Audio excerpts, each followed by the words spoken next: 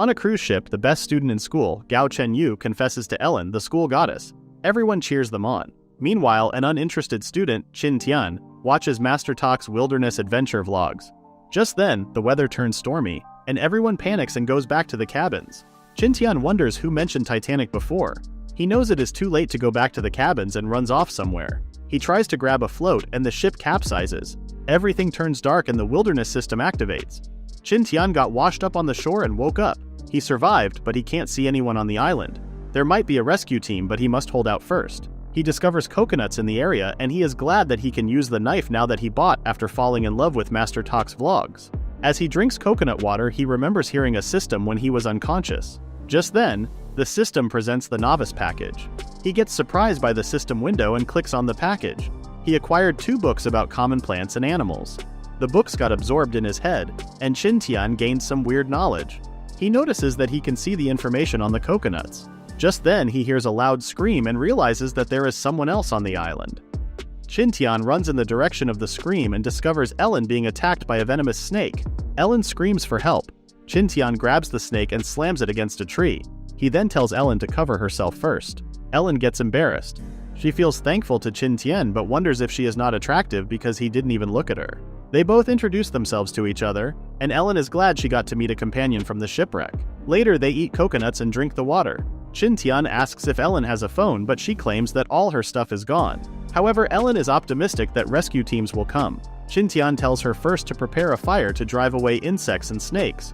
Ellen wonders how they can start a fire, and Qin Tian suggests looking for something useful on the beach.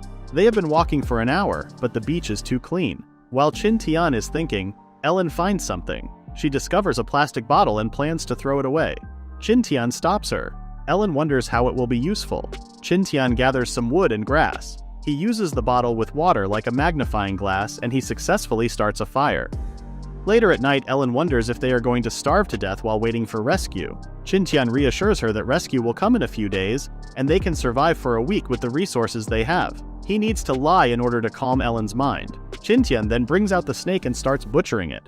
Ellen asks if it is their dinner, and Qin Tian confirms. Ellen swears not to eat it. Qin Tian cooks the snake meat and later eats it while exclaiming that it is delicious. Ellen tries to ignore her, but Qin Tian keeps saying that it is delicious. Ellen stops him and grabs a stick of snake meat. She happily eats it. Qin Tian is glad to encounter the snake and wonders what happened to the system. Just then, the system grants him points for lighting a bonfire, surprising Qin Tian in the process. He notices that only he can see the system. Ellen worries, and Qin Tian wonders if he can tell her about the system. He thinks he might be dissected and experimented on once people find out about the system. He checks more details and sees that the system is like those in games. He wonders where to use the points, and an exchange store appears. As he scrolls, he notices something that might be useful. Almost everything is expensive, and he doesn't have that many points yet. He closes the exchange store and lies down on the ground. He plans to collect stranded fish and shrimp to give their bodies nutrients. He then notices that Ellen is already sleeping and plans to talk about it tomorrow. A few hours later, Qin Tian wakes up due to the cold weather. He sees Erin shivering and he wakes her up. Qin Tian is glad that she's fine. Erin gets surprised and panics. Qin Tian tries to explain, but Erin keeps shouting about her misunderstandings. Qin Tian turns around and tells her to get near the fire to avoid freezing to death. Erin feels the coldness and gets near the fire. Qin Tian finds the temperature between day and night weird. The two only got thin clothes considering they were cruising near the equator. The shivering Qin Tian then suggests that Erin and she hug each other to survive the night. However, she disagrees. Even with the campfire, Erin still feels cold and almost numb. She worries about getting close to a boy. However, she sees Qin Tian, her savior, shivering. She stands up and tells Qin Tian to close his eyes. Qin Tian wonders why she is undressing, and Erin embarrassingly mentions the scenes she saw in movies. Qin Tian claims it only happens when you have thick clothes. They have thin clothes that are enough to transfer heat to each other. Qin Tian then wraps his arms around Erin and they find it warmer now.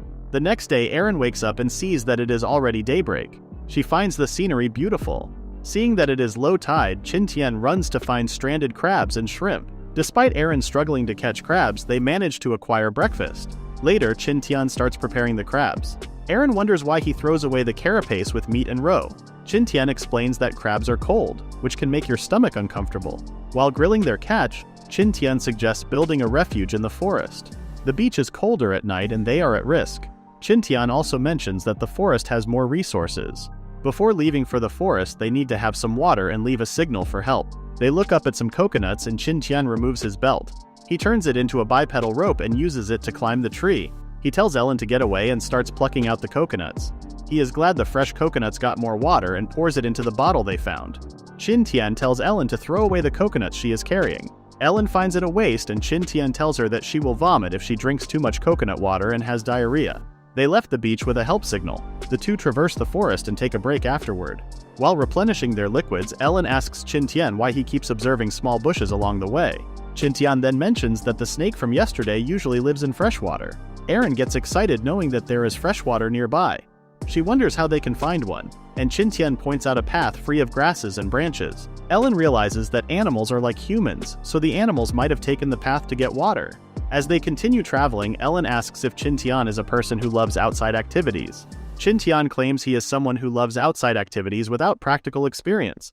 Just then, Ellen hears something. Qin Tian hears it too and drags Ellen somewhere.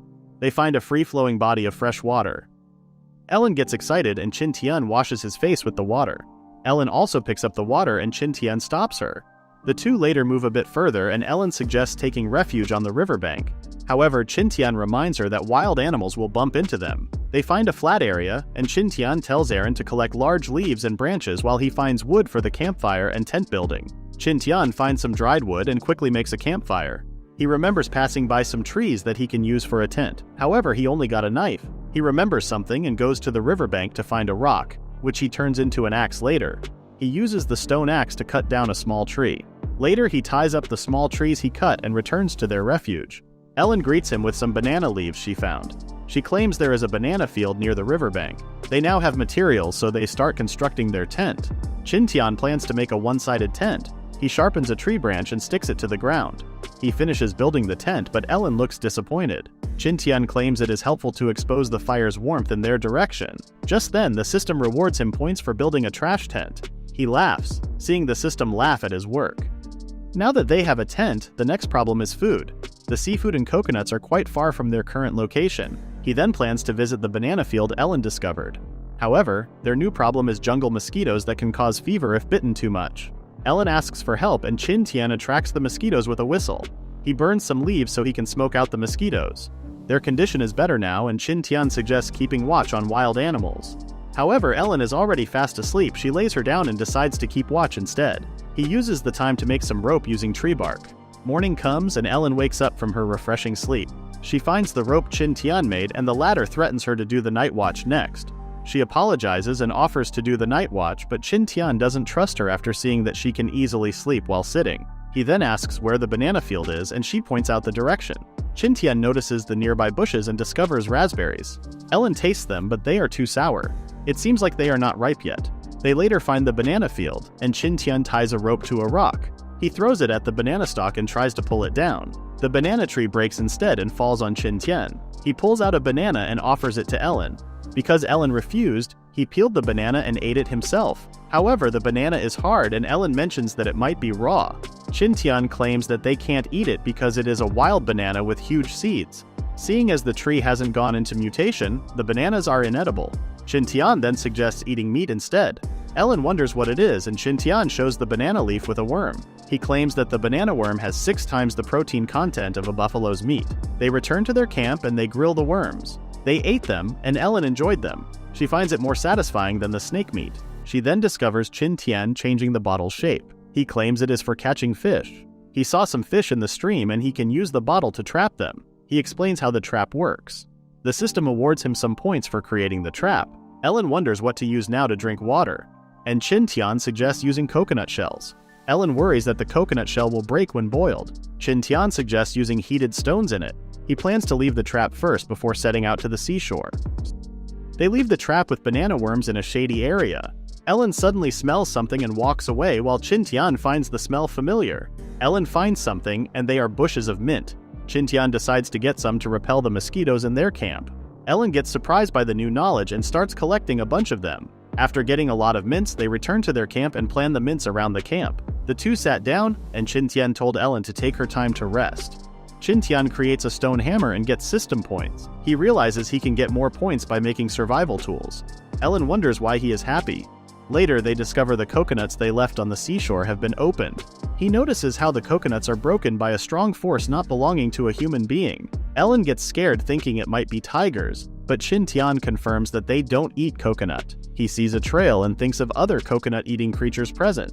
Ellen remembers the coconut crabs. He points out the small trail that a crab can leave.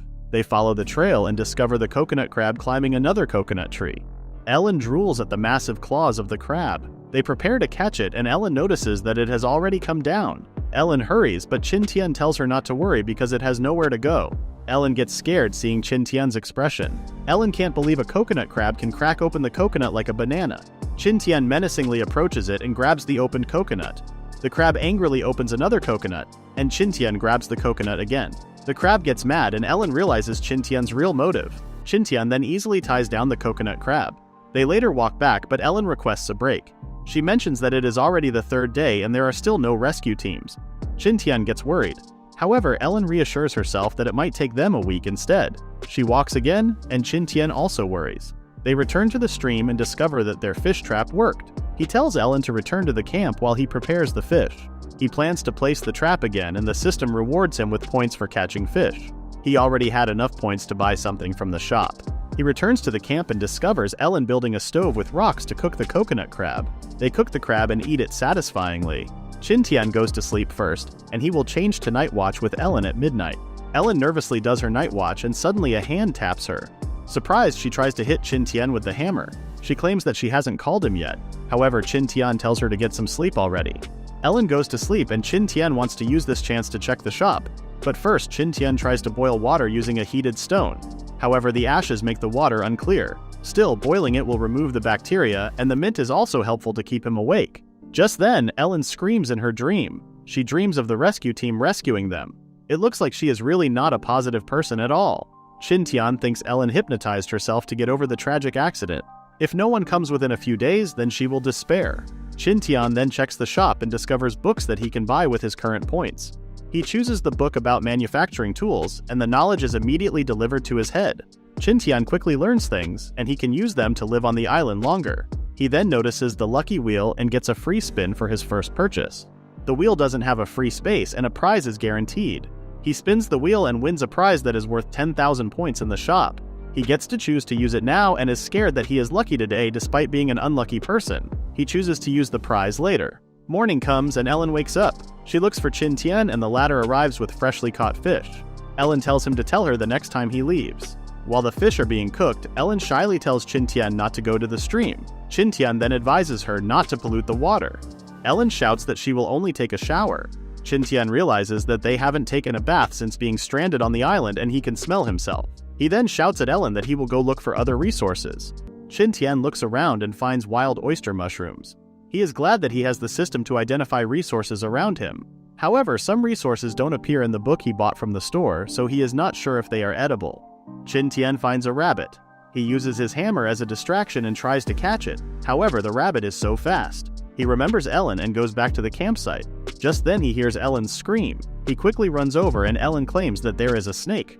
Qin Tian runs and grabs the creature, which turns out to be an eel. Ellen then tells him to get out. Qin Tian is more focused on getting a new type of food to eat. Ellen finishes her bath and sees Qin Tian waiting for her. She tells him to stop staring, and Qin Tian, blushing, claims that she looks beautiful. Ellen gets embarrassed and returns first to their camp. She gets mad at herself for getting shy over Qin Tian's words. Qin Tian also didn't expect to utter such words. Qin Tian then removes his clothes and plans to check for more eels. He finds holes in the wet mud and covers one of them. He can't use his bare hands because some crabs or poisonous snakes might also live in the holes. He remembers grabbing a water snake instead of an eel when he was young. Eels are attracted to watergrass, so Qin Tian uses a watergrass stalk to lure out the eel. He feels a bite and pulls out the eel. He later returns to the camp with more eels. Ellen worries that they can't do everything at once. Qin Tian suggests smoking the meat to preserve it. He smokes the eel so the meat can last for weeks or months. Ellen asks if she can help with anything because Qin Tian is the one who does almost everything. Qin Tian will teach Ellen how to make ropes out of tree bark so they can finish the windshield. He leaves Ellen to check the trap in the stream. The trap can only catch 2 or 3 fish each time. He makes a small lake beside the stream to store the fish he catches so they won't worry about food. Night comes and the two cook the eel meat with berries. Ellen takes a bite and drowns in the appetizing taste. Qin Tian finds her weird now. 2 days later, Qin Tian returns to where he got the mushrooms. They already ran out of eels and he needs to catch some wild rabbits today. In a flashback, Qin Tian breaks the old windshield to create a bigger one. With Ellen's help, they made a better version that feels safer to live in. Qin Tian tries to recall the path where the wild rabbit ran. He tries to find a place with less grass and finds trees with burrows. He covers the holes he found and leaves 2 open.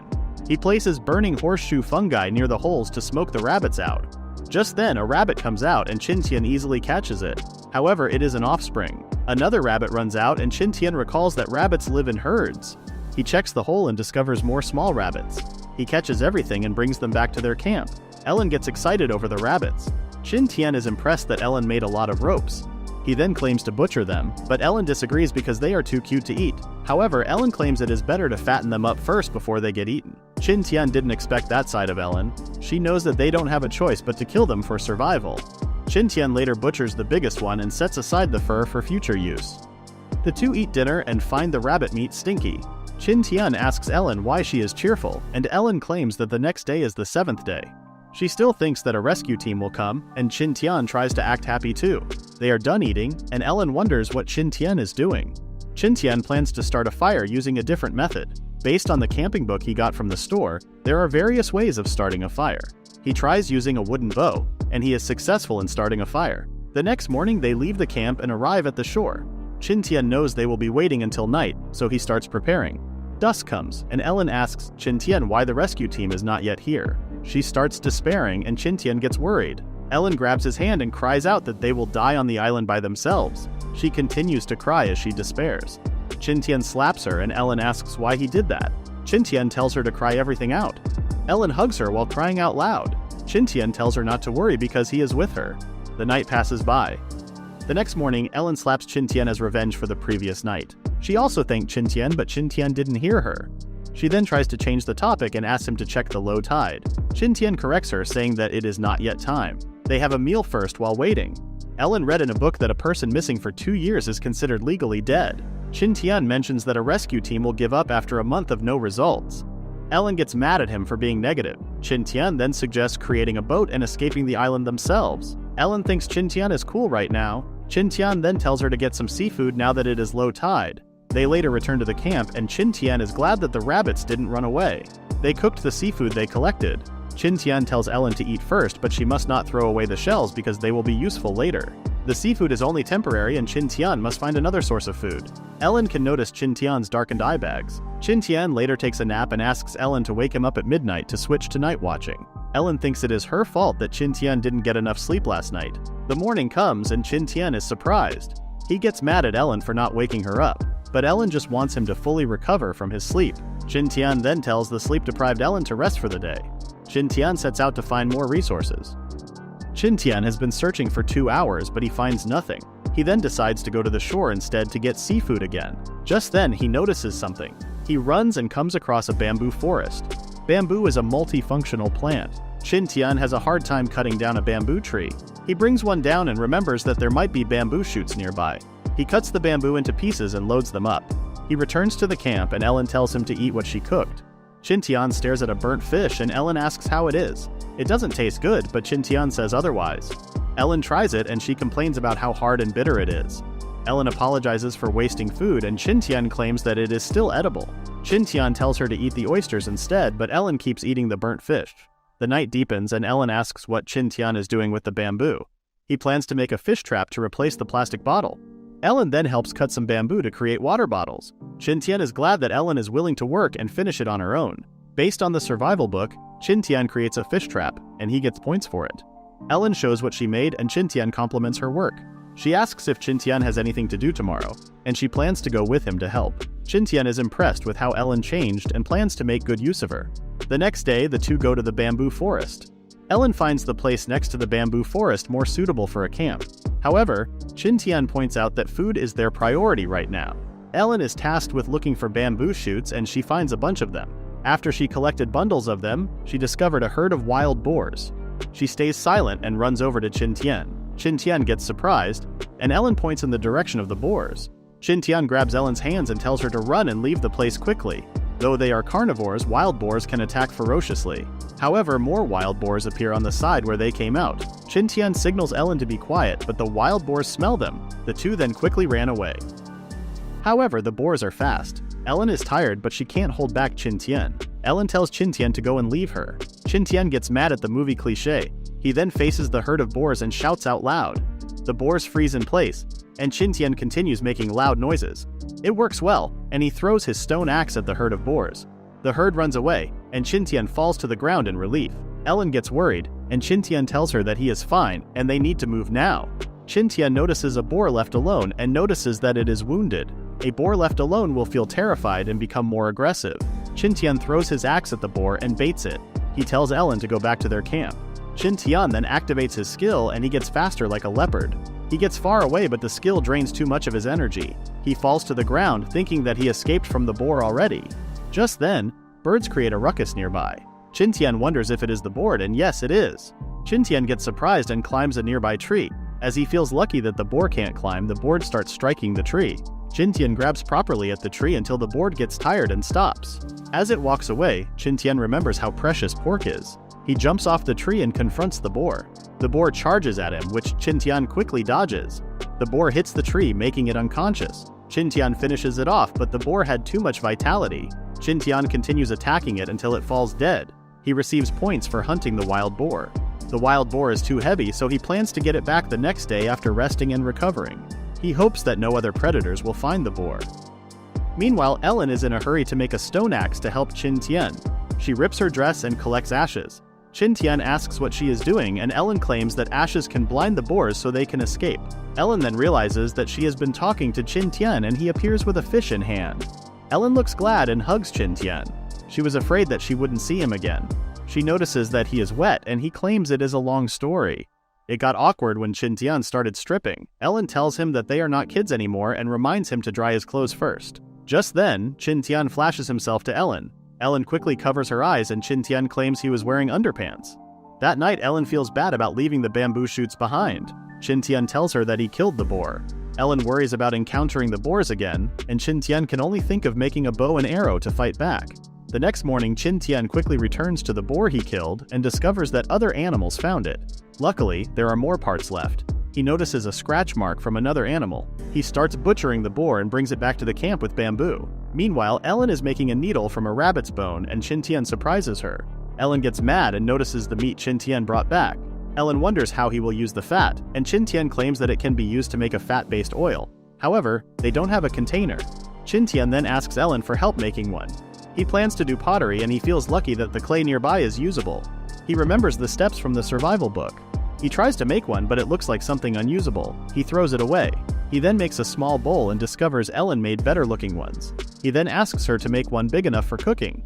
Qin Tian makes a kiln for drying the clay until it gets dark. During dinner, Qin Tian feels glad that they won't have food problems for the next month. Ellen notices Qin Tian smiling and claims that he is just happy to be alive. Qin Tian compliments Ellen's ability to mend. Ellen claims she must learn how because they don't have any clothes to change into. Qin Tian then tells her not to worry because they can change their clothes soon. The next day, Ellen wonders if they can actually brush their teeth with the wood ash. Qin Tian mentions some science shit stating that it's a good substitute for real toothpaste. Later they begin preparing the pottery bowls, and Qin Tian mentions that it will take 5 hours to harden. This surprises Ellen, and Qin Tian tells her that they must control the heat properly, otherwise the pottery will develop cracks. After the first batch of bowls is completed, the success rate is disappointingly low, prompting Qin Tian to think of new techniques they could try instead. Later that night, during Ellen's shift, the success rate gradually improves, indicating that they could make more if they could control the heat. The next day, as rain is approaching, Qin Tian cooks the pork fat while Ellen wonders why he is adding water to it. Qin Tian explains that water helps reduce the risk of the fat getting overburned.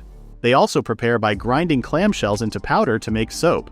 Qin Tian emphasizes the importance of making soap since there are no drugs on the island, and if they get sick it could be life-threatening. Using soap reduces that risk. As they let the soap formulate throughout the day, they prepare for the impending downpour. Luckily, the duo has finished building the tents, otherwise they wouldn't have anywhere to stay. Qin Tian opens the system, and with the pottery and soap he made, he now has over 6,000 points. However, he still needs another 500 points to buy the power of any creatures. Ellen appears and questions Qin Tian about what he's thinking, but he reflects on the situation and asks her what took her so long. He also asks if the soap works. Ellen calmly mentions that it does the job and expresses their luck in having the soap. Qin Tian prepares to make the bamboo bow and attempts to create a multi-layered structured bow to improve efficiency. He places some stumps in the ground as a makeshift mold since he has no other options. Suddenly, the sky begins to thunder and the duo quickly rushes into the tent together and goes to sleep. During the night, Qin Tian wakes up upon hearing a sound and quickly wakes up Ellen. He tells her that they have to disband the tent and urges her to climb up the tree. Ellen wonders what's going on when suddenly a group of wild boars run through their campsite. Ellen wonders if a few of the boars are dead, as it appears they are wounded, but it turns out they are just taking a nap. The rain continues to pour, and the boars are not leaving yet. Qin Tian uses his shoe to distract the boars and they run away. Qin Tian tells Ellen to get down and the girl slips down. She falls on Qin Tian. Look at Qin Tian blushing. Morning comes and Qin Tian is surprised to get 3,000 points for surviving the rainy night. The two start fixing their camp. Ellen is glad that the rabbits are still caged. Qin Tian hopes the wood sticks they have will dry sooner. Later, Qin Tian asks Ellen to remove her underwear. He plans to wash clothes and bathe at the same time, but Ellen refuses. Qin Tian notices the stream's water is higher than before. Luckily, the first trap is still usable. As the clothes must first dry, Qin Tian wears leaves in the meantime. That night, Ellen worries that the boars will return, and Qin Tian offers to do night watch first. Seeing Ellen feel unsafe, Qin Tian wants to make more weapons to fight the boars. He creates the bow and uses a boar's muscle as a string. Qin Tian proceeds to make arrows. He burns the tips of wood sticks and sharpens them. He can also use sharp stones as arrowheads. He gets points as he finishes the bow and arrows. Qin Tian now has enough points for a new skill. Between speed and strength, he chooses the former, and he now feels stronger than before. The next day, Qin Tian suggests working on the ceramics after the boars destroyed them. Qin Tian and Ellen remake the ceramics, and their skills have improved. Qin Tian practices using the bow, but his aiming skills stink. He keeps training until his skills improve. Following that, Qin Tian goes deep into the woods. He notices some tadpoles and he finds the ecosystem interesting. He later picks up some bamboo shoots. He hears bird sounds and discovers wild chickens. He shoots an arrow, but he misses. He notices that the chickens are not afraid of him and don't move. He swears not to miss a shot, but he didn't hit them even once. He tries one more time and finally hits one. He hits two more, but he has already used all of his arrows. The other chickens ran away after that. That night, the two had chicken soup. Ellen is overjoyed with the new menu. Qin Tian also finds it tasty with bamboo shoots, however he claims that it will be better with salt. Ellen gets excited and suddenly remembers that they are in the middle of nowhere. Qin Tian then tells her that they will go to the beach the next day to make some. They went to the beach and prepared to boil seawater. While the water is boiling, the two make a sundial so they can keep track of their time. They successfully created one, and Qin Tian asked Ellen to watch the shadow while he checked the seawater. Seeing the salt still wet, Qin Tian dries it out under the blazing sun. They made enough for half a month, but it is full of impurities. Qin Tian prepares another pot of seawater to boil, and Ellen calls for his attention. Qin Tian asks for another bamboo. He knows that crude salt is not meant for consumption. He plans to saturate and purify the salt. Using his survival knowledge, Qin Tian made a filtration device. However, it took a long time. Ellen feels overjoyed with the dinner again. Qin Tian comments on how Chinese cuisine should have seasonings. He laughs at Ellen for overreacting. They also realize that it had been 20 days since they came to the island. Ellen wonders what kind of boat Qin Tian is planning to make. He needs a fishing boat that will help sustain them during the trip. Ellen suggests making a better tent first, and Qin Tian claims it is better to find another place to camp. 4 days later, Qin Tian finds a meadow with a nearby cave. He stays alert, thinking that something is living inside. He fires an arrow, but nothing reacts. He goes inside and discovers animal remains. Just then, Qin Tian senses an attack and dodges it using his cheetah speed. A panda attacked him, and Qin Tian wondered why it looked a bit strange. He tries to distract it with a bamboo branch, but the panda just crushes it. Qin Tian wonders what is happening and why it looks different compared to a normal panda. Qin Tian runs away and climbs a tree. As a Chinese, he hesitates to attack it, but he needs to take over the cave. The fired arrow just bounces off its fur, and the panda discovers Qin Tian. He quickly keeps his distance and uses a rock arrow this time. It works, but the panda is still fine despite the bleeding. It confronts a surprised Qin Tian. Qin Tian dodges its attack and runs away again. That night, Ellen suggests ignoring the panda and the cave and looking for another area to move to. Qin Tian plans to use his arrow belt's tie to make an arrowhead. They need a furnace to melt the iron, so they start to plan to make one. They created a wind fan and the two started blowing air into the furnace to melt the iron. They manage to melt the iron and Ellen falls out of fatigue. Qin Tian pours the melted iron into Ellen's molds and he immediately cools them down. That night, Qin Tian sharpens the arrowheads and hopes that they work. He puts it on the arrow and he is now confident in beating the panda. He tries to buy the animal encyclopedia, but the system offers a better option for a bargain. He buys books about animals and how to tame them. The books also give tips on how to fight different animals. However, Qin Tian finds them ridiculous. Ellen wakes up to see Qin Tian making breakfast. Ellen insists on seeing the panda, but Qin Tian refuses. Qin Tian can see that Ellen is getting used to living on the island. Later, Qin Tian goes back to the cave and fires arrows inside. He notices that the panda is not there.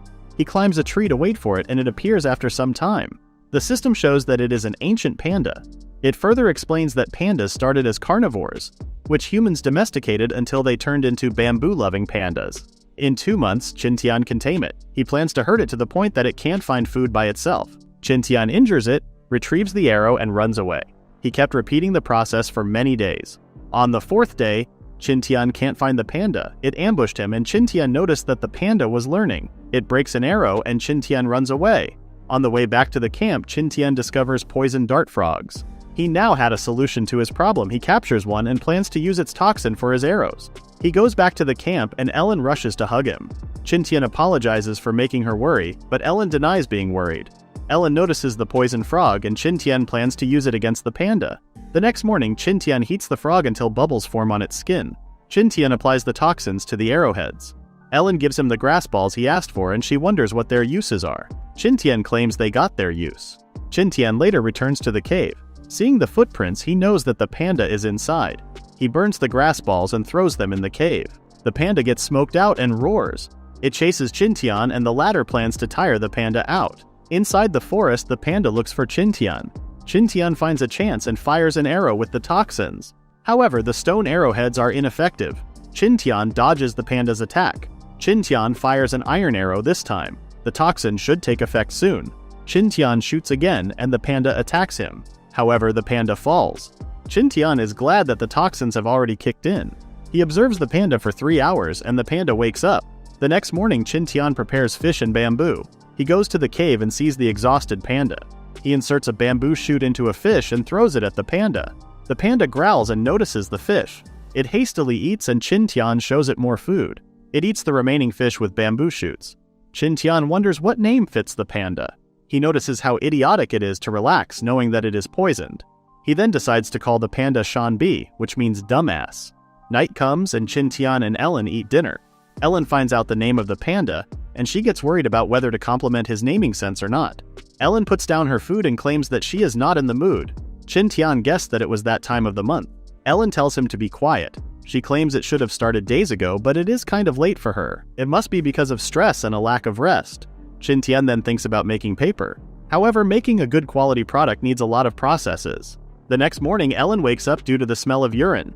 Qin Tian claims it is needed to make paper, and Ellen calls him crazy. Qin Tian asks Ellen to make square-shaped meshes, and they easily create some. Things suddenly go to chemistry class, and Ellen is impressed that Qin Tian is doing it on an isolated island. The two continue with more steps and processes to make sodium hydroxide. Ellen comments that it is better to work on it with electricity. Qin Tian claims it is possible with lightning strikes. The two later collected wild grasses to make paper.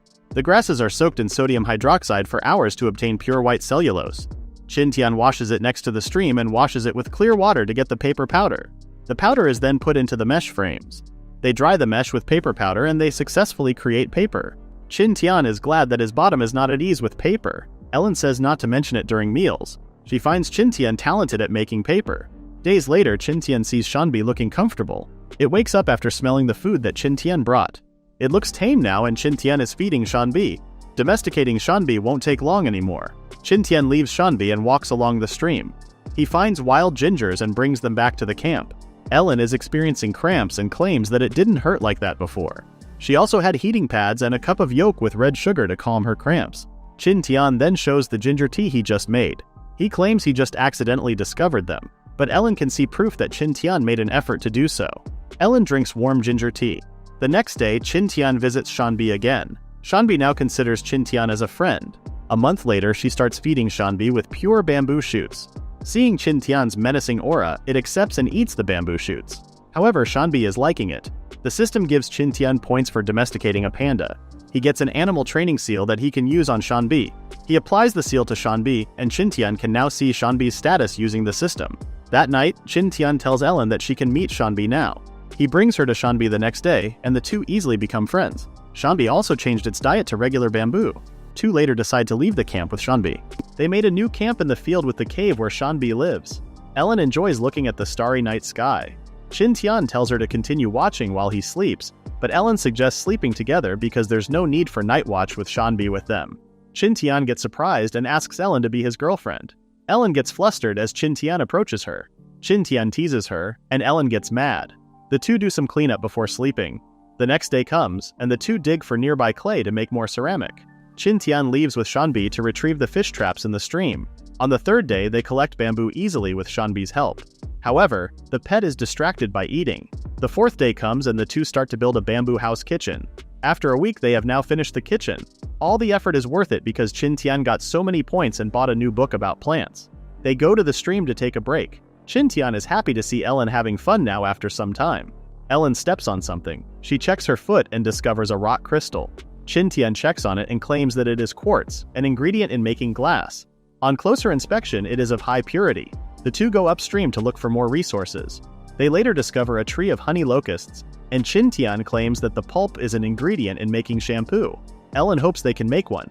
However, the tree is full of thorns, and Ellen doesn't want to put Qin Tian in danger. Qin Tian activates his power and jumps onto the tree. Ellen tells him not to put himself in danger for her. However, Qin Tian claims he is only procuring food, making Ellen embarrassed for overthinking. Qin Tian cuts some pulp and notices something from afar. He immediately goes down and asks Ellen if they can make shampoo now. Ellen gets embarrassed and tries to act like she is not interested. Qin Tian then decides not to make shampoo, making Ellen flinch in shock. Ellen tells him to be decisive, but Qin Tian wants to think about it later after going to the sugarcane field. Ellen is surprised to see a field of sugarcane. However, Qin Tian notices that it looks like someone has grown the field. Ellen gets fascinated, and Qin Tian stops her from touching them. However, Ellen gets hurt by the sharp leaves of the sugarcane. Qin Tian cuts down one cane and the three of them savor the sweet taste of it, despite it being hard. Ellen notices a sour taste, and Qin Tian explains that it is not the right season for its harvest. Qin Tian plans to take some cane home so he can make brown sugar. They go back home and start to process the honey locust's pulp.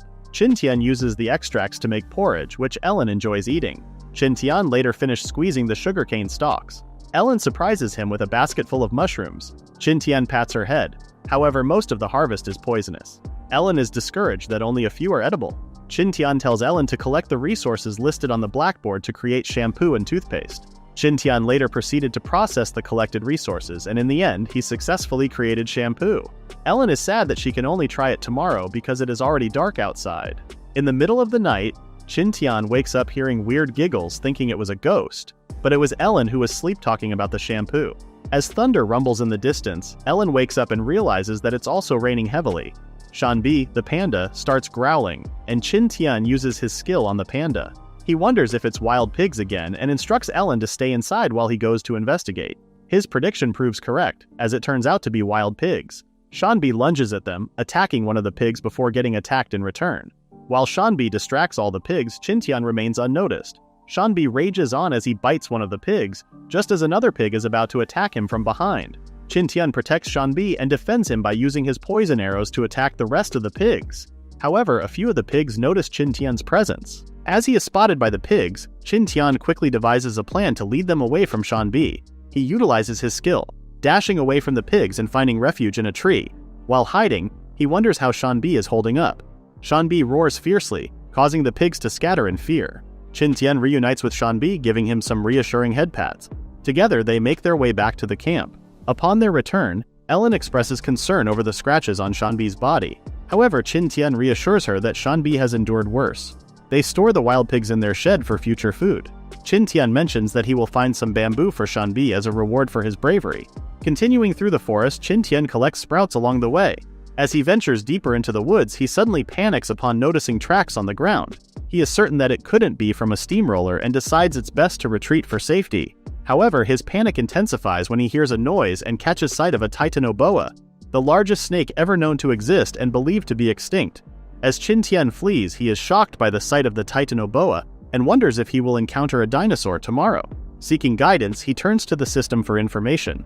Surprisingly, the system advises him to jump directly into the Titanoboa's mouth, make his way down its throat and use a small knife to kill it from the inside. Qin Tian is taken aback by the absurdity of the suggestion and continues running away, dismissing the idea entirely. In his desperate escape, he spots a slope and slides down, successfully evading the Titanoboa's line of sight. However, panic sets in as Qin Tian contemplates his next course of action. Suddenly, the Titanoboa catches his scent and closes in on him. Qin Tian instinctively uses his dagger to stab the snake, but he realizes that the dagger is too short to reach the heart.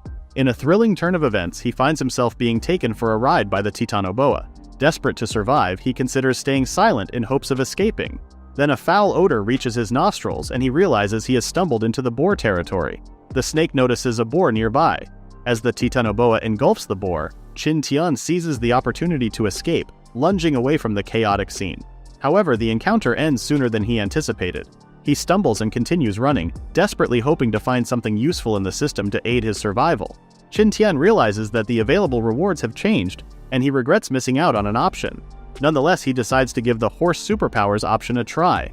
Unfortunately, the system malfunctions, granting him an animal charm feature instead. Panic sets in as he turns around and spots a group of boars, hoping they won't notice him. Qin Tian's anxiety intensifies as the boars draw nearer, and eventually, he is spotted. In a moment of desperation, he activates the superpowers bestowed upon him by the system, experiencing a sensational burn in his legs as he utilizes them to run. Worried that his legs might give out soon, he notices a pile of feces and decides to dive into it, hoping to lose his scent and evade the boars. As the day progresses, the boars begin to rest in front of Qin Tian. He ponders why the pile of feces is warm and realizes that the released carbohydrates are preventing the heat from escaping. Slowly, he loses sensation in his arms and legs, but he fights to keep his mind alert. Fainting in this situation would spell the end for him. Since they are in the territory of the boars, Qin Tian doesn't have to worry about other animals. However, he remains concerned about the potential reappearance of the snake. Suddenly, he spots a flame and hears someone calling his name. At first, he wonders if he's hallucinating and hearing Ellen's voice, but to his shock, he discovers that it's actually her, accompanied by Shanbi the panda. Ellen notices the herd of boars and questions why Qin Tian is among them before scaring the boars away. Ellen inquires about Qin Tian's well-being and he assures her that he is fine but very dirty at the moment. He advises her not to approach him. However, Qin Tian's legs give way, but Ellen catches him just in time. Blushing, she insists that they must move quickly. They both climb onto the panda, and Ellen tells Qin Tian to hold on to her, causing them both to blush. They return to camp and Qin Tian washes himself while Ellen does the same, playfully instructing him not to peek as she stands behind the panda. After drying off, Ellen goes to bed while Qin Tian checks their food storage and notices signs of an attack. He wonders if there is a wild animal nearby, but it turns out that Ellen used pig fat to make a torch. Qin Tian attempts to crouch down but feels pain in his bruised knees from using the cheetah superpower to escape the boars and Titanoboa earlier. The system rewards him with 7,000 points for successfully evading the Titanoboa. Qin Tian offers Ellen some porridge, but she is still asleep. He is shocked that Ellen saved him and never expected her to do so. As they both rest and wake up later to eat, Qin Tian informs her that the tracks she saw belonged to a Titanoboa, which frightens her.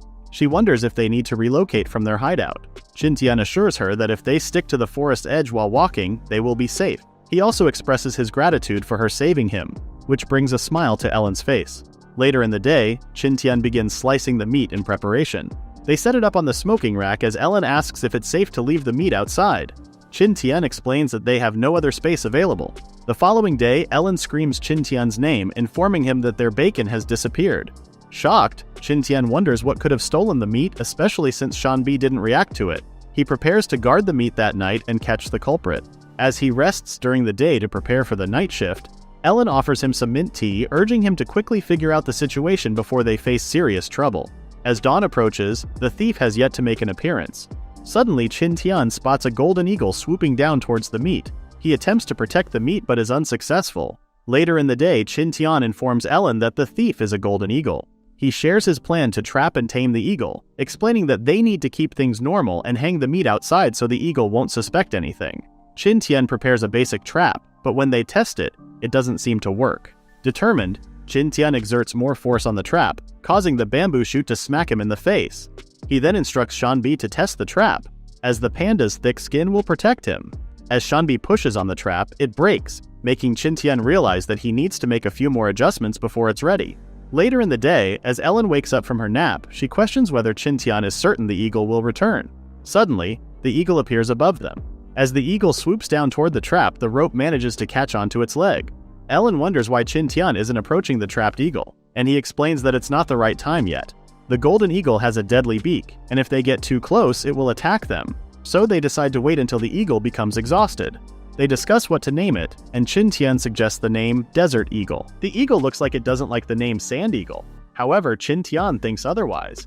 Ellen wonders how they can domesticate the eagle. Qin Tian then asks if Ellen knows what a night owl is. Ellen exclaims that staying up all night is unhealthy. Qin Tian suggests taking turns watching the eagle and making it awake all the time until it gets tamed within the week. He tells Ellen to keep watch during the day while he does the night shift. The afternoon of day 1 comes, and the eagle tries to escape. However, Ellen is keeping watch, so it won't have a chance to escape. Day 2's night comes, and Qin Tian finishes creating a toothbrush during his night shift. He tries to ask the eagle's opinion, but it ignores him. Day 3 comes, and the eagle is tired. Shanbi also helps keep it awake while Ellen is making a shirt for Qin Tian. Day 4 night comes, and Qin Tian is cooking glue. He smacks Shanbi for neglecting his task. Shanbi gets mad at the eagle instead. Day 5's morning comes, and look at this dead tired eagle. It gawks out loud out of frustration. Qin Tian tells it to surrender already. The eagle then willingly surrenders to Qin Tian. Using the pet seal, Qin Tian tames the eagle and successfully domesticates it. He then sees its memories and discovers that there is a chick back in its nest. The eagle recovers its health, and Ellen is surprised to see it domesticated already. Qin Tian claims that the eagle has a child. Ellen wonders how he knew, but Qin Tian claims it was just a hunch. It is also the eagle's mating season in the spring. Ellen then suggests raising the young eagles. Qin Tian agrees and tells her that he will set out the next day. The eagle lands on Qin Tian's arm protector, and Ellen is fascinated by how cool the sight is. However, the eagle doesn't like Ellen yet. She cries and wonders why it behaved differently toward her when the two of them domesticated it. She walks out, telling them to watch her. Just then, the eagle notices something. It walks like a chicken after seeing the fish on Ellen's hands. Qin Tian and Ellen took the day off to refresh their energy. They then set out to look for the young eagle in the mountains. After some walking, they set up camp because it was getting dark outside. During dinner, Ellen wonders if they can find the young eagle. The forest is too wide, and it might take them some time. Seeing that the forest is wide, Qin Tian wonders if it stretches more and if the island is really an undiscovered island. Ellen wonders what he was thinking, and Qin Tian makes up a story of wild animals attacking them during the night. The group later sleeps, and in the middle of the night, Qin Tian senses something. Ellen also wakes up and notices Shanbi on guard. From the nearby bushes, wolves come out to attack them. Qin Tian tells Ellen not to panic because Shanbi is with them. Shanbi roars at them, but Qin Tian reminds him not to be aggressive. Qin Tian assesses the situation and says that if Shanbi loses, he and Ellen will be attacked for sure. Just when Qin Tian thought that they were really unfortunate, the wolves got scared of the nearby flame. Qin Tian totally forgot about wild animals being scared of fire and asked Ellen to light up a torch. He tells her to move forward. Qin Tian throws his torch and scares off the wolves a bit. He orders Shanbi to attack. Shanbi then scares off the wolves. Knowing the wolves' deviousness, Qin Tian claims that the wolves might still be nearby. The morning comes, and the group hurriedly gets out of the forest. They can see the eagle acting up. It seems like they are nearing their destination. The group climbs up the mountains, and Ellen feels like giving up. Qin Tian lets Ellen rest while he looks for the young eagle. He climbed the mountain and almost fell. He reaches the top and gasps for air.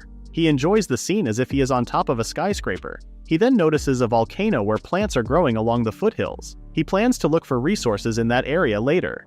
The eagle then gets his attention after Qin Tian forgets their initial purpose. Qin Tian then drops a rope on a steep hill to let the baby eagle perch on it. Using the pet seal, Qin Tian communicates with the eagle, and it relays the instructions to the baby eagle. Qin Tian was able to pull up the baby eagle. The two birds reunite. Qin Tian immediately grabs the bird and brings it down with him until they reach the bottom. He sighs as Qin Tian swears not to do some climbing again. He then looks for Ellen. Qin Tian discovers writings on the ground that Ellen left to look for resources. The weather gets bad and Ellen arrives while riding Shanbi. Qin Tian suggests moving fast because the weather might cause landslides. Just then, Ellen notices something. An airplane passes by. Qin Tian thinks something happened. Ellen panics because she heard an explosion, but Qin Tian tells her to calm down. Qin Tian wonders how an airplane comes to a deserted island. They come out of the forest and arrive at a dead end. Qin Tian suggests stopping first and planning what to do next. Qin Tian mentions how they don't have enough food if they go to the plane's crash site and get back to their campsite. Ellen then suggests replenishing in the camp first and returning. However, Qin Tian disagrees and claims one person will do. Ellen realizes that she can return to the camp alone, while Qin Tian will have enough food if he goes alone. Qin Tian worries, but Ellen is confident that she can go back alone. That night, Ellen plays with the baby eagle. She wonders what to name it. Qin Tian suggests an absurd name again. Ellen sweetly calls it Xiaobai, but names like Shanbi and Sand Eagle are better for Qin Tian. The next morning, Qin Tian discovers that Ellen procured some pine oil. He claims it can be useful for many things. Ellen tells him to take care. While alone, Qin Tian uses his superpower every hour, heading to the north. He suddenly arrives in a wetland and orders Sand Eagle to scout the area. He synchronizes his eyesight with that eagle and sees a body of water. He then prepares to head out and check. Qin Tian later arrives at a swamp. He tries to go around it, but the swamp covers a lot of the area. There are also a lot of mosquitoes in the area, making Qin Tian worried about infections. He also can't step into the swamp, seeing that it is unmoving, meaning it is an area for bacterial development. In the end, Qin Tian traversed the swamp. He starts running again to find the plane. He suddenly got caught in quicksand. He changes his position to limit the speed of drowning. He orders Sand Eagle to look for a branch. He brings out ropes and Sand Eagle starts dropping branches. Qin Tian asks for more and starts tying up the branches until he creates a frame of them. He forces himself to climb on the frame of the branches. It took him an hour to escape, and he decides to be more careful in this kind of swamp. He recalls the main character of a movie he has seen before. He disassembles the frame and chooses the driest branches. He bundles them and places each bundle on his feet.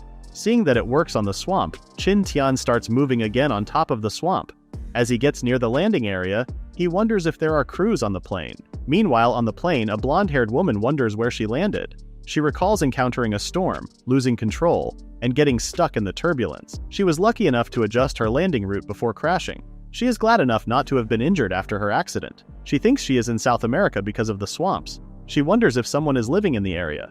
She starts calling for anyone, but no one is answering. She realizes no one will live on this deserted island. Just when she decided to sleep for the night, she hears some rustling nearby.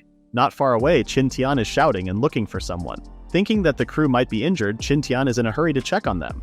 Just then, Sand Eagle sees a big white bird and Qin Tian asks her to lead him there. Qin Tian finally finds the aircraft and shouts out loud for anyone. He hopes nothing scary happened. Upon checking, he doesn't see any bleeding signs. The plane looks brand new, but it is an old model. Just then, Qin Tian hears someone shouting and sees the blonde-haired woman running away from something. She exclaims that there are crocodiles. Qin Tian can see some mugger crocodiles chasing her. He goes inside the plane and extends his arm. The woman grabs his hand and climbs the plane. They stumble down inside the cockpit and Qin Tian can't help but blush in front of a beauty with her cushions stuck on him. The crocodiles shake the plane with their tails and Qin Tian feels the woman's cushions again. They check the ground and see the crocodiles attacking the plane. Qin Tian wonders why they are so aggressive. He tries to attack them, but rock arrows are ineffective against their hides. Qin Tian then tries to target their eyes, but they are too small as a target. His attack just made the crocodile angry and it won't take long for the plane to get destroyed. Just then, Qin Tian uses the system. He got tons of points now and looks for a suitable power for the current situation. Just when he decided to buy the Sagittarius talent, the woman suggests burning the crocodiles. Seeing alcohol, Qin Tian stops her and claims that alcohol is extremely important. Qin Tian asks for the lighter and the woman willingly gives it away. Qin Tian then proceeds to buy a superpower. He activates it, but he can't feel anything compared to the cheetah skill. The crocodiles are getting rowdy again. Qin Tian applies pine oil to the arrowhead and lights it up. He uses his skill and it looks like he is in a FPS game. He also got a sight marker and a ruler. He adjusts his position and fires the arrow, hitting the crocodile's eye. Qin Tian continues shooting as the woman helps him with the arrows. He shoots the rest of the crocodiles and the beasts scamper away. The woman shouts that Qin Tian is her hero.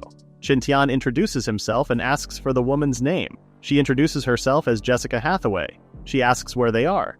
Qin Tian asks her to slow down because his English is not good. Jessica wonders what kind of Asian Qin Tian is and thinks he might be Chinese, but all she met before got long braids. Qin Tian if Jessica has a mobile phone, but Jessica only knows the telephone. The two just realize that communication is hard. Night comes and Qin Tian finds canned food on the plane. Jessica opens it in an old manner. Qin Tian discovers the expiration date goes back to 1928. Jessica wonders if there is anything wrong and Qin Tian hopes he can tell that it is expired. Jessica tells him not to worry because it is beef. Qin Tian can taste that the food is okay. The two got full with a spoonful. Feeling tired, they retire for the night. The morning comes and Qin Tian notices Jessica boiling water. He can't believe she has a lot of things in her bag like Doraemon. Qin Tian brings out meat and suggests cooking pork soup. After their meal, the two try to converse, but a language barrier exists.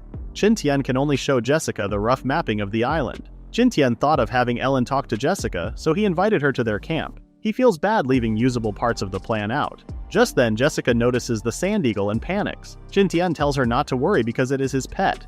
They start traveling but encounter thick smoke midday. Even Sand Eagle doesn't have any idea. Jessica then asks for a break. While Qin Tian wonders when the smoke will go away, Jessica falls unconscious. Qin Tian can also feel that he is getting tired. There might be something in the smoke. Qin Tian crawls toward Jessica. Jessica's symptoms are quite severe, while Qin Tian can still move his hands. He grabs Jessica's lighter and rummages through her bag. A medicine box is among the things in the bag. However, Qin Tian can't read English. He then notices an electric box. He also brings out some other things along with his bamboo tube. Qin Tian connected everything and came up with an electrolysis apparatus. The oxygen produced from the process is then passed to Jessica through a tube. Jessica soon regains consciousness, and Qin Tian mentions that the smoke is methane. The two alternately use the oxygen tube as they traverse the methane fog. They see the endpoint and finally get out of it. They finally get to breathe fresh air. It is getting late and the two are still not fully recovered, so they set up camp. Meanwhile, at the camp, Ellen is having trouble with the raccoons. Fish for Xiaobai's meal is now less plentiful. Xiaobai chirps and Ellen gives it a fish. Ellen worries for Qin Tian and decides to look for him the next day.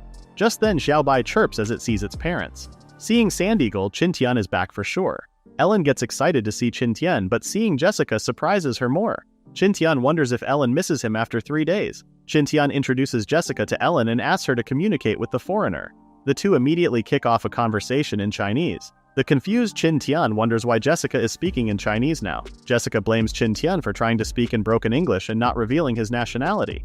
We all agree that Qin Tian is at fault. That night, the three had a long discussion. The two Chinese learn that Jessica is a paleontologist who travels around the world. She heard of a nose-walking beast and immediately flew off toward the South Pacific. However, she encountered a storm and crashed on this island. It turns out Jessica is not from a rescue team. At least Qin Tian can now pinpoint their current location with Jessica's information, and they can start making a boat.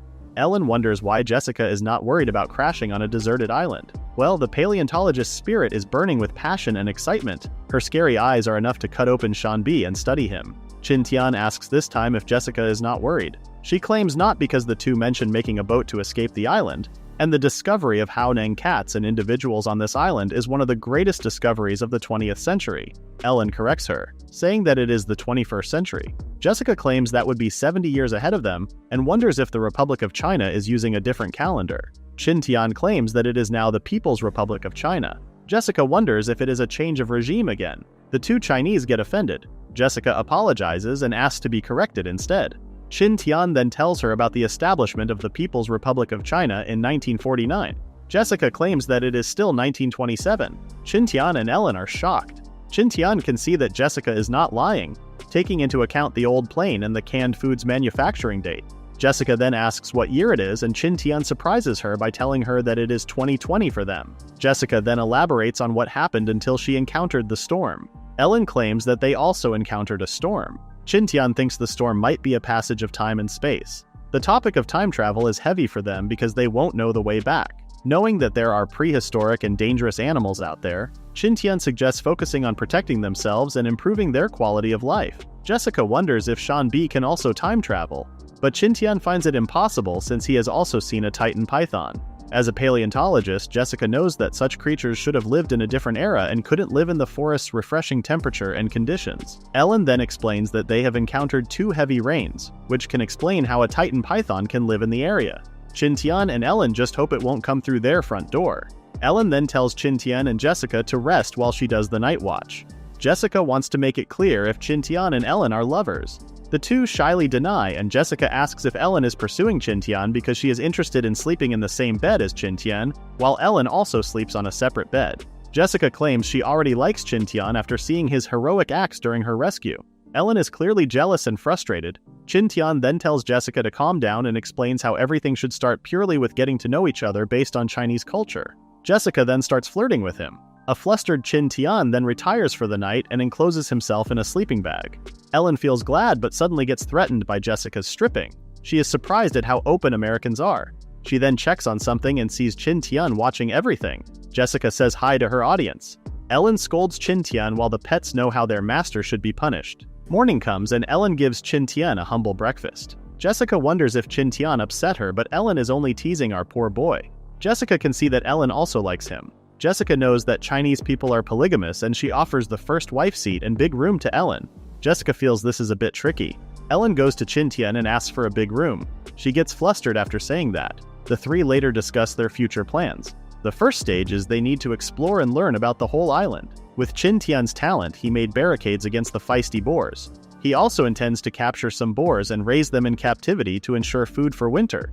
They also need more resources, especially iron, to create nails to hold the boat in place. The second stage is shipbuilding, which might take years to achieve. Jessica then brings out the contents of his bag to check if there is something useful. Ellen notices a dress and Jessica tells her to try it on. Jessica also has iron tools that are useful. The next day, Qin Tian checks the bamboo forest with Sean B.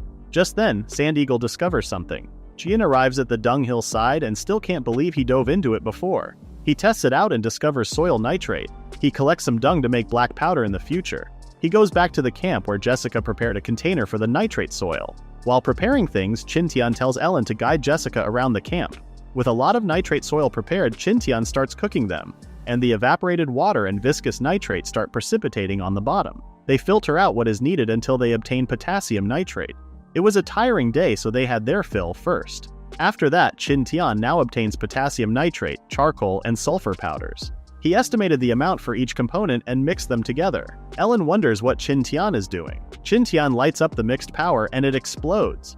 They succeeded in making black powder. Jessica then suggests making a bomb immediately.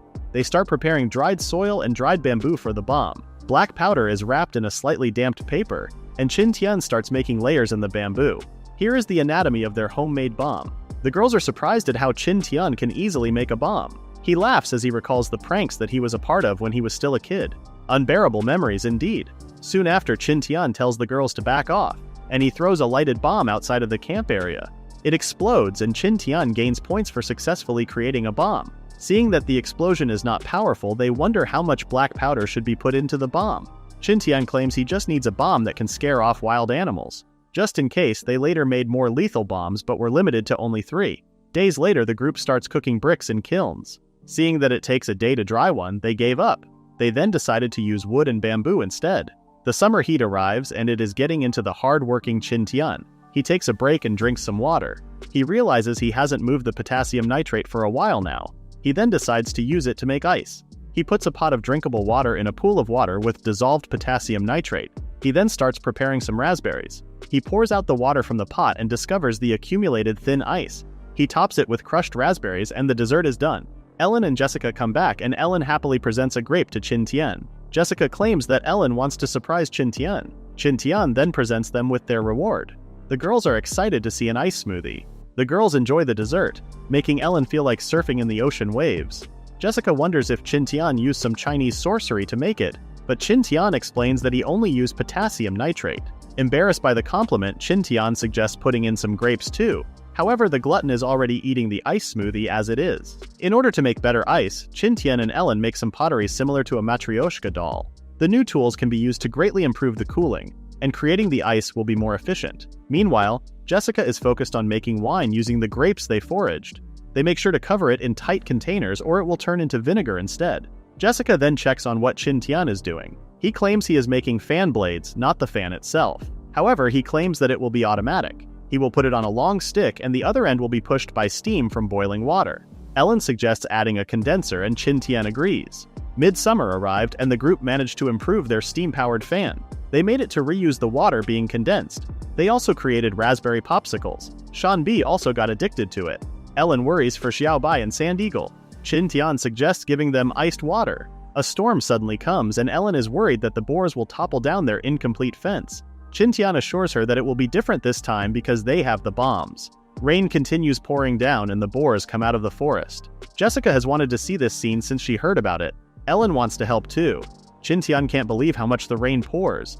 He starts shooting arrows at the rampaging boars. Seeing that the boars are divided, Qin Tian asks Sean B and Sand Eagle to take care of the ones on the left. The two pets start obliterating the boars. Qin Tian and Jessica start taking care of the boars on their side and find out that they are increasing. Ellen suddenly shouts to move away. She tells the other two to be careful as she tosses a bomb. The bomb lands in front of the boars, and the explosion is enough to make them panic. The boars on the other side are also escaping. Qin Tian doesn't want to let them get away and starts firing arrows again. Sean B and Sand Eagle are also doing their jobs very well. They come out victorious as the rest of the boars escape. Seeing that they killed a lot, Qin Tian knows that the boars can't reproduce for a while now.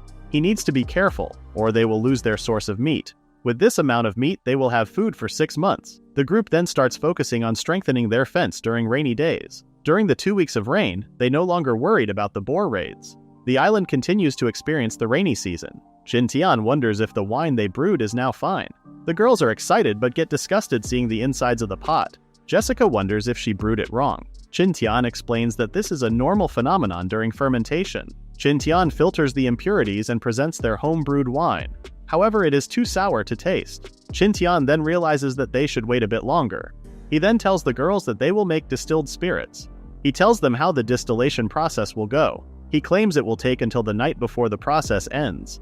Ellen arrives with brown sugar and baking soda. Qin Tian concocts something, and after refrigeration, he lets the girls taste it. Ellen can't believe she is tasting Jianlibao, a Chinese carbonated drink. Jessica is reminded of Coca-Cola. Well, Jianlibao is Chinese Coke. A month later, the camp is completely perfect, with a grocery room, pottery room, and washing block. Qin Tian is awarded system points. Summer ends without anyone knowing, and Xiaobai can now fly on its own. Qin Tian thanks Ellen for the clothes she made for him. She is glad after spending too much time making it. However, Qin Tian is too focused on functionality instead. Qin Tian plans to investigate the surrounding areas, especially the plane's crash site, for 3 days. Right now, Qin Tian can do it with enough food packed in his bag. Qin Tian and Shanbi continued running the whole day. He finds a place to camp and uses Jessica's camping tents and sleeping bags. The next day, Qin Tian arrives at the volcano he has seen before. It's a good thing he wore jeans because of the thick shrubs in the area. He notices Shanbi feeling unwell. It might be because of the smell of sulfur. Qin Tian tells Shanbi to wait for him and he climbs the volcano alone. There, he finds a sulfur mine. With this amount, they can make more bombs. He also checks the surrounding rocks and minerals. He doesn't know what type of rock it is, so he purchased an appraisal skill to check it. He finds out it can be used to create colorless glass. After finding a ton of ore and minerals, Qin Tian camps for the night.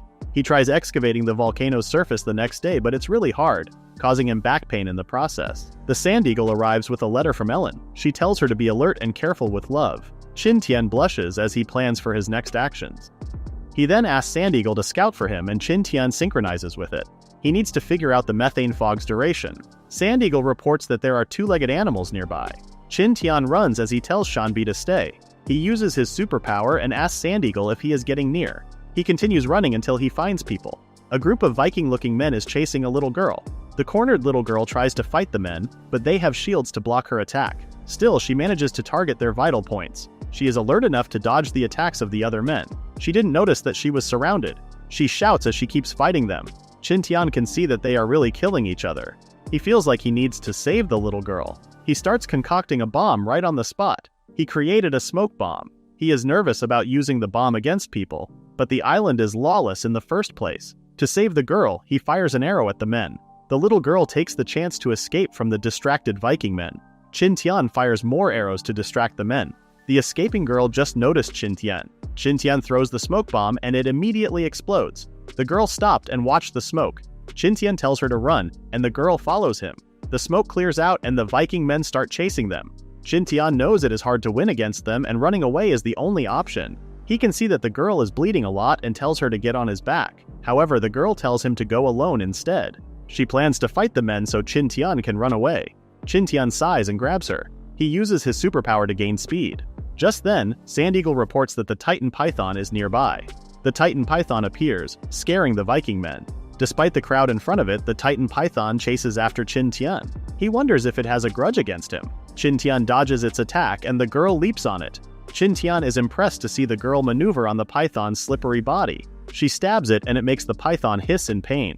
She falls from the python, which starts attacking her. Qin Tian saves her using his superpower while throwing a bomb in its mouth.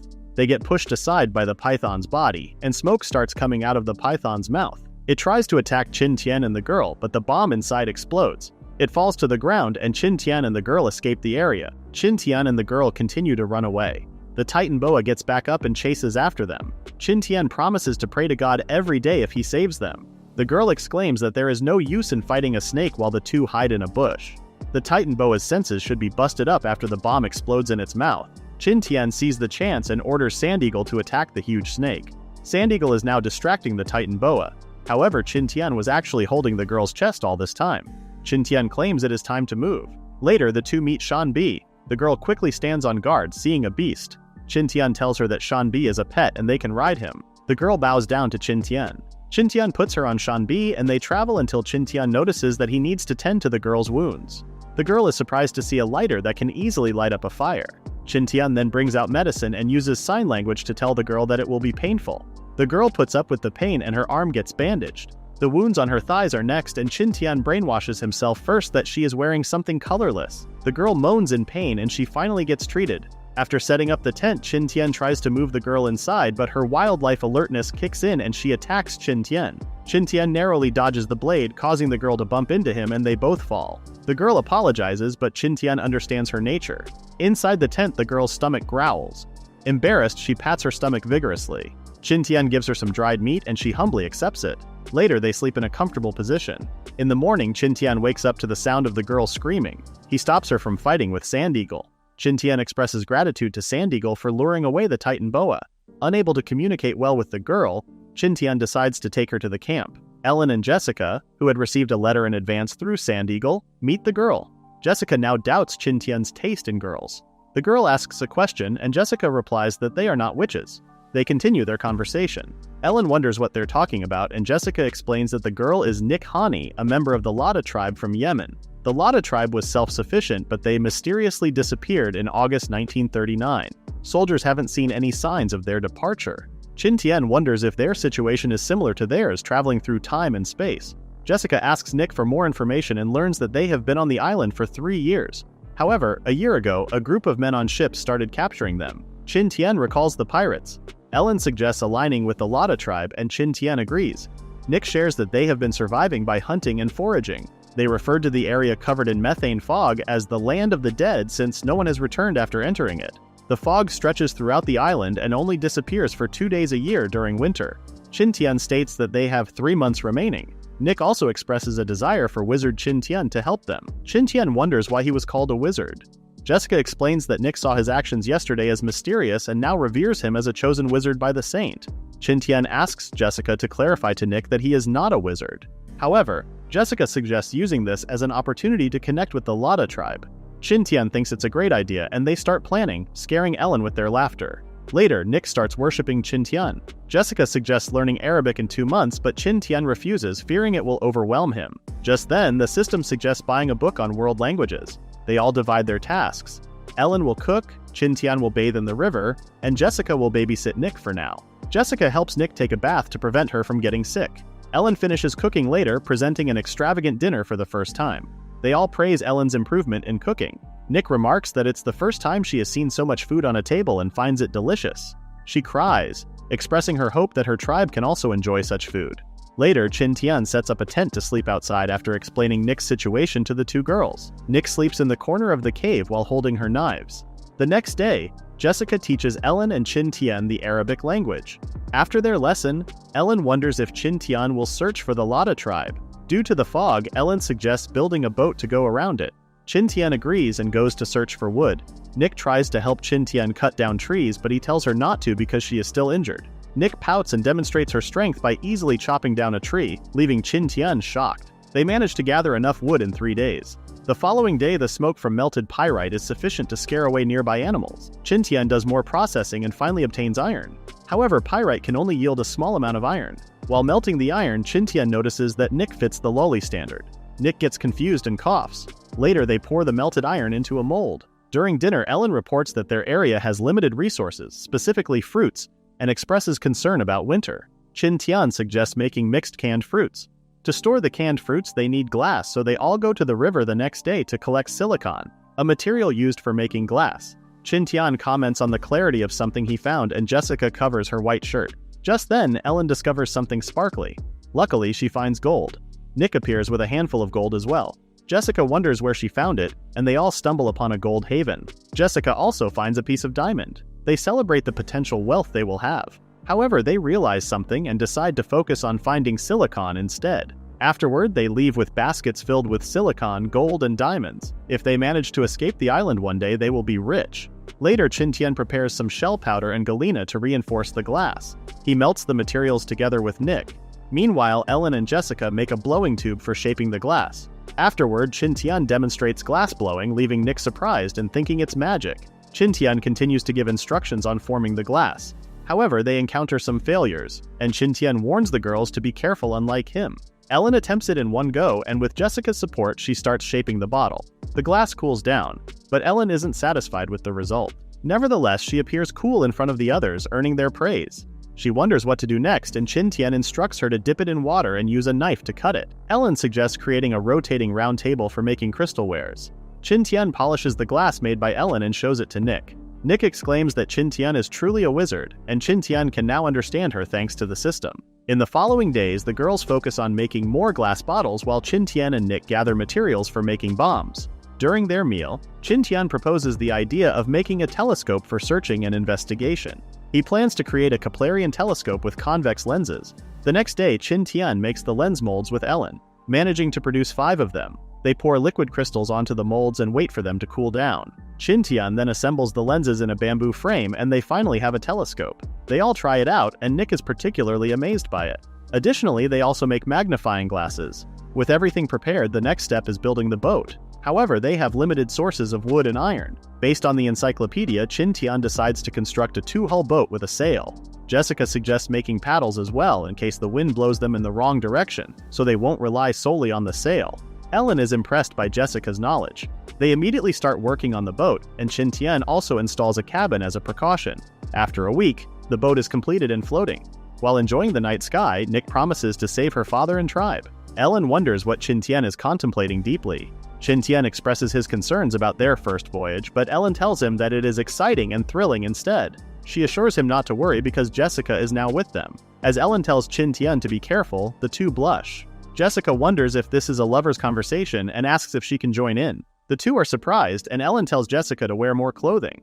The following morning, it's time for them to depart. Qin Tian gives Ellen some precautions and asks Shan Bi to protect her. Qin Tian and Jessica assure Ellen that they will return soon. Ellen swears to protect the camp. Meanwhile, Qin Tian is relieved that he doesn't get seasick. Nick is now ready to save her people with Qin Tian and Jessica. Jessica is the one who will navigate the boat, but her arrogance irritates Qin Tian. Noon arrives and the wind calms down, which continues into the afternoon. Paddling becomes the only solution, but they need to take occasional rests. Night falls and they are almost reaching the other side of the island. However, they still need another day to reach their destination. Jessica starts her night watch. But after 2 hours, Qin Tian wakes up. Jessica tells him to go back to sleep, but Qin Tian decides to stay awake and listen to Jessica's field of study.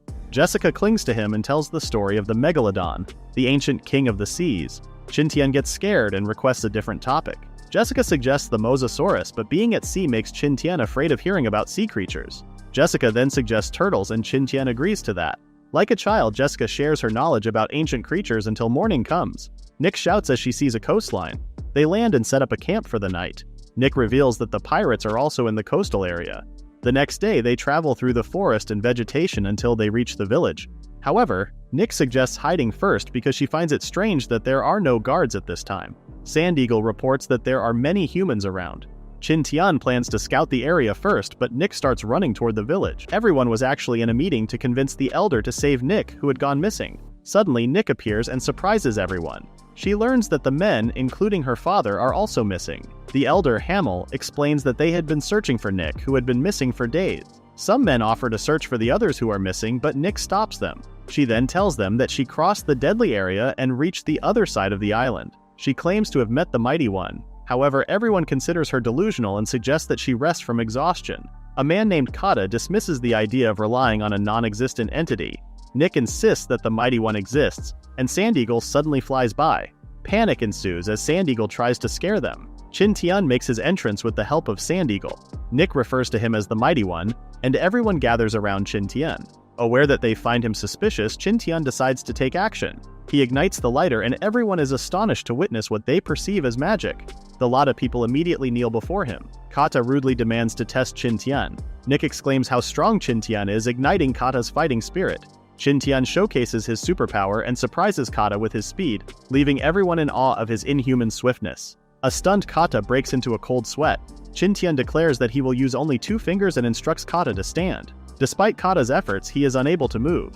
Qin Tian smirks at him, and everyone is amazed to see their strongest warrior rendered weak before Qin Tian. Realizing that Kata cannot fight, Qin Tian removes his fingers from Kata's forehead. Kata springs up and glares at Qin Tian before ultimately leaving. Qin Tian is relieved that his plan worked. Elder Hamel requests Qin Tian to save their tribe, and Jessica suddenly appears. The elder refers to her as the Mighty Woman. Seeing Qin Tian's superpower, Jessica comments on the reality of the Chinese term hidden dragon, and claims that men keeping secrets are more attractive. The crowd cheers as the mighty Qin Tian offers his assistance. Elder Hamel then leads them to their tent, which functions as a church. Qin Tian wonders about Nick's whereabouts, and Jessica informs him that she is outside, sharing stories about the mighty Qin Tian. She also mentions how the telescope gives her remarkable vision. Kata states that he admires genuine strength, not magic. Qin Tian expresses concern for the tribe, which consists of the elderly, women, children, and injured soldiers. A girl named Abby Elu approaches them and offers some fruits. She tearfully implores Qin Tian to save their tribe. Qin Tian reassures her and gives her some dried meat. Hungry, Elu eagerly devours the meat, revealing that the tribe is experiencing a food shortage.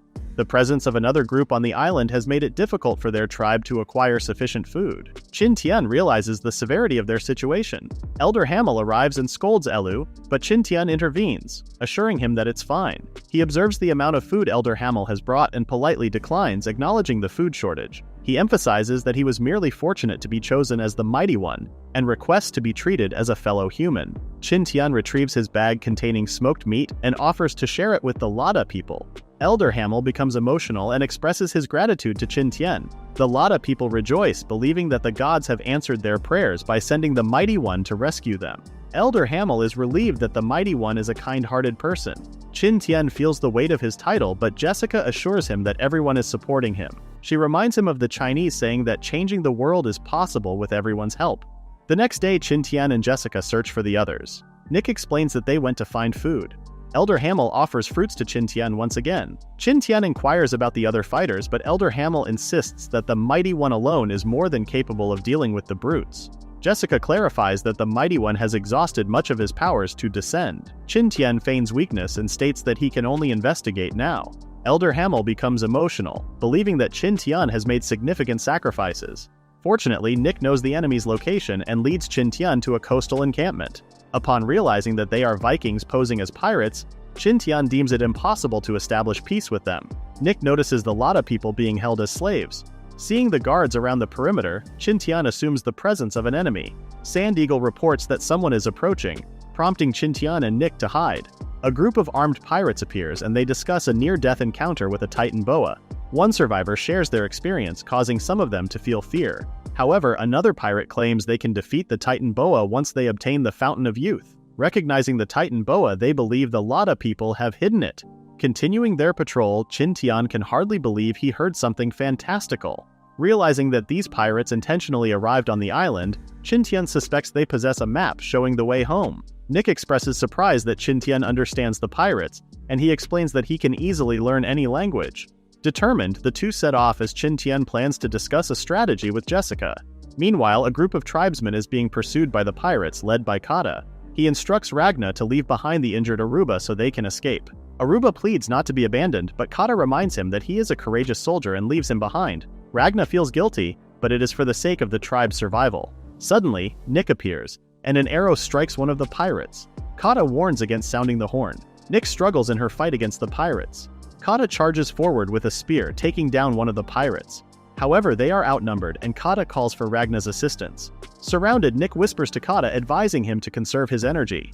Qin Tian arrives and saves Aruba, while Kata and Nick keep the pirates occupied. Aruba weeps as Qin Tian conceals him in a nearby tree. Qin Tian then communicates with Nick through Sand Eagle, signaling her. Nick becomes focused and starts eliminating some of the pirates. Kata follows suit. One of the pirates panics as the tide turns against them. Nick and Kata move to finish off the remaining pirates. Kata throws his spear to kill the pirate with the blowhorn. They start running away, knowing that the other pirates are now alerted to the horn. They ask Qin Tian what to do next. He suggests waiting for the night. Pirates start coming to the area and finding their dead comrades on the ground. They laugh at the dead while calling them weak. They see some blood traces and plan to follow their target. Meanwhile, Qin Tian just finished applying first aid in Aruba. Aruba apologizes for being a burden. They travel through the forest until they settle in a cave for the night. Nick wonders if the pirates know their tribe's location, but Kata says they don't. Ragna explains that they only ventured further to look for food. Just then, their stomachs growled in unison. Qin Tian gives them some dried meat, but Kata is still hesitating to trust Qin Tian. Aruba claims Kata's share, but Kata swipes it away while blaming Aruba for the recent issue. However, Qin Tian can see that they don't really hate each other. The next morning, they continue traveling through the forest and arrive at their tribe camp. Qin Tian asks them to take care of the injured Aruba. Qin Tian meets Jessica and reports about the Vikings. Jessica sighs as she finds it better to see their bones instead of the ones in the flesh. Qin Tian shares what he heard from the Vikings about the Titanoboa and Leviathan. Jessica claims that a Leviathan is just a huge whale and tells Qin Tian not to worry about it. Qin Tian then asks about the Fountain of Youth. Jessica claims that it is a famous myth among the Vikings. A fountain contains water that can help a pirate live forever. However, another pirate uses a chalice to hide the fountain and disappears. Qin Tian then asks her about the tribe's situation, and Jessica claims that the Lada tribe's situation is very bad, especially in food matters. Qin Tian needs to come up with a solution for it and wonders if they can borrow some food. Jessica gets confused, and Qin Tian explains that the pirates should have a storehouse that has food in it. They can distract the pirates on one side and sneak in to steal their food. Jessica worries about the plan, but Qin Tian swears to make it successful. However, Jessica remembers that there are a lot of people chained up in the pirates' camp. Qin Tian claims he also has a plan for that. The next day, Qin Tian asks Elder Hamel if there are any craftsmen in the tribe. Elder Hamel remembers Alex and immediately introduces her to them. However, she is too focused on creating a spear. Qin Tian is amazed at how intricate Alex is. Alex finishes her spear and just notices the others beside her. Qin Tian asks Alex if she can make a container and small pipes, basically a catheter and reagent bottle. Alex proudly swears that she can make anything. Qin Tian then asks Elder Hamel if there are any leftover bones. Elder Haim gets excited, assuming that Qin Tian will do voodoo magic, but Qin Tian refutes what he said. Jessica steps in and tells the elder that they will only make a useful tool. Hamel then claims that they have collected the bones in one spot as a form of respect toward the Earth Spirit. Qin Tian then asks Elder Hamel to leave them for now. Jessica wonders what Qin Tian will do. Qin Tian explains that he will produce phosphorus. He then writes a request to Ellen for silica and sends Sand Eagle away. Qin Tian then asks Jessica to help him look for food. As they look around the forest, they discover Aruba while looking for food despite being injured. Qin Tian wonders where Aruba found the huge leaf on his arm. Aruba shows it and claims that they are using it as a hat. Jessica and Qin Tian shout as they recognize the taro leaf. Qin Tian asks Aruba to lead them to where he found the leaf. They later arrive in a taro field. Jessica exclaims that they found food, but Aruba tells them that the leaves are inedible. Qin Tian claims that taro is edible once cooked. However, Aruba can remember how his mouth burned for a day after eating a leaf. Aruba trusts Qin Tian for now and starts plucking leaves. Qin Tian stops him and claims that they won't eat the leaves. Jessica shows that the flesh growing underground is edible. The three of them started harvesting and brought a lot of taro back to the tribe. Qin Tian and Jessica start boiling the taro in a huge pot of water. After some time, Qin Tian uncovers the lid, and the delicious smell fills the air. After checking that they are cooked, the boiled taros are shared with the tribe. They start munching on the taro, but Qin Tian tells them to peel the taro first. Elder Hamel cries as he realizes that they won't starve anymore. Qin Tian and Jessica can only smile. They all thank Qin Tian. Elder Hamel is even kneeling. The other lot of people arrive as the smell leads them into the area. Qin Tian tells them that he is cooking food for them. They get excited as they see huge pots of it. Nick and Kata wonder what is happening, and some of them explain the situation. Elder Hamel gets their attention to thank the almighty Qin Tian. Qin Tian then makes a speech just to open the lid so the food can be served. While everyone enjoys the taro, Nick and Elu approach Qin Tian and Jessica. Elu gives Qin Tian a handmade necklace as thanks for saving their tribe. Ragna comments on how down-to-earth Qin Tian is, but Kata still can't accept him. After their community meal, Qin Tian announces that the food supply might run out soon. He suggests building a boat as soon as possible to leave the area and rescue the captivated Lada people. They soon go to the coast where Qin Tian and the others landed. Qin Tian then asks Alex for his request. Jessica is impressed by Alex's craftsmanship, but there is still not enough for Qin Tian's needs.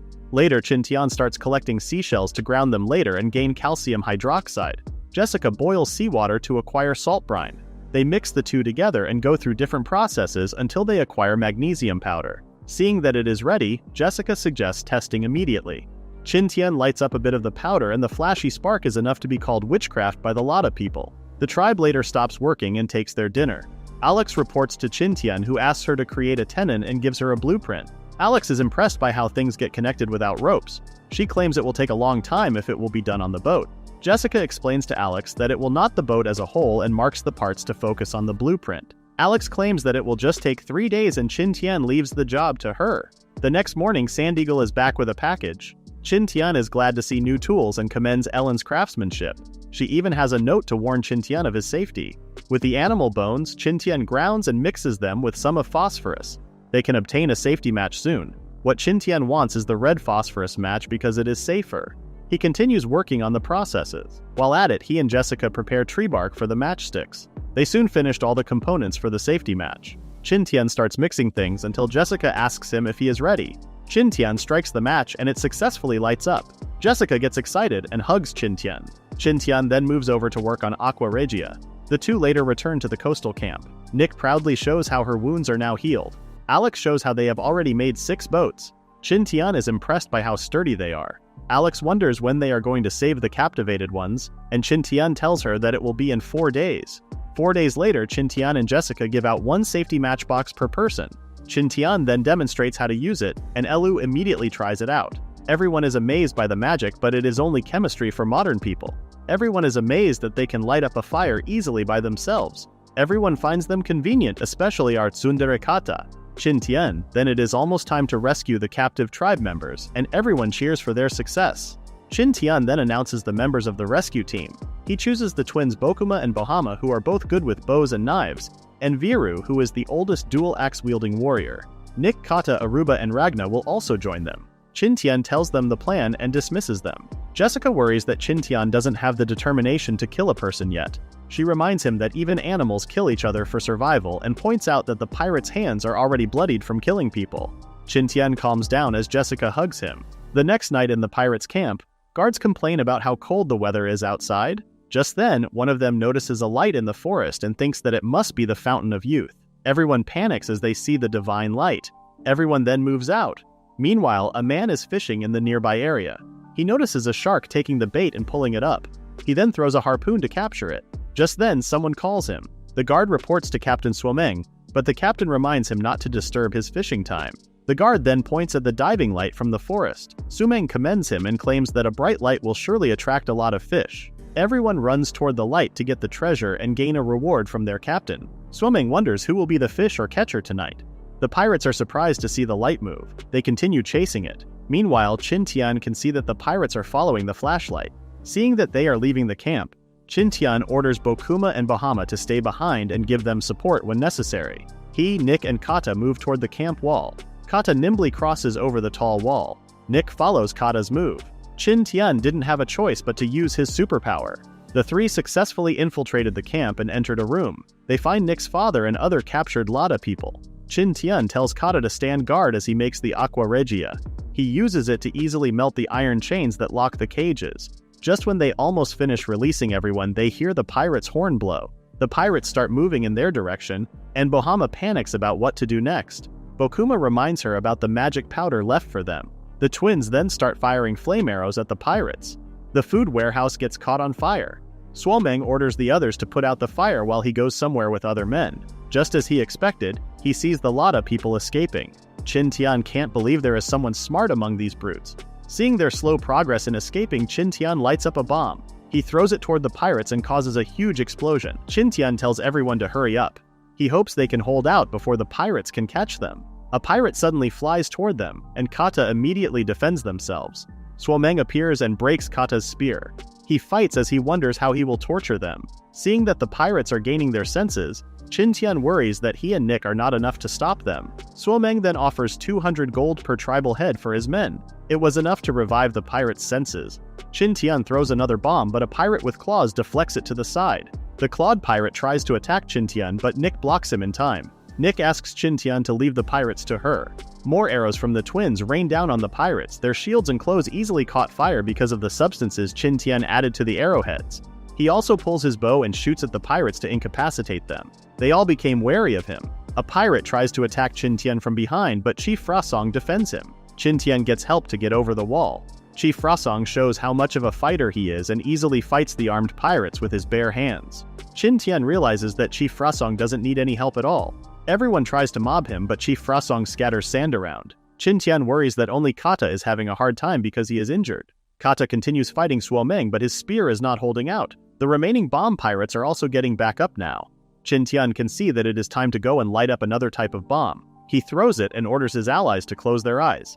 It was a simple flash bomb, enough to blind the pirates. He tells Nick, Kata, and Chief Frosong to hurry and escape. After they got over the wall, Qin Tian threw a smoke bomb to buy some time for their escape to the forest. Suomeng orders his men to hurry and follow the Lada people. However, the forest is too dark for them to travel. Suomeng gets mad at his men for letting the fish escape. Everyone panics as they head toward the forest with torches. Qin Tian's team can hear the pirates' horns blowing. Qin Tian realizes that they need to hurry up. However, it will take them a day to reach the coast. They stop as they see pirates searching the area. Qin Tian tells everyone to hide in the meantime and wait for the pirates to leave the area. After half an hour, they encounter another search party. Just when the Lada people were assured that they could escape, some pirates sniffed them out. The fighters from the tribe immediately moved out and easily suppressed half of the search party. The remaining pirates panic as they plan to blow the horn. They try to blow the horn, but Bokuma and Bohama arrive on time to shoot them with arrows. Qin Tian still can't believe how fragile life is after seeing the dead pirates. He then tells the Lada people to move since the confrontation might have alerted the other pirates. However, the pirates immediately arrived in the area. Qin thinks of a way to distract the pirates. He tells the Lada people to go while he distracts the pirates. He tells them not to worry and to keep moving. He lights up another bomb and distracts the pirates with a smoke bomb. Nick tries to join Qin Tian, but her father stops her. The pirates notice Qin Tian running away and they all chase him. Seeing that almost all of the pirates are chasing him, Qin Tian uses his superpower to speed up. The pirates assume that Qin Tian has the Fountain of Youth and blow their special horn. Qin Tian hears how ominous this horn's sound is. He continues to run away, but he notices how the pirates are doing a blanket search. He goes in another direction, but there are more pirates. He then decides to gamble on something. He sneaks behind a search team and throws a bomb toward them. Almost everyone gets blinded, but a few pirates discover Qin Tian. He runs toward a cliff and pulls something from his backpack while trusting Alex's craftsmanship. He jumps off the cliff and opens up a parachute made of donkey skin. Qin Tian starts chanting Buddhist scripts. The pirates get flustered after they see Qin Tian jump off the cliff and disappear into nothingness. Everyone starts blaming each other's incompetence until Suomeng arrives. He then asks Stein what happened and explains the fantastical things Qin Tian did. Suomeng orders them to search below to find the Fountain of Youth. Stein gets scared to go, and Suomeng doesn't have a choice but to force him down the cliff. Suomeng wants to see Qin Tian's corpse. Meanwhile, Qin Tian sighs and folds his parachute while watching the disfigured Stein on the edge. He wonders how Jessica is doing. The morning comes and the Lada people arrive at the coast. Jessica looks for Qin Tian and Nick explains that Qin Tian took on the pirates alone. Everyone gets worried, but Jessica assures them that she will not put him in danger. Later, Qin Tian is frozen on the shore. He can hear other pirates trying to find a way to go down. Qin Tian feels that he needs to find a solution to escape. He sees some tree branches washed up on the shore and starts collecting them. Just then, Sand Eagle arrives after Jessica asks it to look for Qin Tian. Qin Tian writes down on paper his location with the best possible description. He gives the letter to Sand Eagle, and the bird leaves. Qin Tian wonders how Jessica will save him. At dusk, while expecting that the rescue will arrive tomorrow, Qin Tian sees something coming. Nick and Kata look like they are rowing for an Olympic competition.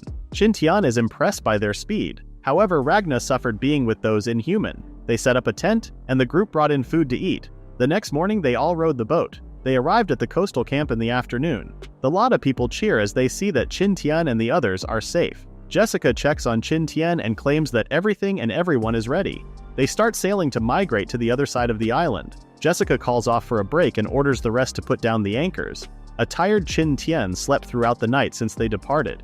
He wakes up to the delicious smell of Jessica's cooking. Jessica asks what happened with the rescue, and Qin Tian narrates everything while eating.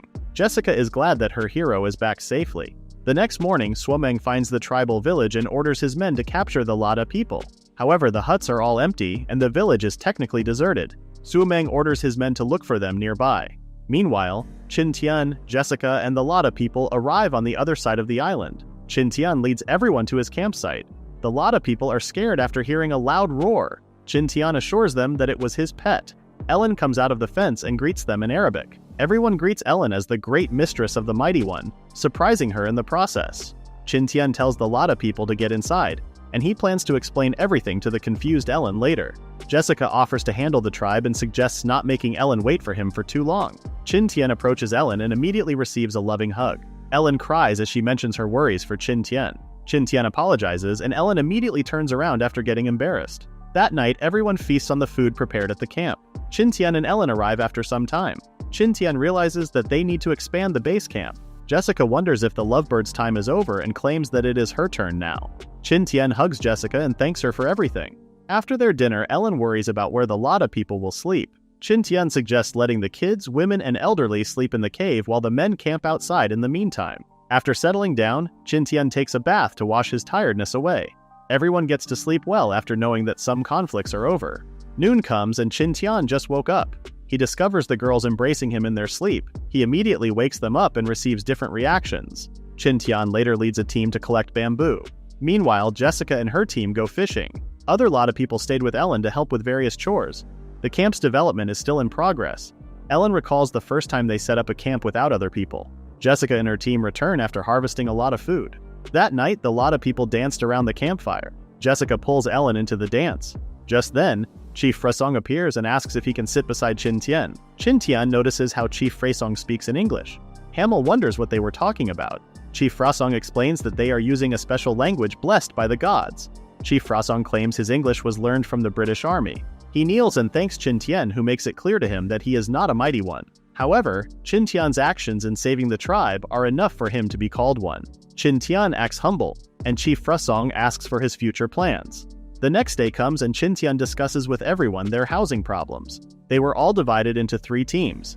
The first team is responsible for making bricks. The second team collects seashells. And the third team is responsible for clearing the trees around the camp. Jessica's team returns with the seashells. Chief Frasong wonders if T-shells can help in building a house. Qin Tian explains that they need it to make lime mortar. In the meantime, he asks them to crush the shells into powder. Afternoon comes and Qin Tian mixes sand and the powdered shells with water to make lime mortar. He then demonstrates how to use it with the bricks and makes a simple wall for the others to follow.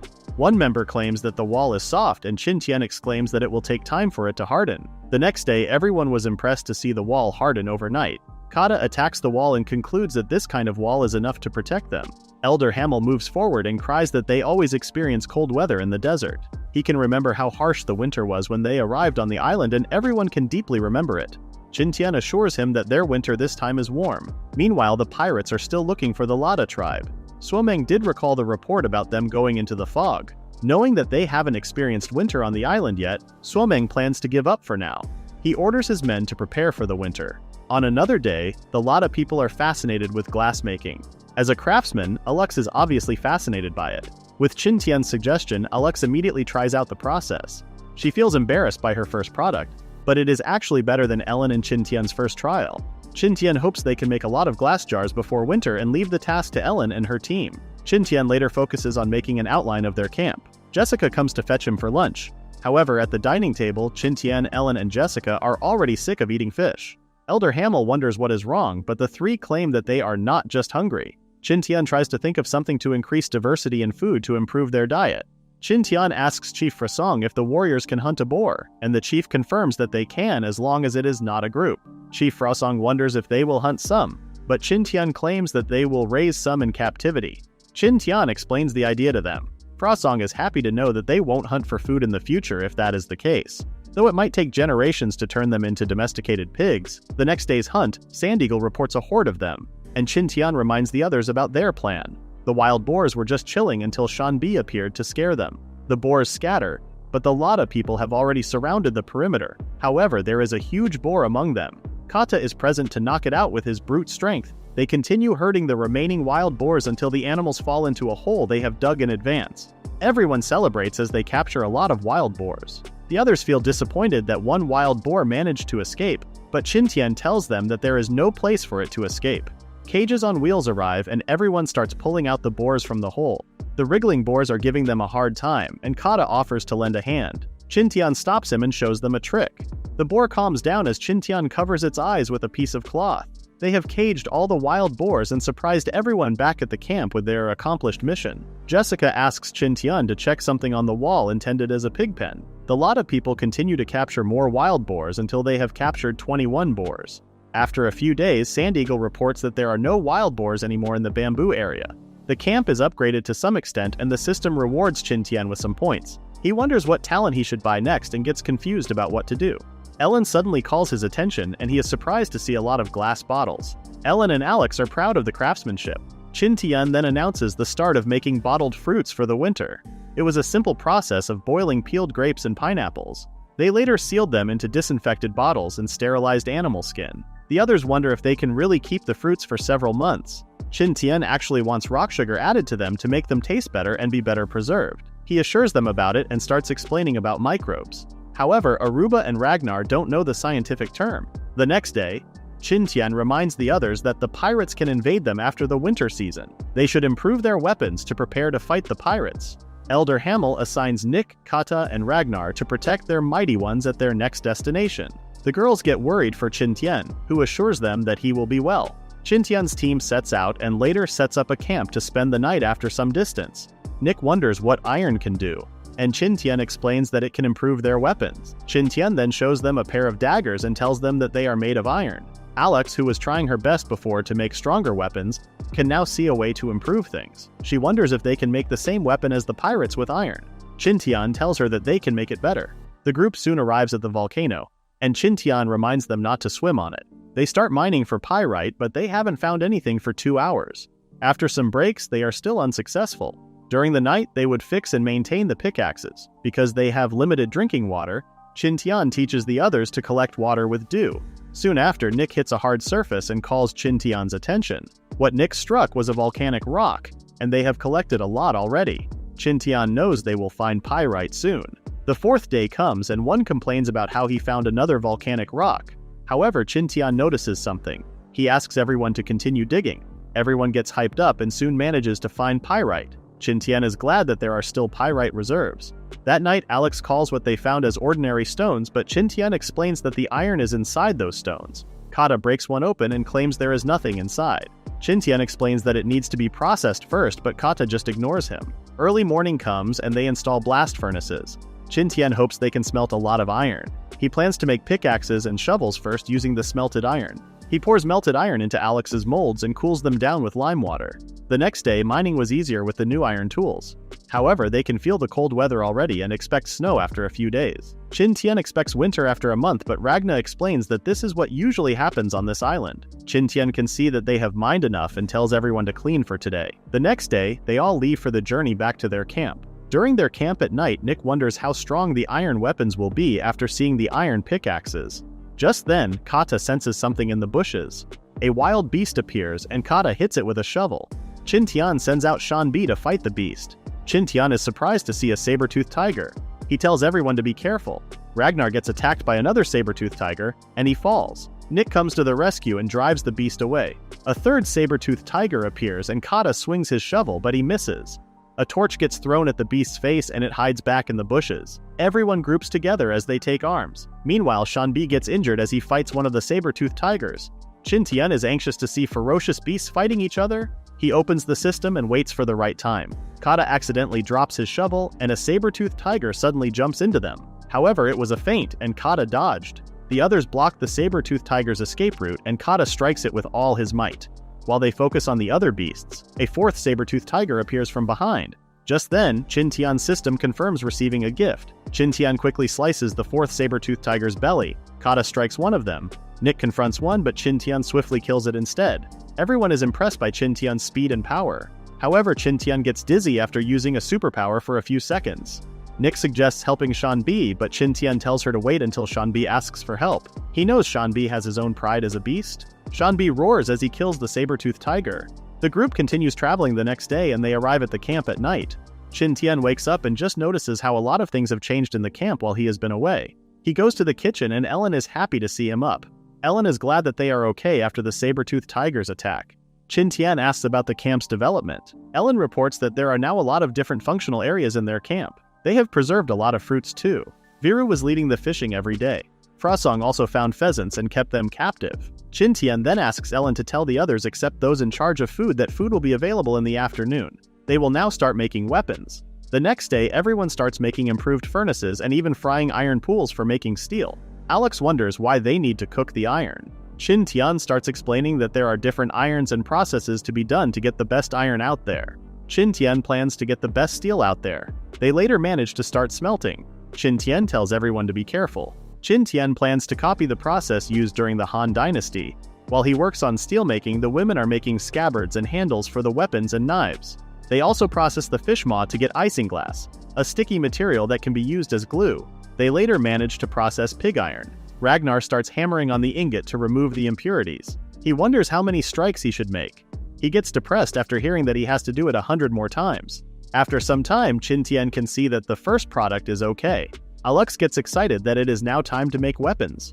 With the help of kata, Alex starts processing the iron until they form it into a blade. Qin Tian puts some soil on the blade and returns it to the furnace. Aruba wonders if soil can help, and Qin Tian explains how it will turn out hard and sharp. The finished product is done, and Alex presents it to Qin Tian. Qin Tian exclaims that they can take on the pirates now. Qin Tian then starts a duel to test the iron blade against the pirate's blade that they picked up before. Kata and Nick face each other. Nick moves first and the duel starts. Ellen gets worried, but Qin Tian and Jessica tell her not to worry. Everyone wonders who will win between the two. The two clash again and everyone hears a loud clang. Kata's sword, which is from the pirates, gets broken. Qin Tian applauds the two's performance. He then checks the two blades and thinks of making other weapons like an axe. The others praise Nick's skills and wonder if she can do well against Qin Tian. Qin Tian agrees and everyone gets excited. Elder Hamel gets worried, but Qin Tian also wants to try fighting Nick. After some rest, Nick faces off against Qin Tian. She menacingly attacks Qin Tian.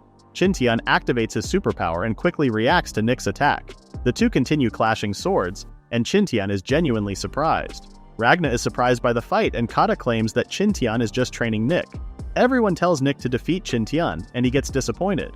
However, he got his women to cheer for him. Qin Tian then realizes why swordsmen need to practice swinging 1,000 times. He then uses his superpower to attack Nick and blinks behind her. Nick instinctively reacts and throws his sword. Qin Tian dodges it and everyone is impressed. Everyone can't keep up with their speed.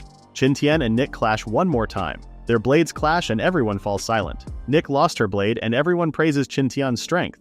Hamel asks when he will marry Nick. Everyone is surprised to hear about their wedding. Frosong gets excited to prepare for the grand wedding. Qin Tian asks what is happening. Frosong then explains that in their tribe, when a man challenges a woman in a duel and wins, that is considered a marriage proposal. Qin Tian then exclaims that she will consider Nick's feelings. Frosong claims that women in their tribe hope to serve their stronger husbands. Qin Tian asks to let it slide. The Lotta people can't understand them since the two are speaking English. However, Jessica and a dejected Ellen can. Frosong wonders if Qin Tian doesn't find Nick cute enough. Nick understands that Qin Tian doesn't want her and offers to leave the tribe. Frosong tries to console her, but Nick has already decided to leave. Everyone panics as Nick gets abandoned and rejected by the Almighty. Jessica steps in and claims that Qin Tian is not unwilling, but rather will marry one woman every 3 years. She further claims that they need to wait 2 more years for another marriage because Ellen was the first one. Jessica will be up next, and then Nick. She assures Nick that she is too cute to be rejected. Qin Tian doesn't have a choice but to go along with Jessica's script. The crowd disperses and Jessica asks for a reward. Qin Tian refuses because he wants to live a few more years. Look at that cute pouty Ellen. Qin Tian quickly retreats. Jessica tells him to live with them in the future, but Qin Tian refuses. After that, Alex has been making weapons for everyone. Others prepare for the incoming winter. And a few days later, snow starts falling and Qin Tian recalls some memories from when he was still a student. Nick gets up early and greets Qin Tian. They both watch the snowfall. The other girls got up and Jessica wondered if they were talking about love. The two get flustered and Jessica can't help but hug the cute Nick. The children wake up and play in the snow. Everyone works in their houses, but Qin Tian is not finding the motivation to do so. The cold water brings back his senses and Qin Tian continues working on the matchlock gun's blueprint. It is an ancient weapon, but it will be effective compared to bows. However, they lack some materials based on the system encyclopedia. Qin Tian plans to make some changes. He then gets out to check on the others and it is freezing outside. He goes to the townhouse and is greeted by thick smoke. His 2 girls come running to Qin Tian for a hug. Thinking it might be worse in December, Qin Tian plans to make charcoal. Aruba wonders what charcoal is, and Qin Tian explains it as something that they use to avoid smoke inside the house. He then checks on his pets and discovers them in hibernation. Seeing the pets accustomed to the weather, Qin Tian suggests focusing on themselves instead. The next morning, Qin Tian divides himself into 2 groups. One group is responsible for making charcoal kilns, and another group is responsible for chopping the wood into pieces. Soon after, they put the chopped wood into the charcoal kiln. Qin Tian expects them to be dry tomorrow. He then asks Alex to follow him. Ellen is surprised that the next project is a gun. Alex is surprised to know that it is far stronger than a bow and arrow. However, seeing the blueprints, Alex can't see the lethality in them. Qin Tian claims it is missing bullets and gunpowder. But first, Qin Tian wants Alex to make the musket. Jessica can't believe that they just leapt an age. Ellen then comments on how they need someone meticulous to help Alex. Everyone knows she's talking about herself. After checking most of the blueprint, Alex calls Qin Tian the god of craftsmen. Qin Tian tells her to study the rest later. The next day they check on the charcoal kilns. They bake it for more, and 10 minutes later they get the charcoal that they want. Qin Tian then tells them to test it out. They are glad to be warm without the smoke covering the room. Qin Tian advises them to still leave some openings on the doors or windows so they won't be poisoned by carbon monoxide. Everyone then stores the charcoal in the storehouse. Qin Tian can see that Ellen and Alex are serious about the new project. He plans to take it easy now. He goes out and calls Kata, Ragna, and Aruba. He cheerfully asks them to make beads together. The men start melting iron and form it into a cylindrical shape. The others wonder what the new objects are for. Qin Tian then pours melted iron into molds with small holes. After cooling down, the pellets are put into the cylindrical apparatus, and they all spin. Qin Tian explains that these are bullets for the muskets that are more powerful than a bow and arrow.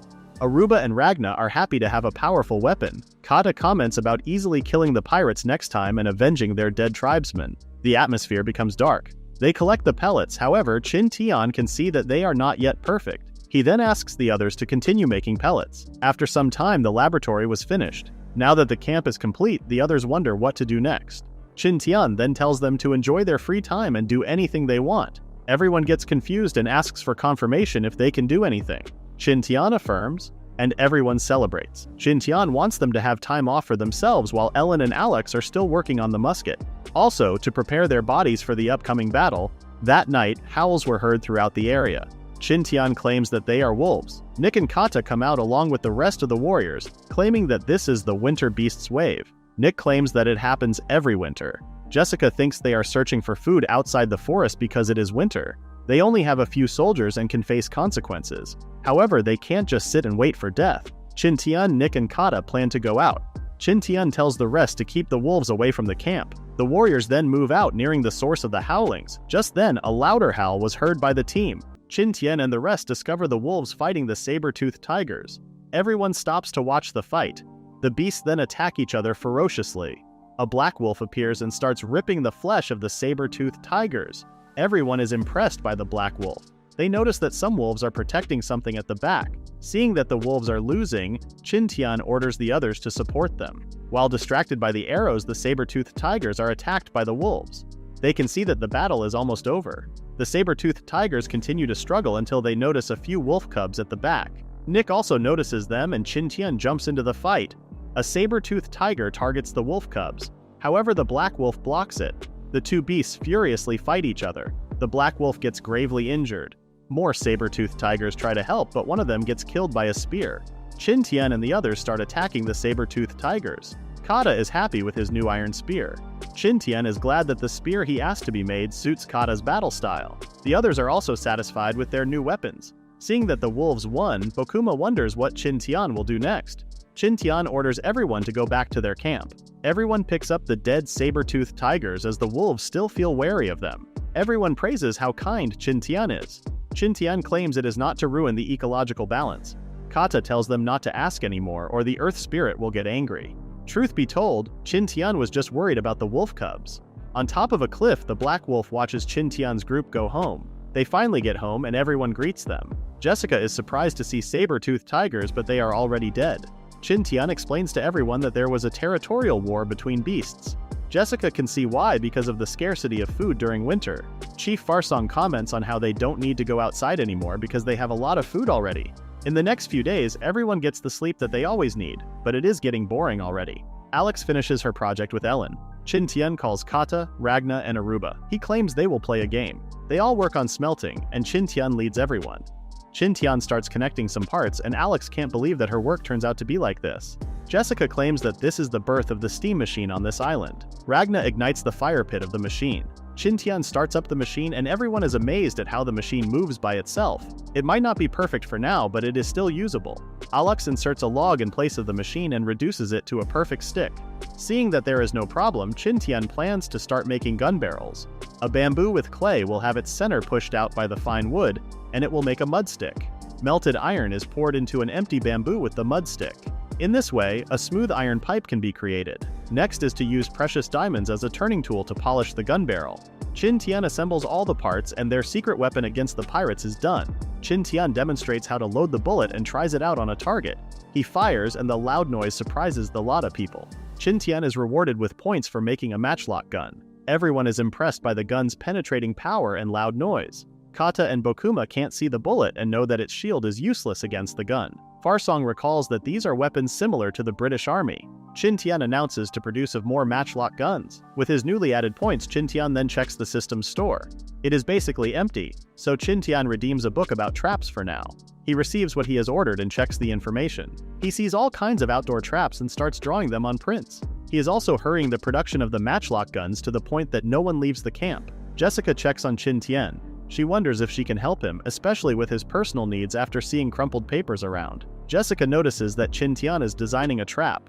Qin Tian wants to be fully prepared against the pirates. Jessica loves this ruthless side of Qin Tian. Qin Tian recalls that L&W was making snowboards. Outside, everyone watches Alu using the snowboard prototype. It will be beneficial for a winter battle. Aruba tries it out, but his weight is not suitable for the prototype. Seeing that Kata sinks deeper, Qin Tian asks Ellen to make 4 sizes for everyone. The next day, the others also start working on snowboards. Mid-November arrives, and they have finally created enough guns and snowboards for people to fight on the battlefield, for almost 30 people. Currently, they are limiting the firing of rounds during training because of low reserves of gunpowder. The end of the month comes, and Qin Tian is going to set out for the time that they are waiting for. Ellen and Jessica worry for Qin Tian. Qin Tian hugs his worried wives and tells them not to worry. Qin Tian's team leaves the camp. This is the estimated time for the methane fog to disappear. It will be a fight to the death. After some time, Qin Tian's team finally arrives in front of the methane fog. Qin Tian orders everyone to rest and build the camp. After some rest, they start cutting down trees. They found a dry place to set up tents made of wooden frames and animal skin. They finally arranged the tents when the sky turned dark and they conducted a meeting. Qin Tian asks Kata's team to lay some sinking traps somewhere. Ragna's team will continue chopping trees but need to follow some special instructions. The others will follow Qin Tian to set up the dark bow trap. Morning comes and Qin Tian reminds them to prioritize safety first and whistles to notify others. Qin Tian's team finds a nice place to set up their trap. Qin Tian gathers his members and demonstrates how to set up the trap. Aruba wonders how it works. Qin Tian throws a rock on the rope and the fixed bow launches arrows. Everyone is impressed by it and Qin Tian asks them to do the same. The lot of people quickly understood how the trap works and successfully set them up in places that Qin Tian designated. Kata's group is struggling to dig holes. Ragna's team is sharpening trees to make thorns. Meanwhile, on the other side of the fog, the pirates complain about the number of mosquitoes in the area. They joke around until their team leader Larov tells them to disperse. He takes a pee break somewhere and notices that the fog is disappearing. Larov orders someone to report to Captain Salmonson. Back at the pirate camp, Salmonson receives the report from Larov that the mist is disappearing. Salmonson rewards them and orders them to assemble the whole crew for tomorrow. He is really obsessed with getting the Fountain of Youth. Morning comes and the lot of people come out of an underground shelter. Ragna is amazed by their shelter and Qin Tian explains how it works. However, the tribesmen can't understand him. Qin Tian tells them to start a fire to eat and rest. Expecting that the pirates will come in 2 days, Qin Tian knows they can't fight them head-on. He asks Sand Eagle to observe from the skies. In the wetlands, the pirates start marching. One wonders if the Titanoboa will appear out of nowhere. They reach the border and discover that the deadly fog is now gone. Salmonson steps forward, and Sand Eagle observes them as they make a camp. Qin Tian and the Lada people receive Sand Eagle's report. Bohama asks about the huge snake, but Qin Tian claims that it is hibernating. It is quite unfortunate that the Titanoboa is inactive. Qin Tian claims it is better for them to avenge the dead themselves. He points to the map where the pirates are. They will conduct a night attack to weaken the pirates' forces. Farsong wonders when to do it, and Qin Tian assumes that the pirates are still vigilant. He asks them to rest first and they will attack early in the morning. Later at the pirate camp, the pirates on night watch dare each other to take on the Titanoboa. Little did they know that Qin Tian's forces are watching them. Ragna sees a lot of guards and Qin Tian tells him not to worry. However, Ragna also notices that Qin Tian is tense. Ragna cheers him up by placing full trust in Qin Tian. Qin Tian smiles and tells them to get ready. The pirates standing guard notice flames in the woods. Just as someone realizes something is wrong, a bomb rolls toward them and explodes. The pirates panic, assuming that the god of thunder is angry. Qin Tian locks onto a pirate who acts as the captain. After some hesitation, he fires his gun and kills the pirate. The pirate wonders what just happened, seeing his comrades falling down one by one. Another pirate runs, claiming it is the curse of the devils. Grim menacingly looks at the shot pirate and slashes him. He discovers the iron pellet and declares that it is not a curse. Salmonson notices how the men in the east fell and realizes that the enemies are in the west. Just as Qin Tian is giving out orders to the Lada people, Kata notices something from the pirates' camp.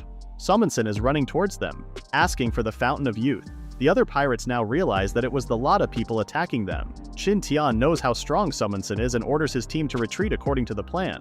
Summonson arrives and clashes blades with Qin Tian. The Lotta people attack the pirates with arrows. Bokuma ordered the archers to aim for the pirates' legs. Frasong instructed the others to prepare for an ambush near the traps, while he and Kata supported Qin Tian. Kata joined the fight, but they were still no match for Summonson. Qin Tian asked Kata to cover for him, and he ran off somewhere. Summonson thought that Qin Tian had run away, but Qin Tian had only circled around the woods to attack him from the side. Kata also attacked from the front. Summonson smirked as he used his axe to redirect Kata's spear toward Qin Tian, but instead Kata blew Qin Tian away. Qin Tian could see how inhuman Summonson was. Just then a flash bomb exploded nearby. Rigord ordered everyone to cover their eyes, but some were still affected by the bombs. Frasong's team continued to run as the pirates chased them. Summonson sensed that something was wrong, and Qin Tian and Kata used this opportunity to retreat. Summonson chased after Qin Tian while demanding a greeting. Qin Tian apologized and greeted Summonson with a bomb. However, Summonson already knew how the bomb worked and leaped to dodge it. At the same time, he noticed some incoming arrows and managed to dodge them as well. Summonson got distracted and Qin Tian retreated with his team. Summonson's face grimaced. The pirates continue to chase Qin Tian and the Lotta people. Seeing that the pirates are following them as expected, Qin Tian orders the Lotta people not to fall behind. Summonson orders his men to continue the chase. Meanwhile, Nick and her team hide in the bushes as they watch the approaching mob. Qin Tian tells the others to be ready and alert. To maximize the use of traps, Qin Tian and the others spread out. Summonson orders his men to chase everyone without fail. Qin Tian feels glad that Summonson chased him. He can just use his superpower to outmaneuver the superhuman pirate. Qin Tian gets past the trap and checks back to see if it will work. Summonson wonders why the mouse has stopped running and he trips on the trap. Multiple arrows are fired off towards Summonson. Some of the pirates also trigger the same traps. Another group of pirates chases Kata, but they fall into the pitfall trap. They immediately die due to the spikes. One survives and asks for mercy, but Bohama kills him. On the other hand, the trap was useless against Summonson, who realizes that they are being lured into traps. Qin Tian can't believe Summonson has deflected a dozen arrows. Just then, a horn sounds through the forest. Knowing that the Lotta people have prepared traps in this dark forest, Summonson agrees to conduct a retreat. As Summonson leaves, Qin Tian realizes that the pirates are communicating using horns. Originally, Qin Tian and his people were going to ambush them after the pirates went through all the traps. It is unexpected that they have retreated this early. The ambush team flinches as they see someone emerging from the woods. However, it is Fasong who informs them that the pirates didn't pursue them after the horn was blown. Qin Tian and the others have also returned. In a small camp, many pirates are injured. Summonson learns that most of his men have a slim chance of survival. Summonson orders Sigurd to ensure that everyone is saved without fail. He also asks Larov to guard Rigord. Just then, Rigord kills his patient. Larov tells the others not to mention anything they saw. Rigord knows how scarce their supplies are after their warehouse was burned. These injured men will only be a burden to them. Meanwhile, Qin Tian receives a report on the rough estimation of the number of pirates killed. Qin Tian is glad that their forces have weakened significantly. Viru worries that the pirates may already be aware that the forest is full of traps. Qin Tian tells them not to worry, and to continue with their guerrilla plans. Everyone notices something, and Nick asks Qin Tian if he is okay. Qin Tian bids them goodnight and covers himself. Nick worries, but Frasong shakes his head. Back at the pirate camp, they dispose of the deceased. Just then, it is announced that those who survived will be rewarded. Summonson claims that this is necessary to boost morale. He then orders Grimm to be prepared to set out early in the morning to the snowfield. He begins talking about the gun. He knows that the tribesmen are nearby and their eyesight will be impaired in the snowy field. He knows they are being lured out. On the other hand, Qin Tian experiences a nightmare about the dead pirates. A corpse tries to attack him and a loud slap echoes through the shelter. Qin Tian wakes up to see that he slapped Aruba. The others then start making fun of Aruba. Qin Tian goes out and orders the others to follow him. Their team then discovers that the pirates have left their camp. Nick notices that they went to the plains. Frasong worries because they didn't set any traps on the plains. Qin Tian can see that the footprints are not in disarray and were left deliberately. He asks the twins to follow him while the others stand by. Qin Tian has the Sand Eagle scout the area. They see a group of pirates and Qin Tian asks the twins to lure some of the pirates into a nearby trap. He knows how skillful and flexible the twins are and they will not get caught. Qin Tian continues watching them, but Summonson already notices them. He informs Grimm that he can strongly sense them. Just then, pirates in the front complain that it is the Lotta people again. Bokuma and Bohama start firing arrows at the pirates. Summonson tells his men to stop chasing. He He orders them to keep a defensive formation and threatens to kill those who disobey. They continue their travel while in a defensive formation. Qin Tian notices how useless it is to lure them out and plans to make new arrangements. The pirates later arrive at the snowy field. Bokuma notices how slow they were. Qin Tian claims they brought everything like supplies. Viru worries that they are making a fire nearby on purpose. Qin Tian tells him not to worry. The pirates know that the forest is trapped and won't move carelessly. Qin Tian knows that the pirates will run out of food soon. Qin Tian and his team will be waiting and watching nearby. That night, Summonson receives a report that their supplies won't last long. He orders Grimm to tell the others to rest for now. He knows that the lot of people are waiting in the trapped forest, and he also points out that they can't go back once the fog is back. Grimm asks if killing the tribesmen is the only way. Summonson knows the tribesmen are just out there, but he won't take the bait. Back at the campsite, Jessica and Ellen enjoy the morning sun. Ellen worries for Qin Tian and the others. Just then, she gets hit by a snowball and discovers Jessica playing with the kids. She tries to decline the invitation, but Jessica tells her not to think too much. She tells Ellen not to worry about their husbands. Ellen brightens up and plays with them. Meanwhile, Aruba is also playing with the snow, and Ka ruins the fun. Kata tells Aruba to always be vigilant, but Aruba points out that the chief is also fooling around. Frosong invites the others to play with him. Ragna is worried about the carefree atmosphere, and Qin Tian claims it has been a week since the pirates turned quiet. Just then, Bokuma notices that the pirates are moving. The pirates are organizing a hunting team. Everyone gets interested as they hear that there are rewards. Grimm worries that the hunting teams will get attacked. Qin Tian can see that they are forming small groups and tells his people to get ready. The pirates' hunting teams then set out to find at least a snow rabbit. As they complain about how the older members are just relaxing, an arrow strikes one of the complainers. The Lada people surround the small team of pirates. One of them tries to blow a horn, but Nick swiftly kills him. Qin Tian reminds the others not to let the pirates sound their horns. Kata and the others easily subjugate the pirates, and the twins are also killing the rest with their arrows. After the fight, Aruba claims it would be better if there were a lot of pirates. Kata, who is busy burying bodies, tells Atuba that it would have been disadvantageous for them. Ragna comments on how the other pirates will notice that one of their teams hasn't returned yet. Qin Tian tells them not to worry since he notices that the pirates are already losing their supplies. He wants to reduce their numbers until they can take on the main force head-on. Just then, they are surprised to hear a loud horn. They try to think where it came from, and Viru thinks it came from the two hills next to them. Qin Tian asks Sand Eagle to scout the area, and notices that the hunting teams are just baiting them to pinpoint their location. Summonson hears only 3 out of 4 horns and now knows where Qin Tian and his people are. Grimm orders a group of pirates with huge horns to start. The horn sound is so loud that it echoes through the snowy mountains. Qin Tian tells the others to retreat, and they hear the echoes of the loud horns. It is even useless to cover their ears. Just then, Qin Tian notices something and orders everyone to fall back. The mountain rumbles as an avalanche occurs. Qin Tian knows that they can't escape. He realizes something and orders the others to cut down a huge tree. Qin Tian tells them to grab the trunk, as the tree gets swept up by the avalanche. Qin Tian tells the others not to let go, as the tree manages to ride the surface of the avalanche. However, there are trees in the direction they are going, so Qin Tian orders them to watch their heads. The avalanche crashes and Summonson admires the sight of the power of nature. The other hunting teams return, and Summonson rewards them. He wants to gather the ingredients for their next banquet. Meanwhile, Qin Tian and the others have survived, but some Lada people are either injured or unconscious. They notice that Viru is missing. Bohama also reports that the pirates are coming their way. Qin Tian orders Frosong to retreat with the others while he looks for Viru. However, Qin Tian forgot that the Viking pirates are accustomed to snow. Nick tries to defend Qin Tian after seeing the pack of wolves appear. Seeing the wild wolves, the Lada people prepare to fight. Qin Tian feels unlucky to be cornered by 2 enemies. However, the wolves show mercy. Nick and Kata try to fight the wolves, but Qin Tian stops them. Qin Tian stares at the black wolf acting as the leader. Later, the pirates are searching for the Lada people's dead bodies. Someone discovers blood nearby and Summonson rewards the pirate. Summonson notices wolf footprints among the blood trails.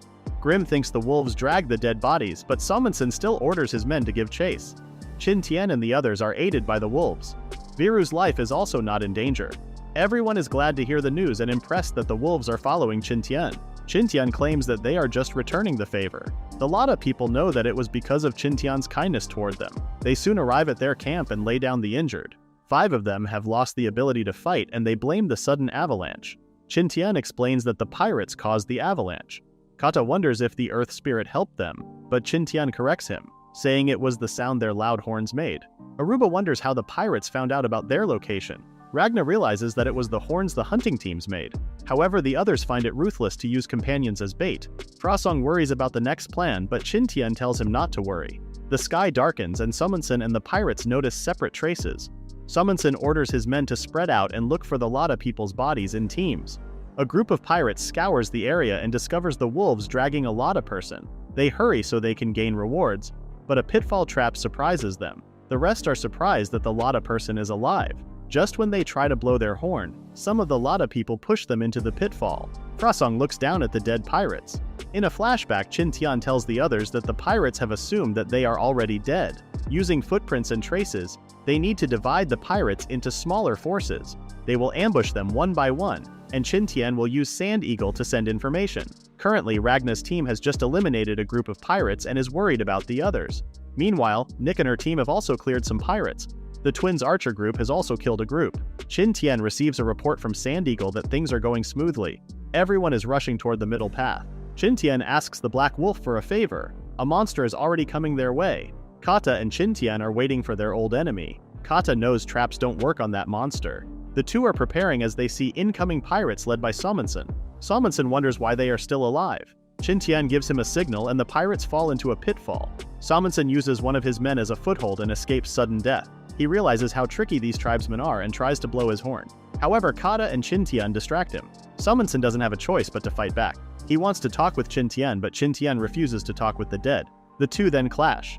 Meanwhile, Grim is fighting Nick while being confused about why they are still alive. Seeing that his team members are dying, Grim runs on his own. Nick tries to stop him. On the other hand, Summonson's heavy blow cuts through Qin Tian's defense. Kata saves him. Summonson knew about Qin Tian's speed, but his power was not enough. He smirks as he attacks Qin Tian while ignoring Kata. Summonson attacks Qin Tian with a huge blow. Qin Tian is slammed to the ground. Kata attacks Summonson's vital point, but Summonson quickly moves and lets his arm hit instead. Summonson smirks at Kata. Furious, Kata pushes forward, but Summonson grabs him. Summonson swung his axe and heavily injured Kata. Summonson breaks free from the spear and runs toward Qin Tian. As Summonson attacks, Qin Tian asks for someone's help. The Black Wolf suddenly appears and attacks Summonson. Qin Tian and Kata hold Summonson in place. Qin Tian asks the Black Wolf to bite Summonson's neck. Summonson can only scream. Grim arrives to help, but Nick is hot on his tail. Unfortunately, the Black Wolf also gets injured. Summonson is enraged seeing his brother die. He runs to Grim, who didn't take long to die in his arms. Summonson swears to use their skeletons as Grim's coffin. Qin Tian can see that the situation has turned bad. They continue the fight, but Summonson easily beats down Nick, Qin Tian, and Kata. Summonson menacingly walks forward with an axe in his hand. Nick and Kata tell Qin to run away. Just then, Qin Tian notices Sand Eagle. Qin Tian engages in a conversation with Summonson to distract him. Sand Eagle dives to attack, but Summonson dodges its attack. He wants to drain Qin Tian's blood to relieve his heartache. Qin Tian claims that would be impossible. Just then, the Lotta people start coming into the area. Summonson is now forced to fight dozens of warriors and wolves. Qin Tian suggests calling his men for a fair fight, but Summonson breaks his horn. Qin Tian starts talking about how villains lose their cool on the verge of defeat. A pissed-off Summonson attacks him, but Ragna shields Qin Tian. Summonson claims that he is always in the right mind on the battlefield. He calls Qin Tian a coward for using numbers, but Qin Tian claims that this is the battlefield. After some time and casualties, Summonson comments on how different Qin Tian is compared to the Lotta people. Qin Tian corrects Summonson, stating that he doesn't have the Fountain of Youth. Summonson attacks one more time, but he gets shot by more arrows in the chest. He wishes Qin Tian to go to the underworld. Soon after, Aruba freaks out after Qin Tian wakes up. He was out for a day and a night. It felt like hours for him though. He can feel the backlash of using his excessive talents. Bohama advises him not to move yet, but he tells them not to worry.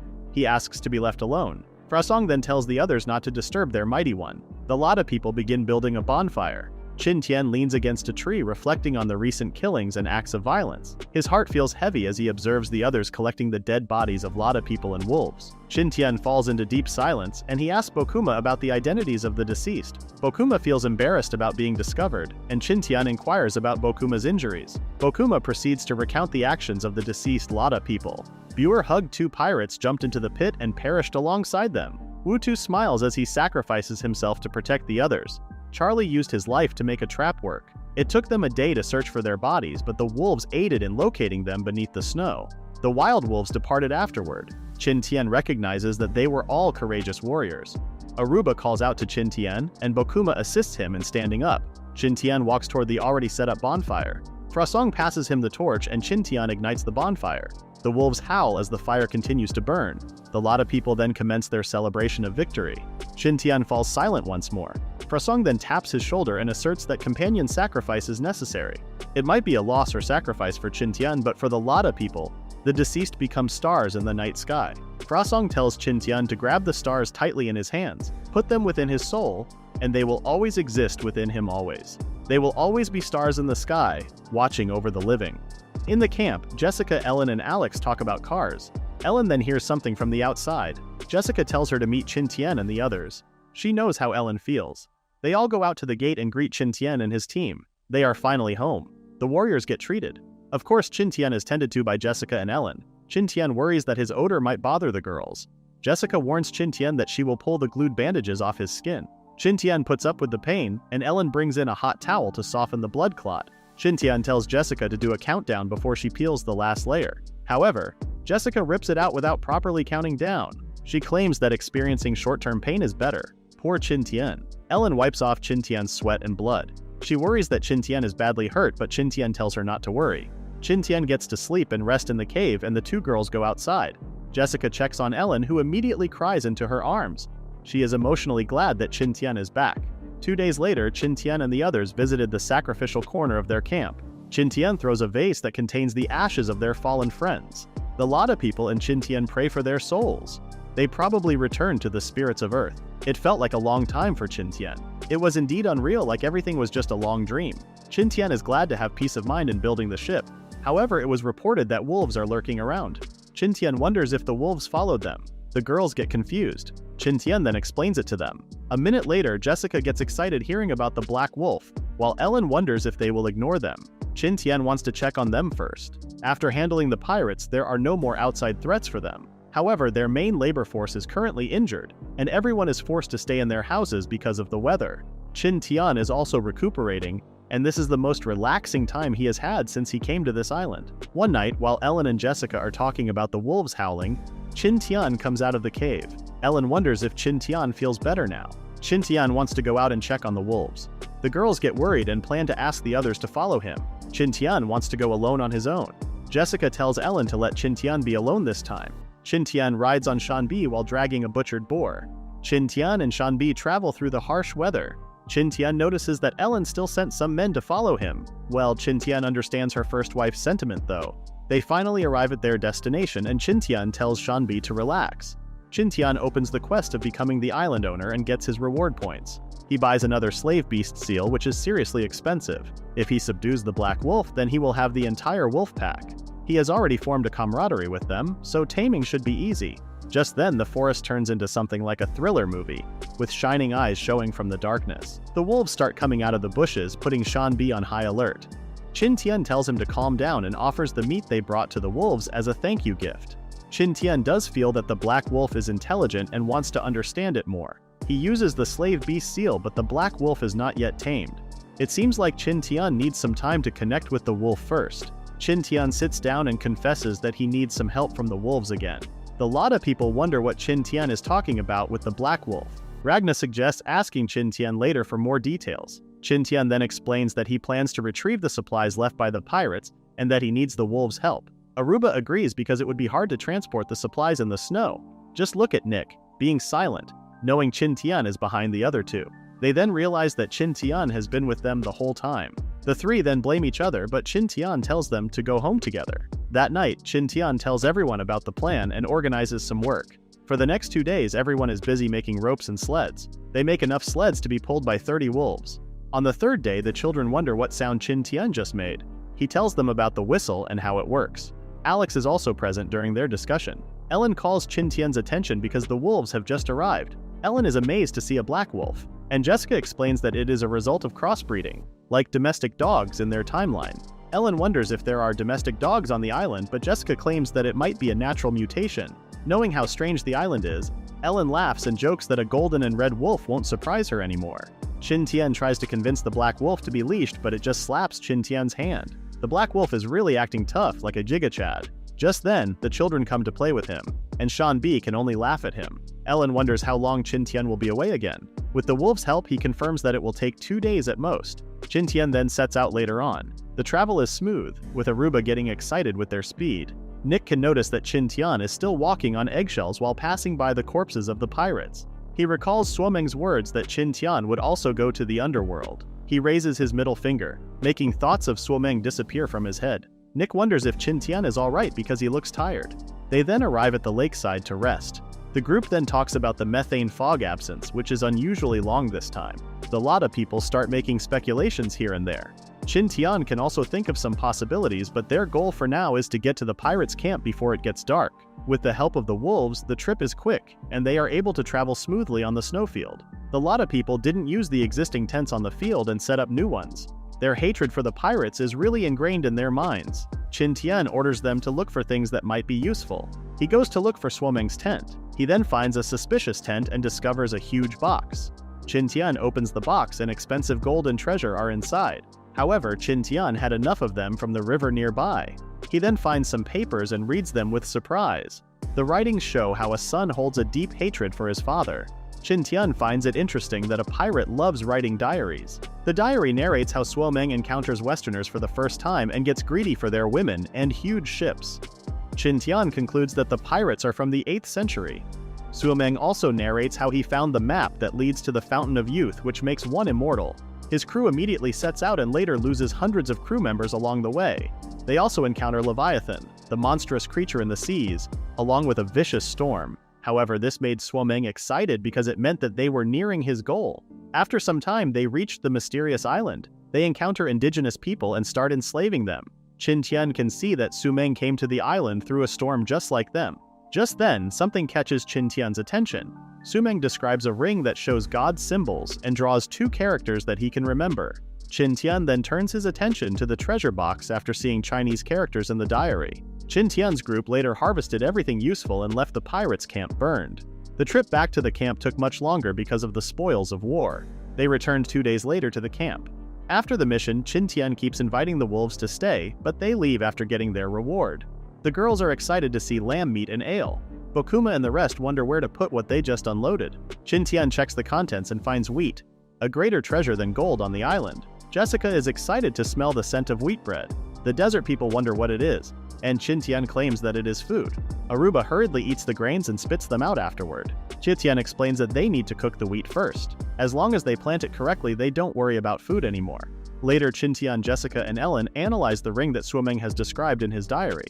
Ellen comments on how unfamiliar the sense of technology was. Qin Tian then asks them not to be surprised and shows them the futuristic technology the ring has. Both girls are amazed by the hologram. Qin Tian explains that this technology is way ahead of their era. Ellen notices the jumbled-up characters, while Jessica is fascinated by how technology has progressed. Qin Tian shows that there are different pages in the hologram and a map of the island where they are staying. Ellen feels like it looks familiar though, and Qin Tian confirms her feeling and claims that this is similar to Taiwan. The map also has zooming and positioning functions. Qin Tian realizes that the island is hiding something, especially the buildings on the other side of the island. The 2 girls are shocked by the new discovery. It should be near where the Lotta people lived before. They then call the others to confirm if they saw it, but everyone claims that they haven't. However, the location is familiar to Viru, who claims that a huge hole is in the area instead of buildings. They don't have a choice but to wait for the winter to pass and go see it for themselves. Half a month has passed and everyone is living peacefully. Qin Tian's injuries are also almost healed now. He then decides to start producing nitrate again. Qin Tian also plays with the wolves to form a connection outside the camp, but his naming sense is still garbage. I'm not sure if Qin Tian's gags are effective, but more wolves are visiting near the camp. The black wolf gradually gets near the camp secretly, but the children discover him. 2 months later, the black wolf settles into the camp.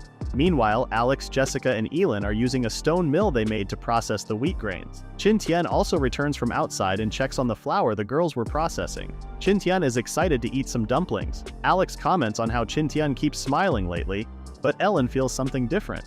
Night comes and the whole camp starts their banquet.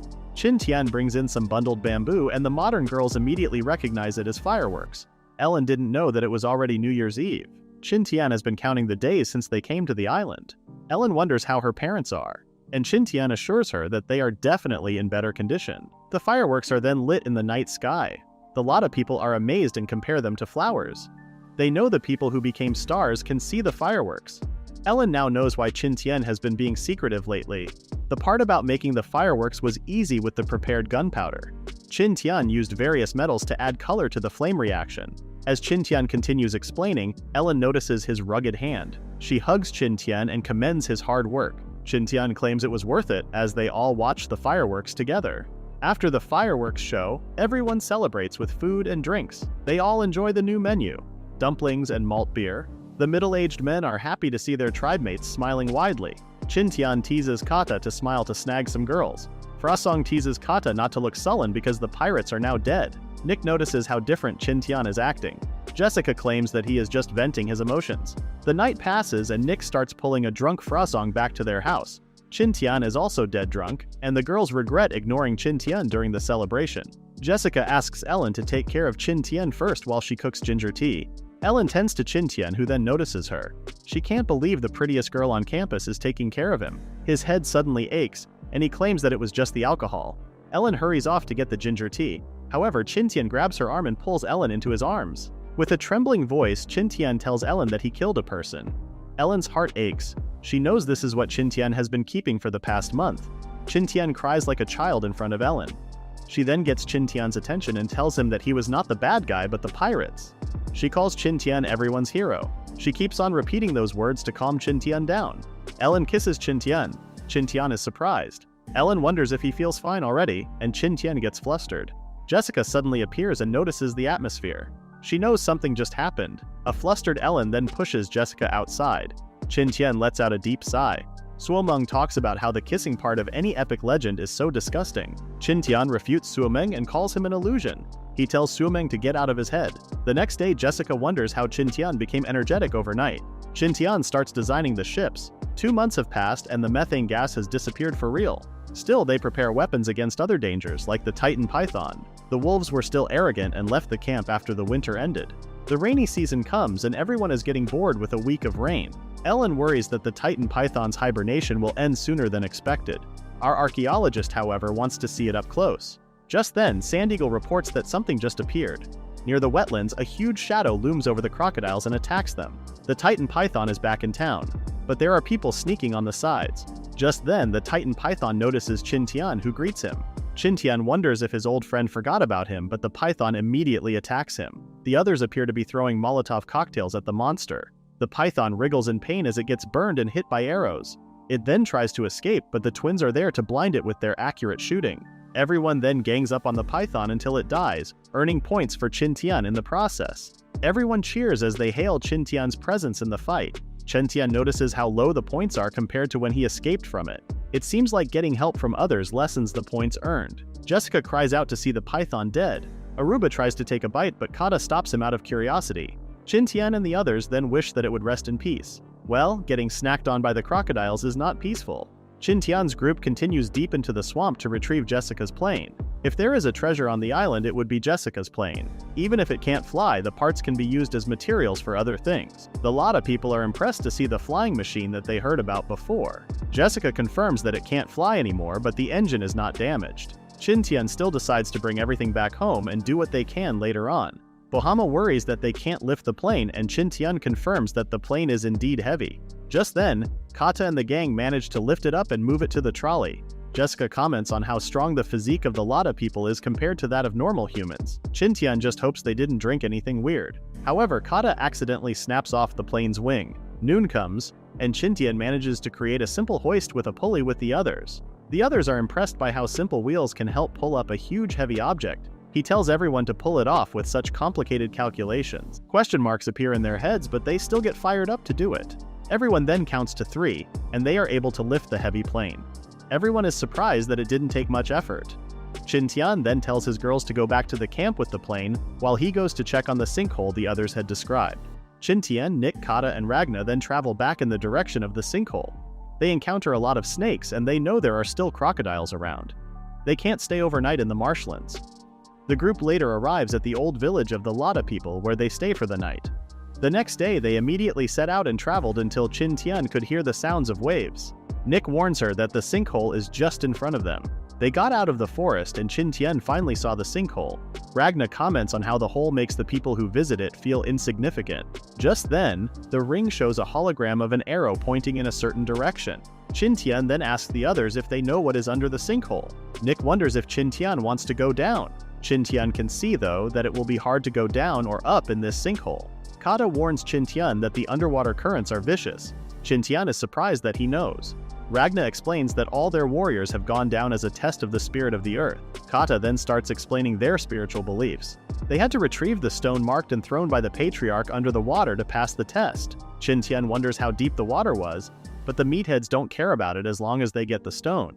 Ragna suggests asking Viru or the twins about it instead. The group then travels back to the camp but uses a different route with the help of the ring's map.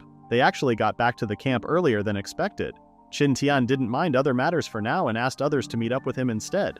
Bohama claims that the environment under the sinkhole was a bit special. It was clean and free of plants, and there is also a deeper hole inside.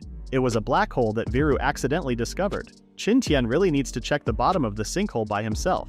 Qin Tian then asks Aruba about his findings, but the other explains that Aruba only lasted 3 minutes and was the first to the surface. Since then, Qin Tian has been busy making oxygen cylinders in preparation for diving into the sinkhole.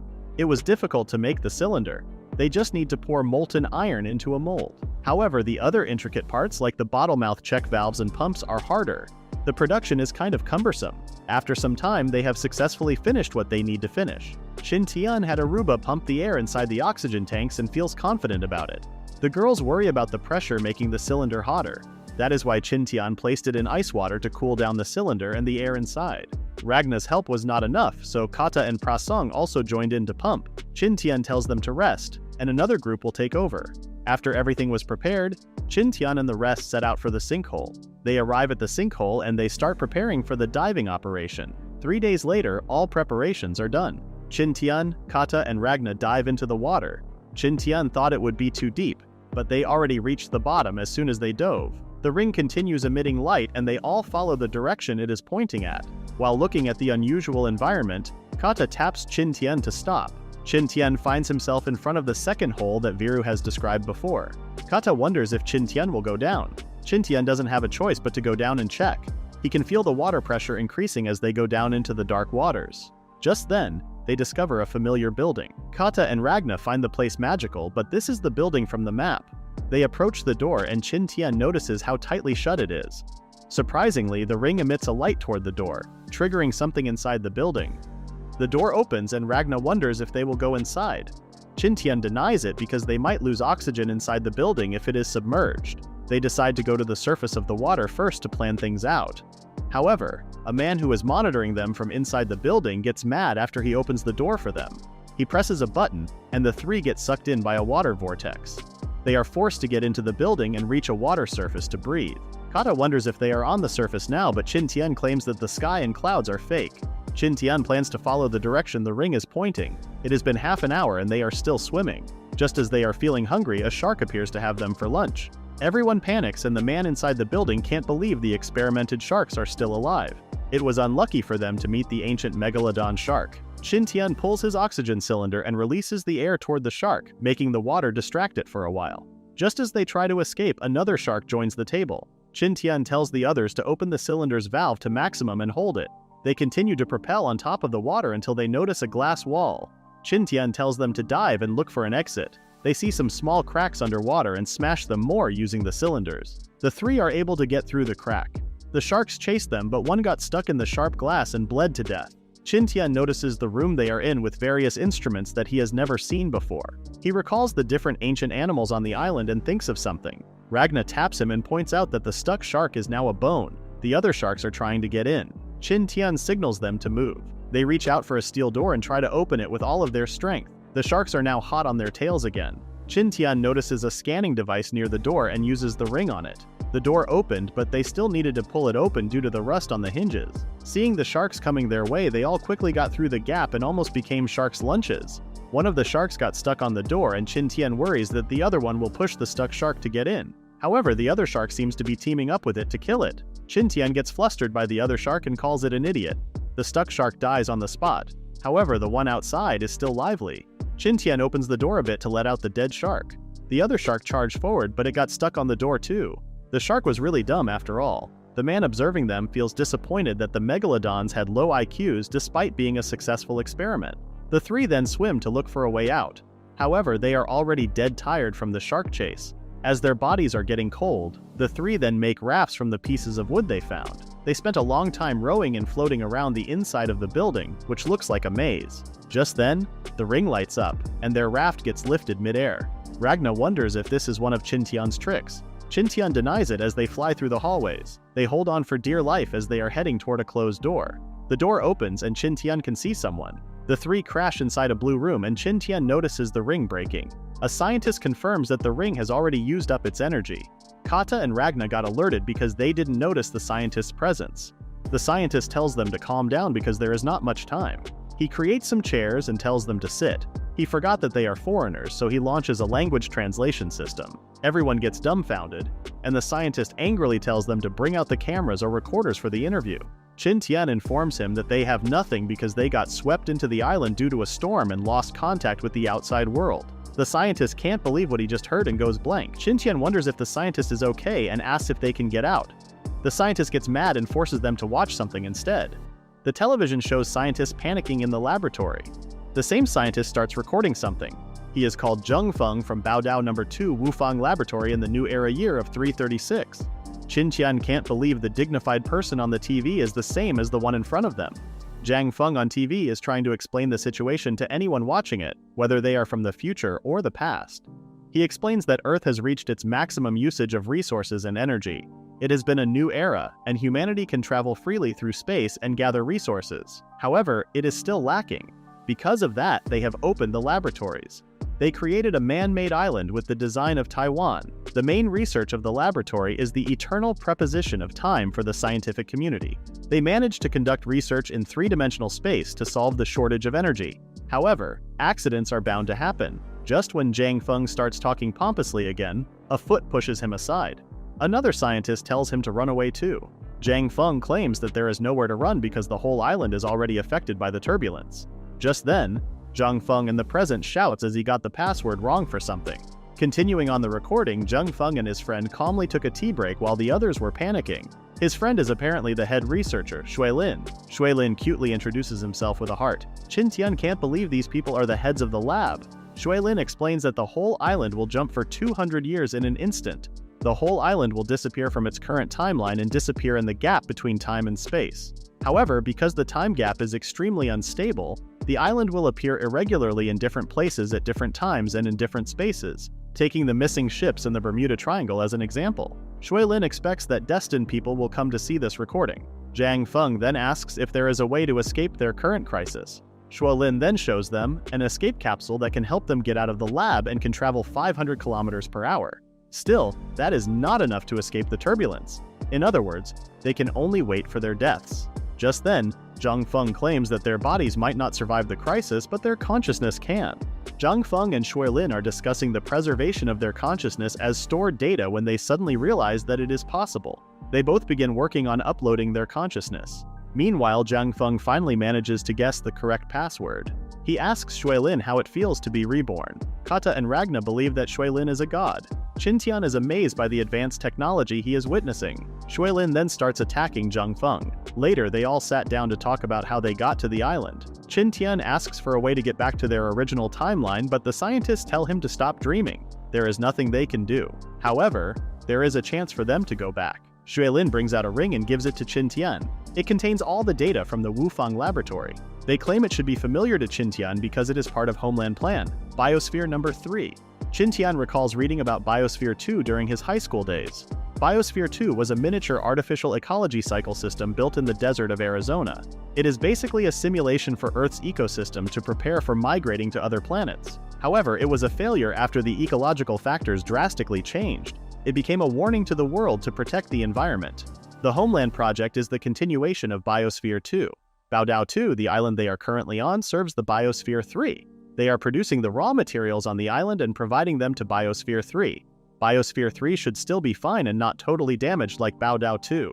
Qin Tian can use the data from Baodao 2 to look for a solution to go back home. The ring can help guide Qin Tian to Biosphere 3's location. Qin Tian asks the scientists to go with them.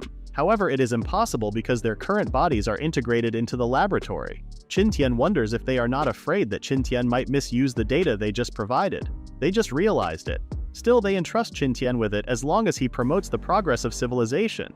At that moment, a realization dawns on them that the lab's energy is nearly depleted and will collapse in an hour. Qin Tian becomes filled with panic, yet the scientists reassure him that the escape capsules can swiftly transport them to safety within a minute. However, Qin Tian harbors suspicions that these two individuals might seize control of their bodies upon laying down on the capsules. Zhang Feng then points a gun at Qin Tian's head. Shui Lin punches Zhang Feng and tells him not to joke around. He claims that if they harbored ill intentions, they should have done it from the beginning. He asks Qin Tian to bring the data to Biosphere 3. They ask if Qin Tian needs something in return. Qin Tian then asks for high-tech guns or ships that can help the three of them. Shui Lin can detect multiple life signs on the island. He tells Qin Tian not to overthink and claims that everything they have operates with reserved energy. The ring they just gave out can operate for up to 100 years. He then confesses that Bao Dao 2 is also operating on energy. After the lab collapses, the island will also start to collapse within the next 2 years. The early stage will be the disappearance of the mist. The middle stage is the awakening of the volcano. The last stage is the volcano's eruption, and its magma will cover Bao Dao 2 until it sinks. Qin Tian realizes that they have a year left to leave the island. Qin Tian then bids farewell to the scientists. The three get into their escape capsules. Zhang Feng hopes they didn't choose the wrong person. The two then start making their meal. They feel sad that they can't see the end of what they have started. The noodles are cooked, and the two enjoy the taste they knew a long time ago.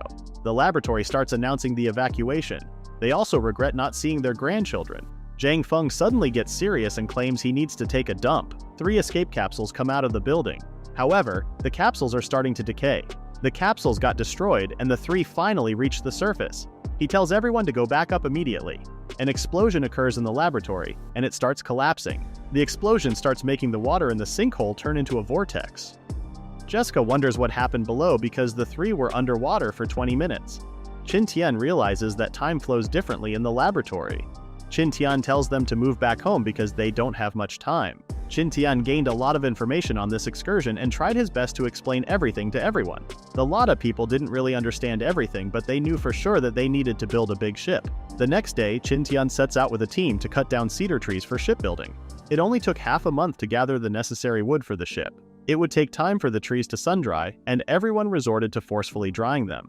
Alex wonders if they are cooking the dried wood. Qin Tian explains that cooking them in brine will make the wood buoyant. Qin Tian later finds some rose flowers that can be processed into medicines. The children also helped him pick the flowers. Qin Tian goes to the land they are tilling and tells the others to take a break.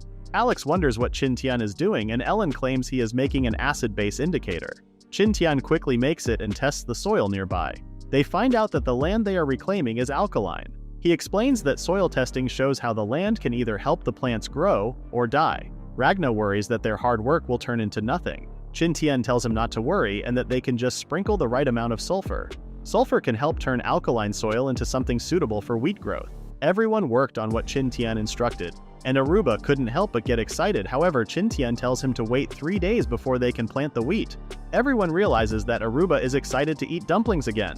The modern trio discusses their yield and concludes that the harvest will be enough for everyone for a year. Everyone then dries the wheat seeds first and starts building the dock for their ship. After soaking the seeds in water for a day, Qin Tian and the others planted them on the field they had cultivated. They managed to finish planting in a field the size of 10 football fields. Qin Tian knows that everyone is tired, but he hopes that everyone can persevere. He gives them tasks to be done. Alex will work on the lathe that will help shape the wood. Jessica will lead the wood transport through the sea because the land path requires more manpower. The twins, Pokuma and Pohama, will be their escorts. Ellen will take charge of the camp's agriculture while Nick will lead the camp's security. Qin Tian will announce the members later and ask them to rest. After that, everyone starts getting busy, like working on irons and transporting bricks and wood. Even the children are helping. Just then, the elders came to check on them. The elders came after feeding the livestock. Ellen tells them to rest because she assumes that they are weak due to old age. However, the elders feel bad that they are taking on the easy tasks and ask if they can help more. Ellen then claims that they can swap with the children in the water wheel from time to time. The elders get happy and remove their cloaks. They start pedaling on the water wheel with vigor and pure muscle strength. Despite being over 100 years old, they can sure pedal. They all work from dawn until the sky turns dark. They sail on the sea under the blazing sun. Time passed so fast and they did a lot of things. A warehouse near the docks, the upgraded lathe, and the completed transport of wood to the plain beach. When they return to their senses, everyone realizes that it is now summer. They all try whatever they can to survive the heat. Qin Tian then shows the upgraded map from the new ring he got. He can now see the names of the vegetation and search for them. Jessica then recognizes Rami, a natural fabric source coming from the Old East. Qin Tian leads a group to the location and they find the Rami plants. Qin Tian gets excited and asks everyone to gather as much as possible. Days later, Aruba flaunts a new dress made of Rami hemp. They manage to find a source for making clothing instead of using anime skins or fur. They then process it by drying it and later spinning it in a machine. They also successfully created a spinning wheel. Qin Tian is amazed at how Ellen is proficient with it as soon as she touches it. The Lotta children are impressed with how the machine works. The output is more surprising for them though, and they find the cloth more comfortable. Ellen feels sad that they don't have dye to put colors on the clothes. Qin Tian informs them that he has already prepared some. He had Milan leaves soak in the water to get a green color. Ellen discovers that Qin Tian made more dyes from madder, comfrey, and gardenia. The girls get excited as they can now add more colors to the woven clothes. Shipbuilding was paused for a while because it was more important to prevent heat stroke. Making more clothes is the current priority. Ellen was the most excited about making the clothes. A week later, Qin Tian finally got a new shirt. Ellen calls for his attention and Qin Tian comes out of his cave. He sees a dazzling Ellen with her new set of clothes. Qin Tian can't help but call her beautiful.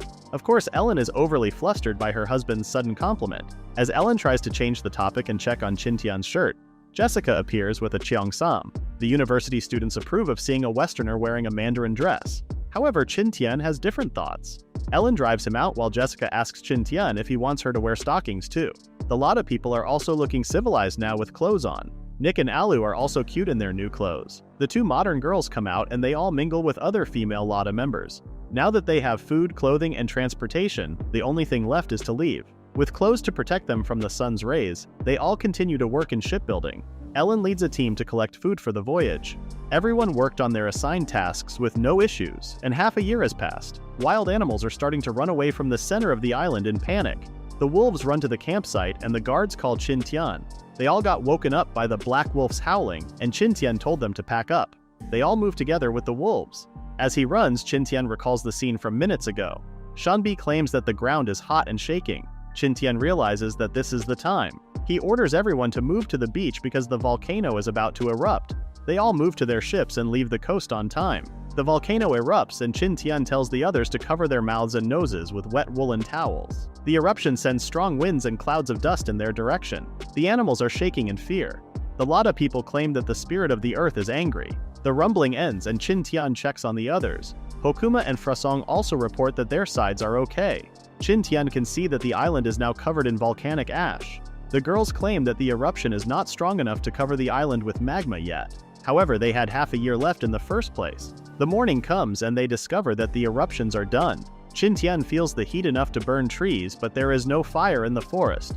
He tells the others to return to the camp. The camp was still in one piece, but the Lotta people stayed in the kitchen building because they were scared of the eruption. Qin Tian and Kata go out to investigate and find out that the lava only covered the volcano's surrounding plains. What Zhenfeng said was true, and the second eruption will be the final in half a year. Things finally got relaxed and they all continued building the ship. The eruption destroyed the wolves' hunting grounds and forced them to move near the camp instead. Half a year later, snow starts falling again, and it has been 2 years since Qin Tian came to the island. Everyone is obviously excited because it is a new year. It will also be comfortable for them because the ship is done and they can leave at any time. As everyone prepares things for their departure, Qin Tian notices something. He sees the black wolf as fashionable all of a sudden. The black wolf growls as the culprits praise his gentlemanly look. Qin Tian feels bad because he can't save him. They then depart for the beach. After reaching the beach, they set up things for dinner. As usual, they light up fireworks and celebrate the new year. They eat and drink until they fall. However, in Qin Tian's case, he became a pillow for the girls. He gets up and checks the ship. The girls also got up, and Jessica wonders what the ship's name will be. Qin Tian starts his lame name generator again, and Ellen calls them Ordinary. As Qin Tian thinks of a better name, the sun rises from the horizon. Seeing that the dawn is coming for them, he thinks of naming the ship Breaking Dawn. Qin Tian followed the custom of not working for a few days after New Year's Eve. Instead of working, they strolled around Baodao too. They are just enjoying the rest of their time on the island. Qin Tian also informs the Black Wolf that the island is collapsing. The blacks didn't hesitate to join Qin Tian on their journey. After a few days of leisure, they find ways to cause trouble, like looking for treasure in the river. They start loading their food on the ship, and Jessica reports that they have less wheat than expected. That night, Jessica could see from the skies and stars that it would be a bright and windy day tomorrow. She checks on a busy Qin Tian, who is looking for more information about the island. He found some experiment logs by the dynamic duo of Zhang Feng and Shuilin. They find out that gender attractions are related to the time and space cracks effects. Some creatures will also change habits or appearance, reach some breakthroughs, and gain faster recovery speeds. Well, that explains what they have encountered before. Ellen comes to report that she informed everyone of their departure. The lot of people are feeling sentimental about leaving the island where they experienced a lot of things. Even the hard-boiled man Kata is crying. The next day, Qin Tian announces their departure and they set sail. Everyone feels sad about leaving, but they need to survive nonetheless. Qin Tian then cheers them up and tells them to get ready to meet new friends. At sea, they prepare a whole pig and open its stomach. They plan to use it as bait with explosives for sea monsters. They let go of the bait, and Qin Tian reminds the twins to be alert. The twins continue to watch as something swims under the bait. As expected, Jessica can also navigate a ship after learning how to steer at the age of 9. Just then, Pokuma reports something. Qin Tian comes out and sees the same storm that they encountered prior to living on the island. It is the thundercloud that the scientists have mentioned. Qin Tian orders the others to go to their posts. Jessica continues to steer the ship. The warriors hold on to the sails. Ellen stays with the others in the cabin. Alex and some others continue burning the steam. Just then, Pokuma reports that Leviathan has come. The sea monster has come for the bait. Ragna can't believe it waited for them to get tired. Qin Tian pulls up a fire arrow and shoots the fuse connected to the pig. They also prepare their ballista. The sea monster turns out to be a mosasaur from the late Cretaceous era. Everyone starts firing the ballista bolts and hurting the mosasaur. Everyone tries to reload bolts, but the monster dives back into the water. The others wonder what to do. Qin Tian asks Jessica to start the paddle wheel. Jessica then asks Alex to start, and Alex starts increasing the fire below. The mosasaur comes out of the water to attack again. However, the paddle starts revving up and the ship goes off with more speed. The mosasaur goes back into the water and chases them again. Just then, something explodes under the water. The others wonder what just happened. Pieces of the mosasaur float on the water's surface and Qin Tian gets relieved. Jessica asks for a report and Qin Tian tells her to come out to take a look at the mosasaur. Just as Jessica plans to leave her post, she notices a huge wave coming in their direction. Everyone on board starts running toward the cabins. They increase the paddle wheel's power and also have other manual paddles. Qin Tian can't believe what he is seeing. He feels like Sun Wukong facing the Buddha's palm. They find the right timing and they rev up the ship's speed. They ride the huge wave and everyone is doing their best. The ship reaches the top of the wave and they safely get out of the predicament. Ellen thinks they have left Bao Dao 2's magnetic field. They successfully got out of the stormy part of the sea. The weather becomes calmer and everyone takes their time to rest after the tiring experience. Qin Tian brings dinner for the animals and discovers they are seasick. Everyone then starts getting excited and runs past Qin Tian. Qin Tian then goes to the dining hall. He eats with the others and enjoys the food with no worries compared to the past. After dinner, Qin Tian can't sleep and checks on the points he got from killing the mosasaur instead. The girls also can't sleep without being in the same room as Qin Tian. Pohama is on night watch, of course she is awake. The animals who feel liberated enjoy the sea breeze on the deck. Dawn comes, and Pohama calls everyone out. Everyone enjoys the sight of the sun rising from the horizon. They then lift their anchor and continue traveling peacefully. The men's leisure time is fishing. They enjoy the peaceful times after the storm. Well, that is, until they encounter something.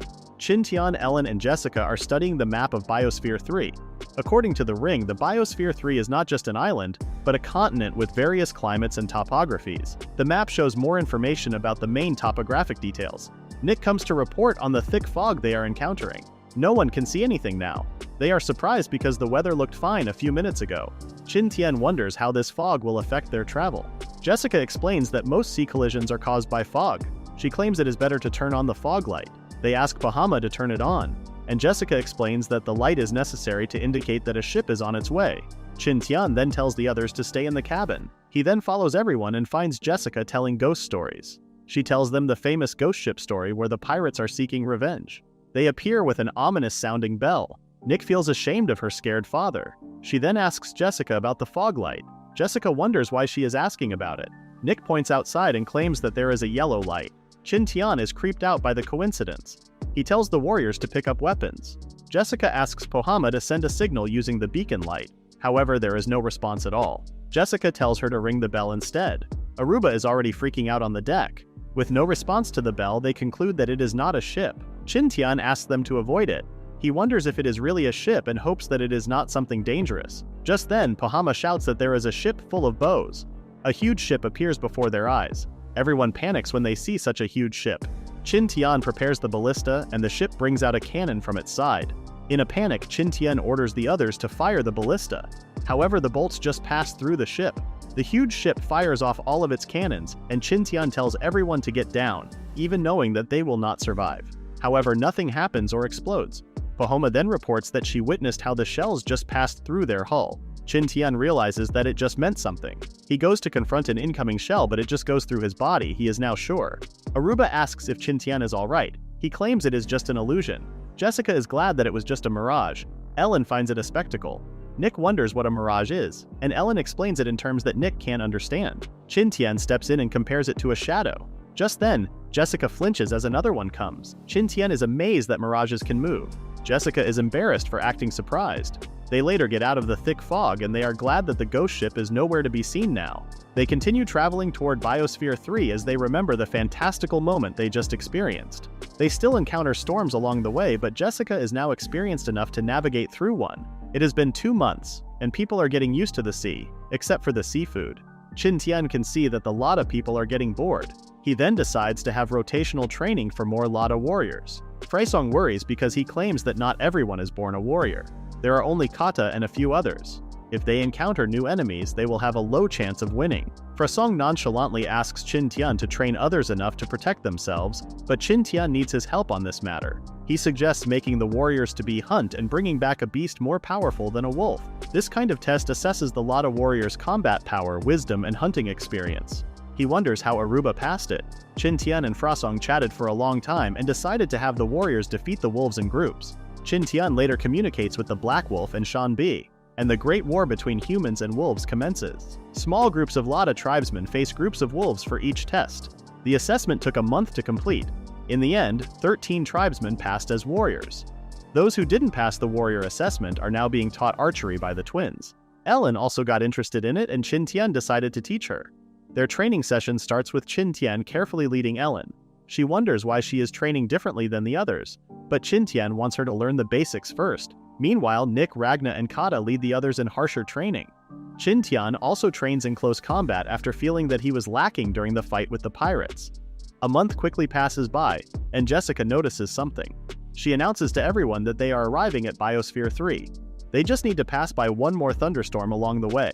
Everyone then gets into their positions. Jessica puts the paddle wheel into full throttle and they travel through the thunderstorm. After half an hour, they finally see clear skies.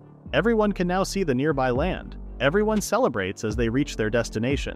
Qin Tian says it is going to take half a year to reach Biosphere 3. They stop in the nearby waters and they bring down a small boat for reconnaissance. Being desert people, the Lada people are fascinated by the mangrove trees. Jessica wonders what their exact location is, but Qin Tian's ring doesn't have a positioning function for Biosphere 3.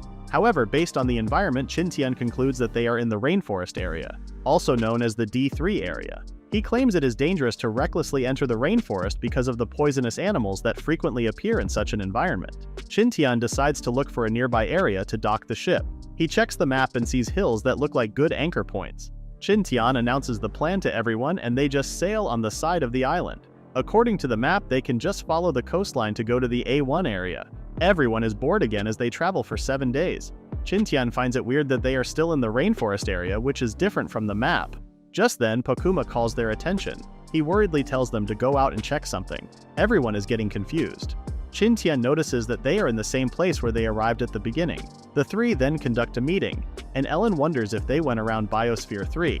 However, they can only see one kind of environment and it is impossible to circumnavigate a continent in 7 days. Qin Tian then speculates that they encounter a mirage and just travel in circles in the same area. The second speculation is that the ring's information is wrong. The third speculation is that Biosphere 3 collapsed and only left the rainforest area. Qin Tian claims the ring has been pointing to the rainforest since they were circling the area. Just then, the people on the deck noticed a strange monkey.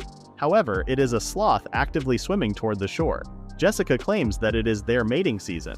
Once the male hears a female's cry, the laziness turns into horniness. Everyone was talking about whether they could eat it or not. Jessica then changes the topic to observing the mangroves during low tide. That afternoon, everyone embarks and looks around the mangrove area. The others get excited to land, but they suddenly slip on the muddy flats. They then check for more things. Even the children are discovering new things, like a fiddler crab. The twins discover fruits, but Jessica explains that they are mangrove seeds and inedible. Qin Tian claims that they actually have thumb-sized fruits called lankian, which go with clams as a soup. The writer approves that it is tasty. Everyone then gets excited and goes off to search for the fruits. It didn't take long for them to find the targeted fruits. This will be a change of taste for everyone. After picking lankian fruits, everyone then collects clams and crabs on the seashore. During dinner, everyone exclaimed how delicious the soup was. Even the girls enjoy the soup made with seafood other than fish.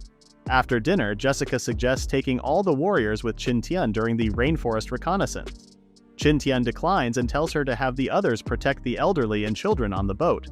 Qin Tian spent some time alone preparing the materials to bring for the mission. Ellen didn't idle and made more tight-fitting clothes with other tribeswomen. Jessica is also working on making an insect repellent, especially for the malaria-carrying mosquito.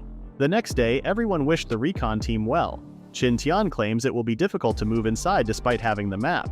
He tells everyone to follow him from behind. Half an hour later, they reach a dead end in the river. Qin Tian tells the rest to disembark and use the roots as steps. It is already noon and they don't have a choice but to move forward. They leave the boats and travel on the mangrove roots. Nick is surprised to see a fish on the mangrove tree. It is a cute mudskipper that has lungs that can breathe air. Aruba wonders if it is delicious. However, the black wolf scares it off. It just means that it is not delicious. Qin Tian tells them to hurry and find land before night comes. Sand Eagle continues to scout from the skies as Qin Tian and the others are scurrying through the mangrove area. They finally touch the ground after hours of stepping on roots. Qin Tian orders them to set up a camp. Just then, White Eye starts picking up a smell and growling angrily. Kata can also detect the strong scent of urine. It just means that they are in the territory of a strong beast. Suddenly, a beast appears. A jaguar comes out of the woods.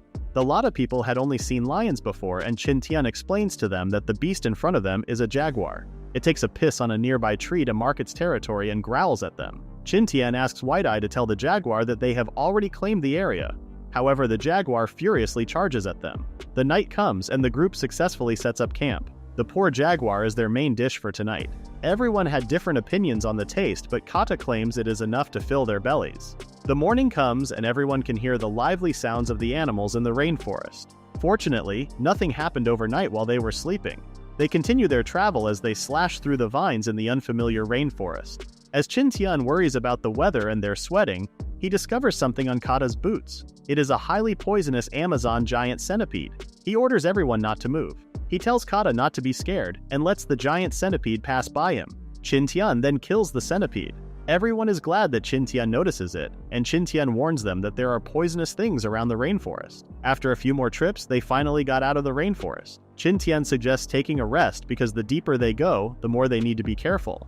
Mosquitoes bite them here and there as they continue in the dry woodlands. Aruba is a favorite of the mosquitoes, by the way. Qin Tian gives him repellent as the others are done slathering their bodies with it. Seeing the mosquitoes go away, Qin Tian is glad that he asked Jessica to make repellents. They continue their journey until Kata hears something. He tells them that he hears the sound of flowing water, and everyone claims that a river is nearby. Qin Tian can't believe he is the only one not hearing it. Qin Tian leads the way, and everyone arrives at the riverbank. However, Qin Tian is not sure if the water is drinkable. He plans to have White Eye test it first, but Abba already went ahead and drank some, claiming that it was sweet. Everyone then chases after reckless Aruba. Knowing that rivers are good landmarks, Qin Tian checks the map from the ring. The map displays lots of rivers and Qin Tian needs more references to determine their current location. Seeing that it is getting dark, he plans to camp out in the area first. They set up camp again as usual and got into action to procure food. Everyone can see that the fish in the river are small and won't be enough to fill their bellies. They will also be hard to catch. Kata suggests catching something like the jaguar again. Qin Tian, on the other hand, discovers something. He discovers some sorrel leaves that can be used to create traditional Chinese medicine, repel insects, and paralyze small fish. Qin Tian had an idea of what to do. Everyone then sets things up on the river and Pokuma wonders if the leaves are going to be effective in catching fish. Qin Tian then put a lot of sorrel leaves in the water and the fish started floating on the surface of the water. The rocks they put in advance prevent the fish from being swept away by the current. Dinner for tonight is a grilled dish, and the Lada people can't get enough of the taste of the fish. They were actually tilapia, which wouldn't survive on the previous island. Still, Qin Tian can't believe how rich the resources are. Just then he notices something, and a person can be seen floating on the river. First, Qin Tian tells the scaredy cat Aruba not to freak out. Nick wonders what is wrong. Qin Tian points to the direction of the river and asks them if the shadow they can see is a person. Confirming that it is a person, Qin Tian runs first to save them. After some time, everyone observes the wounded person looking like a tribesman from an earlier civilization. Seeing the man's attire, Qin Tian can only think that this person came from a more advanced civilization than the Lada people. Kata notices how the injuries were inflicted by stone tools. Kata wonders what to do with the corpse, and Qin Tian tells him to dispose of it. Kata immediately throws it back into the water and prays for the person's soul. A typical Aboriginal water burial. After the dinner, everyone had a meeting and concluded that there are other tribes on Biosphere 3. Out of precaution, they started to have a night watch and take turns every 2 hours. The next morning, they all set out after eating small fish again for breakfast. After following the river, they reach an elevated area. Aruba notices how muddy the water is. Qin Tian recalls the vlog episode he watched about muddy water in a downstream area after a rain, and the survival host suggests going to higher ground to escape the torrent. Qin Tian orders everyone to get up the cliff. With a rope tied to a tree, they all start climbing the cliff. Aruba wonders why Qin Tian is in a hurry. Qin Tian did speculate something based on what he watched before. Just then, an earthquake occurs, and they all see water furiously flooding downstream. They then climbed in a hurry and barely escaped the torrent. They just realized how wide the river is. Pokuma notices something on the water, and it is an Amazonian anaconda. Aruba wonders if it is a small Titan python. Qin Tian explains that they are different. Pythons have obvious scales, while anacondas are slippery like loaches. Qin Tian tells them to be careful, but a lot of people are seeing the anaconda as dinner. The cute anaconda sees a tree branch and slithers on it. What welcomes it at the end of the branch are the foodies from the Lada tribe, who see it as a dinner. Another poor wild animal has fallen into the hands of the Lada people. They all discuss how to cook the anaconda, and Qin Tian can't help but feel bad. Qin Tian notices how the animals they have met so far are normal, different from the mutated and ancient ones back in Baidao 2.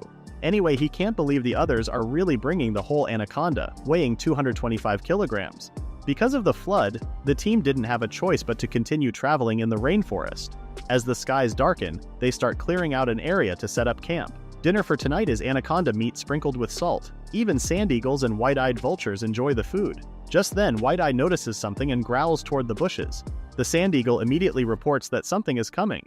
Qin Tian tells the others in a hurry to put out the fire. After the fire is put out, they all hide in the bushes.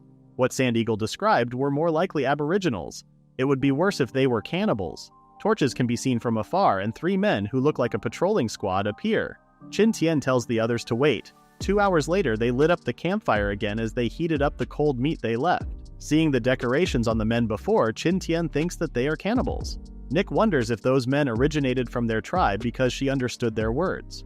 However, the others don't recognize them, and Aruba suggests asking Frusong later.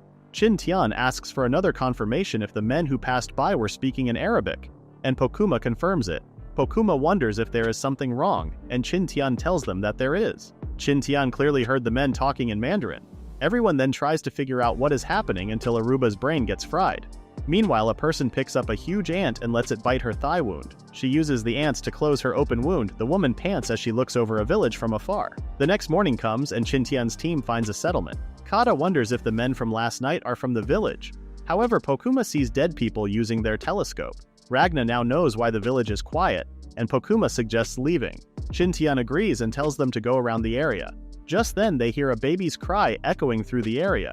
The others ask Qin Tian to look for it. Despite being worried, Qin Tian tells them to move in vigilantly. They can see traces of a fierce battle. They approach the house where the baby's voice can be heard. They get inside the house and discover that the baby has soiled itself and needs a change of diaper. Night comes, and the wounded woman from before approaches the village. She stops as she hears the Lada people being noisy over changing the baby's diapers. The woman finds their clothes unusual. The baby calms down beside White-Eye. The others notice how the village got looted, but Qin Tian decides to stay for the night. They are glad that they found the baby early on. However, Qin Tian worries about how to feed it when it gets hungry. Qin Tian's nightmare comes, and the baby cries out loud due to hunger. Aruba tries to feed it with a piece of meat, but Kata smacks him for being an idiot.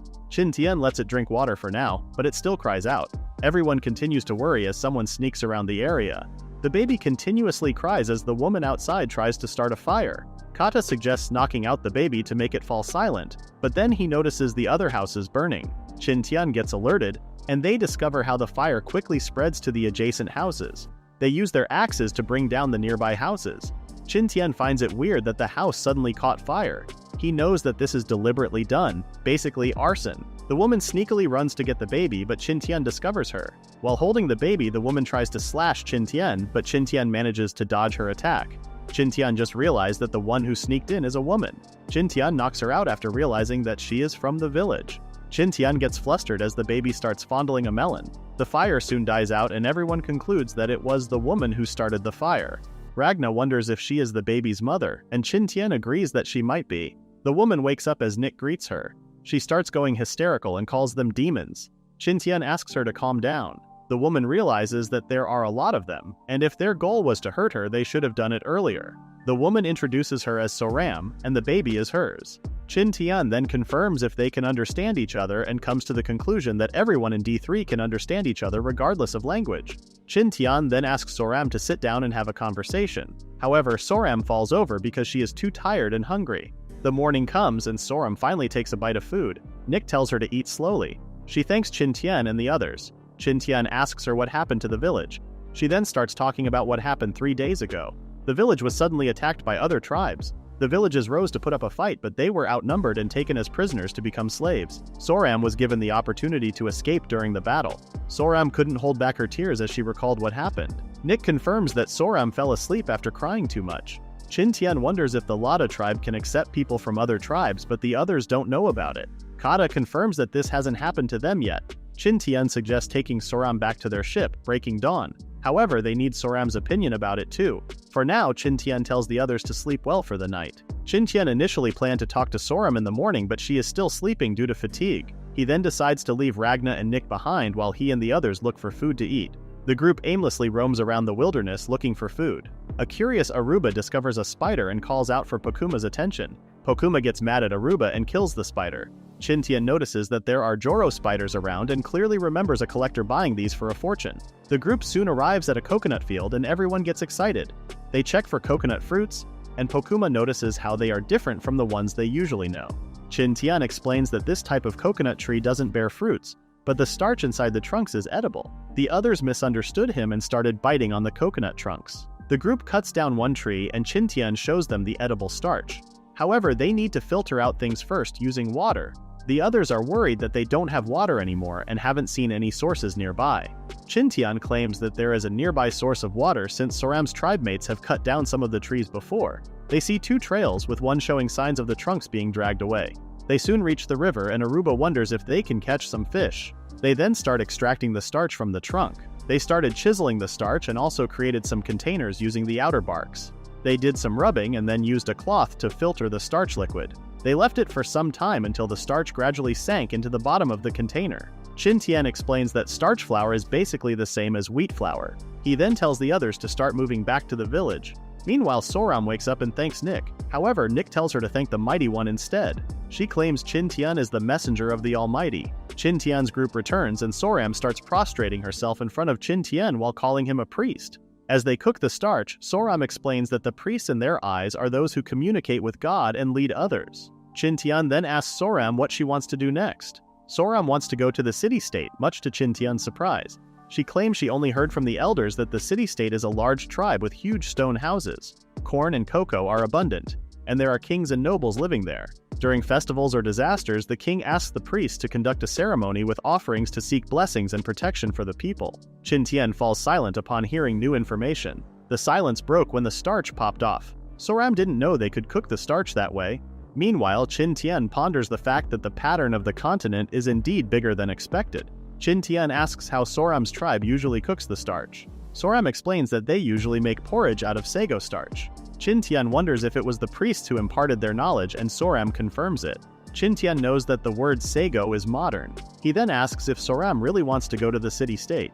She overheard during the raid that the invaders plan to sell her tribe mates in the city-state. She plans to buy them back. Everyone goes to sleep as Qin Tian is still digesting the information she got from Soram. He assumes that the city-state is in the center of the surrounding tribes. The tribes can plunder other tribes and offer the captured as slaves or human sacrifices to the city-state. However, Soram doesn't know where the city-state is located, and Qin Tian plans to follow the directions that the rings point to for now. He then worries about helping Soram because it would be reckless to travel through the rainforest with a baby. He wonders if the priest is a modern person and can be asked to join them. The next day, Qin Tian and Aruba start digging under a house where money is kept. They dig until they uncover a skull. Aruba panics and Soram explains that they bury the patriarch under their houses to have them protect them. They finally find a jar that contains coins. Qin Tian worries that it might be someone's ashes because the jar looks like a ceremonial urn. However, the jar contains colorful shells instead. Soram claims that with those shells she can buy the clan back. Qin Tian wonders when she will leave. Soram gets excited to hear that Qin Tian is willing to help her. She then asks Qin Tian to conduct a Hertzmark ceremony for her child. It is a ceremony conducted by the patriarch or an invited priest to baptize a name for the child. Qin Tian asks when the ceremony is, and Soram is glad to hear that Qin Tian agrees to it. She claims it can be done after a month. Qin Tian worries, but Soram suddenly mentions that it will be in 20 days. Qin Tian is surprised to find out that there are only 20 days in a month in the calendar the tribesmen are using. Qin Tian and the rest start going off to their respective tasks. Aruba then suggests fishing, but Qin Tian remembers that D3 is basically a miniature version of the Amazon forest, with dangerous creatures like crocodiles and piranhas. They must be careful when working beside the river. Aruba has a lot of worms to be used as bait. He discovers Qin Tian, who has made another unique fishing device that will automatically hook the fish once it bites the bait. After setting it up, they catch fish easily while processing starch at the same time. Just when Aruba finds the process convenient, a line suddenly moves viciously and he asks for the others' help. Qin Tian notices that it must be a big one for Aruba to struggle. Despite having Qin Tian's help, the two get pulled into the river by a strong force. Kata throws a spear, but it just bounces off the scales. The water splashes and an adult arapaima leaps out of the water. It is considered the biggest fish on the South American continent. Qin Tian knows it will be hard to pull it over once it goes back to the water. He asks Pokuma to aim for its head. Pokuma enters a state of concentration and hits the jaw of the arapaima with his arrow. The huge fish finally calms down in the water. After pulling it out of the water, they conclude that they have enough food for 3 days. Qin Tian pulls out the scales and explains to everyone that they are usable as armor. Seeing that Kata's spear bounced off them, Pokuma now realizes why Qin Tian asks him to aim for the head. However, Qin Tian claims he was not sure in the first place if the head was the weakness. Pokuma can't believe that he was just asked to do a chance shot. That night, they feasted on the arapaima's meat. At the same time, Soram is busy with something and Nick asks what she is doing. She is using the arapaima's scales to make armor. They didn't worry about having meat for the next 3 days, but they still need to process the remaining starch for their next trip. Meanwhile, Soram and Nick are preparing things for the ceremony. Soon after, Priest Qin Tian leads the ceremony but finds the process troublesome. He just mumbles random numbers and alphabets as chants. A few minutes later, Soram presents her child to Qin Tian. Soram guides her on what to do, and Qin Tian lifts up the child and realizes something. He unconsciously shouts the name Simba. Qin Tian tries to calm himself after the absurd memory he just recalled. The others behind him also shouted the name Simba, thinking that it was a chant. Soram then asks Qin Tian to introduce 9 items to the child to determine his purpose in life. Qin Tian then starts to present various things to the child. He puts down the child and watches him crawl toward the items. Surprisingly, the child picks up everything. Qin Tian wonders what blessing to say because he only prepared a speech for each item. He suddenly gets an idea and claims that the earth contains everything, hence the child's name is Earth. Soram is glad that her child now has a name. Everyone is impressed by what they just witnessed, even though it felt like the Lion King for a moment. Night comes, and Qin Tian checks on Soram's injuries. They then show Soram the map of the continent they are on. Qin Tian then asks, "Where is the village located?" She points to something near a river. However, Qin Tian knows that the map is kind of hard to use without the positioning function. They then continue planning the path they are going to embark on. The group sets out the next morning and follows the path Soram's tribemates left. Qin Tian offers a set of clothes for Soram, but she finds her current attire comfortable. The group later encounters a dead end and decides to camp for the night instead. The next day comes and Qin Tian can't believe he collected a lot of water from dews overnight. Everyone also does the same while Earth is chilling with wide-eye. The group continues to travel and Aruba is complaining about the weather. Soram suddenly stops and feels the wind. She claims that it is about to rain. However, the others can see how sunny the sky is. Soram exclaims that it will be heavy rain. Qin Tian can trust Soram because she is a resident of this continent. He then orders the others to set up camp. After some time, the skies start rumbling and rain comes pouring down. Ragna is thankful that Soram gave them a warning. Nick wonders how Soram did it, and Soram claims that she just needs to listen to the rainforest. Qin Tian is really glad he listened to Soram. Seeing how the rain pours, the group realizes that it will go on for the whole day. It's a good thing that Jessica's tent has a bottom to keep the water away. The rain continues through the night, and all they can do is camp out for the rest of the day. The skies cleared up the next morning, but the rain came back just like Sorum predicted. As the skies clear up again, the group continues to travel. However, their boots are too soaked from the rain. Ragna suggests taking them off, but Qin Tian denies his suggestion. Sorum gives out a signal again and Qin Tian tells them to set up the tent. It starts raining again, but weaker compared to the beginning. This time they use an animal skin tent so they can put up a fire. Just then Aruba notices that Kata has 6 toes on his feet. Kata looks down and checks on his foot. Ragna and Pokuma claim that they have the same thing. Qin Tian scolds them for not telling him about it early on. Qin Tian then starts asking them for symptoms. Qin Tian worries that they might be fatal. He then opens up the system's store and uses 2,000 points to buy a book about first aid in the wild. Qin Tian can feel the information entering his mind again after a long time. He finds the information that he needs in his head, and diagnoses the condition of the others as warts. The others are worried that they might die because of warts. Kata then starts leaving his will to Nick. Pokuma asks Aruba to take care of his twin sister Pohama. Ragna cries with a confused white eye. Qin Tian then tells them that a small problem won't kill them. The treatment is quite simple. Pour some hot water on the wart and cut it off with a knife. It won't even hurt when cut off. Kata wonders if it is done, but Qin Tian claims it might grow back again and they just need to cut it off. He presented another method using needles, but the others looked scared. Sorum claims the rain is going to take a day, so everyone decides to rest for now. Qin Tian knows the cause of warts: long-term travel, friction, and the wet environment that let the bacteria breed on the wounds. Qin Tian tries to look for more books that can help their current situation, but I see something familiar in the store. Sheesh, other manhwas are uploaded on the system. Qin Tian is tempted to buy them. He quickly snaps out of it and continues to browse for something useful. He then finds an upgraded book about field crafts. Despite being expensive, Qin Tian buys the book and gains new knowledge. He then stands up and exclaims that there is a way. He then mixes lard with sodium hydroxide to make glycerin. He then mixes it with starch, baking soda, vinegar, and water to make degradable plastic. Sorum is fascinated by the glass tube and Nick starts acting proud. Qin Tian continues mixing and the others are starting to wonder what he is doing. He claims he is making plastic that is waterproof. Half an hour later, they acquire waterproof boots. Aruba then offers to do the test.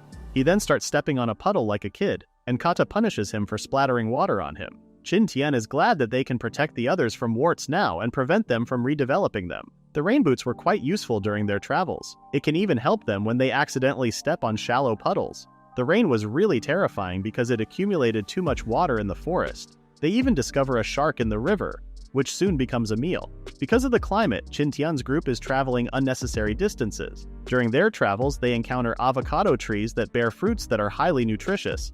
Our foodie friend Aruba starts climbing to pick the fruits. However, he notices something from afar. He shouts back to the others below that he can see fire ahead.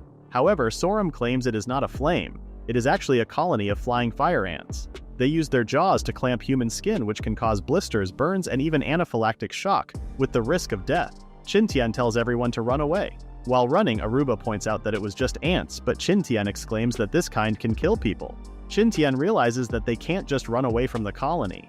He brings out his lighter and asks the others to bring out the alcohol. They put alcohol in their mouths while holding torches. The fire ant colony comes and they spat out alcohol towards the fire torch. Unlocking fire breathing, I mean killing the fire ants in the process. However, there are still a lot of them. Qin Tian tells the others to cover their heads and get out. The fire ants start biting them. Just then, the Sand Eagle comes. Sand Eagle uses Gust. It is super effective. Qin Tian commends Sand Eagle. The fire ants target Sand Eagle this time. Qin Tian tells it to get away and throws the bottle of alcohol away. Pokuma shoots an arrow, breaking the bottle and causing an explosion. Qin Tian tells them to run. Qin Tian and the others run away from the fire ants. Qin Tian knows that fire ants don't have natural enemies. However, the system shows him Mahatma, a parasitic fly, and yellow dragonflies, which both prey on fire ants. The ring points out a direction, and they all run to it. They are getting near the yellow dragonflies' breeding grounds near the river. Qin Tian and Pokuma distract the fire ants again with small explosions. They finally arrive at the river, and Qin Tian tells them to hurry. Everyone dives into the water, and Qin Tian gives the fire ants the middle finger. The yellow dragonflies start to mobilize. They all preyed on the fire ants until nothing was left. Look at them burp. Everyone gets out of the water and checks on each other's condition. Qin Tian is glad that no one had allergic reactions. Sorum and Nick appear and they regroup.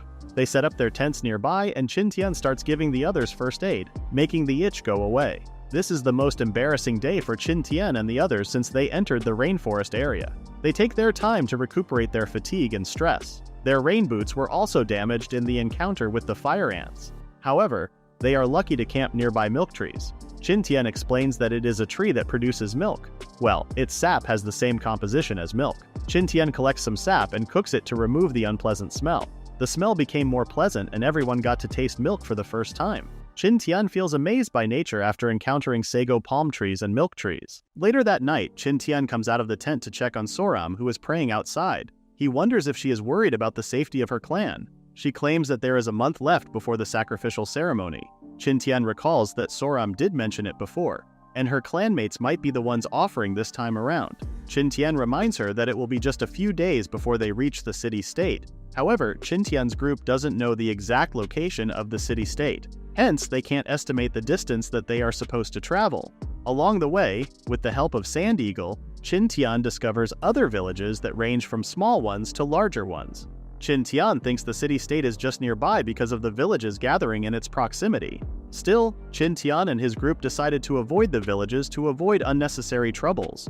A few days later, Qin Tian's group discovers some traveling tribesmen. They think the path they are taking is toward the city-state. Just then, they hear something in the nearby woods. A man is running with his little sister on his shoulders while following a strong scent. He then stops as soon as he discovers Qin Tian's group. Qin Tian can see that the siblings pose no threat to them. The little sister then exclaims that she wants to eat what Qin Tian's group is cooking. The young man puts her down and tells her to wait. The young man brings out a deer's leg and asks Qin Tian for an exchange. Qin Tian smiles and looks at the others. The young man wonders if he needs to find another leg, but Qin Tian tells him that it is enough. Qin Tian plans to ask for information from the young man. The young man introduces himself as Tiger Claw, while the little sister is named Aya. They both thank Qin Tian for the food. Aya exclaims how delicious the cooked starch is and wonders if it is a gift from God. Tiger Claw wonders if Qin Tian's group will also participate in the sacrificial ceremony, but Qin Tian replies that they are not sure if they are going the correct way. Just like he expected, Qin Tian gained information from Tiger Claw. Tiger Claw explains that the people walking on the same path are going to participate in the sacrificial ceremony. In terms of their current location, it would still take them 2 more days to reach the city-state. Tiger Claw tells them to take their time because there is still time before the ceremony of the priesthood starts. Tiger Claw then reminds Qin Tian about the entrance fee. Qin Tian wonders how the fee is calculated. Tiger Claw mentions that shells are the main currency used to buy products like cocoa beans, tobacco, and corn. Qin Tian wonders how much it is per person, and Tiger Claw tells him that it is 20 shells per person.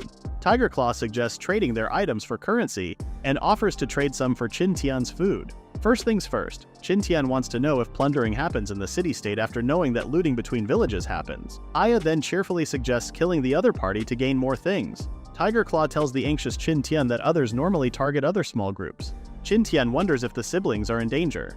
Aya exclaims that her brother is strong enough to take on 10 people by himself. Qin Tian then changes the topic and asks for the exchange of shells for food. The siblings then receive food from Qin Tian with extras. Qin Tian now worries if Soram can buy off her clanmates with her jar of shells. The 2 groups finished exchanging goods and shells and went their separate ways. Qin Tian and his group moved to look for another place to camp. He worries that the siblings are other tribes' scouts. Meanwhile, the siblings talk about how nice Qin Tian is. Tiger Claw hopes he won't participate in the holy ball sports after the gods bless them. Just then, Aya starts shivering. Tiger Claw stops walking and covers Aya with this thick cloak.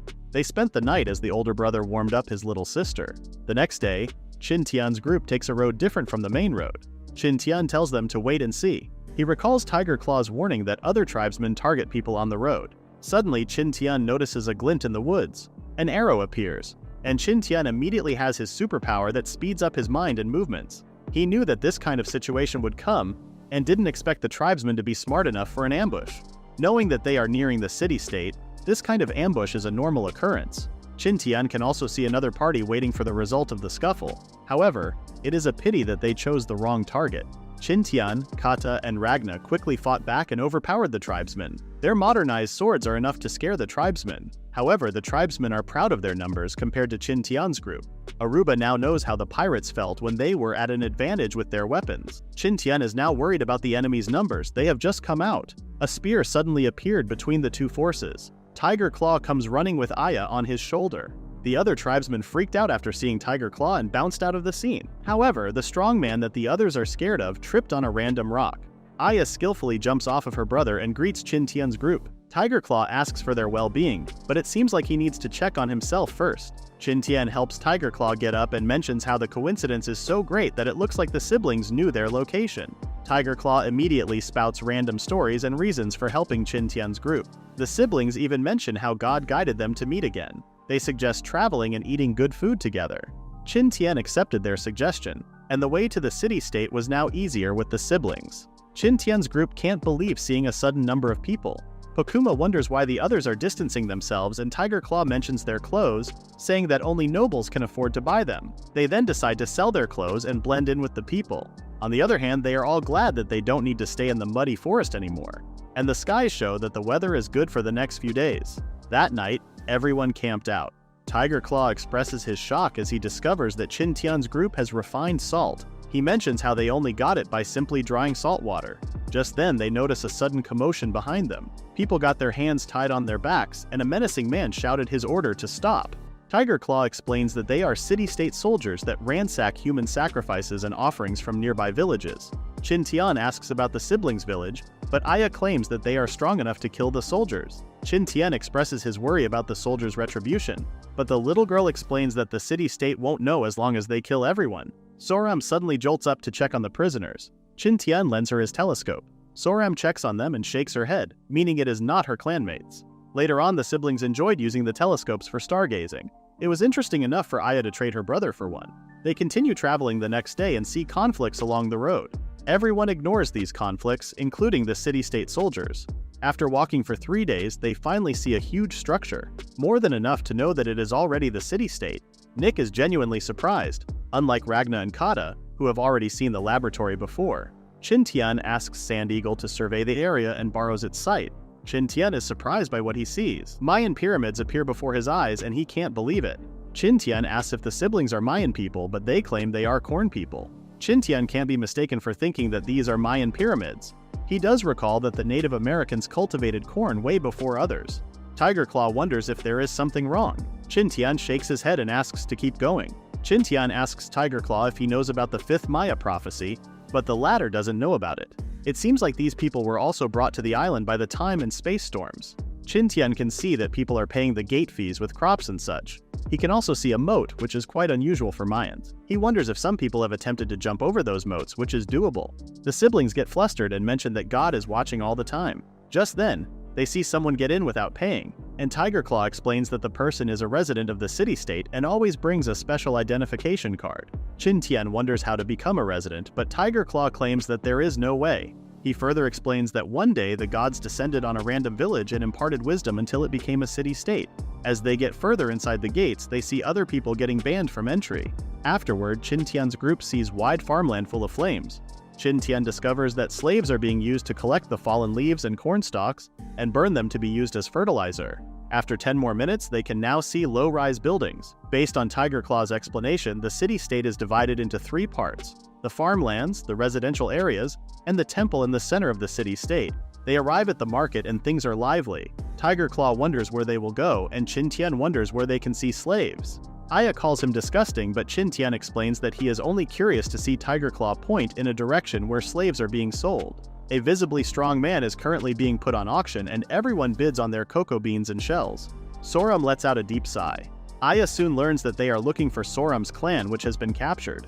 The siblings just found out the reason why Qin Tian and the others came to the city-state. Soram thanks Qin Tian for bringing her to the city-state and swears to repay Qin Tian in the future. Qin Tian also thanked her for leading them to the city-state, which was their main goal in the first place. Qin Tian wants to explore the Mayan structures, but he needs to help Soram look for her clan first. The siblings offer their help to look around.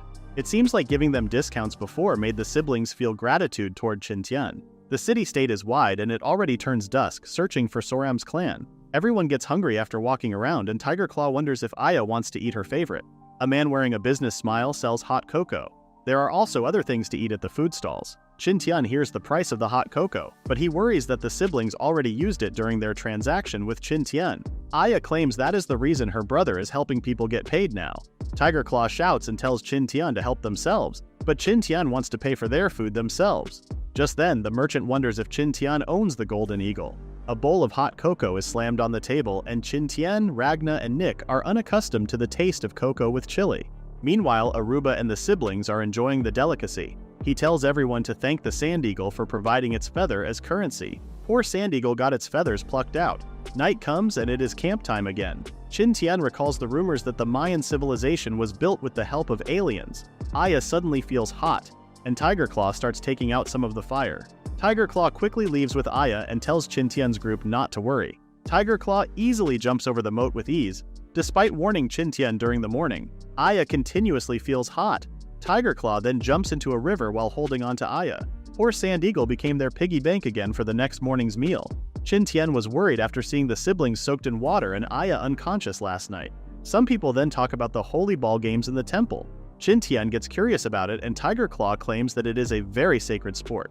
Their group soon arrives at the temple, and a lot of people are amazed by the Mayan pyramid's size. Qin Tian finds the statues on the side interesting because they look like Chinese dragons. They get inside the pyramid and discover massive paintings on the wall. Qin Tian is amazed by them. Tiger Claw then starts introducing the gods depicted in the paintings: Aike Kua, the black god of war; Chuk, the rain god; Apuche, the god of the underworld; and Ikchel, the goddess of the moon.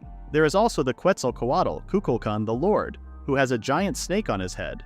Qin Tian then asks who the god is in the other painting, which looks like it was added recently. Tiger Claw explains that they are the god of wisdom, who descended from the city-state to impart knowledge.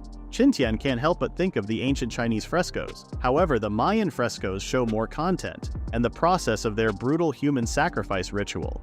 It didn't take long for the group to exit the pyramid and later discover more of them, like hills. The Mayan pyramids are concentrated in the middle part of the city-state. There is a square in the middle of the pyramids where the holy ball sports are being conducted. The cheering audience gets heated up as the participants play the sports. Tiger Claw explains that they need to throw the ball into the ring without using their hands and feet. They can only use their elbow, forearm, knee, or buttocks. Suddenly, the participants start beating up each other. Qin Tian can't believe that they are allowed to punch others or even kill others while playing the game. Just then, the ball flew toward Qin Tian. Qin Tian tries to catch the ball, but its terrifying force is strong enough to throw it off Qin Tian.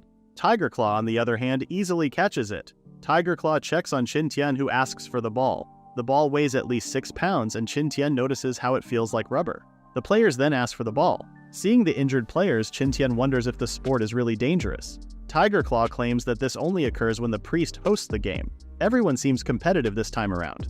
A man then joins their conversation and informs them that it is a priest-hosted game. Tiger Claw wonders if the sacrificial ceremony is over, since the priest-hosted game happens after it. The man explains that the priest adjusted the time of the game and set it before the ceremony. Tiger Claw then grabs his sister and leaves. The siblings abruptly leave Qin Tian and the others. They wonder what happened to make Tiger Claw giddy. They think the holy ball contest is a big deal. Qin Tian orders the others to scatter to look for slave auctions and meet after an hour. The group continues their search for Soram's clansmen. Knowing that the holy ball games are important, people will flock over to them. It means it will be easy now for Qin Tian and the others to look around the regions. Unfortunately, they haven't seen signs of Soram's clan after searching for an hour. Just then, someone shouts for help. A cage-talking bird shouts for help while mentioning Soram's name. A man puts up a price of 300 cocoa beans or 100 shells for the talking bird. He is also willing to trade the bird for a sand eagle or white-eyed hawk. Qin Tian tries to bargain the price, but the merchant ignores him. In the end, Qin Tian uses all the cocoa beans he got from Tiger Claw and some feathers from the poor sand eagle. The parrot continues repeating the words help and Soram. The Lada people are amazed by the talking parrot. Soram claims it was the bird that one of his clanmates was raising. She then asks the parrot for the whereabouts of its owner and the others. The bird then flies off somewhere and asks them to follow it. They soon reach another Mayan pyramid, which is still impressive for Qin Tian and the rest. Suddenly, the ring points toward the direction of the pyramid. The guards then stop them because the temple is ahead of the gate. Qin Tian calmly complies with them and backs off after finding out that a certain area is where the priest and king live. Just then, someone called out to them and it was the merchant from before with a nice business smile. He came to offer hot cocoa to the priests in the temple. He was chosen to present an offering because he got the best hot cocoa in the city. The guards then shout at them, and Qin Tian leaves as the merchant gets escorted inside the gates. Qin Tian tells the others to leave for now. He tells them about the area's tight security, which makes it hard to sneak in. He tells them to prepare so they can be invited inside the temple area. The others wonder how they were invited inside. Qin Tian reminds them how the merchant from a while ago got inside the temple. They just need to collect a lot of cocoa beans from now on. Qin Tian plans to make the most delicious hot cocoa after trading some of it from the market area. Qin Tian also discovers some sweet potatoes and recalls how America is their home. In addition to cocoa beans, Qin Tian's group also collected sweet potatoes and vanilla. That night, Qin Tian's group roasts sweet potatoes, and it is the first time the lot of people eat them. Qin Tian claims it is easy to use as a reserve food and can easily fill your stomach. However, it makes your stomach gaseous to the point that you fart like Aruba. Qin Tian gives them a clear warning using Aruba as an example. The main reason Qin Tian bought too many sweet potatoes was to get the syrup he needed for the hot cocoa. After dinner, everyone starts processing their hot cocoa. Qin Tian's group is responsible for getting the syrup out of the sweet potatoes, while Soram's group is in charge of dehydrating the cocoa beans. Soon after, the sweet potatoes show signs of sugar, while the cocoa beans are now being ground to pieces. Qin Tian lets the remaining water evaporate while the syrup is left behind. On the other hand, Soram adds herbs to the ground powder. After some time, all their ingredients are done. Everyone then starts cooking hot cocoa in a large pot, and Qin Tian adds syrup to add sweetness to the bitterness, milk to enhance the drink's smoothness when drunk, and finally, vanilla to enhance the flavor of the hot cocoa. Everyone takes a sip of the improvised hot cocoa, and you can see on their faces that Qin Tian was successful in making a unique hot cocoa. With Qin Tian's taste test, he realizes he needs to add more syrup to it. Pokuma wonders if honey can also enhance the hot cocoa's sweetness. Qin Tian explains that honey becomes sour at a certain temperature, which is not suitable for a hot drink like hot cocoa. The next morning, a peculiar scent covered the market's food stall area. Qin Tian shouts and advertises their hot cocoa as the best in the city-state. The sweet, delicious smell is enough to turn people into hot cocoa junkies and push each other to buy some. The business was booming, and Qin Tian's group was selling hot cocoa like hotcakes. Everyone gets a taste of the new hot cocoa in town. It was delicious enough to hear the gods calling them. It was only an hour, but Qin Tian's group sold out of hot cocoa. They also got a lot of cocoa beans as payment for today's sale. Seeing that they are selling is pretty rewarding for Qin Tian and the others, but collecting currency is not their goal. They just need to get famous and reach the ears of the priests. Qin Tian's group sold their hot cocoa in various parts of the city-state, and Qin Tian expected that they would get the attention of the priests in less than a week. He wonders what is happening now with the holy ball. Everyone cheers hard as players attack someone who's wearing a haystack on the field. The punch was ineffective, and the haystack man easily flipped over his attackers. The attacker wondered what had happened as he punched the haystack. Qin Tian and Kata are impressed by the haystack man and even mention how that haystack man is stronger than Summonson. Just then, a kid calls out to Qin Tian and asks if he can work for them in exchange for hot cocoa. Qin Tian then hands out a large bowl of free hot cocoa to the kid. The kid hurriedly gulps down the hot cocoa, making Qin Tian flustered, and he asks the kid to put down his basket first. Qin Tian notices the contents of the basket. The stones are calcium carbide, which is a material for the production of acetylene and calcium cyanamide. Qin Tian asks if he can take a look at the stones. He then throws one into a bowl of water and the water starts boiling. Qin Tian asks the others to step back as he places fire on it. The bowl explodes as the calcium carbide reacts with the flame. This confirms that it is a real calcium carbide. Knowing that this material shouldn't exist in nature, Qin Tian asks the kid where he got it. On the outskirts of the city-state, the kid leads Qin Tian to the nearby forest. The kid claims that the place they're going is cursed. He mentions how lightning struck the temple and everyone in it turned crazy. Qin Tian wonders why the kid is not scared despite the rumors. The kid claims that the priests have already driven away the evil gods in it. They then arrive at an abandoned Mayan pyramid. The kid tells Qin Tian not to worry about offending the gods because the temple is now abandoned. They enter the pyramid, and Qin Tian notices the cracks in the walls. The walls were also melted by the lightning from the stories. The kid then points out the rubble where he got the calcium carbide. Qin Tian notices a lot of charcoal, quicklime, limestones, and of course calcium carbide. Qin Tian wonders how these byproducts came about. He can only think of the electrical traces on the walls, but mere lightning is not enough to produce the necessary heat and charge. Qin Tian then notices a different looking piece of rock. He feels like he's already seen this rock before and knows that the Mayans can't produce such a rock. Qin Tian then plans to check out the other nearby temples. Qin Tian then wonders why the kid is collecting limestone. The kid explains that the limestones are used to build temples, and Qin Tian realizes that the kid is selling them. Qin Tian thanks the kid for leading the way and promises to pay him later. The kid declines, as he has already received a bowl of hot cocoa. Based on the kid's appearance and clothing, Qin Tian realizes that the kid is one of those poor commoners of the city-state. Later, Qin Tian discovers a shelf and wonders what was originally placed on it. The kid claims it was all limestone before he took them away. Qin Tian's hunches are now right. The kid wonders what Qin Tian is looking for, and he claims that he is looking for something strange, like a shiny stone. They get on top of the pyramid, and Qin Tian notices the tiles on the rooftop. He can see that they look like solar panels. He then decides to check on the other temples. Afternoon comes and Qin Tian thanks the kid for showing him around. The kid went home and Aruba got worried that the stone would explode in the jar. Qin Tian tells him not to worry as long as it doesn't come into contact with fire.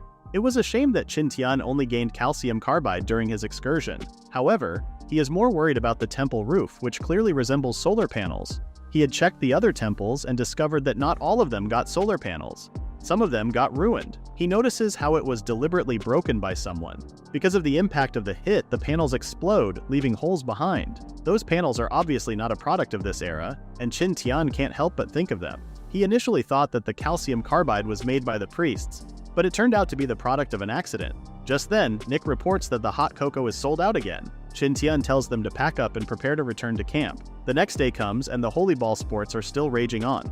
Apparently, it is the last day of the sports, which is why there is a large audience. Despite the number of people, Qin Tian's hot cocoa is not selling well in the finals. Suddenly, people start kneeling, and others wonder if they should do the same. Soram claims that the priest is coming. Two men are being carried on a palanquin. They pass by the people who are kneeling in front of them. Qin Tian wonders who among the two is the priest. He can't deduce because no one looks like a learned person. They can't hear what the thinner man is talking about on top of the pyramid. On the other hand, the man feels great looking down on people like ants. Everyone celebrates as he announces the start of the Holy Ball Sports Finals. The two men sit down as they watch the games. The thinner man discovers the haystack warrior bulldozing through the other players. He wants to take the man as his own. The thinner man turns out to be the priest and he gets some hot cocoa as a refreshment. Later on, Qin Tian continues to brew their hot cocoa until someone calls them out. Guards from the temple menacingly look at them. Qin Tian soon learns they can either get cocoa beans or slaves as rewards.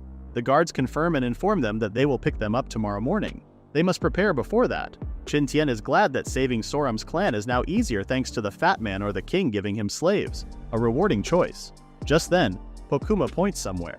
A man covered in blue ink is being apprehended and tied up. The priest calls the man lucky to meet the gods as he menacingly lifts a knife. The man gets stabbed and kicked off the stairs. He falls to the ground in front of the haystack warrior. The priest lifts the human sacrifice's heart as he announces that the divine light will always protect them. Everyone cheers except for the haystack warrior. Kata finds the event blasphemous while Qin Tian suggests getting out soon. That night, Qin Tian checks on Ragna, who is stuffed in their jar. They added more holes to the jar for Ragna's ventilation. Qin Tian expects things to happen the next day. The morning comes and Qin Tian worries if the priest will ask them to remove their masks. The guards check on their jar and see no problem. A guard orders Qin Tian and the others to always follow them. The other guards were impressed by the cart's wheels. Qin Tian notices how wide the moats are where the priests and king live. Something caught Qin Tian's attention. Piranhas live in the moats. If someone falls over it, then it is game over. Seeing the huge pyramid again, Qin Tian wonders how long these structures took to be built. He then notices that there is an entrance on the side instead of the stairs. Qin Tian is surprised that this pyramid is bigger than the rest of the scattered pyramids. He paid some cocoa beans to the guard for information, but the guard's knowledge about the place was limited. The large pyramid's residents are divided into three groups: the king, the nobles, and the slave soldiers. Qin Tian's group soon arrives at the second floor where nobles reside. They soon arrive at the kitchen and the guard orders them to get the famous hot cocoa ready in an hour. Seeing that they are heavily guarded, it is impossible to run. Qin Tian decides to prepare the cocoa first. Soram is amazed to see the smoke being ventilated. Qin Tian explains how the chimney works. However, the principle of building it is not simple, and some unknown forces are working behind the scenes in the city-state. A guard stood by outside the kitchen. He suddenly heard coughing from inside. He checked if there was a fire, but Soram claimed that the firewood suddenly went out. While the guards were helping to solve the crisis, Qin Tian sneaked out of the kitchen. Ragna, who was inside the huge jar, replaced Qin Tian. However, the guards noticed how he got a different height compared to before. Just then, the parrot distracted the guards by flying away, but Soram told them that it would return on its own. Qin Tian was glad that their plan had worked. He sensed the urgency because he only had an hour to move around. Qin Tian soon ran through the hallways while looking at the ring's navigation arrow. Seeing that the light was getting stronger, Qin Tian sensed that he was getting near something. However, there were still other people walking around and Qin Tian hid to take more precautions. Suddenly, he heard people shouting that they could see God. He checked a room and discovered that most of the residents of the temple were enjoying their own time in their rooms. Well, it is thanks to their behavior that Qin Tian can move around undetected. Going left and right, Qin Tian continued following the ring's direction. However, he reached a dead end where the ring was strongly pointing. He wondered if he needed to phase through it. Meanwhile, the guards are fascinated that the parrot really came back on its own. Just then, smoke started coming out of the kitchen again.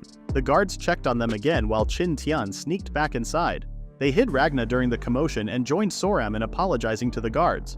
The guards got mad and warned them not to repeat the same mistake. Qin Tian found nothing when he roamed around outside. He got stressed after seeing the ring point into a wall. Thinking that it was the same as the adventure video games, Qin Tian thought that the arrow might be pointing somewhere behind the wall. However, Qin Tian ran around it, but the ring still pointed in the wall's direction. After calming down, Qin Tian realized that there might really be something on the other side of the wall. He thought of destroying the wall, but the covert operation that they started is the priority for now. They finished the hot cocoa. Qin Tian is sad that he can't confirm if the priest is Mayan. It was a pity that his group was left behind in the kitchen. The guards soon returned and gave them the rewards that the priest had provided. Of course, Qin Tian chose slaves as the reward so they could rescue Soram's clanmates. Soon after, Qin Tian's group is escorted back to the outside of the temple. He then notices someone being escorted inside. It was the Haystack Warrior. Apparently, the Haystack Warrior won the holy ball game. The Haystack Warrior's goal was to meet the priest. It didn't take long for Qin Tian's group to be led to the dungeons where the slaves were being kept. The guards tell Qin Tian to pick 2 slaves as rewards. He was surprised to hear that they could only get 2. It was a blunder that he didn't ask for the number of slaves as a reward in the beginning. Qin Tian wondered if the slaves could be bought. The guard confirmed it and gave a price for each: 200 cocoa beans for a man, 150 for a woman, and 80 for a child. Qin Tian then noticed that a lot of slaves were painted with blue dye. It just means that there will be a lot of slaves to be sacrificed by the priest again. Just then, the parrot started talking about something in another cell. The parrot landed on someone's arm. A group of slaves immediately recognized the bird that their clan had been keeping. Soram called out to Hei Yu and the rest of her clanmates. Hei Yu, the owner of the parrot, was surprised upon seeing Soram. The guard asked if Qin Tian wanted to buy all the slaves in the cell. Qin Tian confirmed, as he already realized that they are Soram's clanmates. He also noticed some children that are meant to be used as human sacrifices. He couldn't bear to see meaningless deaths and asked the guard if he could also buy the children. Suddenly, Qin Tian's ring shone, and a light came out of it as it hit the wall. A systematic voice confirms that their identity has been confirmed and access has been allowed. The ground started shaking as the gate opened. Everyone panicked because of the sudden earthquake and the voice they heard, which they called God's voice. Qin Tian wondered if a laboratory was behind the wall. He got anxious because of this sudden development without being prepared at all. The guards started calling Qin Tian an evil god and attacked him. Qin Tian knew that he was being misunderstood now because of the voice he heard moments ago. Qin Tian then fights back in self-defense to knock out the guard. Kata and Ragna also defend themselves against the guards, who are calling them evil. However, the gate failed to open, and the system rebooted. Qin Tian ordered Soram to get out of the cells with her clanmates. Qin Tian was glad that he hid some things in the jar beforehand. He used a smoke bomb and ordered Kata and Ragna to open the other cells. This is a chance for the slaves to escape their fate as human sacrifices. Qin Tian's group and some slaves started running away while the guards were distracted by the smoke. The system's sound continued, announcing the failure of the gate opening. The priest wondered how the sound got turned on because it didn't have any energy in the first place. The Haystack Warrior wondered if it was God's voice that they were hearing. A guard then comes to report to the priest that evil spirits have appeared. The priest immediately went out to check on the situation and discovered Qin Tian's runaway group. He noticed the strange light on Qin Tian's hand and got anxious that the secret place had already been found. Knowing that the door had resonated with them, the priest wondered if they also got the inheritance. The priest immediately ordered the Haystack Warrior to kill Qin Tian's group. Qin Tian's group finally got out of the gates, and Bokuma's group noticed them getting surrounded. Nick immediately dashed off to help Qin Tian. Pokuma caught up to her, and the two confronted the guards at the outer gates. Pokuma and Nick swiftly dealt with the guards. Meanwhile, Qin Tian is also doing well fending off the soldiers. He suddenly hears the parrot shouting instructions at someone. Hei Yu dodged an attack after listening to the parrot. The parrot told Hei Yu to go for the hit, and he was able to punch the soldier. Qin Tian is somehow impressed by how Hei Yu and the parrot fight. Suddenly, Kata warned Qin Tian to check his ride. The Haystack Warrior appeared out of nowhere to attack, but Qin Tian quickly dodged him. Qin Tian then attacks and stabs the Haystack Warrior with his sword. However, it was ineffective and the Haystack Warrior moved fine. Kata then joined the fight to fend off the Haystack Warrior. Qin Tian got flabbergasted and realized that there was no feeling of hitting or stabbing. Seeing more soldiers coming in, Qin Tian realized that they needed to escape as fast as they could. Just then, Nick and Pokuma arrived as reinforcements. Kata kept the Haystack Warrior busy while the others tried to escape the area. The Haystack Man noticed the others, and Kata used this chance to attack the Haystack Warrior.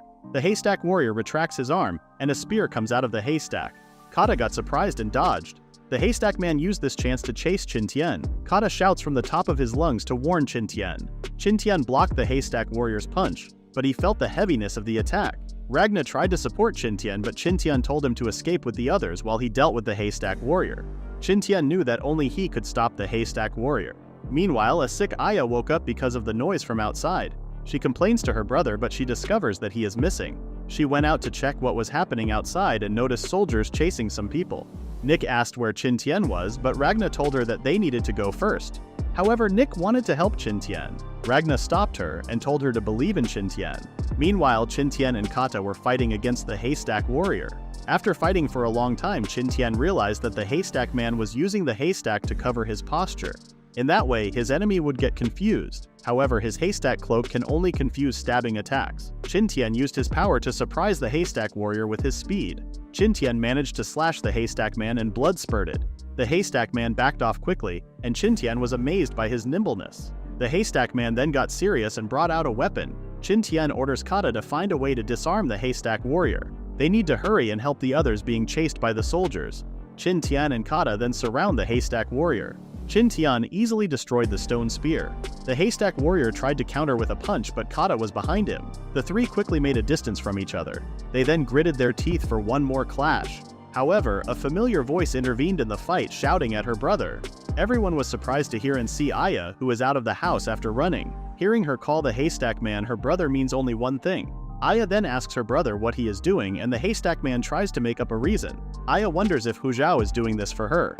However, Aya disliked the fact that Hu Zhao was hurting their friends. Qin Tian and Kata now fully realize that the haystack warrior was Hu Zhao all along. Qin Tian tells Kata that this is their opportunity to run away. Just then, Hu Zhao menacingly turned toward their direction and dashed past them. Using the stick part of his spear, he knocks out a soldier. Hu Zhao finally removes his haystack coat. He cried a river as he felt really bad for hurting his friends. Aya suddenly felt dizzy and fell unconscious. In the temple, the priest hastily ordered everyone to kill Hu Zhao and Qin Tian. He needed them to die. However, Hu Zhao easily overpowered the soldiers by himself. Hu Zhao then tells them that he will help them get out, despite being unqualified as their friend. The trio, along with Aya, continues to run away while fighting the soldiers. They got near the outer gate and threw the soldiers toward the river full of piranhas. More soldiers caught up to them and fired some improvised arrows. Hu Zhao noticed the attack and used his haystack coat to fend off the arrows. The group ran toward the rainforest and immediately got away from the sight of the soldiers. Qin Tian can see that it is only a matter of time before he gets away from the soldiers in the dense forest. Just then, he notices the sand eagles chirp. Ragna and Nick had led Soram's clans away from the temple. Soram kept telling Heiyu and the others how magnanimous Qin Tian is. Nick notices Qin Tian coming with the Kata, Hu Zhao, and Aya. Hu Zhao kneeled to the ground and Qin Tian got worried. He claims that it was his punishment for betraying his friends. He did use his body to defend himself against the multiple soldiers. Aya then calls her brother's attention and reminds him about their promise. Hu Zhao has brought their friends to a safer place. He fulfilled his promise to Aya. Qin Tian notices Aya's visible symptoms and asks the siblings for more symptoms so he can save her. Hu Zhao panics and wonders if they need a sacrifice. Qin Tian tells him to calm down, and Hu Zhao does his best to calm down Aya. He then shares how Aya feels cold despite being near a fire. She will also become very hot, and her breath will be the same. Those two cases will alternate from time to time. Qin Tian deeply wonders what Aya's real condition is since the symptoms are too common. Hu Zhao mentions how Aya must have offended the gods for the mosquitoes to attack her relentlessly before. Qin Tian then confirms one more time that Aya was attacked by mosquitoes. Qin Tian tells Hu Zhao not to believe in the gods' punishment since Aya has malaria instead. Everyone wonders what malaria is, and Qin Tian explains that it is a disease. Hu Zhao then asks if Aya will be cured since it is a disease instead of a curse. Qin Tian then checks his knowledge database on first aid in the wild. He then finds the section that contains information about malaria. Qin Tian also finds a method for treating it. He quickly asks Hu Zhao to help Aya get up. Qin Tian doesn't have anything right, so she decided to use acupuncture for now. He then goes to apply pressure to Aya's acupuncture points. Aya suddenly became a bit better. However, what Qin Tian did was only to ease her pain for now. He exclaims that they need a special medicine to treat her. Soon after, Qin Tian found a lot of medicinal materials on the map projected by the ring. He then discovers the cinchona trees that are native to America. Quinine and artemisinin, which are extracted from its bark, are used to treat malaria. The map immediately points out the place where cinchona trees are growing. Since this is an emergency, Qin Tian, Kata, and White Eye will set out soon to find the medicinal materials. He reminds the others to hide and be careful. Ragna wishes them luck and safety. It will take half a day for them to get to their destination. Meanwhile, the priest watches over a map that is also holographic. He claims he is the god of this area. Using the map, he quickly finds Qin Tian and the others. Qin Tian, Kata, and White Eye travel through the dark forest. Despite having a flashlight, they still need to be careful in the dense forest. However, they must hurry to save Aya, who is at risk. Qin Tian finds a shortcut to traverse the nearby river stream. White Eye jumps in first, but he gets electrocuted. Worried, Qin Tian runs to save White Eye. After stepping on the water, Qin Tian also got electrocuted. Kata tries to save him, but Qin Tian warns Kata not to get near the water. Kata uses his spear to get Qin Tian out of the water. They wonder what is in the water. After their electrocution, Qin Tian's flashlight got busted. Kata suggests using torches from now on, but Qin Tian tells him that they will just make a new flashlight. Qin Tian started fiddling with the broken flashlight and put it together in a bamboo. He also uses the calcium carbide that he brought. It took 2 hours for Qin Tian to create a calcium carbide lamp. They then put down a log as a bridge. They then crossed the river, and Qin Tian now realizes that the electrocution was caused by the electric eel, which was mostly distributed in the Amazon River. It's a good thing that they didn't get directly in touch with them. The morning comes, and they finally arrive at their destination. Kata then starts to gather the bark while Qin Tian starts to work on something. Qin Tian prepares his materials and the recipe he got from his knowledge database. Qin Tian starts processing the acetic acid using the substances he currently has. He prepares a setup and now he can finally make quinine. Actually, the bark needs to be dried first. However, they are in a hurry. Qin Tian uses ethyl acetate to forcefully extract what he needs from the bark. With a few more processes, Qin Tian got what he needed. That night, Hu Zhao continued holding his unconscious sister in his arms, assuring her that their friends would be back soon. Nick notices something and thinks Qin Tian is back. Pokuma doubts it since it looks like a huge group. He then uses his telescope to check. Meanwhile, Qin Tian and Kata came back to their camp. However, they were soldiers from the city-state. The soldiers then discover them. The two then decided to kill the soldiers so their location wouldn't be exposed. The soldiers are also out for blood since the priest promised them rewards. Just then, someone appears from the tree branches above. The man plummeted 2 soldiers to the ground. Qin Tian and Kata recognized him from Soram's clan and they joined him to fight the soldiers. It didn't take long for them to finish off the soldiers. Heiyu and the parrot lead Qin Tian and Kata to the new location of the camp. Heiyu tells them that the soldiers discovered them 3 hours ago. In a flashback, Pokuma discovers that the approaching group is composed of city-state soldiers. Aruba panics because Qin Tian is not with them. Ragna asks him to get away with the others as he stalls the soldiers with smoke bombs. Hu Zhao and Heiyu also want to help Ragna. Pokuma notices that they have not been found out yet and that they need to get out as soon as possible. End of the flashback, and Heiyu tells Qin Tian that he stayed back to escort Qin Tian and Kata in case they appeared. The parrot suddenly informs them that they have arrived. Still, Qin Tian wonders how the soldiers easily find their rough location. Pokuma then sees that Qin Tian and the others are back. Hu Zhao is happy because Aya can now be treated. Soon after, Qin Tian administers the drug to Aya and hopes that Aya will wake up by the next day. Hu Zhao loudly expresses his thanks. Qin Tian hopes the medicine works after they did their best to get it. Qin Tian then orders the others to put out the bonfire. Qin Tian leans on a tree since he hasn't rested since yesterday. Just then, his ring flashes. Surprised, Qin Tian hopes it won't act weird like during the time in the dungeons. Suddenly, a woman's voice calls out for Zheng Feng. Qin Tian hasn't seen the ring glow like this before. He also wonders who the woman was. A holographic message then appears and shows that a user named Chewbacca is asking for communication. Suddenly, the system shows that it is being hacked. A woman's voice resounds with a scream and a hologram appears. A beautiful woman wearing a modern lab outfit appears out of nowhere. Qin Tian gets surprised and wonders if she is Wang Yichu. The Lada people were surprised that a woman appeared from Qin Tian's ring. Soram and her clan are also in shock. The woman then notices something and looks around the area, looking confused. She can see that Zheng Feng is nowhere to be found. The woman then asked about their identities, how they got the ring, and the whereabouts of the 2 idiots. Qin Tian can see how charismatic this Wanisan is. Qin Tian asks her to introduce herself before imposing such questions. Qin Tian is irritated that the woman started grilling them. The woman looks at them and sighs. She claims that they won't understand because they are from a different era. She asks them to listen carefully so they understand the situation. Qin Tian kept a poker face and assured them that they wouldn't interrupt her. The woman introduced her as Yichu, the director of Zone D3. She wonders if these people have gotten in contact with the 2 idiots since they got the ring. Her appearance was unexpected, but this was a good piece of news for Qin Tian. Qin Tian held back from asking questions since he promised not to interrupt her.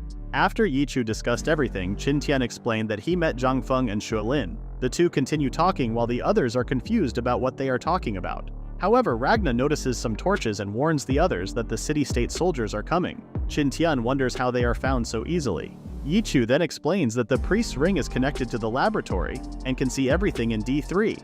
She tells them not to worry later since she tweaked the system a bit, and the priest won't find them later. The soldiers only discover the fire that has been put out lately. They are confident in their ability to chase down Qin Tian's group since they know that their priest is communicating with the gods.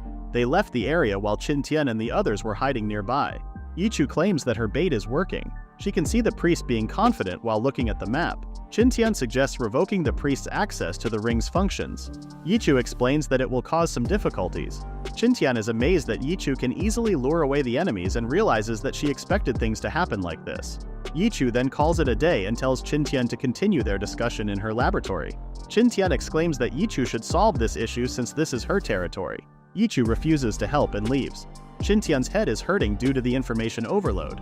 Qin Tian then notices how the others are looking at him. Hu Zhao and Soram's clan starts exclaiming how they want to follow Qin Tian since he is friends with the goddess. Well, Yichu does look like a goddess to the Mayans and Qin Tian plans to keep it like that for now. It took Qin Tian an hour to calm down the Mayans. It was their first time to see such technological power. Qin Tian also managed to think through everything and summarized what Yichu discussed with them. First, the D3 lab is in the priest's temple. Second, the D3 lab can open a space-time portal that can send people back to their original timeline. Third, Yichu won't appear again until they reach the D3 lab. Add fourth, the priest had a genetic potion similar to a super soldier serum just like Captain America. So the priest is Captain Mayan? Qin Tian then plans to figure out how to reach the D3 lab. But first, he needs a good sleep since he hadn't closed his eyes for 2 days. Qin Tian slept through the morning and only woke up in the afternoon. He then starts planning how to infiltrate the D3 lab as he recalls where the guards are stationed. It will turn dark soon and he can use this chance to infiltrate the temple. Later, some tribesmen camping around the city-state are captured. Qin Tian and the others can see that the security got tighter. Qin Tian, Kata, and Nick sneakily jump over the moat while the guards are busy capturing others. The three then arrive at the abandoned temples. Qin Tian explains that no one approached them since they call it a cursed area. It will be easier for them to use the area as a place to hide. They climbed the abandoned pyramid and used it as a lookout. Qin Tian notices that the temple is lit up on one side while the other side is dark and quiet. Qin Tian's group continues to monitor the soldiers' movements. Despite Yichu luring others away, there are still a lot of soldiers patrolling around the temple. The spaces between the bridges are the only place where there are no soldiers. The priest must have believed that no one could cross the area. Qin Tian's team can cross the river instead and he decides to make a raft. Soon after, a raft is thrown into the water infested by piranhas. Qin Tian and the others climb down the cliff, however their raft starts making thumping sounds. The vicious piranhas are eating through the wood. Everyone gets shocked and immediately climbs back on the cliff. It seems like the piranhas have mutated. Using a raft is impossible for now. Qin Tian decides to call it a day for now. The next morning, Qin Tian continued to check things out on the map. He recalls seeing rubber trees and notices from the map that it is not that far away. However, collecting latex is too much work and the others are not in the condition to do labor. Just then, Aya wakes up and asks for food from her brother. Hu Zhao exclaims that Aya is now awake. Qin Tian then checks on Aya, who is busy munching food. Qin Tian confirms that Aya is getting better. However, she needs to continue taking the medicine to get better. Hu Zhao cries after learning that Aya is getting well now and lifts her like Simba. Now that the biggest problem is solved, Qin Tian can work on the rubber trees. Rubber trees typically grow in tropical forests. It is the most important industrial raw material. Aruba is amazed to see the tree leak something akin to milk. Qin Tian reminds the foodie that latex is not food. Qin Tian tells Hu Zhao not to help them and to take care of Aya instead. Hu Zhao insists on helping since it is his friend's business. Hu Zhao then wonders what Qin Tian is going to use the latex for. Qin Tian explains that he needs it to catch a fish that can knock out a crocodile. Kata wonders if Qin Tian is talking about the electric eels and Qin Tian confirms it. Qin Tian plans to use the electric eels to knock out the vicious piranhas so they can cross the river. To catch the electric eel, they need an insulating material like rubber. For now, Qin Tian can produce natural rubber instead of synthetic rubber. To make natural rubber, Qin Tian needs formic acid. He starts making formic acid using oxalic acid and his leftover glycerin. He continues to work on the chemistry processes that we won't explain further. While cooking, Qin Tian wonders how much latex they can collect. The afternoon comes, and Qin Tian starts mixing the latex with formic acid. Nick hands over gloves made from animal skin. They felt like the smell was familiar. Qin Tian reminds them about the red fire ants, which produce the same formic acid. Qin Tian then starts applying the natural latex to the gloves and some cloaks. He hopes things will turn out well the next day. The morning comes and the natural rubber has been dried out. Everyone is amazed at how the formic acid quickly coagulates the latex, which takes 2 days on its own. Kata is amazed that it feels like he is touching plastic. Qin Tian explains that the two are basically the same and brings out his battery. He turns it on and he finds the rubber glove making successful. He gains some points for it. Later at the river with electric eels, Qin Tian reaches out for an electric eel and tosses it toward Kata. Aruba can see that they look like harmless mudfish, but Pokuma warns Qin Tian that they are quite dangerous. Curiosity got into Aruba's head and reached for the electric eel. Of course, he gets electrocuted. While Aruba is unconscious, Qin Tian explains that the infiltration team will be composed of him and Kata while Ragna, Nick, Pokuma, and Aruba wait from the outside. Qin Tian leaves the rest of the group to Ragna's care. He asks Pokuma to watch over the reckless Aruba. Qin Tian reminds the three who will be on standby to ignore things if the temple suddenly gets rowdy. Qin Tian recalls Yichu's words and assumes that they will be fine. Heiyu eavesdropped on them. Soram calls out his attention and Heiyu apologizes for being distracted. Qin Tian then approaches them. Soram is surprised to know that Qin Tian is leaving. However, Soram already swore her allegiance to Qin Tian and plans to say goodbye to her clan. Hu Zhao also wants to follow Qin Tian, but Qin Tian reminds him that they are currently wanted in the city-state. He asks Hu Zhao and Aya to go back to their tribe. The siblings got shocked and Qin Tian wonders what is wrong. The two are saddened upon learning that they are being abandoned. Heiyu appears and explains that Qin Tian was given a mission by the goddess, which is why Qin Tian can't bring them along. Qin Tian makes it clear that he is not abandoning them. He feels grateful for Heiyu's assistance. Qin Tian left in secret after only informing Soram and Heiyu. It would be trouble to tell everyone since they now revere Qin Tian as God's messenger, after Yichu suddenly appeared in front of them. Qin Tian's group silently left in the afternoon after saying goodbye to Soram, Heiyu, and the siblings. However, Qin doesn't know that this is not a parting goodbye. That night, Ragna's group sees that Qin Tian's group was successful in lowering the raft. Qin Tian lowers a latex bag and Kata receives it. Qin Tian tells Kata to hurry and bring out the electric eel since the piranhas have sensed their movement now for sure. Speaking of the devils, piranhas are approaching their raft. Qin Tian tells Kata to hold still. The chilling electric eel notices the piranhas and lets out a strong electric current. The water shines bright and Qin Tian and Kata check on the water. Cooked piranhas start floating to the water's surface. Now they are safe to cross the river. Kata is amazed at how the electric eel was effective and feels the labor during preparation was fulfilling. Qin Tian and Kata then started paddling the raft. Qin Tian notices how the piranhas have mutated and takes note that he must be prepared for unexpected things like these. The two then reach the other side, but it is too much to climb with a single rope. Kata offers to go ahead since he is experienced with rock climbing. Kata then leads the way, and Qin Tian follows him. The two then reach the top but immediately hide as soon as the soldiers appear. They come out and sneak through the bushes. Qin Tian then starts figuring out how to get inside the temple. It's a good thing that the temple is heavily lit. Sand eagles can scout with no problems. The sand eagle flies over the temple and Qin Tian uses his eyesight to check on the guards. Qin Tian orders Sand Eagle to make a distraction. The Sand Eagle started squawking and it got the attention of the guards. Ragna's group notices the signal. Ragna asks Pokuma and Aruba to cover him and Nick. He reminds Nick about Qin Tian's plan. The two then start moving and split up. Pokuma lights a fire arrow and shoots it toward the temple. A soldier thinks it is a shooting star. However, he was late to notice that it was not, and he gets shot by the flaming arrow in the most dangerous part where a man could get hit. The poor soldier screams in pain. The other soldiers heard about the poor soldier and they went to check it out. Ragna finds his chance and starts charging toward the gatekeepers with a sword and shield. He easily knocks out the soldiers on the west side, while Nick slashes through the soldiers on the south side. The soldiers are now alerted that there are intruders. Just then, soldiers come pouring out, and Nick and Ragna start running away toward the forest. Qin Tian only ordered them to draw the soldiers' attention and leave as soon as more came out. The priest immediately got the report about the two intruders. A dozen of their soldiers died and most of them are now chasing the two in the forest. The priest sighs as he thinks of them as useless. He then tells them to leave and continues staring at his screen. He has been watching the movement of Qin Tian's group without sleep, and they just keep moving around even at midnight. He complains about how tiring it is even for the soldiers pursuing them. The priest can't believe that two people came back to attack. Just then he realizes something.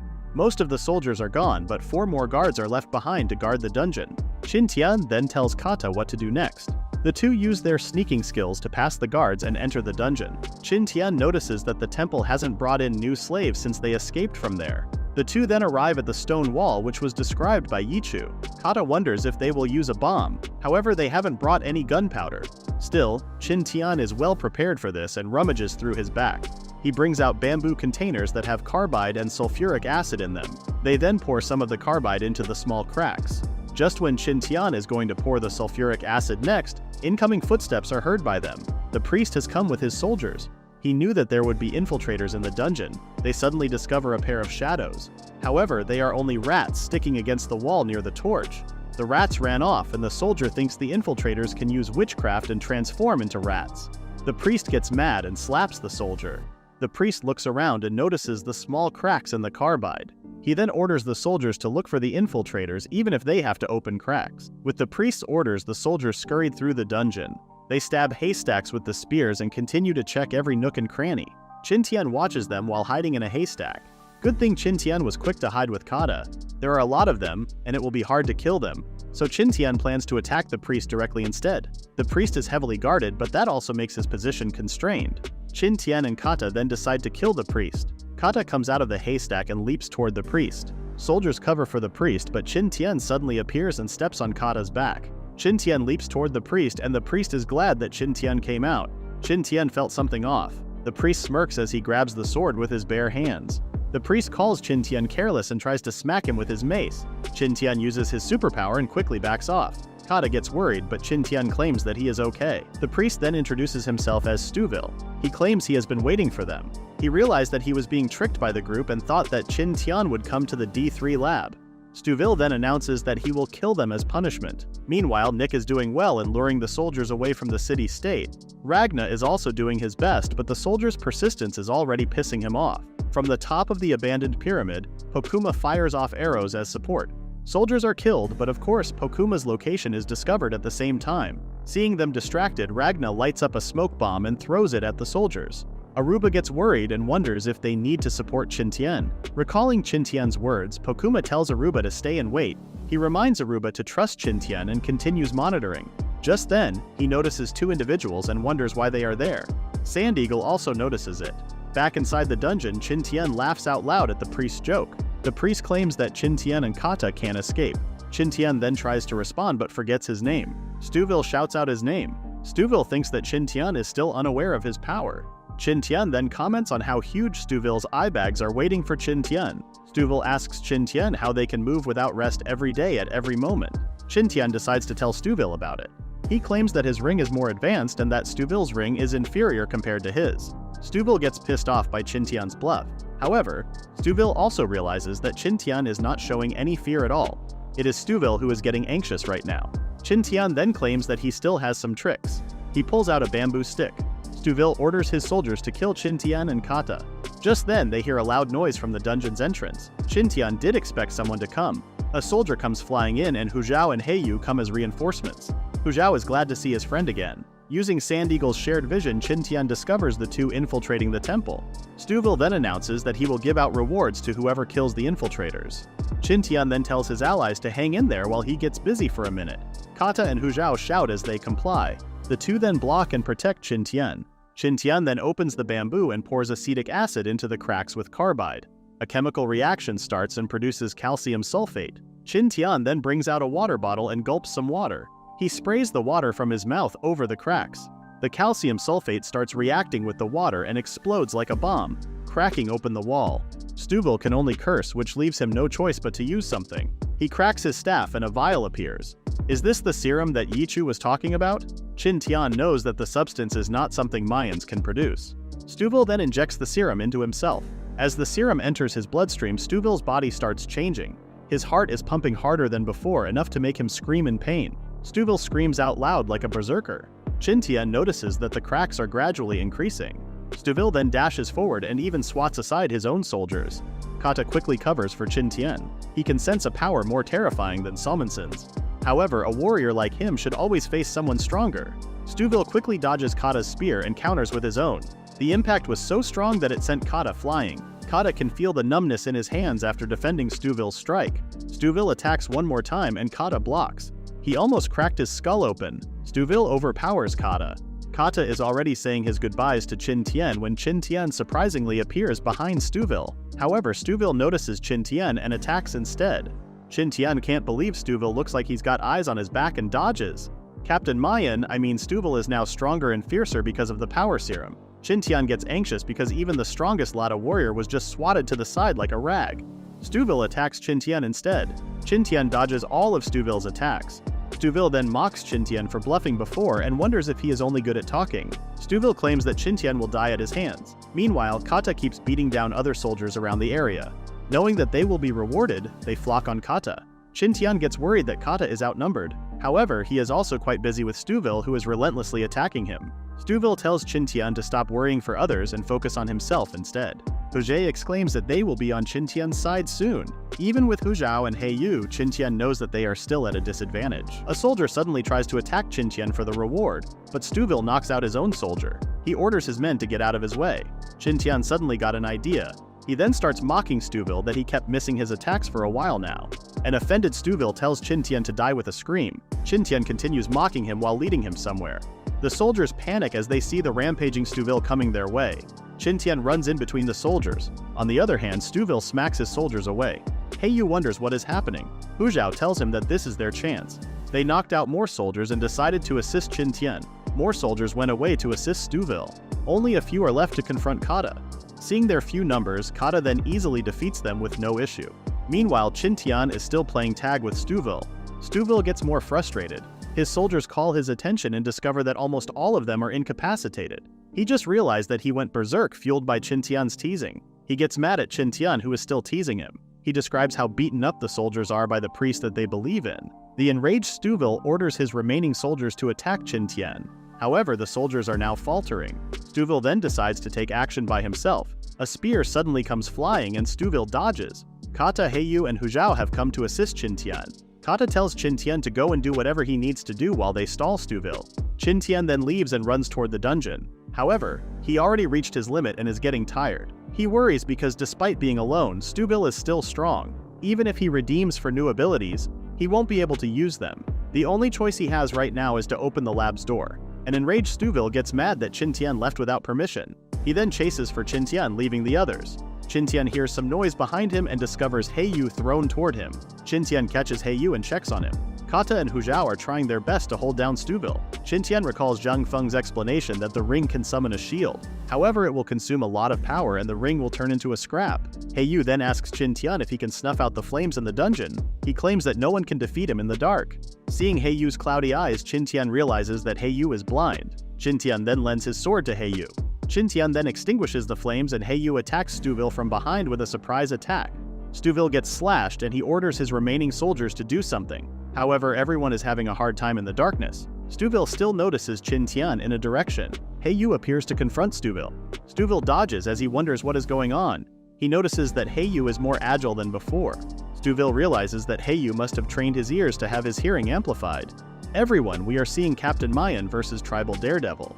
He Yu is amazed by Qin Tian's sword and swears to take Stuville's life using it. Stuville is worrying because he can't see that well and knows that he is at a disadvantage. He then runs off somewhere and uses his ring to emit light. Using his heightened senses due to the serum, he looks for Qin Tian. Qin Tian is amazed that Stuville suddenly got clever. Just then, more people scream in the darkness, making Qin Tian wonder what is happening. Everyone tries their best to be calm. Stuville orders them to be aware of their surroundings. Still, more soldiers are letting out their dying screams. Qin Tian knows that only He Yu can do this. Stuville gets anxious as his soldiers' numbers are thinning out. Stuville cries in panic and starts waving his spear left and right without knowing that he is hitting his own soldiers. He Yu then appears beside Qin Tian. Qin Tian wonders what is happening and He Yu explains that Stuville is going crazy and hitting his own men. Qin Tian then realizes that this is a ruse to lure him out. Stuville is pretending to have gone mad and his soldiers are just waiting to attack while lying on the ground. However, Qin Tian claims that Stuville has missed one thing. He then whispers something to He Yu and He Yu agrees with the plan. Stuville continues swinging his spear. He also wonders why Qin Tian is not making any moves right now. Just then, a rock flies in a certain direction and Stuville hears it. Stuville then hits something, but it is only a haystack. More stones are being thrown in other directions and they are making Stuville confused. Qin Tian is just silently laughing and throwing another stone. More stones follow, hitting different places. Stuville is getting confused. Qin Tian is stalling time while He Yu pours the remaining acetic acid into the cracks. Suddenly, a blinding light comes out of the crack. Qin Tian gets surprised. Stuville is getting more confused by the sudden event. Yu managed to widen the cracks. Stuville panics as he realizes that there is something more powerful than his ring. He then tries to leave and goes to a secret door. The soldiers see him running and they also follow. Kata assists Hu Zhao, who wonders if it is fine to let them go. Qin Tian tells them to ignore their enemies. He is thankful that Yu is with them because he fought amazingly with the priest in the dark. He claims he has lived all this time in darkness and only relies on his hearing. Just then, the crack widens, and the lab's door appears. Qin Tian then uses his ring to activate the door. The system then welcomes them. The door opens and Hu Zhao wonders if the gods are welcoming them into their abode. He claims that this is the true temple of the goddess. Qin Tian tells them to go in. It is really different from where they came from. Another door opens and Yichu comes out of nowhere. Yichu wonders if Zhang Feng gave Qin Tian a modified version of the potion. Qin Tian wonders what Yichu is talking about.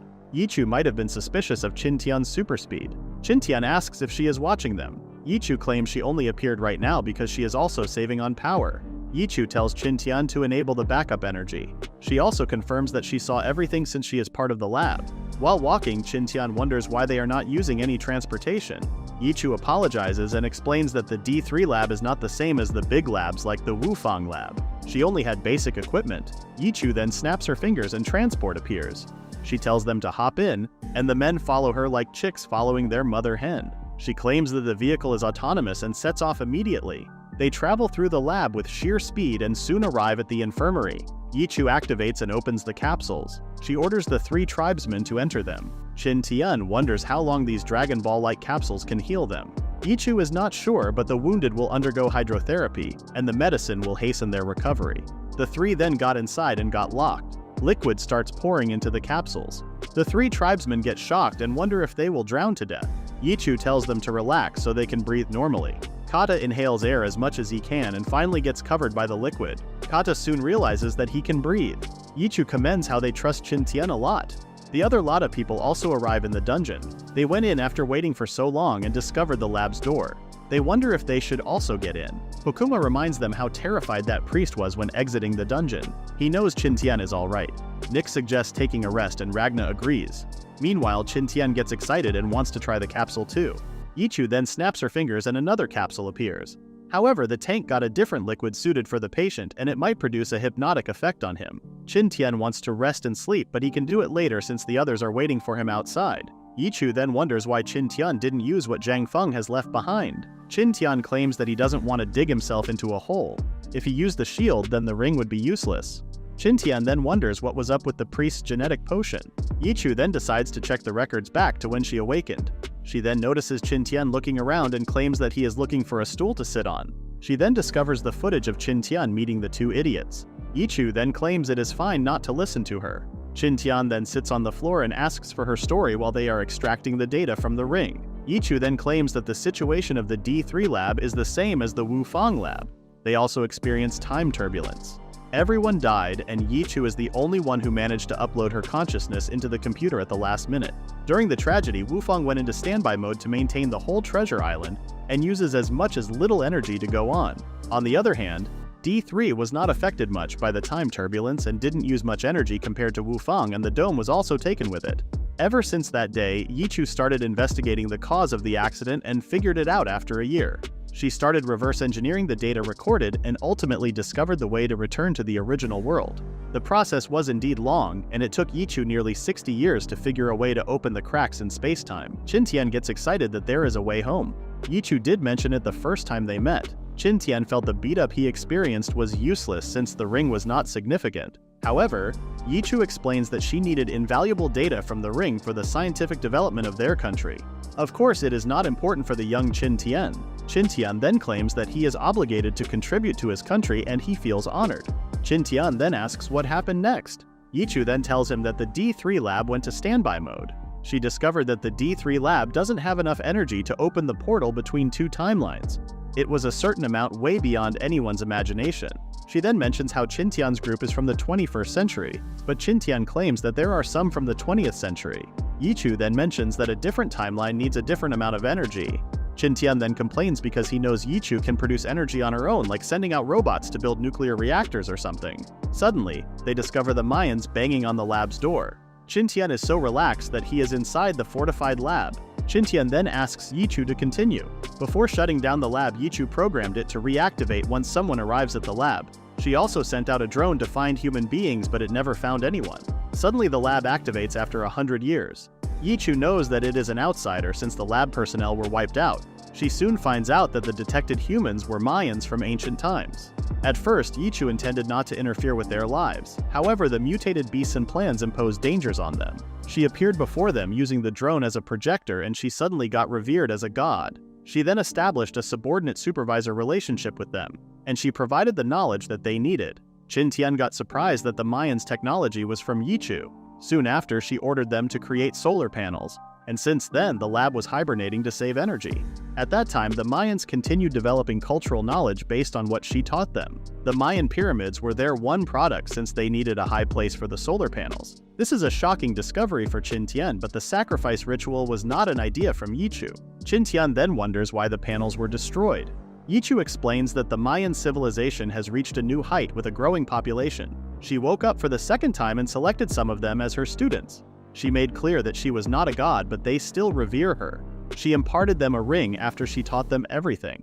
It was meant to protect her students, whom she left the task to spread civilization. Her students' predecessors then soon called themselves priests and held the responsibility for advancement for hundreds of years. However, a scheming one has appeared. Qin Tian wonders if it is the one from outside. Now that Qin Tian mentioned it, Yichu activates something and the door outside starts shining. A laser beam shoots out and hits Stuville's head. Seeing that Stuville has fallen dead, the soldiers run away knowing that they have offended the goddess. Yichu claims he abused his authority and it is better for him to die. Qin Tian feels like he is also being warned. Qin Tian wonders who the priest Yichu was talking about. She mentions it was Black Soil and mentions how the Mayans use simple words as names. She recalls how ambitious Black Soil was and made a plan to take over the Mayan kingdom. He went to assassinate the other priests and used Yichu's name to control things behind the scene through the king. It was the start of the age of theocracy, and Black Soil's family ruled the Mayan civilization through different civilizations. Qin Tian wonders why there is still a king if Black Soil is already claiming the place as his own. Yichu explains that Black Soil wanted a shield in case of natural disasters, sacrificing the king. They also went ahead to destroy the solar panels and surround the main temple with boulders to prevent any treacherous factors. The time that Yichu woke up again, she found herself trapped and didn't have a choice but to lock down the lab for good. She saved some energy in case of an emergency, like when she appeared for the first time in front of Qin Tian. Just then, the system suddenly lets out an alarm. Qin Tian gets surprised to see the king with other citizens apologizing to Yichu. They continue to beg for mercy. The soldiers went to the king after the real ruler was killed. Qin Tian wonders what the goddess will do. Yichu claims it is better to lie since Black Soil's line is already wiped out. She then reappears before the Mayans and mentions Stuville's arrogance. She then forgives them since they acknowledge their mistake. The king then starts praising Yichu.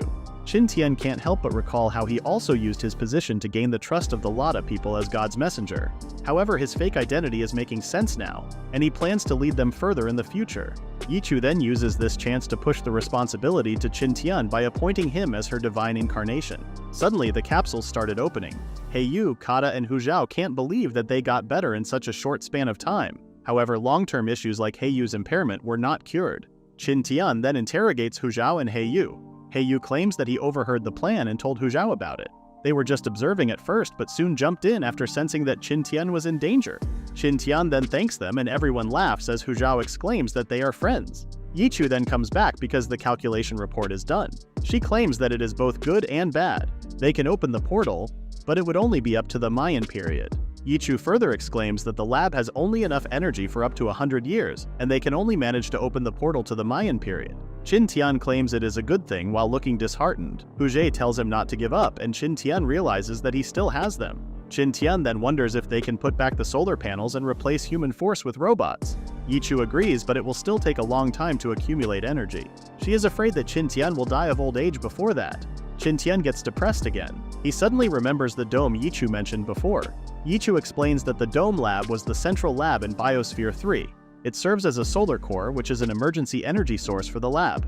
If Qin Tian can find it, then they will have enough energy to send Qin Tian to his timeline. Qin Tian is glad that he now has a chance to get back home. He then wonders if Yichu didn't mention it on purpose from the start. Qin Tian realizes how much of a teaser Yichu is. Qin Tian then wonders how to get there. The broken ring he got from Zheng Feng should have led them there, but it pointed in the D3 lab's directions instead. Yichu then claims that there is no problem with the ring. but with Biosphere 3 itself. After the accident, the Dome Lab was swept up somewhere after the Biosphere 3's continental plates shattered. Zhang Feng from Treasure Island 2 didn't know that and only set up the only coordinates they knew, the D3 lab. That was the reason Qin Tian and his team encountered a confusing situation. Yichu claims that the initial problem is solved since she added the Dome Lab's coordinates to the ring. She also added another ring that can bring out a shield, so Qin Tian won't worry about erasing the data in Zhang Feng's ring. Qin Tian then wonders if there are still genetic potions so he can train super soldiers. Yichu then shows a projection of the dead Stuville with a shriveled body. She then sets the corpse on fire and it turns to nothing. She mentions the side effects. Qin Tian then confesses that he didn't get a potion from Zhang Feng, but he made a breakthrough instead after getting through the space-time turbulence. Yichu suddenly gets near Qin Tian and scans him. She discovers that Qin Tian has mutated due to the space-time storm. She discovers that Qin Tian has surpassed 99.9% of humanity from his era. Yichu now wants to do a full checkup on Qin Tian, but the latter refuses.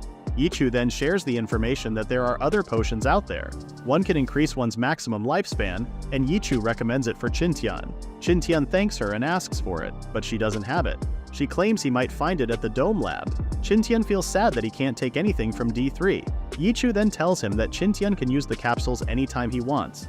However, Qin Tian knows that Yichu is after his body to be examined. Qin Tian then claims that he wants to get excused now. Yichu escorts them back outside using the speedy transport from before. After a minute, they arrived outside, and the speed was still too much for everyone. The farewell was too abrupt, but there is one more thing Qin Tian needs to handle. The Mayans, who are referring to him now as their priest. Nick and Pakuma come out of hiding and Qin Tian asks if they are alright. Nick assures them that they are okay except for scratches from sharp leaves. Qin Tian knew they were hungry and invited them for a meal. Meanwhile, back at the daybreak, the lot of people are living comfortably while waiting for Qin Tian and the rest. The elders wonder where Ellen and Jessica went. In the mangrove area, a pheasant bird is being admired by Jessica, who is sketching its appearance. Jessica claims that this is a musk pheasant that is endemic to tropical rainforests. It looks like ancient dinosaurs, which is why Jessica is researching it. However, Ellen complains about how stinky the area is. It is normal since musk pheasants are known for their strong odor. Just then, a familiar eagle appears and the musk pheasant got alerted. It dives into the water and Jessica can't help but get mad at Sand Eagle. Sand Eagle gets anxious as it delivers a piece of paper to Ellen. The two girls read Qin Tian's letter and learn about what happened with their Mayan expedition. Back in the Mayan city-state, everyone helped themselves to some delicious meat.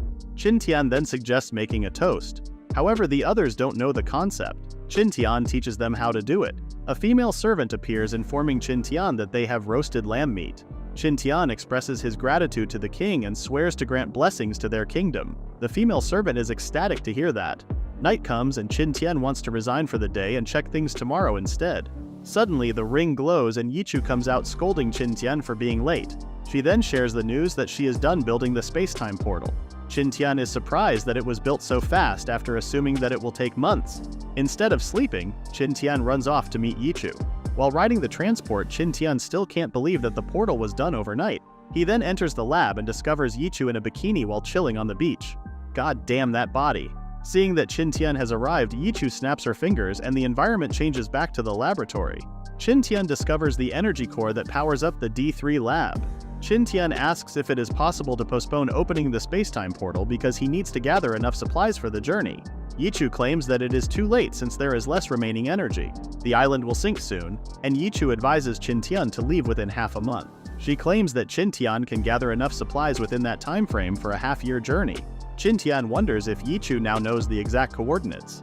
Yichu has already uploaded the data to Qin Tian's ring. Of course, Qin Tian hasn't checked on it since he was tired and hungry. Qin Tian then recalls that Yichu is currently a part of the lab and remembers what happened to Zhang Feng and Shuo Lin. Yichu confirms that she will also disappear once the lab disappears. Biologically speaking, Yichu is already dead and is only a piece of data right now. She is already happy that she met Qin Tian, who brought her the data. However, she was indeed alone and just served as the lab's guardian for a very long time. Qin Tian then thanks her personally and on behalf of the country for her great contribution to the scientific community. Yichu turns around after hearing how dramatic Qin Tian was and tells him to get out so she can continue sunbathing. Yichu silently cries as Qin Tian leaves the lab. Qin Tian then meets the others and wants to talk to Huzhao and Heiyu about something. He tells them that they are going to leave the island and head to a faraway destination. Hu Zhao wants to join, but Qin Tian tells him that the goddess already planned to send the Mayans somewhere more abundant and spacious. This is Qin Tian's only way to convince them to return to their original world. Hu Zhao agrees quickly, and Qin Tian asks the others to help him prepare supplies for the journey. Qin Tian looked for the king's assistance to gather as many supplies as they could. Afterward, he had some alone time to check on the new information in the ring. He also went around to discover anything good and useful. He also has time to join Yichu for a conversation, but he is just keeping that lonely person company. After 5 days, they have gathered enough supplies, and it is time for Qin Tian's group to leave. They can now go back to the dawn in a shorter time since they got a guide, Heiyu. On the other hand, Heiyu looks like he is in a bad mood since this is a sudden farewell. 2 days later, Jessica wonders why Qin Tian is not yet back, since they knew it would be today based on the previous letter sent. Ellen tells her not to worry and to wait a bit more. Suddenly they hear rustling in the nearby woods.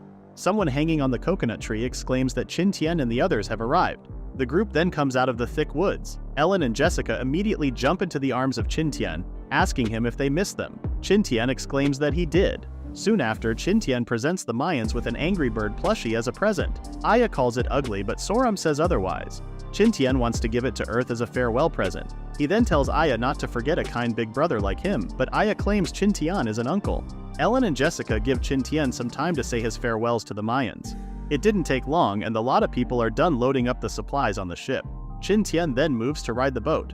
The Mayans hope they see Qin Tian again, but only if fate brings them together. Qin Tian waves his hand for his last farewell. He knows they won't meet again and is glad to have met them. That night, everyone had a welcome back party on the Daybreak's deck. The wives are now forcing their husbands to eat more food since it is visible that Qin Tian hasn't eaten well lately. However, Qin Tian only shared their tough journey and didn't include the indulgent experiences they had. He tries to silence Nick about it. Ellen and Jessica insist on giving Qin Tian leisure time, but Qin Tian backs off for now, claiming that he doesn't deserve it. Later in his room, Qin Tian checks the list of supplies he got from the Mayans. He plans to sort them out, but he resigns in the middle since he is tired and sleepy. Sometime after, the Daybreak encounters a raging storm. Qin Tian tells the others not to worry since they have experienced this kind of situation before. The Daybreak continues to travel through the stormy sea with Qin Tian's leadership and Jessica's maneuvering skills. They manage to survive and get away from the storm quickly since everyone was prepared this time around. Kata then wonders why Qin Tian called everyone on the deck. Qin Tian claims he's got some good news and activates the ring. Everyone gets surprised as someone appears out of nowhere as a hologram. Yichu compliments their ship and Qin Tian's stamina since he has 2 wives beside him. Nick suddenly starts blushing and is about to say something. Yichu notices her and corrects herself, saying that Qin Tian got 3 of them. Yichu then talks to Jessica, and the two start complimenting each other's beauty. Qin Tian asks Yichu to save the compliments for later, and asks to start discussing the main topic now. The spotlight is on Yichu and she then shows something to everyone. She shows footage of the Mayan city-state. Qin Tian asked her before to show them how the space-time portal would open and send the Mayans back home. Just then, the city-state starts rumbling and everyone gets shocked. The Mayans are also panicking, but they recall the king announcing that the goddess would help them transfer to lands with more food and resources. The main Mayan temple then lights up and the space-time portal opens. A bright light shoots out into the sky. The Mayans wonder if the goddess is angry. Suddenly, some of them also started lighting up. One by one, the Mayans are getting sucked into the sky. Everyone is pulled into the space-time portal until no one is left in the city-state. The skies turn back to normal as the city-state became abandoned. Suddenly, Qin Tian gets surprised by someone shouting Yichu's name. Yichu claims that there is not much energy left after the transfer. She can only wish them a happy trip. As she disappears, Yichu can only say thanks to Qin Tian. She feels thankful that someone went out and wasted their time with her until his last moments. She asks them to take care. The lab's core loses its power, and everything inside the D3 lab shuts down. Qin Tian assures everyone that the goddess went to a better place and calls it a day. The girls can see how down Qin Tian is. Jessica wonders if they need to console him, but Ellen tells her to leave Qin Tian alone for now. Meanwhile, the Mayans wake up somewhere. Aya exclaims that it is the same environment they have had. However, they left all tools and supplies in D3. Heiyu suggests starting everything from scratch. Hu Zhao panics that they lost their belongings, including the 5 fables he wrote down after Qin Tian shared the stories with them. He then plans to write them down before he forgets about them. The king suddenly gets their attention and announces the start of their new civilization, abolishing slavery along the way. Suddenly the weather gets bad and rain comes pouring down.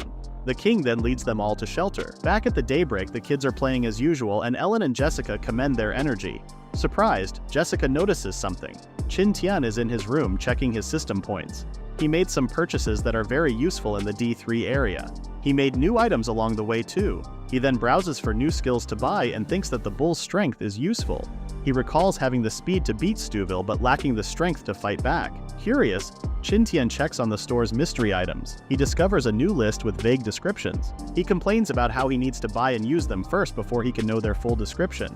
He then purchases something and prepares himself for the usual pain. However, it doesn't hurt this time. Qin Tian also notices how the homepage has changed. He got a skill, a weaker version of Wolverine's regenerative ability. He also gains a skill that increases his agility while holding his breath. Qin Tian also has a poison tolerance skills. Qin Tian really went on a shopping spree and lost most of his points. He also checks the 2 rings he got. The 2 rings can be used for communications. He names the one with data the Pentagon and the one with a shield the D3 ring.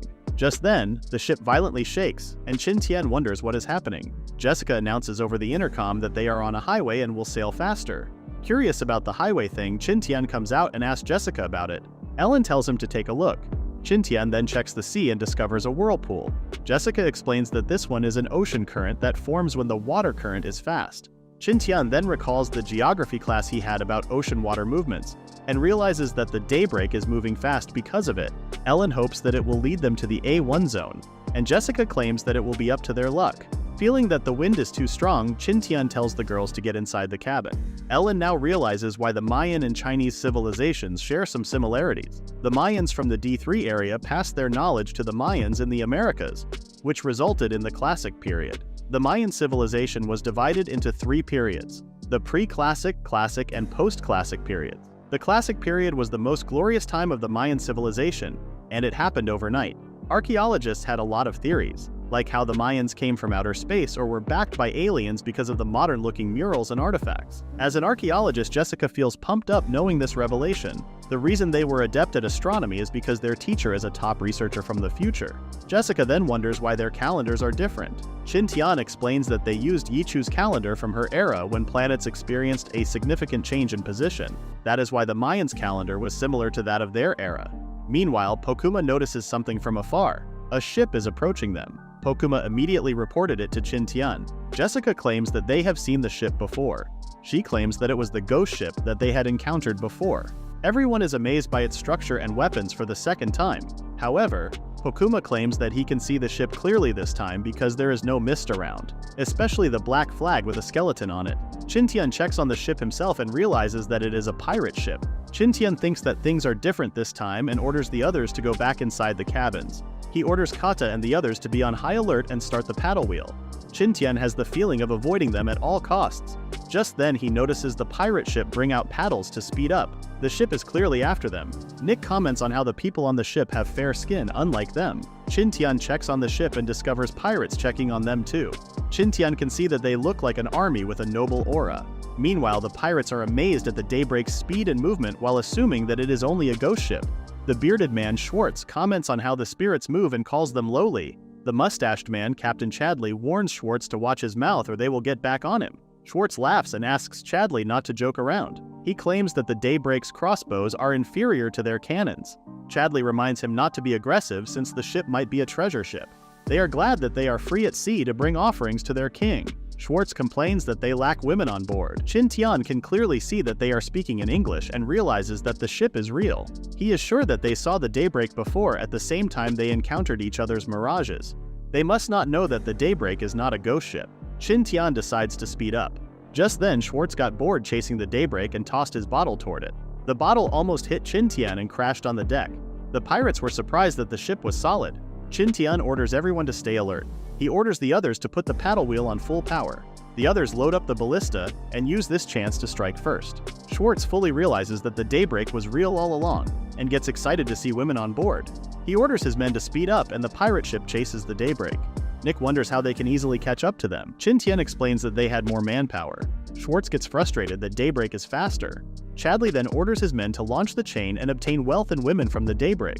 Qin Tian wonders what is happening. Chadley's men prepare ballistas, and Chadley orders them to fire them. Hook chains are launched from the pirate ship and they lodge on the Daybreak's rear. Schwartz laughs and orders the men to get on the chains and prepare muskets to cover. The twins start firing arrows at the pirates and take down some of them. Schwartz asks the musketeers to hurry. Qin Tian orders the others to take cover. Everyone runs toward the cabin and the pirates start firing their muskets. It's a good thing that there is a distance. The bullet's firepower can't fully penetrate the wooden wall.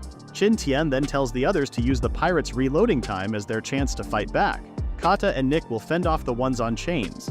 The twins, Ragna and Aruba, will look for a higher place to kill the musketeers. However, Qin Tian notices that there is only a 2-second gap between the shots. He then realizes that the pirates are using a rotation system.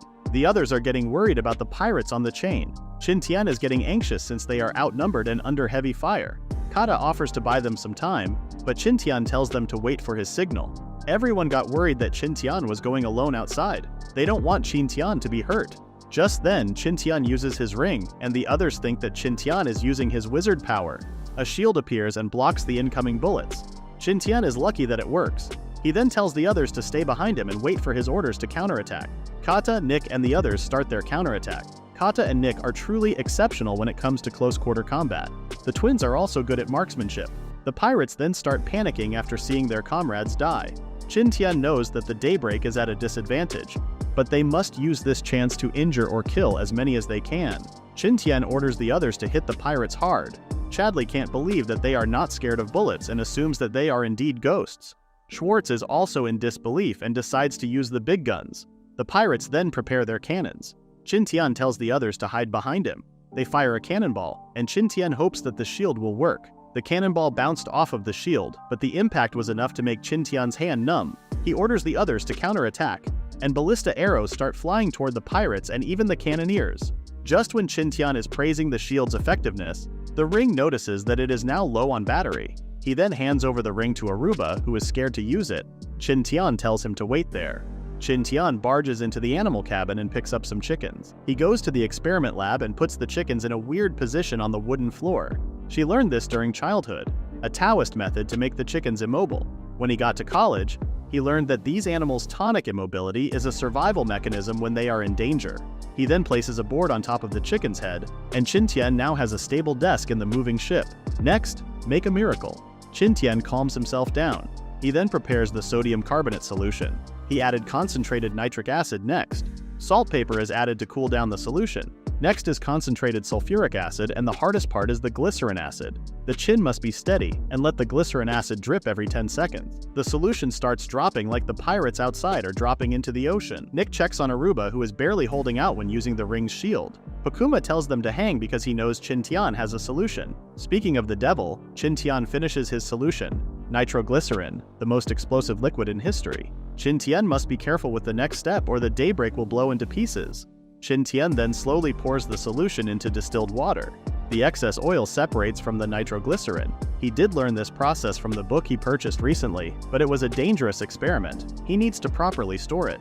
Outside, Aruba is already getting tired of using the shield. The pirates can see that they are getting tired. Schwartz wants to destroy the ship, but Chadley reminds him about the women. Just then, Chadley notices something. Qin Tian runs back to the deck and commends the others for holding up. He takes back the ring from Aruba and activates his superpowers. He lands on the chain and runs on it while carrying a chicken with a bamboo container tied to it. Chadley is surprised to witness Qin Tian's inhuman movements and orders the musketeers to kill him. Schwartz tells Chadley to leave it to him and confronts Qin Tian on the chain. Qin Tian punches the talkative Schwartz in the face and the pirate falls into the ocean. Qin Tian warns the pirates to watch out since their master is coming. The pirates wonder what Qin Tian will do. He found what he was looking for and ran past the pirates with his super speed. The pirates kept shooting him, but Qin Tian got his shield up. He enters a door and runs down the stairs. He reaches the keel, which will sink the ship once blown. Qin Tian brings out his newly concocted solution and throws it. Nick and the others then notice the pirate ship explode. She gets worried about Qin Tian, but Kata sees him. While shielded, Qin Tian falls into the ocean. Seeing Qin Tian splash into the water, Nick grabs a rope and hastily jumps into the ocean.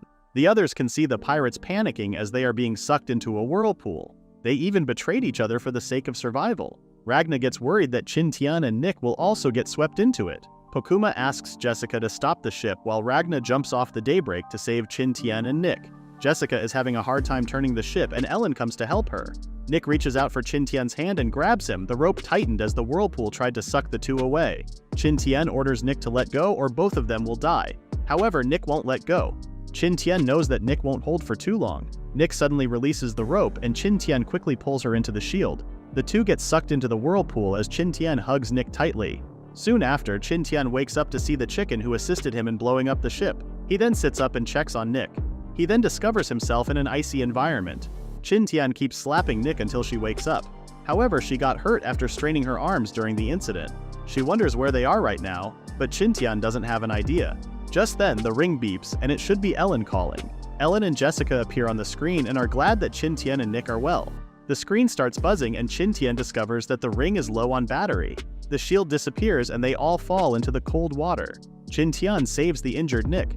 He also notices that the chicken got frozen. He grabs the chicken and runs off somewhere while dragging Nick. He needs to take action soon, or the cold environment will chill them. This region must be the polar environment and the middle must be the mountainous forest. However, Qin Tian doesn't know when they can reach it, especially with Nick, who is injured. Nick suddenly falls flat to the ground and Qin Tian carries her off somewhere. He tells her not to fall asleep and he starts digging for a snow cave. After some time, he orders Nick to get in. They take a quick breather, then start digging again. Nick finds it interesting that it is warm inside even though they are on ice. She also wonders what the pit is for in the middle. Qin Tian explains that it conducts the sinking cold air. The carbon dioxide they breathe out then makes the air around them warm. Nick confesses that she doesn't understand, but she is feeling hot now and starts stripping off her clothes. Qin Tian realizes that Nick has hypothermia and tells her not to move. Undressing means that they are freezing to death. Experts say that the blood vessels in the limbs will shrink to maintain blood flow during the cold. Qin Tian tries to hold the struggling Nick who wants to strip off her clothes. Luckily, Qin Tian brought a lighter, and it still works despite falling into the water. Qin Tian undresses and warms up Nick with the lighter's flame and his body heat. Suddenly, Nick starts moving in her sleep and hugs Qin Tian. Qin Tian gets flustered and swears to the reader that he didn't take off his clothes for perverted moments. He explains that wet clothes will only freeze and bring down their temperature. It is better to take them off. Qin Tian needs to persevere in this do-or-die situation. However, something else is also reacting to this situation. Nick wakes up while panting. Qin Tian tries to explain something, but Nick shuts him up with a kiss. Qin Tian didn't even put up resistance against Nick's advances. After the long kiss, Qin Tian tries to keep his sanity. He holds Nick tighter and Nick soundly falls asleep. Qin Tian now needs to plan how to get out of the situation. The afternoon comes and Nick wakes up. She sees Qin Tian soundly sleeping while topless. Nick lets out a loud scream and Nick suddenly acts embarrassed while backing off. Despite that, the blushing Nick returns to Qin Tian's chest. Qin Tian watches Nick enjoy his warmth. He recalls their first meeting and becoming her husband. He only agreed before to protect her. He now feels bad that he keeps dodging the topic and keeps forgetting it. Jessica and Ellen are already causing him trouble. A third wife is too much, but he can't give up on Nick. Nick quickly saved Qin Tian, who was in trouble, and Qin Tian feels lucky to have her on his adventures. Night falls and Qin Tian tries to explain again. Nick knows that Qin Tian did it to keep her warm. She claims she won't read into it. She knows that she is nothing compared to Jessica and Ellen. Qin Tian hugs her tighter and claims that he did it for their survival. The tight, warm embrace just made Nick happier. Nick enjoyed the warmth more until she noticed something poking her. Qin Tian tries to calm down what needs to be calmed down and apologizes. The morning comes and Nick still wants some hugs. However, Qin Tian won't fall for her seduction in the meantime. Their clothes became dry after the ice froze. They start moving around their bodies to promote blood circulation and generate heat. Just then, someone's stomach rumbles. Qin Tian brings out the frozen terrorist assistant. He cuts off the chicken's cold body. The parasites should have frozen to death too. They can eat chicken meat like sashimi. Nick wonders if they will eat the offals, but Qin Tian claims there might still be a risk of parasite infection. They can use them as bait instead later on. Nick gets excited over the thought of catching wild animals. In this kind of environment, there should be animals native to the region. Among them, Qin Tian wants to try hunting a polar bear. Polar bears have a keener sense of smell compared to dogs, and they can be attracted by offal. However, they have a home advantage when it comes to fighting. Nick then wonders why Qin Tian is still not eating. Our modern protagonist finds it hard to eat chicken meat raw. He takes a bite, chews on the meat and spits it out. Nick reminds him that they should survive together. Qin Tian also knew that he tried to take a bite again. He retches, but Nick grabs a handful of snow and blocks Qin Tian's mouth with it. She exclaims that this is for their survival. With a determined look, Qin Tian swallows the raw meat. Qin Tian and Nick spend the rest of the night snuggled up together to share body warmth as the cold snow continues to pile out of their hole. Their cuddling soon even wakes up Qin Tian's libido, making it awkward for them. When the sun rose the next morning, it was still pretty cold, but they disentangled from each other. Qin Tian congratulates himself for holding back, even though he was hugging the cute and naked Nick the whole night. But he hopes that he won't get seduced again in the future. They then put on their clothes, which were sopping wet last night. Thankfully, the water in them had turned into ice, so they were able to just shake it off and wear it again dry. They then move their body around to accelerate their blood circulation and generate heat for their body. The ordeal they went through left them pretty hungry, and Qin Tian can even hear Nick's stomach growling, so he brings out their last chicken. He lays it on its back and cuts open its stomach. Unfortunately, they cannot make any fire in the cold, so they had to eat the chicken raw. The parasites in the meat should have been frozen to death, so it should be pretty safe for them to eat it. Nick notices that Qin Tian is removing the chicken's organs, so he explains that they won't eat that part. These parts are much more infested with parasites, so they will just eat it as a last resort. In the meantime, he is hoping to use the organs instead as bait for wild animals. Nick's mood brightens at the thought of hunting these animals. The bare snowfield might look like a barren wasteland, but in reality, numerous animals live there. This includes seals, snowbirds, Arctic foxes, and the most powerful predator, the polar bear. Of these animals, Qin Tian is the most interested in bears. Polar bears have a sharp sense of smell which is 7 times better than a dog, and this allows them to find food in the snow. Hence, Qin Tian is hoping that a polar bear will be attracted to the chicken organs and find them. Other animals like snow foxes are omnivores and very timid, making them unlikely to be found. Although Qin Tian is hoping to encounter a polar bear, he is still apprehensive about it since they are one of the strongest animals on land, and he isn't entirely sure he can defeat it when the time comes. Meanwhile, Qin Tian cuts up the dressed chicken and hands Nick a piece of chicken leg. He then forces himself to take a bite out of it, although he almost vomits in disgust. Nick encourages him to eat more so they can survive together, and Qin Tian bites into the raw meat once more. Nick even stuffs his mouth full of snow so he won't vomit it back out and forces him to swallow it.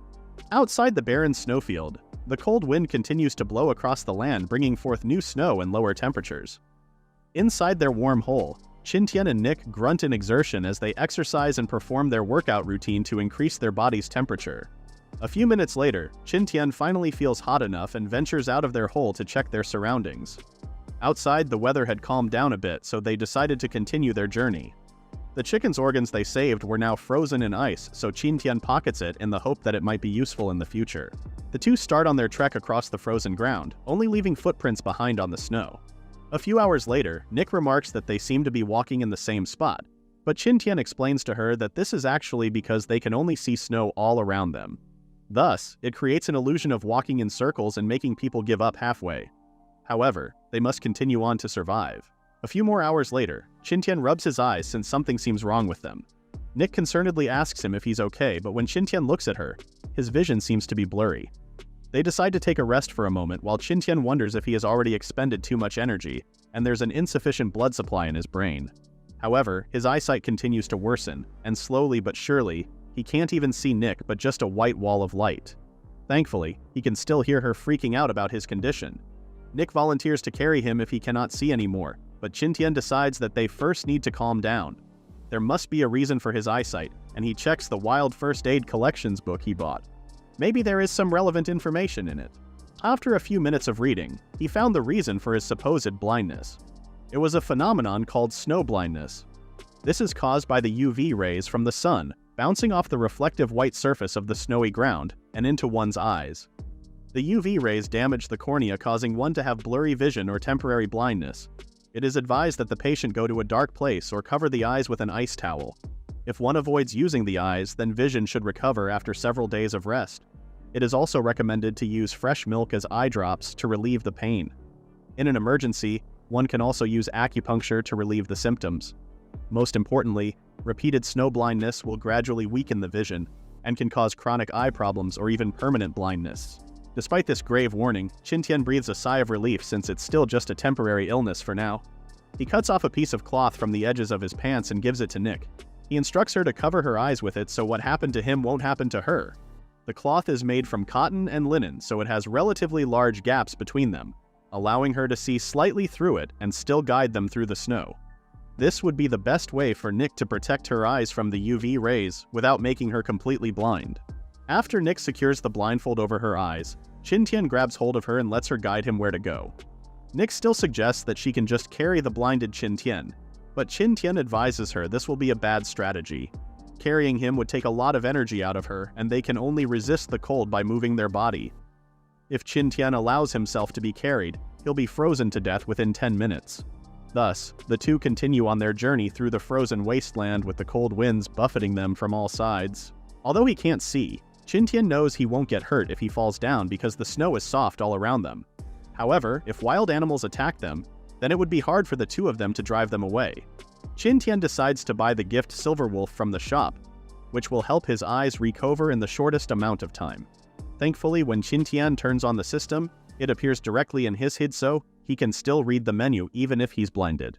He then selects the gift Silver Wolf and it spreads throughout his body. The store description of the gift, however, dictates that the gift would only improve the user's resilience several times. Therefore, it won't immediately heal Qin Tian's eyes. Thus, he grabs Nick once more and continues their journey. Although he can't recover immediately, he hopes that the gift will accelerate his recovery and improve their survival odds in the snowfield multiple times. A few hours later, their surroundings darken as the sun is about to set. This also lowers the temperature all around them by a lot, so Qin Tian advises Nick for them to stop for the day. They should instead find a place to sleep. They once again dig a hole in the snow and create a makeshift shelter. This time, they were able to dig a large enough snow cave before the sun fully set. The two hug each other, and Qin Tian promises Nick that they will definitely get out of their dangerous situation. Thus, they spend the next few days on a routine. They walk throughout the day until the sun sets. Then they create a snow cave for them to rest in the evenings. They also periodically exercise to keep their body temperature up and their muscles moving. At night, they share body warmth by hugging each other as they sleep. After a few days, Qin Tian starts to wonder when they can escape this hellish snowfield. Even with his gift, his body almost can't hold on. His ears got frostbitten the first day they came here. Then they stiffened, got red, swollen, and blistered. Finally, they broke, festered, scabbed, and blackened. If it weren't for the fact that bacteria can't live in such a cold environment, his ears would probably already have completely gotten rotten. Thankfully, his eyes have almost fully recovered, but now, his nose is also broken. Even though he's wearing shoes and socks, his feet are also now swollen. He can't even curl the soles off his feet, and even just slightly moving them always brings a sharp pain radiating up his leg. His exposed skin has been red, chapped, and turned into pieces of scale-like dead skin. This dead skin is now starting to fall off when touched. Even the clothes-covered part of his body is now also starting to swell up. Of course, these are just the surface problems that they can see. The most dangerous problem is that the low temperature has damaged the physiological functions of their bodies. He can obviously feel that his body is getting weaker, and his power is fading. His stomach also couldn't adapt to eating raw meat, so it would twitch now and then these days. As for Nick, although she has lived on the island for several years and has been influenced by the special magnetic field there, which makes her stronger than ordinary people, she is still severely frostbitten. What's more, the muscles of her arms were sprained, and with the journey they are undertaking, her injury has gotten worse. Now her whole shoulders and arm are stiff. Even minor movements cause severe pain to her. Later that night, they hear a strange noise outside, and the two look at each other in worry. They were sure it was attracted by the chicken's organs, but they weren't sure if it was a snow fox or wolf. No matter what it is, they have to catch it and not let it eat the organs. All of a sudden, a great big paw blasts through their makeshift door. It was a polar bear, one of the biggest predators on land. They can reach 8.3 feet in length with large front paws suitable for swimming and walking on thin ice. The two quickly draw out their knives and rushes the polar bear. They have to quickly take action to bring it down. Nick stabs her two daggers right at the polar bear's stomach while Qin Tian dashes behind it. Qin Tian then jumps on the polar bear and stabs it, but the bear blocks with its huge paws. Qin Tian notes that he's too weak now, and he couldn't even stab the knife deeply in the bear's arms. The bear then shakes the two of them off and lifts a huge paw to strike them down. It smashes the paw directly at Nick, but thankfully she manages to jump away at the last instant. Qin Tian jumps on the bear once more in the hopes of distracting the bear. He stabs his knife at the bear's back, but its fat is too thick, and he cannot deal fatal damage. Qin Tian jumps out of the bear's reach once again as the bear stares menacingly at him. Thankfully, the fight was now starting to warm up Qin Tian's cold body, and the pain in his eyes was relieved a lot. Before the polar bear can make a move, Qin Tian throws a snowball in its eye, momentarily obscuring its vision. They then took this chance to run away. Qin Tian realizes that if it weren't for his gift, he would have been defeated at the beginning of the fight. If this situation continues, then he will get tired much faster than the bear. Thus, he can't just run away. He has to stand his ground and fight back before he completely gets exhausted. Qin Tian stops running and stands his ground against the incoming polar bear. Qin Tian plans to use his gift, Flash Cat, so that he can still be more agile than the bear. His knife grazes past the bear's face, blinding it in one eye. He then quickly sneaks behind it and starts attacking it in every which way with his knife. The bear growls in pain from the many wounds he's receiving, and he tries to swat Qin Tian away. Qin Tian jumps back, dodging the bear's massive claws. He realizes that if he continues this strategy, then he might be able to finally defeat the bear. However, the bear suddenly roars at the top of its lungs and immediately runs away from the humans. This surprises Qin Tian, who immediately gives chase to the fleeing bear. As long as he kills the bear, then they would be able to get a lot of food, and its fur can also be used as a quilt to resist the harsh cold climate. Therefore, he can't let the bear escape. He charges at the bear and slams his knife directly at the bear's side. The bear endures the attack and continues running away. Meanwhile, Nick tries to catch up to the two. All of a sudden, the bear reverses direction and slams into Qin Tian, blasting him back. Qin Tian crashes into the snow, realizing that the bear must have tricked him. It was just pretending to run away so it could turn around and attack him in surprise. The massive bear then stands on its two hind legs in front of Qin Tian, preparing to kill him. Qin Tian's aching body still hasn't recovered as the bear lifts its huge paw to crush Qin Tian. Thankfully, Nick finally catches up and throws her knife at the bear, plunging it deep into the bear's eye socket. While the bear is distracted, Qin Tian uses his remaining points to purchase one last gift from the shop, and he can feel the strength of a rampaging bull coursing through his body. Qin Tian stands and uppercuts the bear with his full strength, hitting it directly in its throat, which explodes in a shower of blood.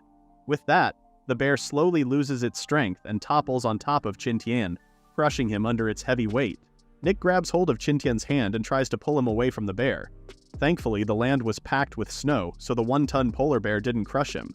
After getting out from under the bear, Nick hurriedly cuts open the bear's stomach. The two then remove their clothing and crawl inside the bear's inside. There, they were able to stave off the cold since the bear's thick fur and meat acted as an insulator.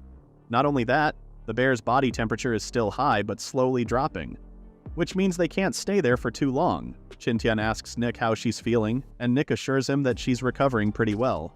After recovering from their fight, the two put on their clothes and crawl back out of the bear's stomach. Qin Tian announces that they'll first dig a snow cave, and later, he has a special gift to Nick. A few hours later, Nick is elated at the gift Qin Tian gave her. Her eyes twinkle as she puts on her new gloves and clothes. Qin Tian had successfully managed to skin the polar bear and used its skin to create clothes for both of them. Now, they both feel warmer. Aside from the clothes, Qin Tian had also created a large quilt big enough to wrap both of them. They snuggle under the quilt, and for the first time in a long while, they manage to get a good night's sleep. Qin Tian acknowledges that Nick's conditions had all been his fault. Nick's arms had gotten hurt to save him, and she had been pushing herself outside in the snowfield to guide him when he was blinded. He knows that her body must be almost reaching her limit, and is about to give out. The next day, the two woke up late in the day and fully rested, ready to continue their journey. Nick proclaims that she feels much better now, and her frostbite is also getting better. They survey the skinned carcass of the bear before them and decide to first take care of it. Qin Tian asks Nick to open her mouth and puts one of the bear's eyeballs in her mouth. Nick finds it disgusting, but Qin Tian orders her to chew it well. He tells her that it contains many nutrients, such as fatty acids, vitamins, collagen, and other healthy ingredients that their body sorely needs. He throws the other eyeball in his mouth and chews it too, despite the ugly taste. Afterward, Nick wonders if they should take all the bear's meat with them. Qin Tian wants to take all of it, but he acknowledges that this might be a bad idea. Traveling through the cold weather with a ton of weight might be unwise and dangerous. Thus, he suggests that they only take the best and most useful part of the bear's meat. Since Nick is still severely injured, he instructs her to rest while he handles the butchering of the meat. That way, she'll be strong enough to continue their journey after he finishes. This takes the whole day, and when night falls, they go back to sleep under their quilt. One day of rest was not enough to relieve their long-term tiredness. If it weren't for his gift Silver Wolf, which improved his resilience, Qin Tian believes he would probably be asleep too, like Nick. However, he has to stay awake and keep watch. Instead of sleeping, he opens his character screen and assesses his progress. To fight the polar bear, he purchased the gift Tough Ox with 11,000 points. Thanks to it, he got the strength to pierce the polar bear's throat even though he was exhausted. He worries that his points are draining rapidly, but he checks the mystery gift items in the shop. Inside, different experience packs were presented before him, including a snowfield experience pack, a snow mountain experience pack, and a snow forest experience pack. His eyes widen upon seeing these gifts, and not only that, he is surprised to learn that it only costs 1,000 points to buy one. With it, he would probably save a lot of time. However, he soon realizes that unlike before where knowledge he buys from the store is in one set, this snow experience pack seems to have been divided into 3 purchases, so in reality, it wasn't actually cheap but expensive. He doesn't have a choice, however. and he is forced to buy the 3 experience packs, because the knowledge they contain can save his life. Qin Tian purchases the 3 packs and the knowledge instantly gets transferred into his brain. Ideas and techniques immediately spring into Qin Tian's mind on how to improve their situation. For example, their current habitat of a snow cave can still be improved. If he changes the ceiling into an arch-like form, the cave would be more stable. He should also set more than one entrance into the cave so that in case wild animals like polar bears come charging into their residence, they wouldn't be trapped inside. Not only that, their cave is in reality also a bad location. The snow he used was formed from falling snow, which is way weaker than snow piled by wind, which is heavy and dense. If only he didn't need to save some points for emergencies, Qin Tian would have bought all the experience packs in the store. The knowledge they contain truly is priceless, and one cannot learn simply by reading. With the new expertise he gained from the store, Qin Tian feels more confident that they can survive their current ordeal. According to the experience pack, it would be best not to use an igloo or an ice cave for more than 7 days because it might collapse. That means they can still rest there for a while and leave after a week. A few days later, the two continue on their journey with Qin Tian bearing a large backpack, full of the supplies he gathered from the bear's corpse. After a few hours of walking, he notices that the wind seems to be getting weaker and weaker, as if they are getting closer to the center of the field. Unfortunately, their progress is also grinding to a snail's pace because the snow is now knee-deep, making it difficult for them to walk. Qin Tian wants to create a sled, but he cannot see anything in the horizon that may be used as materials. Thus, they can only walk slowly. 2 days later, Nick notices something on the horizon. She points it to Qin Tian and asks him if he can also see a tree, or if is it just another illusion. It would be a bad sign if they were starting to see hallucinations. Thankfully, Qin Tian also manages to spot a weird silhouette in the distance, and he urges Nick to hurry so that they can examine it. As they come nearer the object, they finally see that it is indeed a tree. Nick is disappointed that the tree is dead with just its trunk remaining, but Qin Tian happily hugs her and announces that they finally made it. Qin Tian caresses the rough wood of the tree and informs Nick that its presence means they have finally entered the forest at the center of the snowfield in Area E7. A few more days of walking and they would finally see living trees, not the dead ones that litter their surroundings. With this good news elevating their mood, Qin Tian decides that they should get some rest first. Qin Tian volunteers to gather some wood so they can finally make some fire, and he advises Nick to rest. However, Nick refuses and instead volunteers to build their snow cave. Qin Tian walks past more dead trees, and he snaps some of their branches to use as kindling. He notices that the trees have been dead for a long time, so the water inside the wood must have been completely lost. This would make the wood crisp, which makes the best fuel for fires. When he returns to Nick, she has also finished carving out a pretty large ice cave in the snow. They then proceed to cut the wood into smaller chips. Lastly, Qin Tian uses his spent lighter and opens it with his knife. He plans to use the cotton wick inside it as an ignition since it was soaked in kerosene. With a flick from the lighter's igniter, the cotton catches on fire and a small but respectable flame slowly but surely spreads over the prepared wood. The two happily scoot closer to the warm fire. When the wind progressively gets stronger and stronger, the two worry that it might blow out the fire, so they hurriedly move the burning wood inside their cave, away from the inclement weather. The surroundings get darker as night looms closer, but they don't seal the entrance of the ice cave. Doing so would trap the smoke inside the cave and suffocate the two. For dinner, they finally don't have to eat raw meat, as Qin Tian happily roasts the bear meat over the fire. Qin Tian urges Nick to eat more since they just went through some tough times, but Nick assures Qin Tian that she isn't bothered as long as she's with him. The two happily eat the sizzling meat. Even though they didn't have any seasonings, it was a top-notch meal for their starving stomachs. Later that night, before they go to sleep, Qin Tian binds together the remaining wood he gathered. He then informs Nick that they'll set out early the next morning before settling in for the night. The next day, they finally reach the forests where a few green trees tower over them. It was still farther than Qin Tian thought, but they ultimately reached it. Nick gazes at the pretty trees in the snow and happily wonders if this is where she will live with Qin Tian in the future. They walk further into the forest, hoping to find a good place to spend the night before it gets dark. An hour later, Nick speaks out to Qin Tian that they seem to be now lost. For her, it felt like they were now going around in circles. Qin Tian wonders that too, so he decides that they should just spend the night where they are right now. Nick protests since there is no leeward slope to protect them from the wind, and it's not on open ground. The snow is also so fluffy that it would be impossible for them to create a snow cave. However, Qin Tian just smiles at her and tells her to leave it to him. To start his plan, Qin Tian uses his sharp katana to cut off one of the large trees with a thick trunk. After the big tree topples over, the two then collect branches with leaves still attached to them from other leafy trees. They then bunch up all of these branches so that Qin Tian can use them to build a house. The two continue collecting their materials until a sizable bunch of them is ready for use.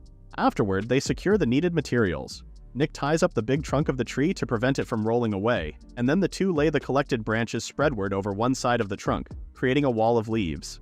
Lastly, Qin Tian fills the gaps between the leaves with snow so that the wind cannot blow in from behind and carry away their body heat.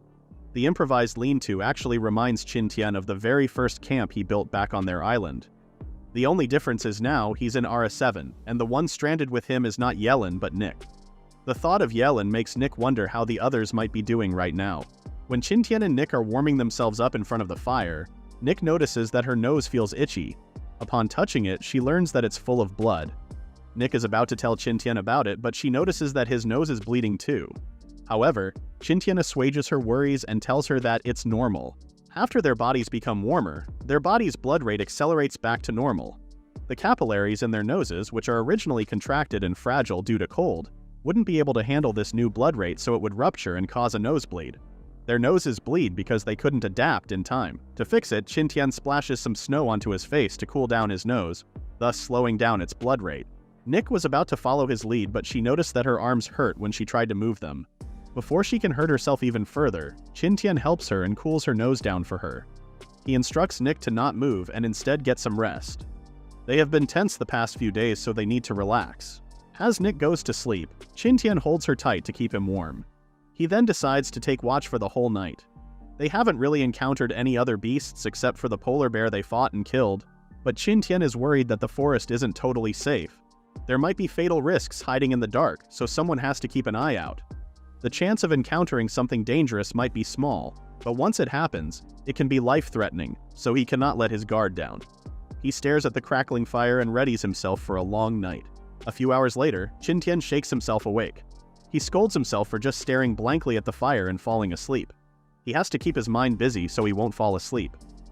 Thus, he decides to think about their future instead. Before the ring's energy ran out, Qin Tian managed to have a video call with Yellen. However, they don't know how big their new world is. Even if Yellen and the others know that they are alive, it would be too foolish to hope that they might be able to get there. Qin Tian remembers how the two of them were swept away by an ocean current that went back and forth between the two areas. If there were no other factors with the current they encountered, then Yellen and the others could follow it and find them. However, if there were any other factors, or if the two of them drifted to their place not because of the current, then the others would have no way of finding them, and they are all on their own. They cannot rely on anyone else. Either way, Qin Tian realizes that it would be impossible for him and Nick to escape their surroundings in the near future. Therefore, he needs to make a plan for living in the cold for a long time. Currently, they can get water by melting snow, and they also have enough food for a while thanks to the bear's meat. Their greatest problem is how to keep themselves warm in a low-temperature environment.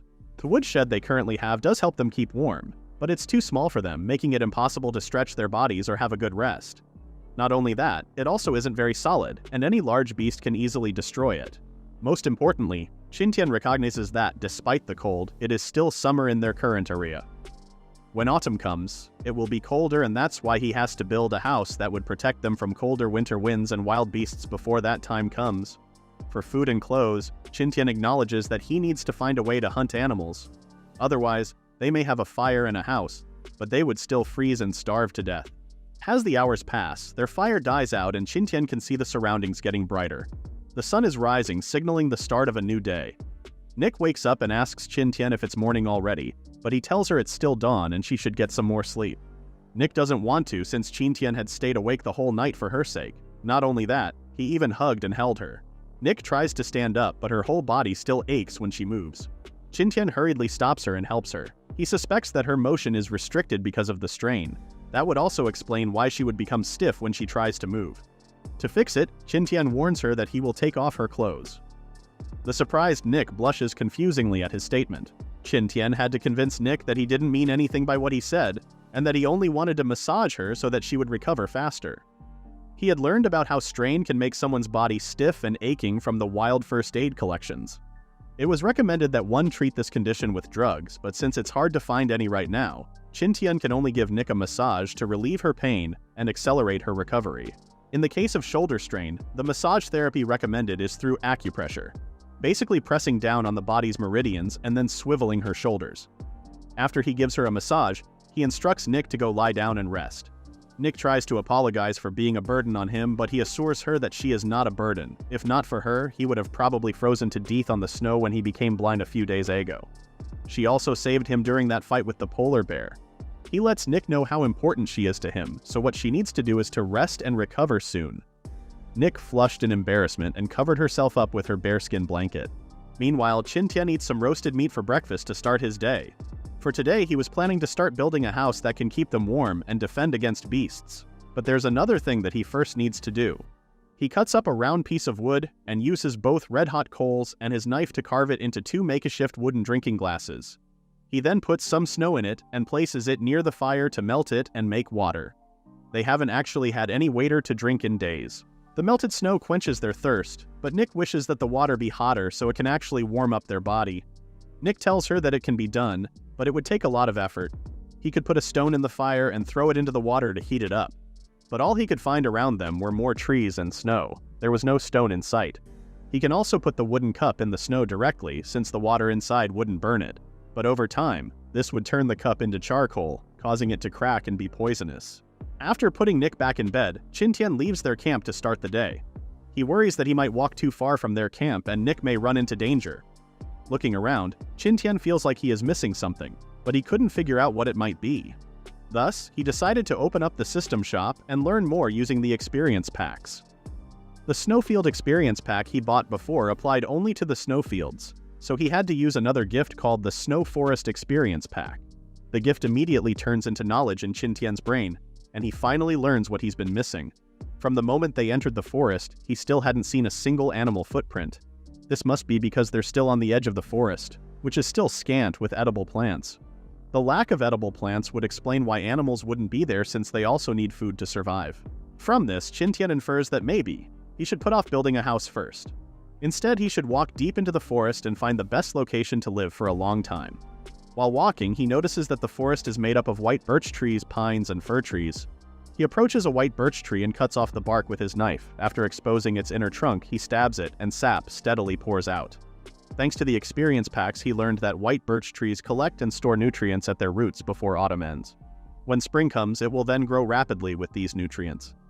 During this period, the white birch contains extremely nutritious sap, rich in vitamins and minerals. The sap can also be used to detox the human liver and enhance one's immune system.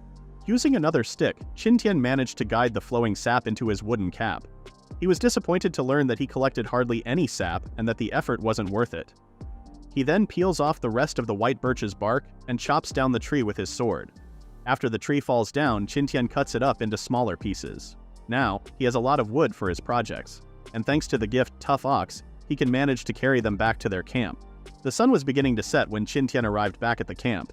Tired of chopping wood, he carves 2 more wooden cups so that he can continuously drink more cups of water without waiting for the snow to melt. His snowshoes, which were made from broken branches and intestines, were also remade with better wood. Nick slept the whole day due to his illness, and Qin Tian actually found it depressing with no one to talk to. However, he acknowledges that it's part of having to survive in the wild, and they don't have the luxury of being choosy. He smiles and decides that after one more day of rest, they'll continue back on their journey. He then spent the next day converting their humble wooden shed into a sled. He puts the sleeping Nick inside of it, and now they can travel while resting. Fortunately, the sled he made was not too small, so they could both lie down and stretch their bodies. It was also easy to pull with just one man since he added sled blades to the bottom to reduce the ground contact area. This would greatly reduce the friction between the sled and snow.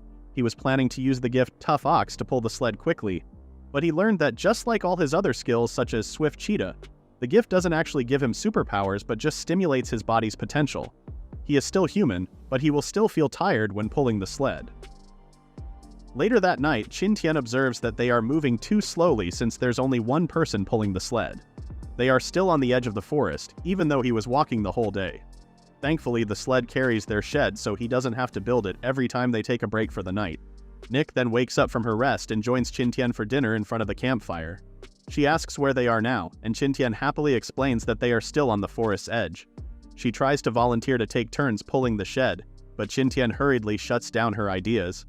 A few minutes later, Qin Tian's stomach starts to rumble, and he hurriedly goes to the forest to relieve himself.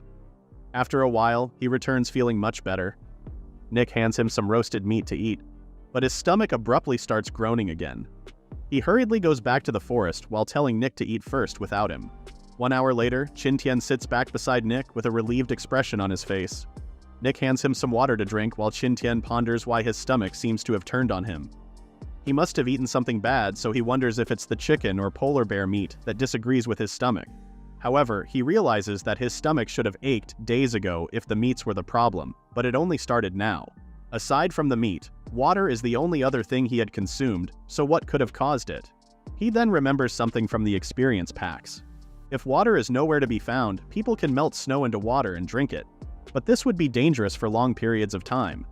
Water lacks minerals the body needs, so even if people boil it to kill bacteria, it can still cause abdominal distension or diarrhea. Qin Tian spits out the water, making Nick ask him what the problem is. Nick tells her what he just remembered and concludes that they should drink as little snow water as possible. If needed, they can use the pine leaves to create some tea before drinking it. Nick reminds him that they don't have stones to boil the water and make tea, but thankfully, Qin Tian has another idea. He puts his sword in the flames of their campfire and waits for it to get hot. He then dips it into their cups of water, making it boil.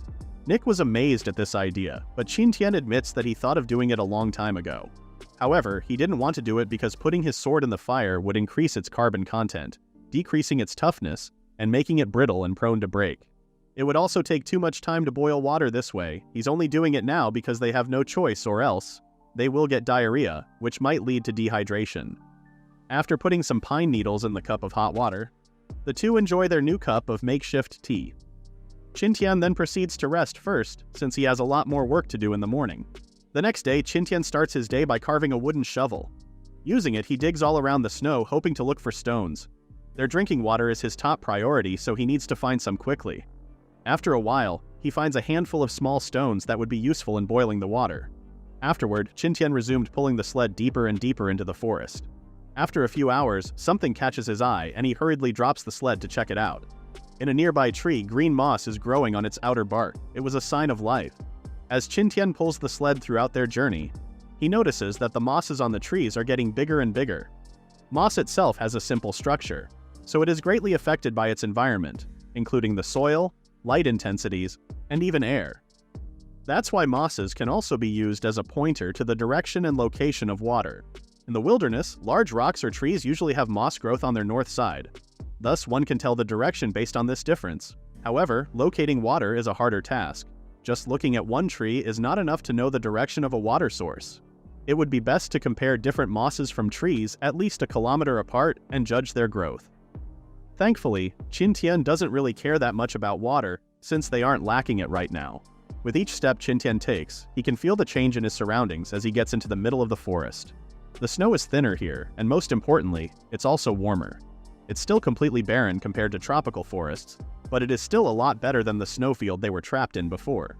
According to the experience packs, there might be berries around, which would also lead to the presence of animals. After 2 hours of walking, Qin Tian sits in the snow, disappointed that he can't find a single source of food.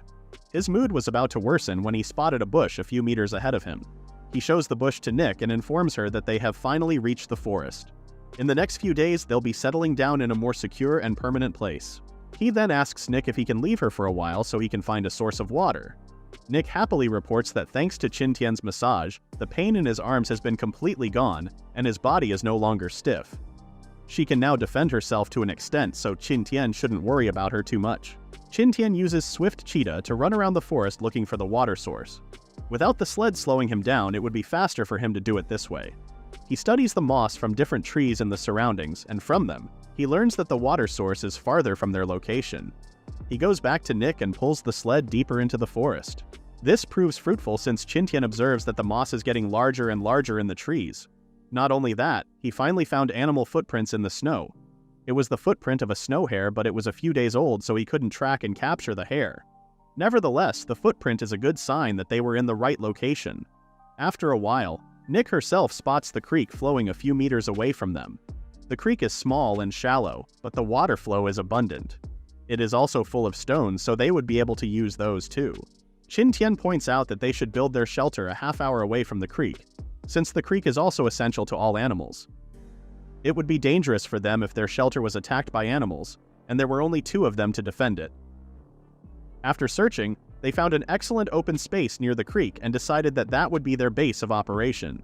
The first thing they need to do to build a house is to lay a good foundation. However, they have no tools to use to dig, and they can't make steel tools, so Qin Tian would have to make stone ones. As for food, he hadn't hunted in days, and the bear's meat is enough for only a week, so he would have to stock up soon. Qin Tian heads back to the creek and collects some stones he can use to make tools.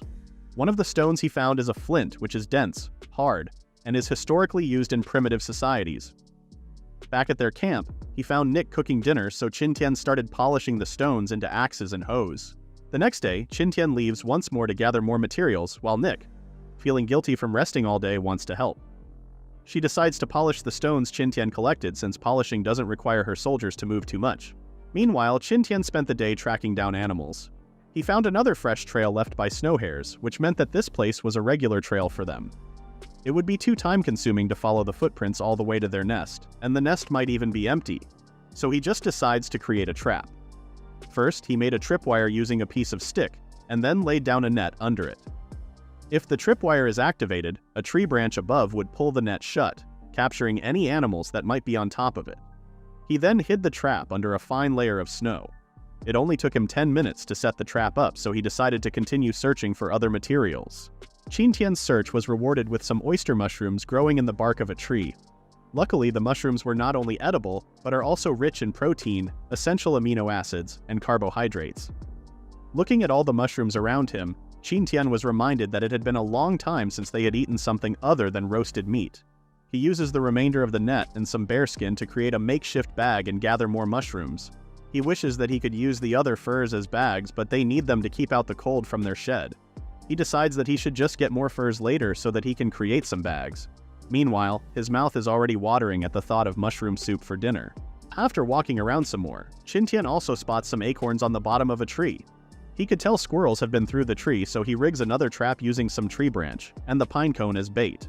If a squirrel tries to get the pine cone, the trap would activate and the branch would pin the squirrel into the trunk. Qin Tian can see that the day is still early, so he puts down his bag of mushrooms and decides to create another trap he learned from the experience pack. He pulls out his spade and digs a pretty large hole in the ground, using some pointy pieces of wood that he sharpened with a knife. He made a pitfall trap, which he hid with some snow and a small piece of meat as bait. After his fruitful trap-making day, Qin Tian heads back to the camp with his mushrooms. He was surprised to see the rows of tools Nick made. Nick didn't sleep without Qin Tian there to keep watch, so after Qin Tian commended her for the stone tools, she went back to sleep. Meanwhile, he starts cooking dinner using the stones he collected to boil water and make soup. An hour later, the enticing aroma awakens Nick, and they enjoy the soup made of some mushrooms and meat. Qin Tian laments that they don't have any salt to season the soup with, but it was still their best meal to date. Their stock of mushrooms is good enough for one more day, and their meat is also running out, so Qin Tian hopes that he catches some animals soon. He set up many traps, but it depends on luck whether prey would fall into them. Nick realizes that it would be foolish to rely on only hunting as their source of food. If he wants to start a farm, he would need to build a greenhouse, and that would also take too long. Thus, he decides that they might need to rely on aquatic animals as a reliable source of food, so they would need to search for larger bodies of water soon. Nick falls asleep in front of the fire, so Qin Tian carries her back to their shed. Their bleak situation is annoying Qin Tian since autumn is fast approaching in 2 months. Before then, he would need to build a cabin and get enough food to last through winter, or they would die. The next day, when Qin Tian checked his traps, he managed to catch snow hares, some squirrels, and a snowy owl. His trap's success rate was 50%, so if he created more traps, then he would capture more animals. Thanks to the experience packs, he could place the traps at the right location, which really improved his chances. Unfortunately, the pitfall trap didn't catch any large predators. There's not even a footprint around it. Qin Tian wonders if he should improve the bait with live animals, but he realizes that the animals are just enough for him and Nick, so he can't do that. He then creates a few more traps and heads back to their camp where Nick is grinding their stone tools. He informs her that he had managed to create hundreds of traps around their camp and divided them into 4 zones. That way, he would only go to one zone per day because the animals might get scared if he only targeted a specific place. However, the animals would disappear when winter comes, so they shouldn't rely on them too much. He then hands the animals he caught to Nick. For the next few days, Nick would be the one to collect the trapped animals and reset their baits, while Qin Tian would focus on creating their cabin. He uses the stone axe to chop off some wood to use as walls, and he digs into the ground using the stone hoe so that he can erect the cabin's foundation. A few days later, their clearing gets larger as more trees fall while their cabin also takes shape. Since they don't have any nails, Qin Tian carves the edges of the wood into joints that perfectly fit together. This was something the ancient Chinese did. 1.5 months later, the cabin is finally finished, with evergreen leaves as a roof and fur to act as their door. Qin Tian was disappointed that the system only grants points upon accomplishing a task the first time, so he didn't really get any points now. He had already created cabins back on the island. Inside the cabin was a comfortable bed big enough for the two of them, and a fire. Nick asks him why he made 2 windows in the cabin when it's so cold outside. But Qin Tian reminds her that smoke still needs to escape the cabin. If there were no windows, they would be poisoned by carbon monoxide. They also couldn't make a larger cabin since the heat will dissipate quicker, and it would be harder to keep it warm. When the campfire inside the cabin burns, the rising smoke continuously smolders the roof, filling the room with warm air, which would also help reduce the moisture in the wood and prevent it from rotting. The smoke also contains tar, which would penetrate and seal the small holes in the house, improving its insect resistance and waterproofness. Nick asks him what they should do with the piles of frozen hares and squirrels they stocked up for winter. It would be creepy for them to stay inside the cabin, and Qin Tian doesn't want to wake up seeing hundreds of dead eyes staring at him, so he decides to build a small chest outside in the next few days. As Nick heads outside to prepare the wood, Qin Tian appraises their progress. They have collected over 100 animals, ranging from hares, squirrels, owls, lemmings, and even snow foxes. They also have a wide and thick fur blanket. He wants to make some pottery jars next because boiling water with stone is too time-consuming. However, this would delay his search for possible fisheries. He then heads outside the cabin to start on the small chest made of wood for their storage of animals. The cold would also prevent the animals from going bad. Later that night, Qin Tian ponders the approaching autumn while creating nets made from some ropes he made. When Nick wakes up, they exchange tasks and Qin Tian sleeps, exhausted from all the preparation they have been doing for the upcoming winter. When Qin Tian woke up, something confused him. He didn't sleep for too long, so why is there already sunlight outside?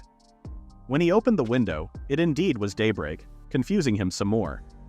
He wonders if this is a polar day phenomenon, but such a thing happens only in the polar regions. Nick asks him what he's talking about, so he has to explain that the polar day is also known as the perpetual day or midnight sun. Since the Earth is tilted on its axis, one polar region of the planet would receive more than 24 hours of day or night. Nick is amazed to learn this, but Qin Tian admits that it can also be annoying. He doesn't have any tools to accurately measure the time, so he has been adjusting his schedule based on the amount of daylight. If they truly are having a polar day, then his regular life would be disrupted. He doesn't want to rely on just his own biological clock to tell the time, so he wonders what he could do. He can create a sundial that would tell the time based on the position of the sun in the sky. However, right now, the sun shines more than 12 hours during the day, so it would be useless.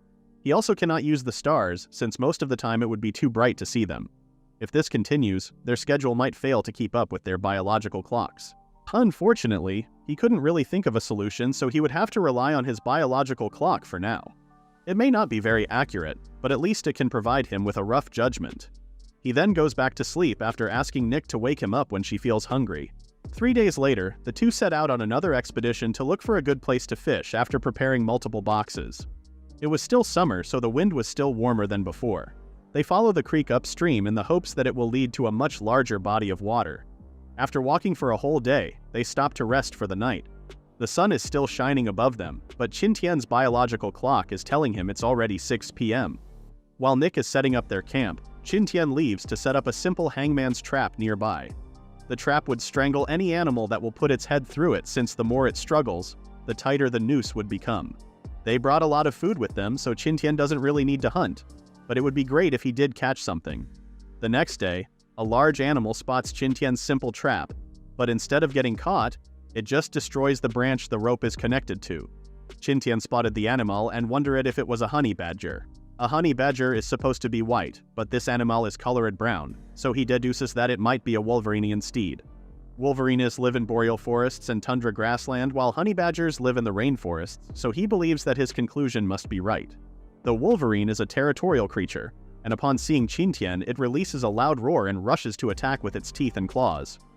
In the wilds, the wolverine curls its body to minimize the damage caused by the teeth of other animals, but against Qin Tian's sharp knife, this strategy doesn't really work. After killing the animals, he goes back to Nick and continues their journey. A few hours later, Nick spots a large river ahead of them, and the two drop their sled to quickly check it out. To their amazement, it wasn't only a large river, but a river heading directly into a group of mountains. After the time they spent on the empty snowfield and in the monotonous forests, the snow mountain made them want to go climb it for a simple look. Qin Tian also hopes that just like the mountains back on the island, there might be iron ores in the mountains which they can use to create metal tools. With a new destination on the horizon, the two excitedly decide to check it out. Looking at the towering mountain before them, Qin Tian notices something strange. Recalling the map he saw of Zone E7, the mountain area is in the center of the map. A large forest then surrounds the mountain area with the snowfield surrounding the forest. On the map, the forest was much larger than the snowfield, and yet it took them almost a week to cross the snowfield, but just a few days to travel through the forest and reach the mountain area. He does admit that they were traveling slowly through the snowfield, because they didn't have the sled, but it still doesn't make sense. Nick notices his troubled face, but Qin Tian doesn't want to worry her. So instead, they continue following the river. A little while later, they spot what they are looking for, a fish. Qin Tian recognizes the fish as an Arctic char, a fish that usually lives in the polar regions of Europe and America. Arctic chars usually travel in rivers through the year, spending summer in the sea but retreating back to rivers in the autumn. This makes Qin Tian realize that more fish should be upstream of the river, and they hurriedly pull their sled. After a day of pulling, they finally reach their destination, and a beautiful pond opens up before them. Strangely, they hear some trees being felled, and they quickly check if someone is there. However, Nick sees a strange large mouse gnawing on the fallen tree. Qin Tian explains to her that it's not a mouse but a beaver. The beaver starts running away upon seeing them, leaving Nick to wonder what beaver meat tastes like. Meanwhile, Qin Tian studies the fallen tree and the way it was cut up. The tree wasn't hollowed by insects, nor was it forcibly broken by external forces like strong wind. That must mean that the beaver from earlier had gnawed through solid wood to bring the tree down. Beavers usually have 4 huge and hard front teeth, and they can easily gnaw through a tree as thick as a human's head within just 2 hours. Nick is getting more and more astounded by beavers the more she hears about them. This was further intensified when Qin Tian guessed that the pond before them could have evolved from woodland after beavers built dams. They truly are the master architects of nature. Qin Tian was knowledgeable about them thanks to the system, but he was still shocked to see the beaver's capabilities with his own eyes. The pond before them looks huge, but the largest dam built by beavers back on Earth was more than 850 meters, so it still makes sense. Beavers are also herbivores, mainly eating tree branches and bark. That would mean they don't have to share the fish in the pond with the beavers. The fish in the lake are so plentiful that it should be enough for 2 humans to survive through the winter. He tells Nick the good news, and that they don't even have to set traps for wild animals. Instead, they can just relax and focus on catching the fish. A few minutes later, they started fishing by using spears made by Qin Tian. After they catch a sizable amount, they roast them in a fire and happily eat their new meal. There are only a few types of fish on the pond, but thankfully, they don't have too strong a taste, unlike the animals they have been eating the past few days. After eating, they organize everything they need to catch more fish. Nick pulls out the fish traps they made while Qin Tian prepares some hare meat to be used as bait. After putting the meat inside the traps, they drop it into the water. Now, they have a steady supply of food. In winter, all creatures become quiet as animals either hibernate or migrate to escape the severe cold. However, fishes are different since they live in the water. Thus, it's a natural steady source of food. Qin Tian's next challenge is to prepare warm clothes for winter. However, he first wants to see the snowy mountains some more. The two of them put their items back on the sled and set off once more higher into the mountain slopes. As they climb the mountains, Nick stops as she notices some weird animal hair hanging from the trees. Qin Tian recognizes the hair as reindeer hair that must have fallen during the seasonal changes. That means they might be able to get warmer furs for the winter. According to the Snow Forest Experience collections, reindeer migrate 8 months of the year to find food and escape the cold. There might be a chance that they wouldn't be able to find the reindeer herd, but Qin Tian couldn't let go of this chance. After 2 days of tracking, the two finally found the herd consisting of at least 200 reindeer. Qin Tian could easily capture one of them using his gift Swift Cheetah, but that would frighten the other reindeer and drive them away.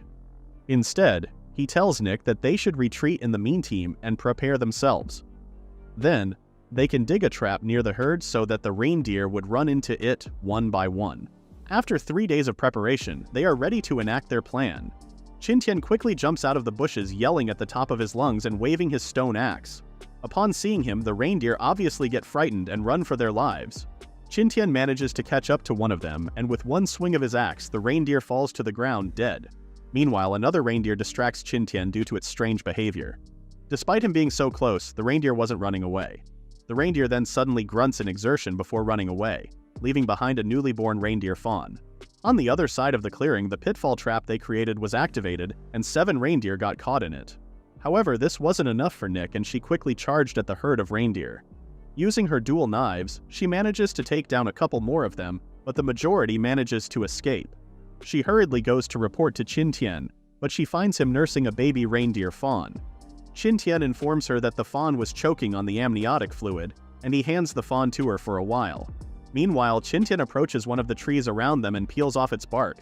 After fashioning the bark into a pipe and lighting it on fire, Qin Tian blows the smoke into the fawn's face. The smoke causes the fawn to cough, and it manages to cough out the amniotic fluid it was choking on. This was a technique Qin Tian saw one of the elders use back in the village to save a calf. Nick asks him if they should keep it, and Qin Tian agrees. Reindeers are mammals, meaning they would need milk to feed it. However, Qin Tian has no idea where to get some. Since reindeer live in such an extreme environment, they grow up extremely fast. It will only take a day for the baby reindeer to learn how to stand, run, and search for food. This fast growth might mean it won't need milk to grow, but Qin Tian's instinct says that newborns are very weak and must drink milk. Not knowing what to do, they decide to just light a bonfire to provide warmth for the baby reindeer while they deal with the other reindeer corpses. Nick pets the reindeer fawn sleeping on her lap, while Qin Tian collects the 16 reindeer they managed to kill. They are more than enough to provide all the fur they need for winter. However, transporting them back to their camp might be a problem since each adult reindeer weighs about 440 pounds. In the meantime, he decides to just clean them all up and deal with the issue later. He goes back to Nick, who is gushing over the cuteness of the baby reindeer. Qin Tian switches with Nick and warms up the baby reindeer near the bonfire. He wonders what he should name it, but he realizes that it might even be too early to give it a name. After all, he's not sure it would even survive. He tries to check if the reindeer is still even alive, and thankfully, he can feel its weak breath with his fingers.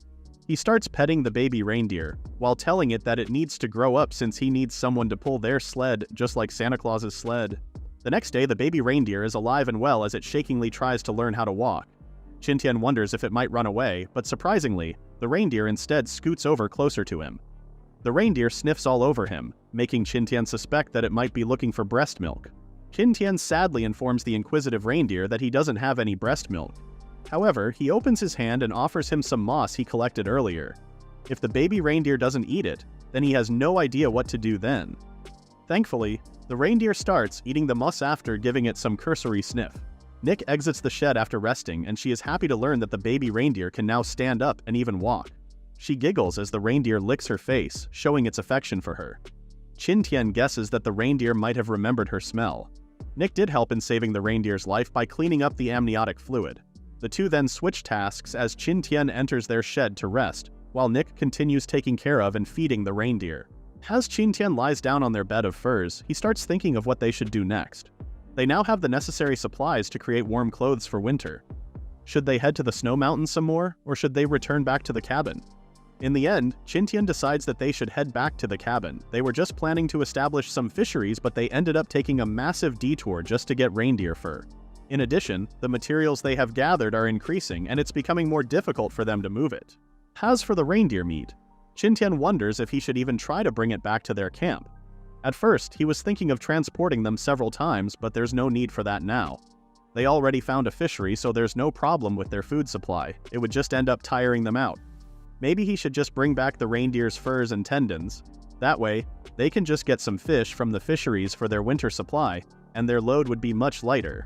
However, the baby reindeer is also a problem. He would need to keep it away from the corpses of the others, since it might suffer from trauma if it sees them. After all, it can still recognize its own kind. The next day, Qin Tian leads the baby reindeer away from their camp while Nick gets rid of all the reindeer meat. A few days later, they are back at the pond and the reindeer can now easily run and jump around. They pulled the traps they left behind in the water, and it was loaded with fish. The large harvest gladdens Qin Tian, and they quickly clean the fish and prepare it for transport. While working, Nick asks Qin Tian if he thought of a name yet for their new companion.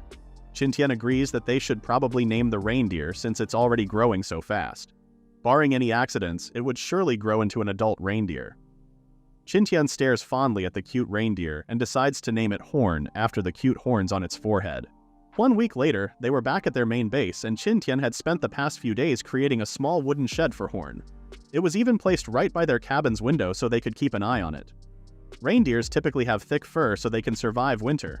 But since Horn is still a child, they usually cuddle with their parents to stay warm. However, Horn isn't with his kind, so they decide to keep him with them inside their cabin for now. A few nights later, Qin Tian is trying to sleep next to Nick. But the freezing cold seems to have intensified, making him shiver terribly. He tries to open the window to check what's up, but a cold surge of freezing air suddenly blows inside. Qin Tian hurriedly shuts the window close. He then tells Nick that it's snowing heavily and the polar day is finally over. It's finally dark again, and it looks like the change in season is finally starting. They would have to deal with the snow as soon as possible, and their trip to the snow mountain is cancelled. Winter is definitely not a time for travel since they can run into a snowstorm outside and bury themselves if they aren't careful. They then go back to sleep since they would probably have a very busy day ahead. The next morning they found their whole camp covered with snow. They wouldn't have been able to push open the door, but thankfully, Qin Tian thought ahead and designed it to open inward. Horn quickly jumps around and plays in the soft snow while the two humans go to work dealing with the reindeer fur. Their food stock is so large that Qin Tian also suggests making a warehouse to store them in. They then spend the next week stockpiling and preparing for winter, while Qin Tian also starts on building a kiln. They now have everything they need for winter, so next, he wants to improve their quality of life. With a kiln, they can make pots and pans, and he might even be able to make a bathtub. A few days later, he finishes the pots and pans, but he has no idea on how to start on a bathtub. Thus, he changes his idea instead. First, they would need to build another hut. A few days later, Nick is now enjoying a soak in steamy hot water inside their new hut. It turns out that Nick's plan was to build a hut, remove all the snow inside, dig a hole, and plaster it with mud. He then burned some firewood inside the mud-plastered hole, which solidified the mud into an improvised bathtub. After her bath, she sees Qin Tian heading out again to check on their traps. He told her that even though they have lots of fish, it would be tiring to eat it all the time, so they should try other foods too. Nick decides to accompany him along with Horn, who runs away looking for his own food. They are also about to split up and check the traps when Horn comes back bleating loudly. The reindeer seem to be telling them something, so they decided to follow him. Horn then leads them to a bush full of colorful berries that Qin Tian identified as cloudberries. The place was full of them and the two gathered them in their bags. The berries usually grow on the ground and are sheltered by weeds, so it is very well hidden from the eyes. If it weren't for Horn, they would have never found them on their own. Later that night, they try the berries and their eyes twinkle from their sweet and sour taste. They finally don't have to eat just meat anymore. When October arrives, snow is now heavily falling from the sky. Nick and Qin Tian are wearing more and more fur on their bodies, but they know that it's still not the middle of winter. For today, they have decided to go out and look for seal oil. They head out of the forest and back into the snowfield in the hopes of hunting some seal in the ice sheets. They also brought Horn with them to pull their sled through the snow. For shelter, Nick volunteers to create an igloo in the snow. Nick was doubtful that the soft snow could even hold up an igloo, but she was proven wrong when the snow blocks proved hard enough when she tried to make one. Qin Tian explains that it's because although the freshly fallen snow is soft, the way it gets accumulated through time makes it denser under the effect of gravity. Except for the fluffy snow on the surface, the deeper snow has accumulated for years and has been compacted by gravity. Cutting snow blocks and stacking them up actually reminds Qin Tian of his childhood. They also cannot work continuously since they have to be careful not to sweat. Sweating would get their clothes wet, and when this freezes, the clothes wouldn't keep them warm anymore. Therefore, they have to stop working when they feel hot enough to sweat. After 2 hours, their igloo is finally finished. They also made a separate snow cave for Horn to sleep in. Inside the igloo, Nick wonders if other people are living there like them. Qin Tian replies that although he's not sure, someone probably lived there before. He recalls how Huang Yiqiu informed him that there was a laboratory in each zone in Biosphere 3. That means there must have been a laboratory here in the past, even though the researchers might already be dead. If they can find the laboratory, they might be able to get help and contact the others. Thus, Qin Tian decides to start searching for it after winter. After eating some meat, they go to sleep inside the igloo. The next day, they finally reach the ice sheets, and on the horizon, resting under the bright sun, are a group of seals. It looks like their journey wasn't in vain. Despite the heavy snow falling on top of their heads, Qin Tian and Nick start stacking ice blocks to create their house. When Nick asks him if they are going to stay there for a while, Qin Tian informs her that they will probably just stay for a few days. However, seals are extremely vigilant, so they would need to still make some preparations. Aside from their own igloo, they could also build a big house for their reindeer, Horn. In response, Horn bleats his appreciation for their efforts. As the sky darkens above them, the snow continues to fall harder. Thankfully, they managed to finish the igloo before it got fully dark. After creating a fire, Nick wrapped herself up in her sleeping bag and went to sleep. Meanwhile, Qin Tian watches over her through the night. Although the snowstorm is heavy and there is little chance of polar bears coming out, they still need to stay vigilant. In the meantime, he can think about how to catch those seals. The next day brings forth a bright day, and wildlife fills the surroundings.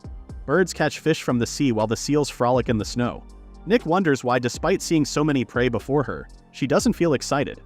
Instead, she stands in awe and feels that life in nature is so wonderful and diverse. She feels so calm and comfortable. Even so, they still must continue with their plans. They still are a part of nature after all. Qin Tian charges at the animals with his axe drawn and his skills in full effect. The speed bonus he gained in the past is still proving useful even now as he quickly dashes through the snow. He was getting closer and closer until the seal finally noticed him and cried out a warning. They all start moving towards the water, but fortunately for Qin Tian, they weren't moving fast, and he could easily catch up. However, they start diving into the waters in just a few seconds. Qin Tian was shocked, and even Nick asked him what happened. It turns out that the seals didn't even have to run to the waters. Instead, they gnaw through the thick blocks of ice underneath them and create holes in the ice. Even with their knives, it would take them too much time to dig through the half-meter block of ice. But the seals gnawed through them without any tools in just a few seconds. Normally, seals would resurface to breathe, but they are too frightened now, so they probably won't pop out anytime soon. In the meantime, Qin Tian calls over Horn to start their other plans. Horn could only carry a few things with him, and since they would need a lot of space to bring the seals back, they did not bring much food with them. Thus, they must catch some sea fish. Qin Tian creates a contraption with some sticks and branches, which he then lowers into the ice fishing hole. Nick inquires as to what the purpose of the branches might be, so Qin Tian explains to her that they are there to prevent the ice hole from freezing, while the middle part has a hook and bait to catch fishes. Since they still have daylight left, Qin Tian decides that they should search around some more, in the hopes that they might see other groups of seals. He also used this chance to teach Nick more about their surroundings. For example, an ice ridge is a long, narrow pile of broken ice that forms when two pieces of ice collide. Ice ridges lead straight to the sea, and seals are often seen on these ridges.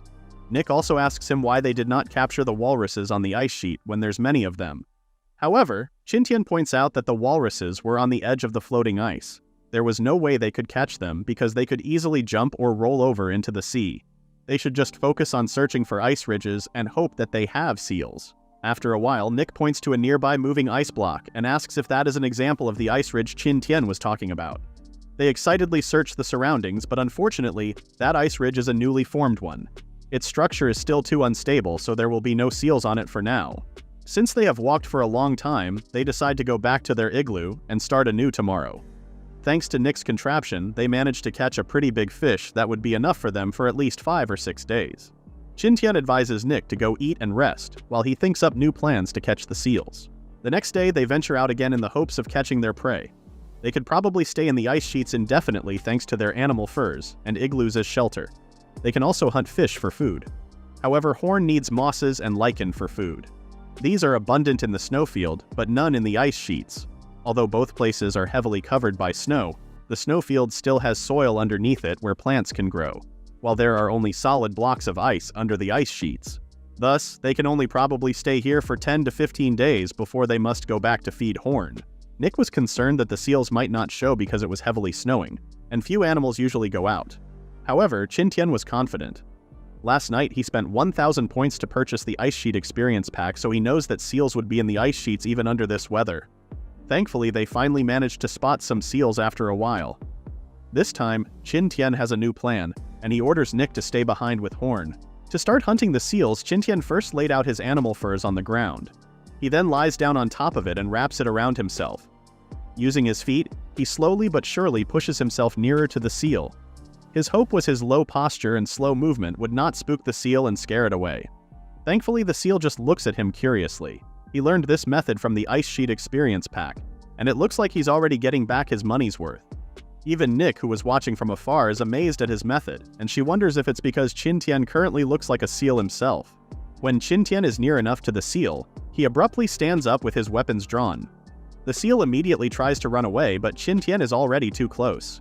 He jumps into the seal just as the seal dives into a nearby ice hole. Qin Tian's spear follows the seal and stabs through its tail, staining the waters red with blood.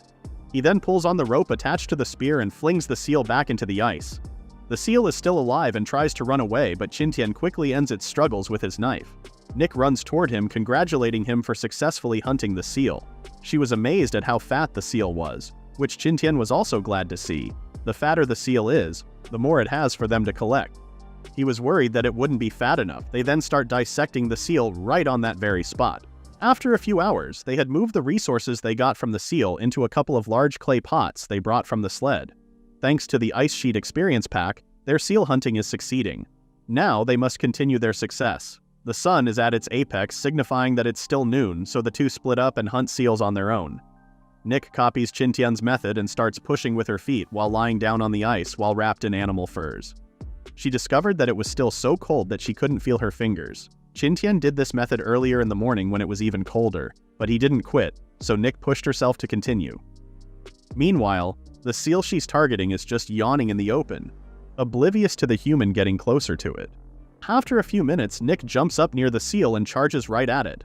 However, the seal was quicker than her and was able to dive into an ice hole before she could throw her spear.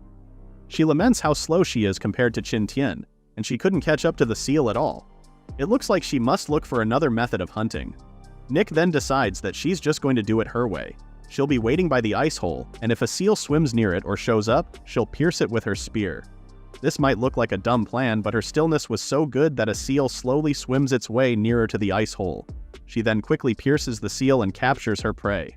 Later that night, she tells Qin Tian everything she experienced while hunting. Most of the seals were too timid, and even when she was able to get 30 or 40 meters near them, they all rushed into the ice holes and escaped. She then tells him how she waited by the ice hole. But after one whole afternoon of waiting, she only captured one seal. Qin Tian agrees that hunting seals isn't an easy job. However, they still managed to catch some of them. Compared to yesterday when they didn't get any, it was still an improvement.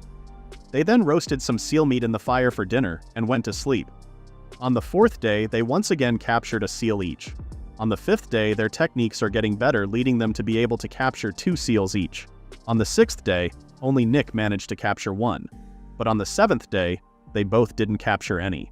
Qin Tian wonders if they might have hunted them too frequently, that the seals are now choosing to hide under the water or in icebergs farther in the sea. Nick agrees with his guess, since after all, seals are smart compared to other animals. Luckily, they still captured at least 10 seals in the last few days, which Nick surmised was enough for them to survive the harsh winter. Nick also points out that Horn is running out of food, so it might be wise if they go back to the snowfield. Qin Tian agrees with her suggestion, and they spend their last night in the ice sheet. During the night, Qin Tian notices that the wind outside seems to be quieter than usual. However, this is better for him, since without the noise, he could hear the movement outside more clearly. He then notices that something seems to be happening with their clay pots full of seal oil. Qin Tian carefully lifted the cover of the clay pot, and he found that the seal oil seemed to be shining like gold. This was good news for him. He quickly wakes up Nick, who finds the smell of the oil so good that she immediately gets up. A few minutes later, they are now eating some fish dipped in the oil. Nick found out that the oil seemed to be warming her up. Qin Tian explains to him that it looks like the solidified seal oil has melted and become shiny oil under the high temperature of the campfire. Nick also understood why Qin Tian was insistent they find the seals. In this frozen oil, eating the oil can effectively keep out the cold and maintain their body temperature. After eating their fill, Qin Tian invites Nick to go for a walk. Outside the igloo, they appreciate the beautiful night sky and full moon. Qin Tian also wonders how Yellen and the others are doing. The next day they start their trek back to their base. Qin Tian knows that if the sky is clear and cloudless at night, then the following day should be a clear day. The moon was so bright and there weren't many stars last night, so they should have no problems today with the weather. When the afternoon rolls around, Qin Tian suggests that they stop since they must build an igloo for the night. Qin Tian starts creating the foundation of the igloo while Nick handles creating the snow bricks. After a while, Qin Tian notices that Nick has stopped giving him new snow bricks. He asks her if she's doing fine, but Nick doesn't answer. He quickly heads over to the hole in the snow where Nick was cutting up the ice, and he finds her there with a solemn look on her face. He wonders if she found anything, but Nick reveals that she found seawater when she was cutting the snow bricks just now. She suddenly heard a sound under her feet. When she carefully listened to it, she realized that it was the sound of the tide ebbing. Nick was surprised by this since there is snow all around, so how could there be a sea under them? He goes down the hole and listens to the ground, and just like Nick had said, he also hears water splashing around. He immediately takes his knife and stabs it into the ice. Using that, he determined that the snow should be less than half a meter thick left. The two dug around until they finally hit the ice. They were amazed that they were still under the ice sheet even though they had already traveled more than a dozen kilometers today. Nevertheless, Qin Tian tells Nick that it seems the ice sheet wants to give them one last gift before they leave. Since they can hear the waves crashing across the ice block, then there should be a beach underneath them. He then decides that they should first finish the igloo before digging through the hole in the ice block and gathering their gift. At midnight, Qin Tian wakes Nick up and informs her that they are now going back to the ice hole. Inside, they should find their gift in the form of blue mussels. He expounds to her how blue mussels have meat that contains a variety of vitamins that the body needs. Although they had cloudberries to supplement their vitamin needs, they didn't have many of them, so it was a good thing they found another source of vitamins. Nick then asks him why they must wait until midnight to gather the blue mussels when they had already finished creating the ice hole earlier. Qin Tian explains to her that when the full moon is in its apex, the tidal range will reach its maximum, so they would have plenty of time to move under the ice sheet. Just like he predicted, the water underneath the ice hole starts receding and reveals a sandy beach underneath. Without timing tools like clocks or watches, they can't know how much time has passed or calculate the ebb and flow of the tide. Thus, they can only rely on the sound of the waves and keep their ears sharp while gathering the mussels. The ice may also be thick above them, but there is still the possibility of collapse since there's no seawater underneath supporting its weight. If they hear ice shattering, they should escape while they can. Collecting blue mussels under the ice may look easy, but it is very risky. Most times there will be no danger, but if it occurs, it will surely be deadly. Thankfully, nothing bad happened, and they managed to return to their igloo with a bag heavy and full of blue mussels. Qin Tian estimates that they must have gathered more than 100 kilograms. Nick suggests they go pick some more since the tide hasn't risen yet.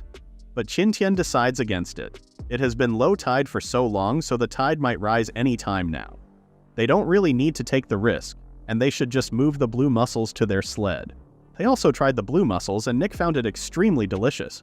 She could even eat a couple of them, while for Qin Tian, he thinks its raw wriggling form very unappetizing. In fact, raw meat seems to be more appetizing. However, he needs to eat them for the sake of vitamins. He slurps the mussel into his mouth, and he finds it to be like refrigerated jelly. It went smoothly into his mouth, and although the juice was still fishy, it tasted okay. With that done, Qin Tian suggests to Nick that they should go to sleep since they would have to travel early tomorrow. The weather has been nice for the last few days, so they should take advantage of that. After a lot of traveling, they finally reach their cabin in the woods. Unlike the ice sheets, there were trees and all kinds of animals here. One squirrel even drops a pine cone on Qin Tian. The two lay down on their bed, enjoying its softness after their long and hard journey. Qin Tian starts listing the things they need to do, like deal with the prey they gathered in the wild, make bows, or even arrows. Unfortunately, the comfort of their house seeps into his bones and he finds himself slowly drifting into sleep. A few days later, everything is back to normal with Qin Tian and Horn hunting for food, while Nick takes care of the household chores. Qin Tian returns after capturing 2 hares in their traps, while Nick finishes skinning the sealskin. Qin Tian suggests that they use sealskin to create waterproof shoes. Their shoes are often drenched by snow, making them wet and cold, so having waterproof ones would be helpful. Nick also reminds Qin Tian that he was planning to make bows and arrows. However, Qin Tian replies that it's not easy making bows powerful enough to murder seals. He would need to do more preparations, but he first needs to focus on the upcoming winter. When winter arrives, the two are stuck inside their cabin in front of a roaring fire. Qin Tian knew that it would be colder during the winter, but he never expected it to be so cold that they would be almost freezing. Since mid-November, it has been snowing almost every day, but thankfully they have stored enough food. Qin Tian decides that no matter how the weather is, he will never go out to hunt. However, staying at the cabin for weeks at a time became too boring for Qin Tian. They decide to go on walks outside. The snow makes the visibility poor, so they still just go around the cabin for the sake of safety. When it gets too cold, Qin Tian runs back home. Meanwhile, Nick remarks that Horn's food supply seems to be running low. They would have to seek some more in the coming days. Reindeer usually migrate to some warm places with rich food for winter. But since Horn is their pet, it couldn't migrate, so they are now responsible for taking care of him. They head back inside their cabin and warm themselves up after their cold trek outside. While eating some of their jam, Nick wonders how the others are doing this winter. Qin Tian assures him that they should be fine since the boat should be stocked with supplies and they have more people to work with. In fact, they could even have already arrived at their destination, Zone A1. They would eventually meet in the future, so they should just go to sleep and focus on surviving through this winter. Meanwhile, outside the cabin and under the night sky, nature is still doing its thing. A snow hare is peacefully rambling about in the snow when wolves suddenly appear all around it. The hare shakes in terror before these predators, but the wolves mercilessly hunt it down. The pack of wolves successfully hunted their food, but they also noticed something in their environment. In the distance, in a clearing in the forest, stood a couple of shelters. The wolf howls into the night and calls his pack, as they prepare for another hunt. Inside their cabin, Nick and Qin Tian are sleeping peacefully while Horn is shaking in fear. He could smell the wolves just outside the door. The door slowly creaked open, and a wolf can be seen salivating over the tasty deer. Horn makes a lot of noise that thankfully woke Nick and Qin Tian up. They realize that something must be happening outside, and they hurriedly exit their cabin. What greeted them was a group of white wolves growling at them. Nick fiercely faces them while Qin Tian also activates all his gifts. With Flash Cat and Swift Cheetah, his speed increases, and with Tough Ox, his strength and durability heighten. Qin Tian then grabs one of the wolves by the throat and slams it into the ground. Meanwhile, Nick dodges a wolf's attack and kicks it in the head, knocking it out. But it wasn't over yet. Wolves jumped down from the roof of their cabin, and the two humans found themselves surrounded with nowhere to run. Qin Tian calls for a hasty retreat, and the two of them run back inside their cabin, leaving the wolves outside. They immediately close the doors just as the wolves slam into it, trying to get in. Qin Tian was annoyed at the wolves. He never hunted them while it was spring, so how dare they try to eat him now? They never discovered a trace of white wolves before, so where did they suddenly come from? Qin Tian pulls out his dual blades, while Nick hefts her large hammer. They must go outside and rescue Horn from the wolves. Meanwhile, the wolves keep trying to break into the cabin. The door shakes with a loud bang as they try to ram their bodies through, while Qin Tian asks Nick to close the cabin windows to prevent them from getting inside. From the window, Nick reports that they are badly surrounded while a wolf is already digging a hole outside the door of Horn's house, and it's almost halfway in. This angers Qin Tian, and he kicks the door out himself, destroying it and sending the debris hurtling towards the wolves. The wolves yelp in pain, but this doesn't deter Qin Tian from slashing and destroying them.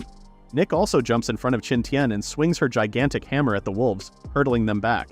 In the distance, they can see the back of the wolf trying to tunnel its way into Horn's house. They run towards it while Horn is shaking in fear inside. The wolf was about to burst from the ground, but thankfully, Qin Tian managed to reach them in time and murder the wolf. They ask Horn if he's fine, and Horn happily bleats inside. With their pet's good health confirmed, the two armed humans focus on fighting the other wolves. There are still more of them surrounding them. Qin Tian observes that if they want to defeat the wolf pack, then they would have to eliminate the Wolf King. This should cause the others to panic and separate, allowing them to counterattack. However, all the wolves look almost the same, especially in the darkness of night. It's too difficult to find out which one is the Wolf King. He laments that his pet wolf, White Eye, wasn't with them. If he was, then this wolf pack would be a tremendous boon to them. Normally, there are two types of fights between wolves. First, there is a group fight, while another is a fight between wolf kings. Since White Eye was the leader of his own pack, if he could have defeated the Wolf King here, then they would have been able to get this wolf pack and their territory too. He could hear the Wolf King howling his orders, but there were so many he couldn't see which specific one was howling. The wolves then started attacking them, so they had no choice but to fight back each and every wolf attacker. Unbeknownst to Qin Tian, the Wolf King stalks behind the other wolves and abruptly pounces on Qin Tian.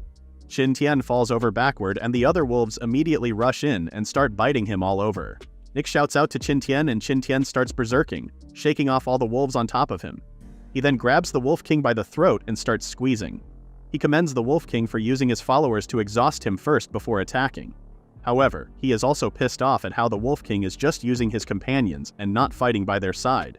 He grabs the Wolf King by its tail and throws him into the other wolves. Surprisingly, the Wolf King stood back up despite his injuries. This surprises Qin Tian, so he uses his skills to appraise the wolf. It turns out that it's not just a normal white wolf king, but a dire wolf. Dire wolves are the largest canine in history, living in the Ice Age 400,000 years ago. Compared with today's wolves, a dire wolf's body and limbs are shorter and stronger. It has a terrible biting force and a durable body like a hyena. Qin Tian realizes that there must be prehistoric creatures in all the areas of this place. Nick stands in front of Qin Tian with her weapons out and asks him if he's okay. Despite his wounds still oozing blood, he smiles and assures her that he's fine. He warns Nick to keep herself safe, and he then walks toward the wolves. The wolves glared at Qin Tian and growled at him, but they had all stopped attacking. Nick wonders why they stopped, and Qin Tian guesses the wolves must be planning something, or starting to be more wary of them. One of the wolves abruptly howls into the air, and the others immediately turn around and run away from the two humans. Qin Tian was relieved to see them go because his wounds were causing him a lot of pain. If the wolf pack hadn't retreated, then he really didn't know how it would end up. After checking up on Horn, Nick helps him go back inside their cabin.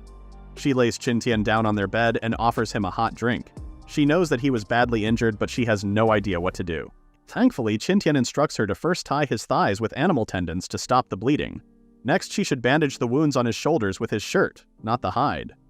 Qin Tian wasn't sure if his skill, Silver Wolf, would enhance his immunity, but he couldn't risk his wounds getting infected. He asks Nick to use her method to stop the bleeding. Nick was apprehensive, but she quickly took a burning wood from their campfire. She then lets Qin Tian bite on some cloth, and then uses the burning wood to cauterize his wounds. The wounds sizzled and closed under the intense heat, and the night air was filled with Qin Tian's cries of pain. The next day, Qin Tian was left on bed rest while Nick took care of him. She leaves to heat up some fish and smoked meat for him while Qin Tian tries to assess his physical condition. He could barely close his fist, and any movement he made sent a sharp pang of pain striking him. He has no strength at all, and it looks like he would have to stay still for the foreseeable future. Truthfully, he wanted to go out and destroy all the wolves. Due to them, they had suffered such great loss. He wonders if the cold was so brutal that the wolves were forced to leave their territory to look for food there. They couldn't get anything this time from their camp, but they might strike again. It would be bad if they came before he could finish recovering from his injuries. Nick returns with a bowl of food, and she helps Qin Tian feed himself. After a while, Qin Tian stands up and checks his surroundings. Strangely enough, he felt a warm sensation spreading around his wounds while he was eating. It must be his skill, Silver Wolf, working. He was surprised because his skill wasn't that strong in healing him when he was injured by the polar bear in the past. It must be because they now have plenty of food like fish and meat to help in his recovery. He gives Nick his empty bowl and asks for more meat to eat. A few hours later, Qin Tian wakes up again from his bed rest asking for Nick to bring him some food. Nick was surprised since Qin Tian had just eaten his large meal 2 hours ago. This also surprises Qin Tian, so he asks her to prepare more food since it looks like he may be hungry soon after his meals. Without meat, he became weak again. Luckily, they have stored enough food so they can eat without worries. Qin Tian eats the smoked meat Nick brought him, and as expected, the effect of his gift was enhanced. In other words, if he has enough energy, his gift Silver Wolf can be fully used. He was starving and feeling ill when they fought the polar bear, so he never noticed it before. In summary, his gift was like an engine, running slow or even stopping when he had insufficient power. In the past, his gift must have been using the energy inside him to cure his wounds, which was why he always felt weak and stumbled down on the ground a lot. When he got Silver Wolf, he thought the function of it didn't match the name, but after this incident, he finally understood why it had that name. With this speed of recovery, he might be able to regain his full health in under a month. He was sure that he could take down the Wolf King again the next time they met. Of course, he still needs to rest before all those things can happen. Meanwhile, outside, Nick buries the corpses of the wolves they murdered under the snow. She noticed that the wolf fur seemed to be good, so she decided to harvest them too. She moves the corpses in good condition into their warehouse, and she plans to deal with them when she has more time. However, she was surprised when she opened their warehouse. Nick immediately runs to Qin Tian and reports the bad news. All the meat in the warehouse had disappeared. The two put on their cloaks and investigated the warehouse. Behind some of their clay pots, they discover a tunnel under the ground leading outside. It seems that while they were fighting against the wolves, another group of wolves had dug a hole and stole their food. That would explain why the wolves were just encircling them but did not dare attack them. Obviously, the wolves knew that some of them would die if they attacked, so they chose to just do a trick instead. Now, it would be tough for them to get through winter. They did get 12 white wolf meat, which would support them for a while, The next sunny day, Qin Tian suggests that they go back to the lake again. Given the current situation, even the wolves can't find food in the woods. If they are having trouble, then the two humans would find it hard to hunt and trap animals too. They can only get something to eat in their fishery, but before they set off, they first must prepare their materials. 1 week later, they had finally finished fixing the door, prepared a stock of Horn's food, and even put a plan on the floor of Horn's cabin. They then attach Horn to their sled and start the journey towards the lake.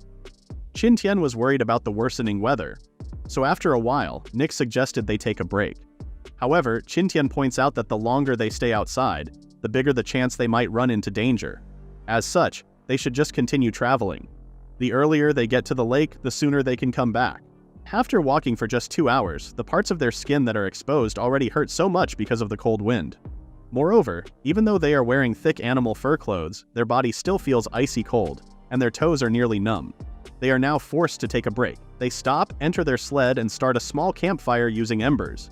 They also try to eat something to warm up their bodies before moving on. Qin Tian also reminds Nick that they would have to listen to each other's breath when they go to sleep. They must make sure neither of them freezes to death without the other noticing. After their hazardous travel, they finally reach the lake. However, the lake was frozen. Qin Tian figures that he can set up the fish traps after he breaks the ice, but the injuries from the previous battle with the white wolves haven't healed yet, and he doesn't want to do any strenuous activities. Meanwhile, Nick found some animal fur nearby and showed it to Qin Tian. She guesses they are white wolves' fur, but they should have been gone for a long time. They continued looking around and found some strange pellets near a tree. Those were frozen dog excrement after it had grown some bacteria. They then check the surroundings to make sure that it's safe before doing their tasks, and after a while, they only find a few more frozen excrements. It looks like the wolves tried to break the ice to catch fish but failed. So in the end, they just left and never came back. They were glad that they didn't have to go into another fight again, but Nick then noticed something strange on the ice. There seemed to be bubbles trapped just underneath the surface of the ice. Looking more closely at the bubbles, Qin Tian hypothesizes that they must be biogas bubbles. Biogas bubbles are formed in water due to the decaying leaves and branches. Bacteria in these decayed materials produce methane, which accumulates and forms these bubbles.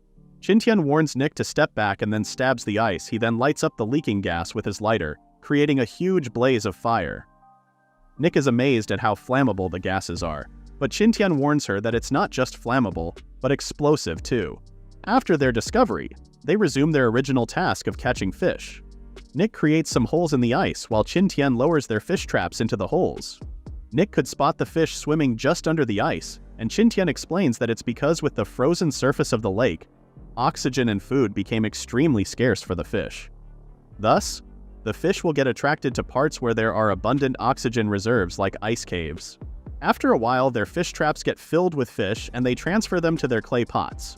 With the way things are going, Nick guesses that they could return home the next day. However, Qin Tian suggests that they should stay put for some time.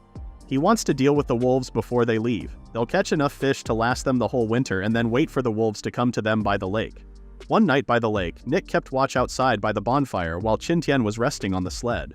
Qin Tian feels something in the air, and he realizes that the wolves must be coming. He exits the sled and instructs Nick to wait for him at a specific spot. Nick leads Horn and their sled away, while Qin Tian takes out a torch and lights it in their bonfire. He then walks toward the darkness into the lake until he reaches the spot he prepared earlier. The spot was full of dead fish they caught, and he stayed there waiting for the wolves. Meanwhile, the wolves are amassing in the nearby woods. With his torch held up high above his head, the wolf pack immediately spots Qin Tian in the middle of the frozen lake. As the wolves approach him, Qin Tian starts taunting them for being so slow. He holds a fish in front of him and dares them to attack. The wolves stop a few meters away from Qin Tian because they are still wary of what plan Qin Tian might have. He tries to bait them more by flinging the fresh fish directly at them, and this finally triggers the wolves. They all charge straight to Qin Tian while he, on the other hand, stabs his sword directly at the ice underneath him. After making a crack, Qin Tian drops some ember into the crack and covers it up with his hand. The flames underneath rapidly spread as the biogas bubbles trapped in the ice simultaneously combusted.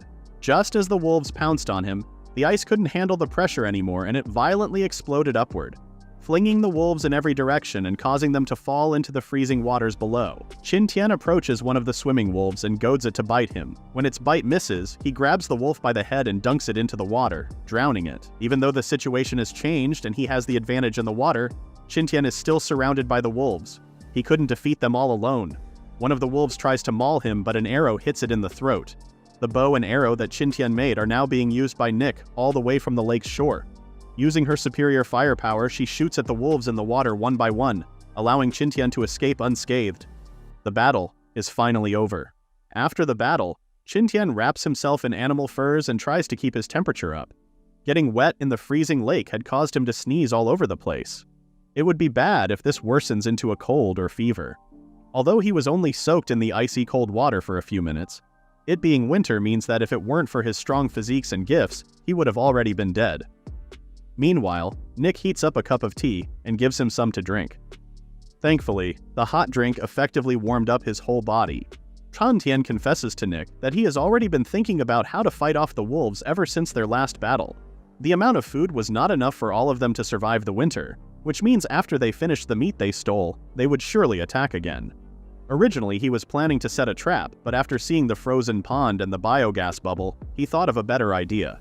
Now, he is extremely happy that this problem is solved, and he doesn't have to worry about it anymore. Nick asks him if they should take the wolf meat back home, but Qin Tian suggests they instead throw them into the pond. That way, the fish could eat them. Dogs and wolves are from the same family, but their meat tastes very different. Dog meat tastes sweet, but wolf meat tastes sour and is not that good. It was sunny the next day, so they headed back home with all the food and fish they gathered. The weather changed during their travels, and they were pummeled by cold winds and heavy snow. Thankfully, they still safely reached their home even though it took them all day and night. Inside their warm cabin, Qin Tian asks Nick to take off her shoes so he can take care of her wounds. Meanwhile, Horn also settles in his own bed, and they all take their well-deserved rest. A month later, it is now February, and Qin Tian is getting extremely concerned about the unchanging weather. It was still snowing heavily with no signs of it stopping. Despite the dark surroundings, Nick calls him back inside since it's lunchtime, and she has finished roasting their fish. Ever since they drove the wolves away and returned from the lake, it has been snowing heavily every day.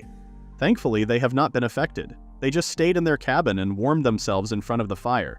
In fact, it was quite an enjoyable way of life. However, Qin Tian wasn't expecting it to snow every day until February. He was hoping the weather would get warmer now, but in fact, they even experienced the polar day phenomenon half a month ago. Although it was dark outside, it was in fact daytime. Thus, they are stuck in their cabins for one more month. When March rolls around, the weather has finally changed and spring is starting.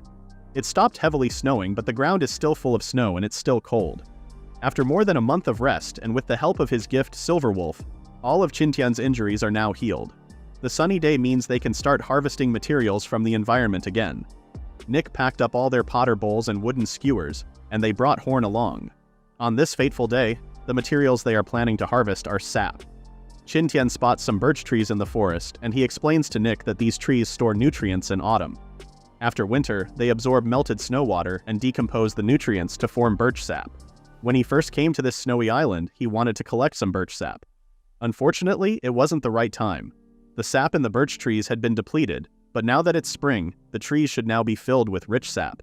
They created a cut in the birch tree with their knives and then stabbed the skewers inside the cut. The sap inside the tree trunk leaks out of the cut and follows the skewer into their waiting bowls. The bowls quickly got filled, and Qin Tian was glad that the sap was much more than before. Although technically, it would be better if they waited until the end of March to harvest the sap, because by then, it would be at its most abundant and nutritious period. They put skewers and bowls on each birch tree they could find. Afterward, they tested the sap. Nick could tell the sap smelled of wood, and Qin Tian was urging her to try it when Horn abruptly squeezed himself between them. He also liked the smell of the birch sap. Horn laps up the sap while Nick and Qin Tian drink from their own bowls. It was a bit sweet like honey water, but it also had a bitter aftertaste. Nevertheless, it tastes good for their starving palate. The sap also has a unique flavor of trees. It feels light when one just drinks it, but then it bursts in the throat and condenses. Nick could only describe the feeling as a flavor that lingers long. They decide to fill up a dozen more jars so they can drink the yummy sap whenever they want. Besides, Qin Tian also wants to use it for other purposes. When they return to their cabins, Qin Tian puts the birch sap in a pot with a cover and hangs it above the fire to boil it. When Nick asks him what he's doing, he explains that he wants to collect the yeast in the air. To avoid failure, he and Nick made 100 jars of boiled sap. That way he should at least get one successful product no matter how unlucky he is. After a month, they are now ready to see the results of their boiled sap. They open the jars one by one, and their nose gets assaulted by its stinky smell. The sap looks spoiled inside, meaning that the jar has failed. They open the other jars, but it looks like every jar failed to produce the desired results. Qin Tian is getting worried that he might have made a mistake in the process. After all, one must ensure that the sap is completely sterilized and sealed properly. Moreover, what if there is no yeast in the forest? Nick smiles and encourages him to open the others since they made 100 jars after all. After a few more failed jars, they finally opened one that seemed satisfactory. It smells good and the sap now has a creamy look. Normally, transparent vessels are used to capture yeast called Saccharomycetes. This is because, unlike other bacteria that float on the surface, Saccharomycetes often sink to the bottom. However, since they didn't have glass bottles, Qin Tian was forced to use pot jars. To see if they get the desired bacteria, they will have to pour the liquid out and check the bottom of the jars. After doing so, a paste-like product was left on the bottom of the jar. Qin Tian cries out in happiness that his experiment was a success. The substance in the bottom of the jar is called yeast paste, which contains yeast, a lot of impurities, and alcohol. After opening the 100 jars, only 4 of them had yeast inside. That was only a 4% success rate. Fortunately, this yeast should still be enough to make wine. He plans to make birch wine so that he can also use it as alcohol. That way, they would never have to cauterize their wounds again with fire to prevent getting infected wounds. The next step is to extract the yeast from the yeast paste and destroy all the harmful bacteria. First, they put the 4 jars in a large pot of water and boil them all together. After boiling for 15 minutes, they pour in the boiling water and put the jars aside to cool them down to room temperature. When they aren't hot anymore, they shake the jars and allow it to mix before setting it aside once more. This should separate the liquids inside into 3 layers. The top layer of liquid is alcohol, the middle layer is the yeast liquid, and the bottom layer is the impurity. They then pour out the alcohol so that they can reach the yeast liquid. Qin Tian was very cautious when doing this step because if the liquid he was pouring out turned into a different color, then that meant the liquid inside had mixed. He would have to stop immediately to avoid wasting the yeast liquid or polluting it by pouring out the impurities too. After separating the alcohol, he also poured out the yeast liquid and mixed it with the sterilized birch sap. Now, they must wait for the yeast to ferment it and turn it into wine. A month later, Qin Tian is soaking himself in a hot bath. Unfortunately, the water cools down so fast in the cold weather or otherwise, he would love to soak in it for a while longer. Since it's already been a month, he decides to check the progress of their wine. Making wine requires a certain temperature, so instead of leaving the wine in their warehouse, he placed the jars in the cabin. After all, they always keep the fire pit inside their cabin burning every day. He opens the jar, and its sweet aroma fills the cabin. The longer the wine is brewed, the better it tastes. It would normally take half a year to brew it to get such a good smell, but Qin Tian made it to get alcohol. He doesn't really care about the taste. Nevertheless, he didn't expect that after only a month of brewing, the jar of birch wine would have such a heavy fragrance. Nick also enters the cabin and asks him if the wine is ready. They pour the wine into 2 smaller cups for them to try and down it in one gulp. Nick exclaims in surprise at how good the wine is. For her, it tasted sweet and spicy, completely different from normal wine. She feels warm and comfortable after drinking it. Qin Tian remarks that it tastes better than normal wine. Just like fruit wine, it also has a slightly sweet taste followed by a burning sensation. It was hard to accurately describe its taste. In the past, he only drank a little wine when he was forced to go during barbecue parties or other special occasions. However, ever since being stranded on the island where there are few chances to drink, he always tried and found the wine to be extremely delicious. Nick pours some more into her cup, prompting Qin Tian to warn her not to drink too much. However, Nick continues drinking more and more, surprising Qin Tian with her high tolerance for liquor. Anyway, they don't have anything else important to do tonight, so they decide to just enjoy the wine. They fill their cups with wine and toast the night away. A few hours later, they have finished the jar of wine and Qin Tian is tucking Nick into her bed. He wanted to scold her for enjoying too much wine that night, but he decided that it was fine. He's with her so he can just take care of her. Nick pulls the blanket up and complains that she's feeling hot, but Qin Tian explains to her that it's just the effects of the wine. She'll be fine when it wears off. However, Nick stands up and decides to get water for herself. She was so drunk that she accidentally lost her footing and she fell over backward. Thankfully, Qin Tian was very aware of the possibility and caught Nick. He asks her if she's okay, but he's getting distracted. His face blushes as he notices that Nick's coat fell off her, and she was only wearing undergarments. Nick sees his face and grabs it with her own hands. Before he could even react, Nick suddenly kisses him, and they lie down on the ground together. The ice explodes in a huge explosion and it quickly melts, creating a flood of water. Thankfully, the water is contained in the ravine and flows, creating a river. The sun also shines brightly from the sky, melting all the snow from the surroundings. Spring has truly come, In the ground, new trees and plants are also starting to sprout. Sunlight streams inside Qin Tian's cabin, and he wakes up seeing the wonderful day.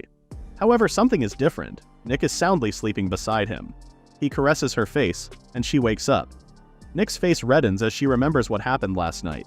Nick buries her face into Qin Tian's chest and asks him if he regrets what happened last night. Qin Tian smiles and answers that he will never regret it. He had a drink last night, but he was still sober. Thus, they decide to take a bath to start their new day. A month later, early in May, Horn is now growing into a strong and powerful reindeer. He can now run so fast even though both Qin Tian and Nick are riding the sled. At their current speed, they would be able to reach the wetland in just 2 days. If they continue, they will also reach the snowy mountains in a few more. Nick asks him if he really believes they can find iron ore in the mountain.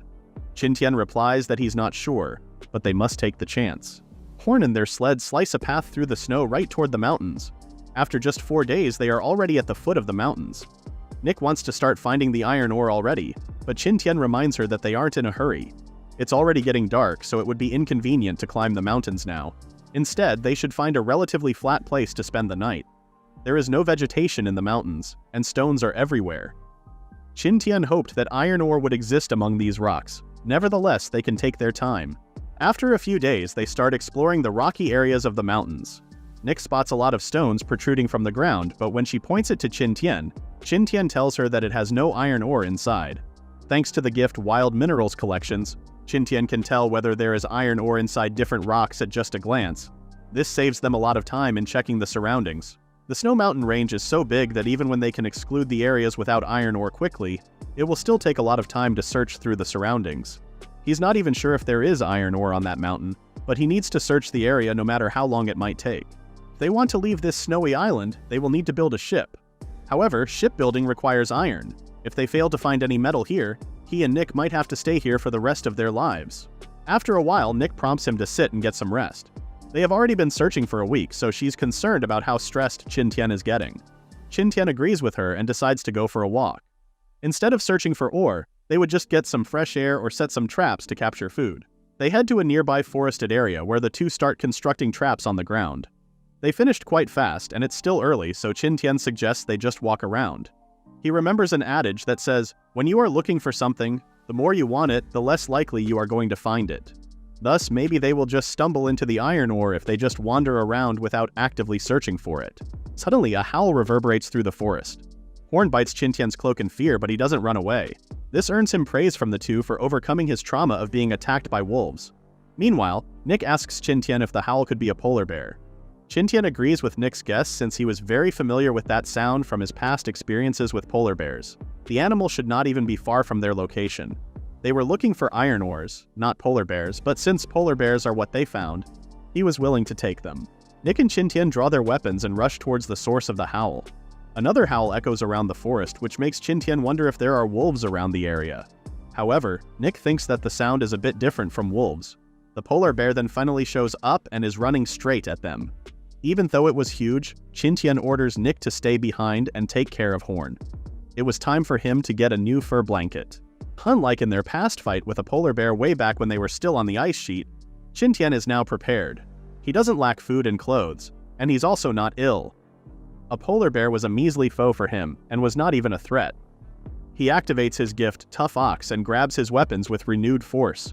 With the polar bear he's hunting now, he would probably be able to make a new mattress from all that fur. His old one was made with multiple hides, which feels too rough to move on due to the threads connecting them together. Qin Tian leaps into the air and descends on the polar bear with a vicious cross attack. The bear's blood spurts everywhere and it crashes into the snow. Nick was amazed at how strong Qin Tian is now. She asks him if there was a problem with the polar bear, and Qin Tian replies that the polar bear was already injured before it even attacked them. Looking at the polar bear's corpse before them, none of its injuries were caused by Qin Tian except for those found in its neck and abdomen. Looking more closely at it, Nick observes that the corpse has a lot of finger-sized bloody wounds. It was obviously hurt by different kinds of weapons. Qin Tian doesn't realize this, but when Nick mentions it, he immediately tells Nick that they must catch up with the people who inflicted those wounds on the bear and used the weapons. Thankfully, they can just follow the bloodstain left behind by the rampaging polar bear before it attacked them. However, they hadn't even left yet when they stopped in their tracks. A group of men wearing fur cloaks had arrived. One of the men steps forward and asks them which tribe they belong to. Qin Tian and Nick encountered a group of men in Area E7, introducing themselves as members of the Lada tribe. To their surprise, they learned that there were many tribes in the area. When asked about their tribe, the blue-eyed leader confessed he hadn't heard of the Lada tribe, and questioned whether Qin Tian had killed the bear. As expected, the group's leader asserted that the bear was theirs since they had already hunted it. Qin Tian quickly agreed, stunning the men. They became flustered and explained that he would only get half of it since he was the one who killed the bear. This reasonable response confused Qin Tian, who was expecting a different reaction. Qin Tian didn't want credit for the kill since he simply wanted help in building a ship. He argued that it wouldn't be fair to claim the entire bear since he only delivered the final blow after it was already injured by the others. He expressed his need for either the fur or paws, but the leader insisted on giving both. The men had celebrated after the huge bear was taken down, knowing it would provide sustenance for a while. They expressed gratitude to Qin Tian for killing the bear and granted him the right to dismantle it. Qin Tian was surprised when the leader handed him a ulu knife, as he had been searching for a source of iron. While contemplating where he could find iron, Nick interrupted his thoughts. Qin Tian suggested that the men should handle the dismembering since it was their hunt. The leader agreed, promising a fair share. Qin Tian then inquired if they were Inuits, to which the leader confirmed. Qin Tian had already suspected it. The leader, curious, asked if Qin Tian and Nick were from the outside. Confused, Qin Tian sought more details, wondering what the leader meant. Nick watched the two discuss the whole time and hoped they could get more information. The discussion ended and Qin Tian told Nick to go back to their camp and depart to Zip's tribe. Nick agreed since they just finished cutting the polar bear. The two rode on a sled pulled by Zip and his huskies. Nick inquired about Qin Tian's findings. Qin Tian explained that there were many tribes in the area, and the knife originated from a group known as Outsiders. These outsiders arrived on large ships from unknown places, engaging in trade with the local tribes. Nick wondered if the Outsiders would return, and Qin Tian confirmed that their next visit was scheduled for the summer. Nick also pondered whether Zip and the others were curious about their backgrounds. Qin Tian only revealed that they had survived a shipwreck, and found it remarkable that they had managed to endure in the snowy landscape. Trusting Zip to be a good person, Qin Tian expressed a hope to share more about their tribe with him. They reached Qin Tian's camp not long after, and Zip couldn't help but wonder how they endured so long in such a place. They even inquired if the group had encountered any wolves. Zip shared that many wolves roamed deep within the forest, led by a particularly large one. Concerned, he urged Qin Tian to leave the area quickly. To everyone's surprise, Qin Tian admitted to encountering the wolves and revealed that they had even killed 2 of them. The Inuit men were taken aback, and Qin Tian provided proof in the form of a necklace made from wolf fangs. Nick assured them that everything was packed, prompting Qin Tian to decide to share more details with Zip along the journey. Shortly afterward, the group sled through the snow-covered field, with Horn now pulling Qin Tian's transport sled. Nick updated Qin Tian that they were leaving the forest. Zip added that there was only one forest in the area, and suggested that beings other than humans inhabited it. As they conversed, Nick spotted a settlement, and Zip declared that they were back. The other Inuits came out of their igloos to check on Zip's group and see how their harvest went. Zip then introduced Qin Tian to his tribe members. However, there was no immediate response. After a moment, the kids started talking to Qin Tian, and the adults joined in, expressing joy at having a guest after a long time. Qin Tian and Nick felt the sincerity of their hospitality. Qin Tian soon realized that Nick couldn't understand the Inuits because they spoke a different language. Thanks to his language skills, Qin Tian was able to communicate with them, unlike Nick, who spoke Arabic. Nick mentioned that she could somewhat understand the kids, making Qin Tian think that their languages might have something in common. That night, Zip allowed the 2 visitors to stay in an empty igloo, and Zip's father also paid them a visit. He wanted to discuss the wolves that Qin Tian had hunted, and was pleased that they could now hunt in that area. Zip apologized for his father's interruption, explaining that many of their people had been killed by wolves when they first arrived in the area.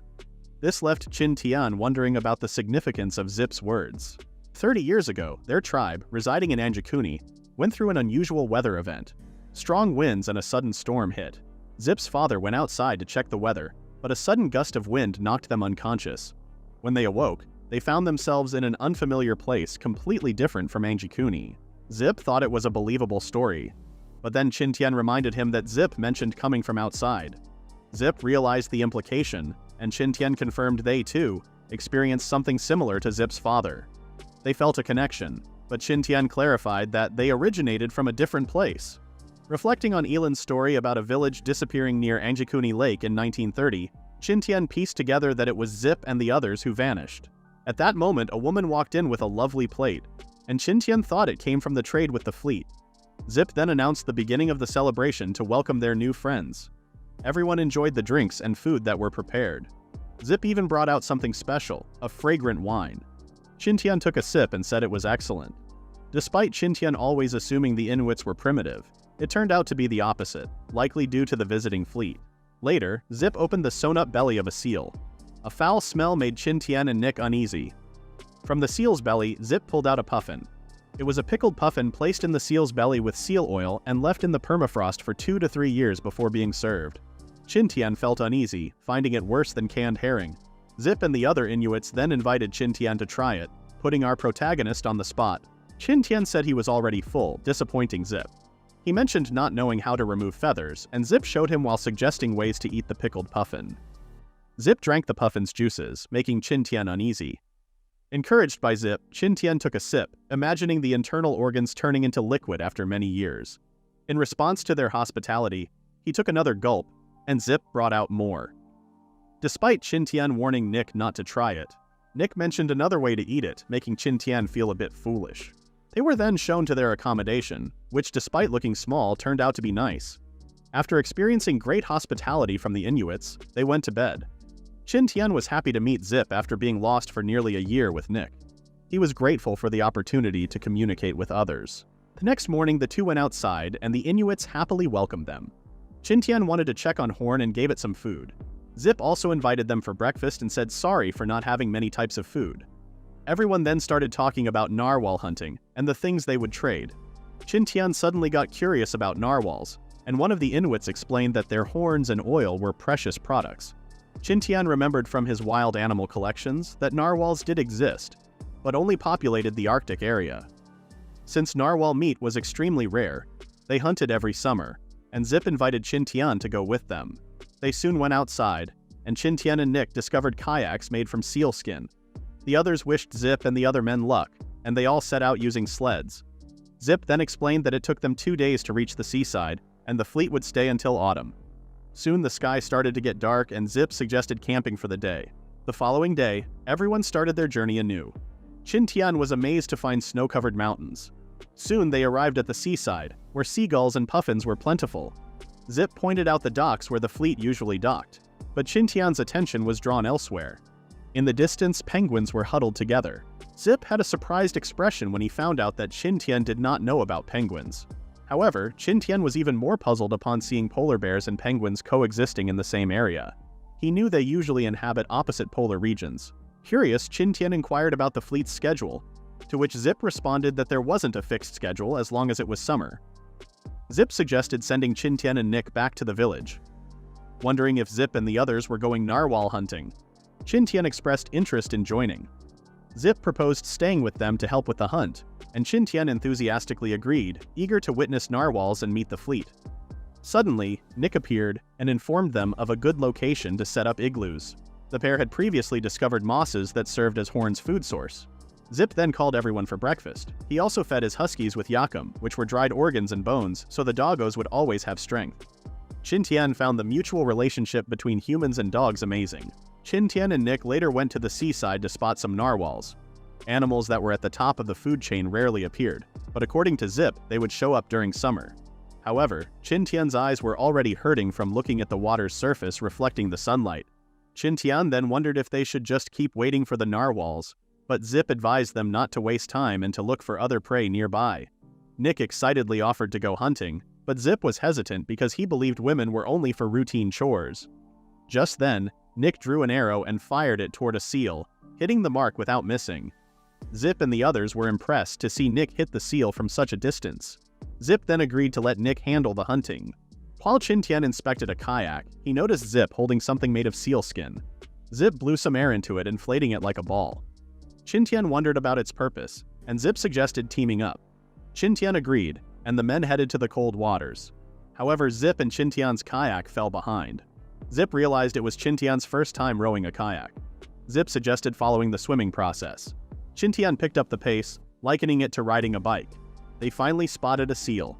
Zip told everyone to stop rowing and let the kayak float. As they got closer, Zip threw a harpoon, hitting the seal. It swam away, but the other end of the harpoon was connected to the seal's skin balloon. They chased the balloon until it slowed down. This indicated that the seal had already tired itself out. The seal emerged from the water as they pulled it onto their kayak. They placed it in the middle of the kayak, and Zip was happy to catch a big one. After that, they got off the kayak, and Qin Tian suggested taking the seal back to their camp. Zip said he would also go back and propose continuing the hunt the next day. He mentioned that being too greedy could lead to consequences. And Qin Tian remembered how some tribes believed in nature gods. Qin Tian had once pondered whether they should simply let things happen naturally, but Zip suggested gathering the courage to stand against it. Qin Tian was concerned that such defiance might anger the gods, but Zip corrected him, saying the gods permitted them to survive, hunt, and reproduce. According to Zip, the gods would only be displeased if they went too far and crossed a certain line. Qin Tian then remembered the importance of balance. Soon the others returned with seals they had hunted, confirming that they hadn't come across any narwhals. Back at their camp, Nick questioned the purpose of the seal skin balloon. Qin Tian explained that it served as a buoy marker during seal hunting. The day concluded with everyone sharing their stories over dinner. The day after, they noticed fewer seals, just like when Qin Tian and Nick hunted alone. Qin Tian wondered what they'd hunt now. They all climbed a cliff and gathered some puffin eggs from small ledges. Zip reminded him not to take them all, and Qin Tian recalled the importance of ecological balance. Since puffins stuck close to their eggs, they were easy to catch. Suddenly, Nick called them, claiming she had spotted some narwhals. A few narwhals swam by, and Qin Tian finally got to see them. Excited, Zip advised him to be patient. Impressed by Qin Tian's strength, Zip complimented him as he pulled him up from the cliff. Shortly after, Zip informed Qin Tian that hunting narwhals was more challenging than hunting seals, and they needed to work as a large group. Everyone then paddled out onto the water in their kayaks. The ice sheets were breaking due to the summer heat, and everyone positioned themselves to corner the narwhals.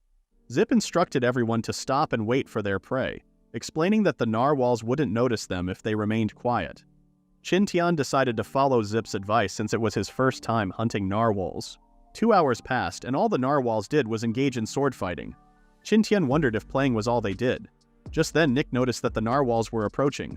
One jumped out of the water, and Qin Tian called it ugly. Poor narwhal. Nick was amazed to see the narwhal's long horns that grew along its own body size. The Inuits claimed they hadn't heard of anyone getting stabbed by the horns.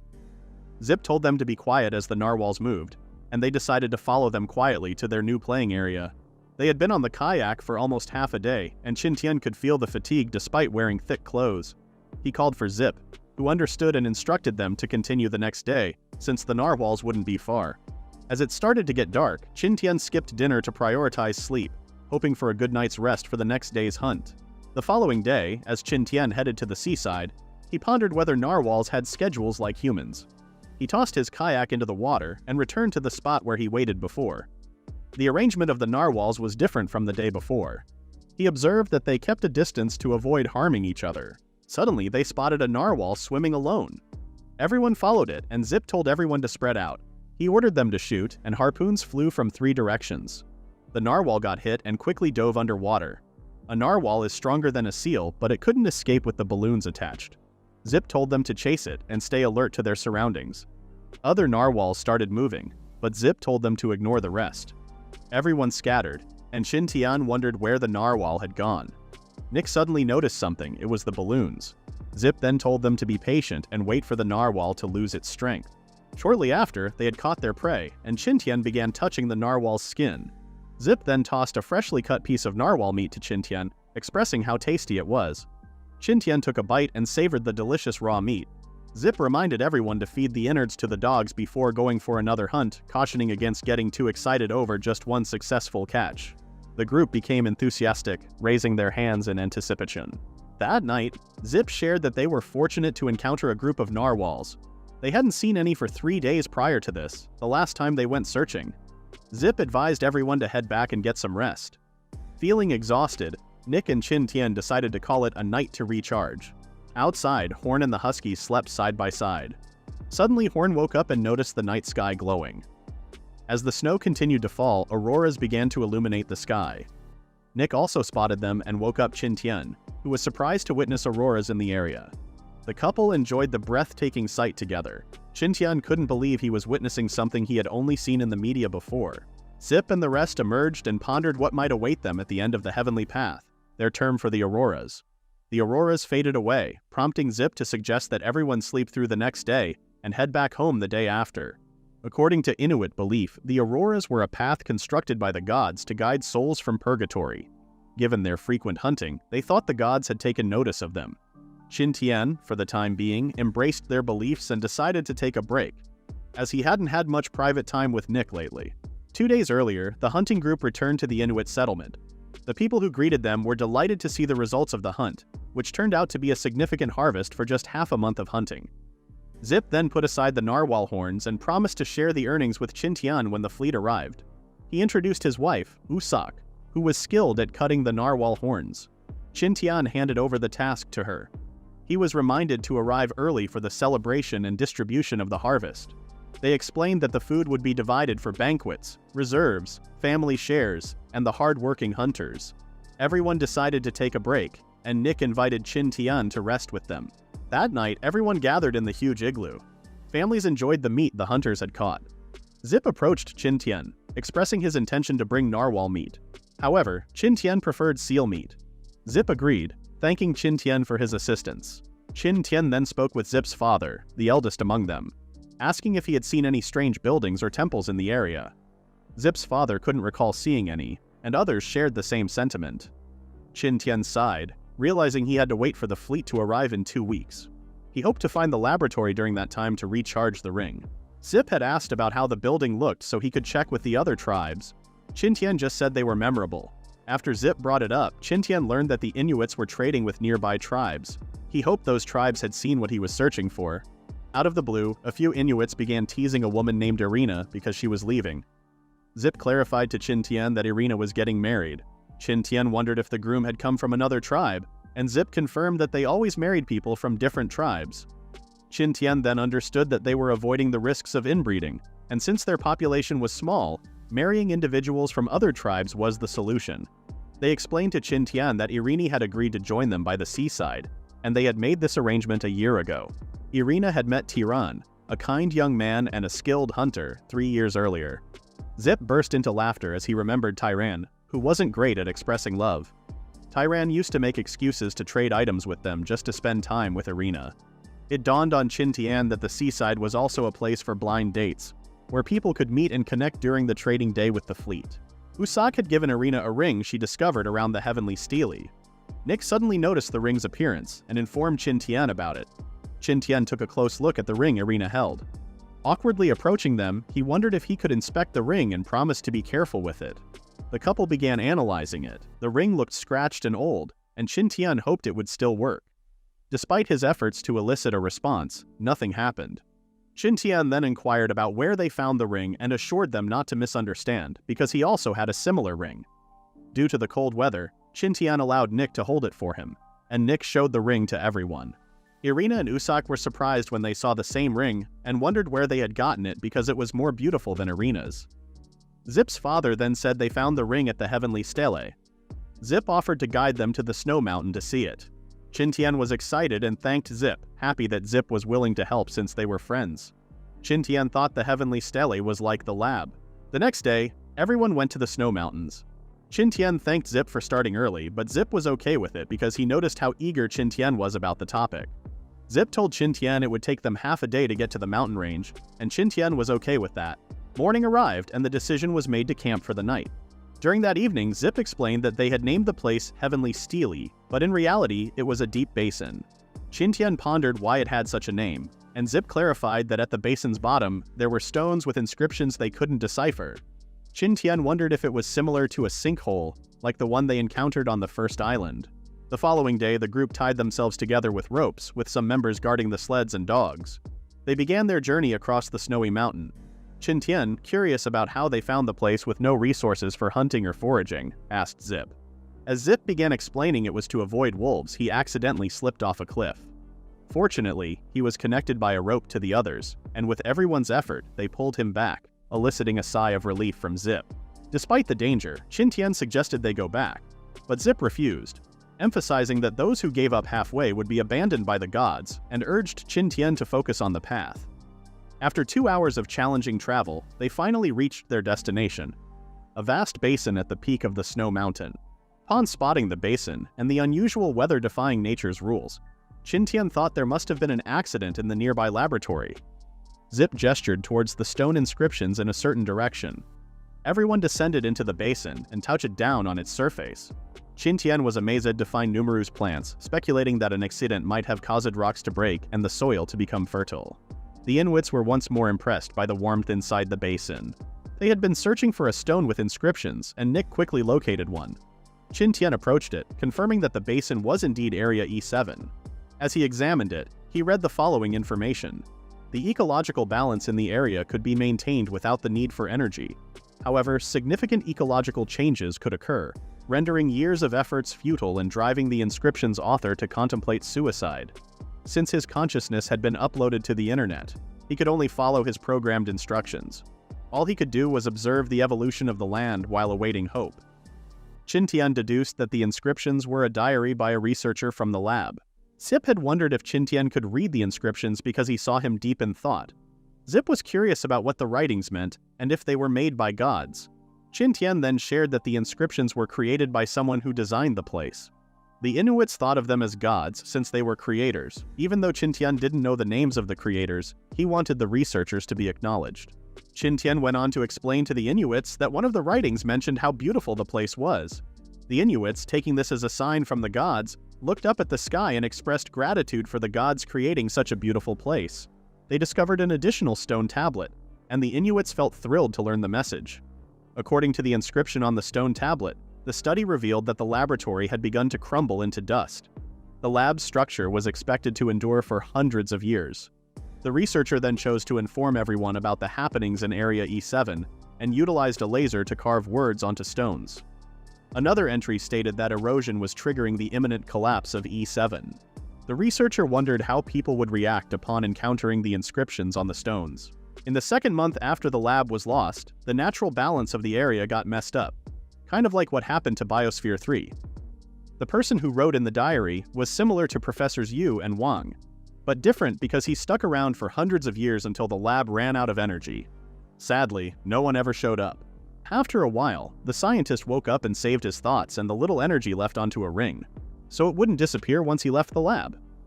When the lab ran out of energy, the environment in Area E7 got all messed up. But strangely, over time, plants and animals started thriving there. Qin Tian couldn't believe that the scientist waited all alone for hundreds of years. He found the last stone tablet with many words. The collapse of the lab had happened hundreds of years ago, and he had already used up the energy from the ring. It was sufficient for him to write his final diary. He began to complain about the cancellation of the solar module plan, crucial for emergencies, and the design of the ring. Feeling sadness, knowing he would soon disappear, he was still glad to have witnessed the evolution of an artificial island. He had expected Area E7 to collapse, but it didn't. Based on their analogies, he concluded that humans could indeed collaborate with nature when constructing land. The lab provided the material, and nature transformed it into habitable land. Just as he began explaining his conclusion, the diary abruptly ended. Qin Tian thought that the ring had run out of energy, and the researcher had passed away. It seemed impossible for him to visit the lab and meet its researchers. Nick wondered if Qin Tian needed more stone tablets to read, but he told her to gather everyone. Qin Tian then told the Inuits about how the snowy Area E7 came to be, but referred to the researchers as gods. The Inuits were surprised by this revelation, and Nick found the gods impressive. As usual, the Inuits found it hard to believe that gods were performing miracles on Earth. Qin Tian understood that the researchers wanted to return home, but Area E7 had become their home. However, they were anxious because no one would come and discover what they had worked for. Qin Tian reassured the deceased researchers that someone had seen all their hard work and thanked them for their efforts. In the end, he was able to meet them in another way. Feeling sorry that they had worked hard in a challenging environment, Qin Tian then told the others that they should return. They had left the snow-covered mountains, and Zip couldn't help but wonder how far they were from Qin Tian's house. However, our main character had a different destination in mind initially. Eventually, they reached a large pond that amazed Zip. Qin Tian urged him to take a closer look, revealing an abundance of fish, enough to sustain the Inuits through the winter. Upon reaching Qin Tian's and Nick's home, the Inuits were astonished to see a different kind of house. Their surprise grew as they found Horn's house to be better than their own. The real shock came when they saw a plentiful supply of food and drinks stored in the warehouse. Qin Tian claimed to have made them himself and generously offered them to the Inuits for dinner. That very night, everyone praised how much food Qin Tian had gathered. Qin Tian explained it was because they were in a forest with plenty of resources. The Inuits were happily sipping wine made from birch sap. Qin Tian then suggested that the Inuits should relocate to the forest, and Zip agreed due to the abundant resources. Although Zip felt guilty taking so much from Qin Tian, our main character assured him that it was a way of expressing gratitude and giving farewell gifts. Zip felt sad about Qin Tian leaving. In response, Qin Tian told Zip that he would feel hurt as a friend if Zip refused the gifts. Gratefully, Zip thanked Qin Tian and Nick for everything, but Qin Tian wanted to hear their gratitude once they were safely escorted back to the seaside. They all decided to take a day to rest and planned to leave the day after tomorrow. 2 days prior, everyone had returned to the Inuit settlement, gathering all belongings from Qin Tian's camp. A decision was made to accompany Qin Tian and Nick to the seaside for a few days. Filled with emotion, Zip hugged Qin Tian tightly, pledging to ensure their safe departure. The group set out for the bay, but the journey would extend by 2 more days as they had to bring Irina along. Qin Tian was okay with the delay, and the other Inuits playfully teased Irina, suggesting she was more eager than anyone to reach the seaside. Irina, blushing, insisted that she had no interest in seeing her future spouse at all. Laughter filled the air as the Inuits enjoyed the journey together. 2 days earlier, they reached the seaside where several igloos had been constructed. Nick observed how it resembled the Maya settlement. Zip mentioned that more people would join them later and suggested finding a spot to rest. While the rest searched for a place to build an igloo, Irina was on the lookout for her future spouse. Zip assured them not to fret as the fleet was scheduled to arrive later in the same month. Qin Tian could already see people engaging in trade, and Zip remarked that it was also the time for single individuals to seek partners. As night fell, Qin Tian stayed up late, causing concern for Nick. Eventually, Qin Tian agreed to go to sleep, acknowledging their different goals compared to the others at the seaside. The following morning, Zip showed Qin Tian around the trading market. Qin Tian observed the importance of food being exchanged for other valuable items. Zip introduced Qin Tian to a person named Adumu. Unexpectedly, Adumu encouraged a man to approach, indicating he should talk to his future wife. Tyron greeted Irina with shyness, and Qin Tian found him to be trustworthy. Zip and Adumu then decided to discuss wedding matters. Qin Tian and Nick chose to leave and wander around as outsiders. While walking, Nick noticed that there were no more than 20 types of products among the stalls. Qin Tian wondered if Nick enjoyed watching the negotiations. Suddenly, people near the sea began making a commotion. Qin Tian overheard them talking about a large ship. As the excitement grew, a massive ship came into view. A couple of ships approached the docks, and Nick wondered if they should move closer. However, Qin Tian advised her to take it slow. Suddenly, a small boat appeared, and a blonde man seemed relieved to have reached Iceland, expressing a desire for meat. Nick couldn't help but notice they resembled Jessica. Based on their appearance, Qin Tian guessed they were foreign sailors. Suddenly, a man exclaimed that another ship was docking. Qin Tian had heard from Zip but hadn't expected a second fleet. Zip then showed up, reminding Qin Tian to grab his belongings quickly. Qin Tian understood, and Zip told him to return with him. The day passed, and the line seemed endless. Worry filled the air as rumors circulated about sailors wanting to leave early to avoid oversaturation in the market. Qin Tian understood that rare things could be costly, and when supply exceeds demand, the value drops. He realized the first fleet aimed to make a big profit with this idea. When Zip's turn came, he exchanged narwhal horns for gold coins. The man in front took the horns to his superior, but Qin Tian explained to Nick that the man couldn't decide the price. Zip completed the trade, showing the gold coins to Qin Tian and Nick. Zip believed the gold coins would be useful if they had nothing to trade in the future with the fleet. He gave Qin Tian 20 gold coins as his share, expressing concern about Qin Tian leaving soon. However, our protagonist still needed to find a ship willing to accept them. Qin Tian promised to inform Zip when the time came. Shortly after, Qin Tian and Nick began to notice that the prices were dropping with 13 fleets around. Qin Tian saw this as an opportunity and started negotiating with others. He thought the prices for whale oil and wines were too high. He continued to haggle with others until someone told them to stop. Wealthy-looking men appeared, and Qin Tian could tell they were spoiled.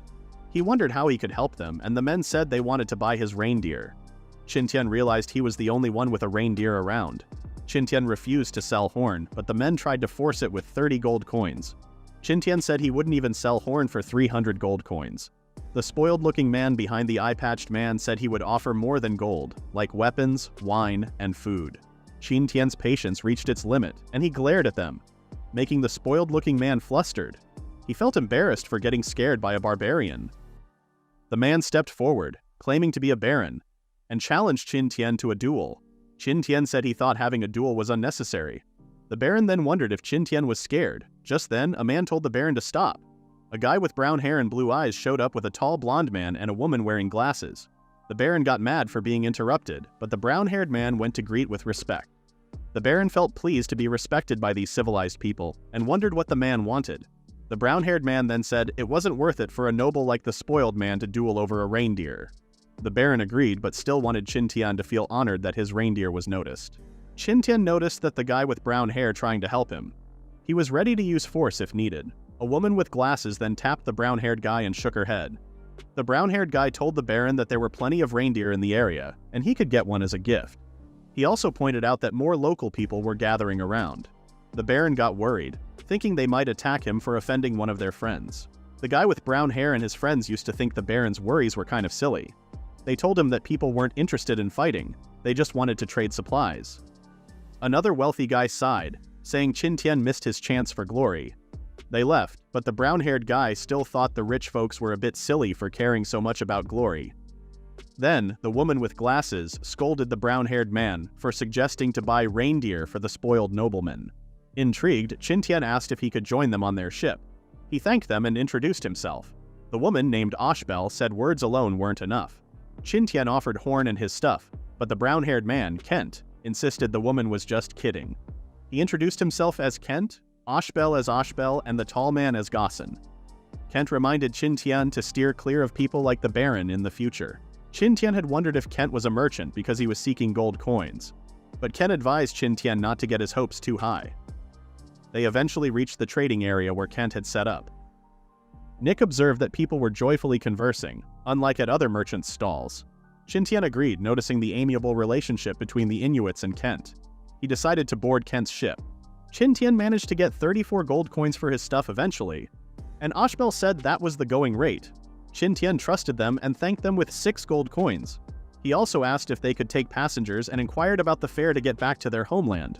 Kent was curious why Qin Tian wanted to leave, and he explained that he just wanted to explore the world. Kent had invited others to leave before, but Qin Tian told him to be honest about the place not being suitable for living. Kent agreed and said Qin Tian was the exception. Qin Tian then shared his thoughts with Kent about the importance of family roots.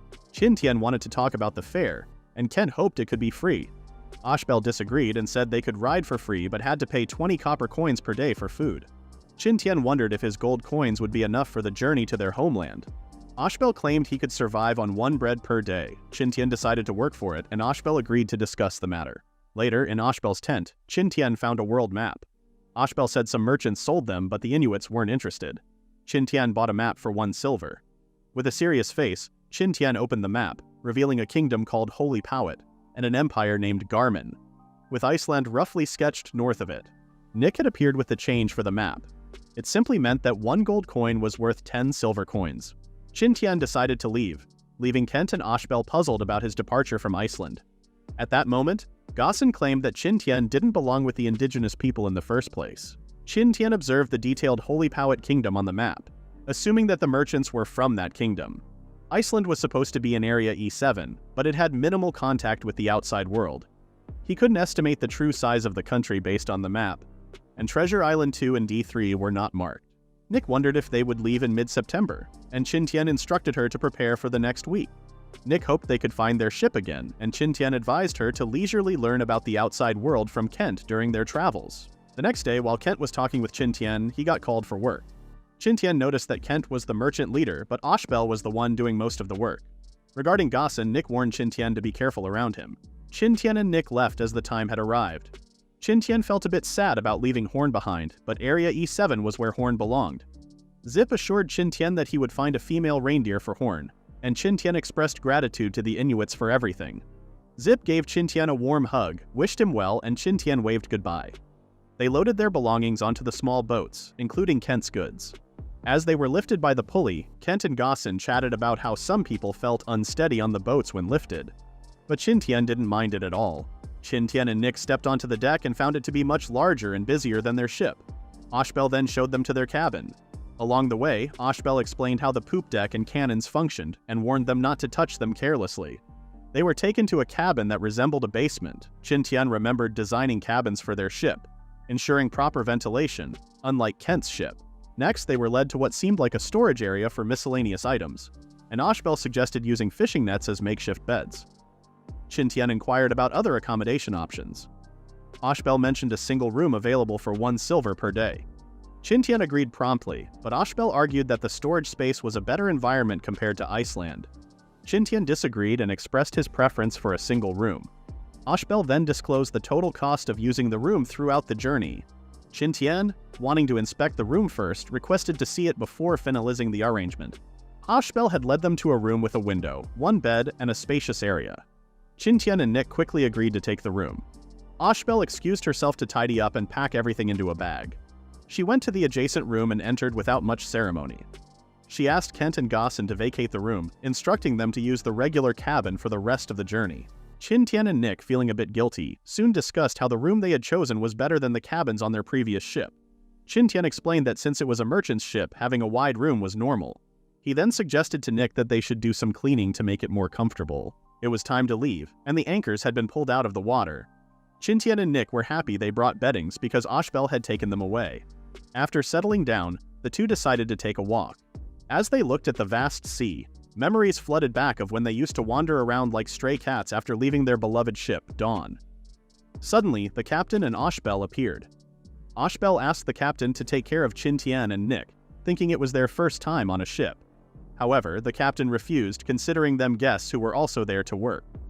Ashbel requested a day for them to enjoy the view of their homeland, Iceland, but the captain expected them to get seasick soon. Nick got worried, but Qin Tian was okay with it, understanding the challenges of managing a ship. Qin Tian was all too familiar with the hardships of living on a ship. Sailors had cleaned the floor and lifted goods from the indigenous people. Kent steered the ship until he spotted Qin Tian and Nick. He wondered if the couple felt uncomfortable on the ship, but Qin Tian found it bearable compared to hunting narwhals on a kayak. Kent then offered a bottle of rum, and Qin Tian accepted. Kent shared some precautions with Qin Tian. Soon after, dinner was announced and the hungry sailors began to move. Kent invited Qin Tian to the dining room, confusing him since he assumed the leader Kent had his own place. However, Kent claimed the food was the same for everyone in the end. Everyone lined up for the food, and eventually Qin Tian and Nick got their share. Though Nick was excited to eat, she discovered that the bread was hard. Kent suggested soaking the bread in the broth before eating. Later, Qin Tian and Nick roamed around and noticed that the sailors also didn't like the cabins, so they rested on the deck. Suddenly the ship shook, and everyone quickly took their positions. Qin Tian saw how wild the ocean was and explained to Nick that not all oceans are that rough. As it got dark, the couple returned to their cabin. Qin Tian reminded Nick that it would get cold soon, and then they went to sleep. The next day, Ashbel introduced Roger to Qin Tian. Roger gave him 10 minutes to get ready for work. Ashbel hoped Qin Tian wouldn't mind Roger's way of speaking. Roger led them to a storage area, and Qin Tian wondered if the journey to Iceland was risky since they had many cannons. Roger instructed the couple to take barrels of tar onto the deck, which they lifted easily. Roger then told them to tar the entire deck for the whole day, or they wouldn't get dinner. Nick had been confused when she thought the tar might make people slip, but Qin Tian explained that it actually helped protect the wood from corrosion. Nick then wondered why they didn't do the same for the ship called Dawn, but Qin Tian clarified that the wood used for Dawn could withstand corrosion. Qin Tian sighed, realizing that coating the entire deck would take half a day, but considering the risky tasks other sailors had to do, Roger was already going easy on them. As evening approached, Roger told them they needed to speed up their work. The following day, it was Qin Tian's turn to be the lookout. Despite struggling, Roger, who was casually resting on the ropes, gave him some helpful tips. However, Qin Tian accidentally got his leg tangled in the ropes and expressed gratitude when Roger assisted him. The pair continued their work on the ship, maintaining hooks and ropes, and even taking care of cooking duties. Shortly after, the couple began feeling uneasy about using the ship's toilet. Qin Tian could even sense the turbulent sea while their stomachs were in turmoil. They couldn't help but sigh. Out of nowhere, Gosson appeared and invited them to have dinner together. Qin Tian then discovered that this dinner was much fancier than the previous ones. The couple was delighted to hear about cheese and wine. However, their excitement crumbled upon seeing the dinner. The water smelled bad, and the cheese had some unexpected visitors. Qin Tian now understood why the wine was brought out. Kent showed up and explained that the stocked freshwater had gone bad. He suggested swapping the maggot-infested cheese with cookies. Qin Tian was okay with the idea since both are sources of nutrients in the end. Kent then mentioned that the freshwater was melted ice from Iceland, and it had been a month since then. Qin Tian proposed sterilizing the water before storing it in barrels, but Kent didn't understand the term. Assuming that people from Holy Power didn't know about bacteria, Qin Tian explained it simply, describing them as tiny things invisible to the naked eye. Kent and Gaussen started worrying about their bodies after learning about bacteria. Kent realized that bacteria caused the spoilage but wondered how Qin Tian knew about them. Seeing Gaussen getting upset and realizing he didn't have a microscope, Qin Tian stopped explaining. Just then, a sailor collapsed on the floor. Kent excused himself, saying he needed to attend to something.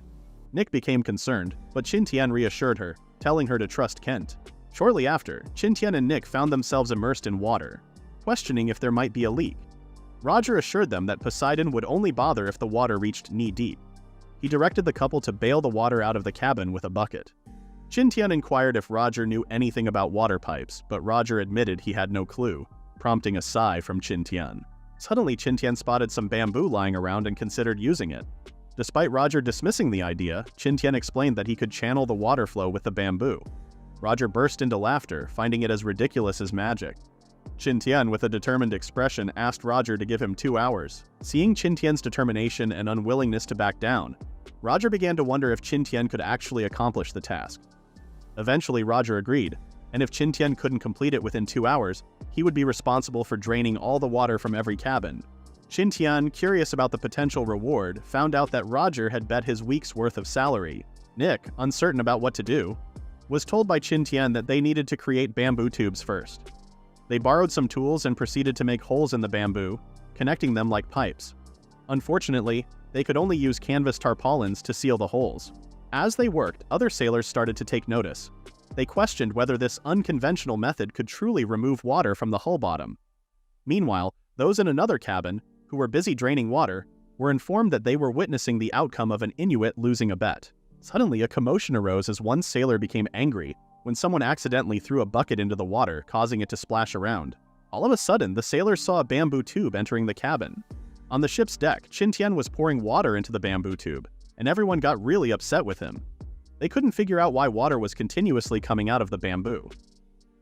Someone hurried back and informed Roger that Qin Tian was once again filling the cabin with water.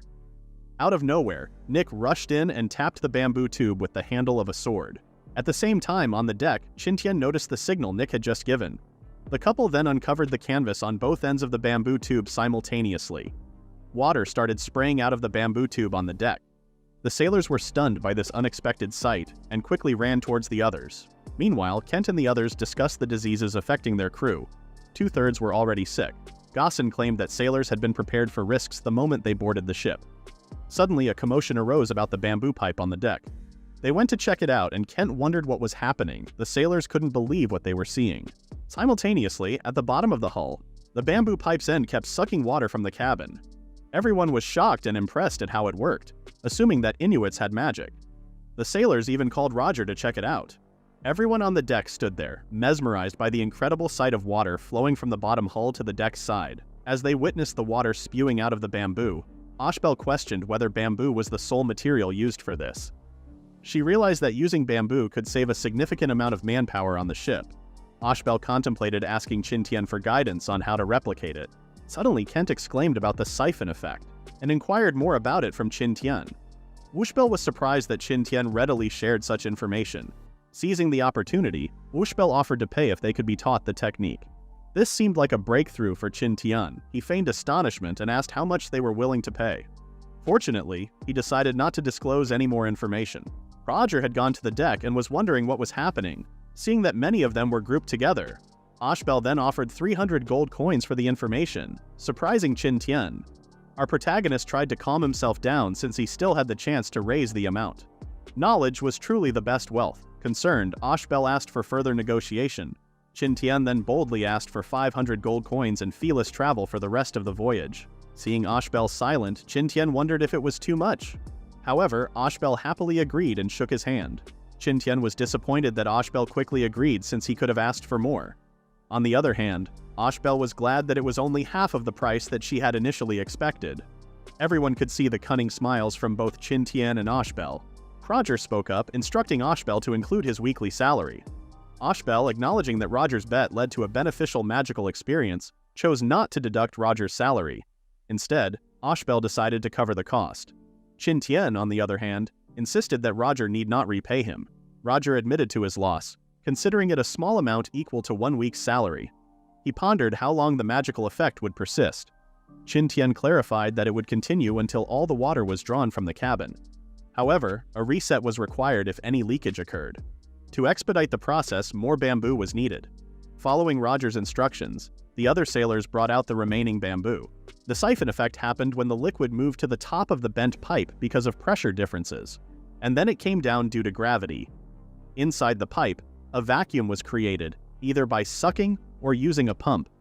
As the liquid went from high pressure to low pressure, it passed through the pipe, reached the highest point, and then came down because of gravity. Qin Tian explained this, and the others looked confused, their heads metaphorically steaming. This was a common reaction that Qin Tian was familiar with. Kent wondered if the new terms were like bacteria. Ashbel got curious, and Kent provided a simple explanation.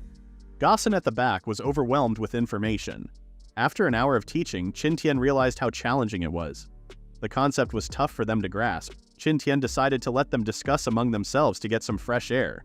He knew he still had to teach them in the coming days and took a break to check if the bamboo tubes were still working. Qin Tian went down to the bottom of the ship and found that water had been leaking from the tubes, but everything seemed fine. At that moment, someone yelled at them, curious about why they were down there. Suddenly, Roger emerged from the shadows. Qin Tian wondered why Roger had joined him in the bottom hull. He pondered if it had to do with the bet, but Roger suddenly revealed some wiggly things, saying he was deworming the ship. As they examined the creatures, Qin Tian recognized them as shipworms. Despite their name, shipworms were actually mollusks commonly found in oceans feeding on wood. Qin Tian began to consider if Roger had been catching these shipworms all along. Roger explained that shipworms and barnacles could harm the ship significantly, and he demonstrated how he detected them by stomping on the floor. Hollowed wooden boards, damaged by shipworms, released bubbles of air, allowing Roger to locate them. Roger nonchalantly pulled one from the stomped area, revealing his expertise. He then inquired if the people on the deck were done with the bamboo. Feeling a bit flustered, Qin Tian assured him that he would go check. Qin Tian went back to Ashbel's room and found the trio confused. Shortly after, they began tapping on bamboo tubes, and Kent was amazed at how the siphoning worked. Qin Tian stopped explaining and let them experience it firsthand. Thanks to this, Qin Tian and Nick took a break from working on the ship and enjoyed their time in their cabin. However, they felt uneasy idling too much and volunteered to work occasionally. Qin Tian noticed how Kent was compelled to work, and the payment meant for him was deducted from everyone's salary. Without realizing it, autumn arrived, and the weather started getting colder.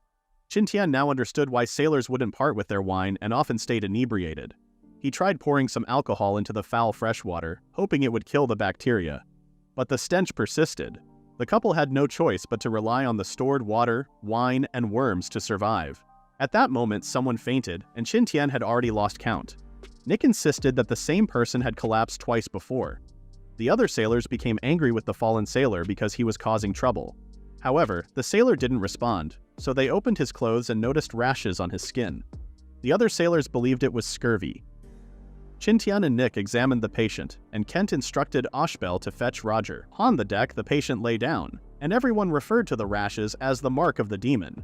Qin Tian and Kent checked on the sailor, and upon closer inspection, Qin Tian recognized that it was indeed scurvy, judging by the visible symptoms.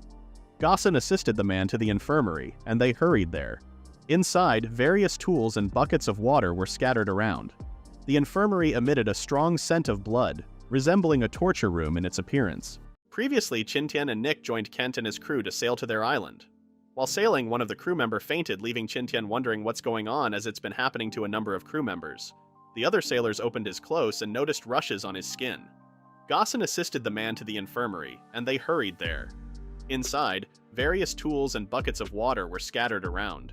The infirmary emitted a strong scent of blood, resembling a torture room in its appearance. The noise kept going until Roger rushed in, instructing everyone to step aside for the surgery. He asked Kent to pour alcohol into the unconscious sailor's throat. Qin Tian was shocked to learn that Roger was also the ship's doctor, though he questioned if surgery was necessary for scurvy. Roger opened a box and took out a needle tube. Kent verified that the sailor was drunk, and Roger proceeded to attend to him while holding the needle tube. Qin Tian felt anxious when he realized that Roger was about to use the needle without disinfecting it. He remembered his history class, where they talked about the age of exploration. Back then, there was a lot of trading between Europe and other parts of the world. Europe saw this as an opportunity to become wealthier than Asia. However, it was tough for sailors during this time. They had to depend on natural wind for sailing, and this made ocean-crossing journeys very time-consuming. During that time, refrigerators hadn't been invented yet, and most food in shops consisted of preserved meat and salted fish. These could be stored for a long time. However, sailors couldn't get enough vitamin C from such food, leading to scurvy. Medical treatments were limited, and doctors believed scurvy was caused by an issue with the blood. They thought demons were hiding in people's blood and attempted to drive them away by bleeding the patients. Unfortunately, the tools doctors used to cut the blood vessels were unsterilized, posing a risk of infection with bacteria for sailors. Moreover, since the concept of bacteria was unknown, the infirmaries were not kept clean. The infirmaries' floors turned red from dried bloodstains, and only sand was used to prevent slipping. With these incorrect treatments and unsanitary conditions, sailors had to rely on luck to survive. After recalling those discussions, Qin Tian had told Roger to stop the treatment because it could have hurt the sailor. Qin Tian, being from Iceland and unfamiliar with the treatment, was reassured by Kent not to worry. Qin Tian expressed that bleeding was useless and would only result in the sailor's death. He then inquired about the previous outcomes of the treatment. Ashbel confirmed that out of 127 people, only 31 had survived, mentioning that Gaussen was one of them.